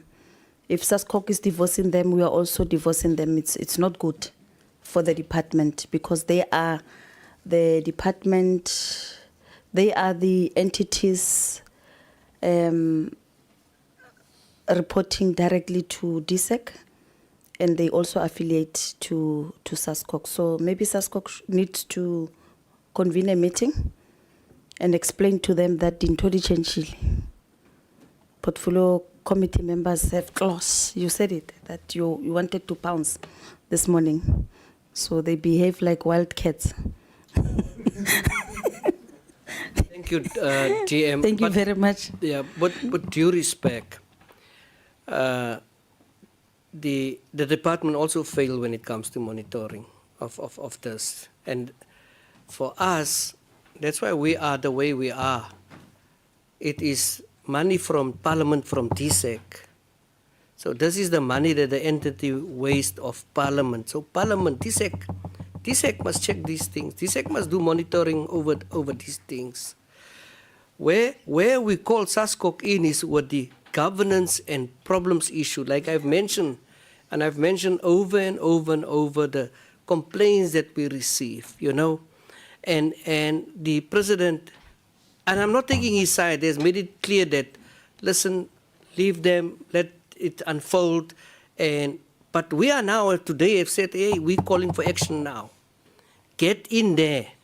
You are entitled because they actually bring our name into dispute as SASCOC. This is the role of SASCOC. But when people are getting monies from DSEC, it is upon DSEC to see how those monies have been spent.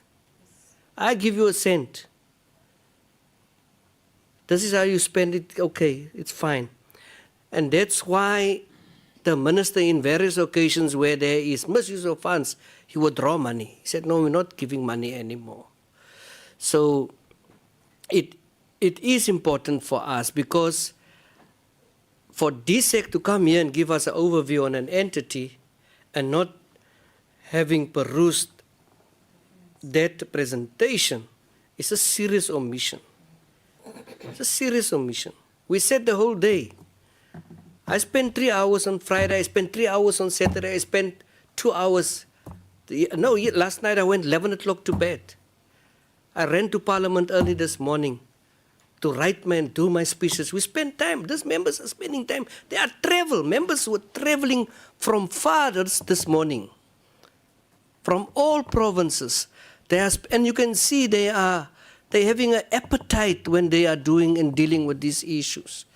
They know, if you speak to anyone of the honourable members on my right-hand side, you can see they are on the ground. How is it that a member come here and say that this can't be right, there's nothing in Free State? Or this can't be right, there's nothing happened there and there. So really we would like to appeal to DSEC again to really keep an eye. Really, earlier on someone bragged here with an internal auditor that come also work or do something. There's internal auditors. We are not internal auditors. But we are going through stuff because, we are in such a suspicion mode of what is happening with the entities. We are in a suspicion mode like nobody's business. We suspect everyone appearing when we hear things, because sometimes you don't know what, but then we interrogate what, and then, okay, the law must go its course. So let this be an example for SANABO. They also have members there further down, that also perhaps watching here tonight. And let us take our work serious as federations. I've been invited for the first of its kind, I think, to a meeting of SASCOC where so many federations attended. And it was good to see the engagements of those federations in that meeting that I attended. And that's why every time, DM, we ask if we as members can't. Because I can tell you the machine here of this organization here in Parliament is the people to my left and my right, and on that side there is the researchers. We send them and we said, get this information, and we go out. And I'm saying it almost in every meeting. The Deputy Minister and myself served on various portfolios together. And I had the privilege to serve under her when she was a chairperson. You're still in good state with me as a chairperson. And if she was sitting here, I can tell you, the worst would have happened. Those who knows. Peace, Mabe. DM, sorry. So, members, I'm going. Doctor, you want to say something? Just wrap them a little bit, please, man. Maybe not them, but us. Chair, without belaboring the point, I was just sharing with DM and Tebogo was saying the same to me. What is especially in the last 3 to 6 months, Chair, is that we need to find a different model of, I think Honorable Mteto was talking about M&E, and we need to move it a level up. I was sharing with DM, for instance, that there is something that is called a shared support service, just concentrating on these key areas that are coming up, where perhaps we don't just concentrate on these that are in ICU. We look at a shared support service that's going to, maybe I'm saying smaller, but it's obvious it's not just the smaller federations, because they might not be public entities, but still, as you correctly say, we fund them. And perhaps the concentration, Chair, has been looking at the 2 million. If we're saying we're giving them 2 million, we look at that, and it's obvious that we need to cast our eye beyond that you know. So lessons we're learning, but I think the lessons should translate to improvement, Chair. Thanks. Thank you, DM. Thank you, Director. You know, even every time both Department Sports, Arts and Culture and us have been caught off guard with entities appear, it's every time a new thing. But like you've said, Dr. Kumalo, we learn, but we are not going to stop. And we must invite, I see the viewers, what is it called, the viewers, what is picking up on meetings of this nature. People are watching and people are enjoying, and people, it also let this serve as a learning curve, is to say, listen, if you go to Parliament, please prepare yourself. This is the highest office in the land. If people come here, behave as such, not in the way of manners, but in the way you present, represent the country and do presentations. I mean, look at the previous presentation with boxing. There's no numbers. There was no numbers there. You can't say a number what, a number what. There's no numbers. It's empty, this thing of boxing South Africa. There is no numbers. If we now want to refer, you know, this is the small things that matters in life. Honourable members, with that said, we have made a decision. We also will have a meeting and adopt reports and be guided by the portfolio secretaries. I want to say to you again, thank you so much to everyone, every single one that was present here, that is offering to come today to Parliament after such a long weekend. I would like members just for a few minutes to stay behind. We have to have a discussion on Friday. We cannot cancel meetings. These meetings must happen. It is budget speeches, it's a lot of things. And we have to make a firm decision on the meeting for Friday, because I am just worried with the other responsibilities the other members have. We will not be able to have a quorum in person. So I think we will more likely, we will be forced to have a meeting on Zoom. With that said, the meeting is then adjourned, but please members stay behind. We're not going to be long. Thank you so much, everyone.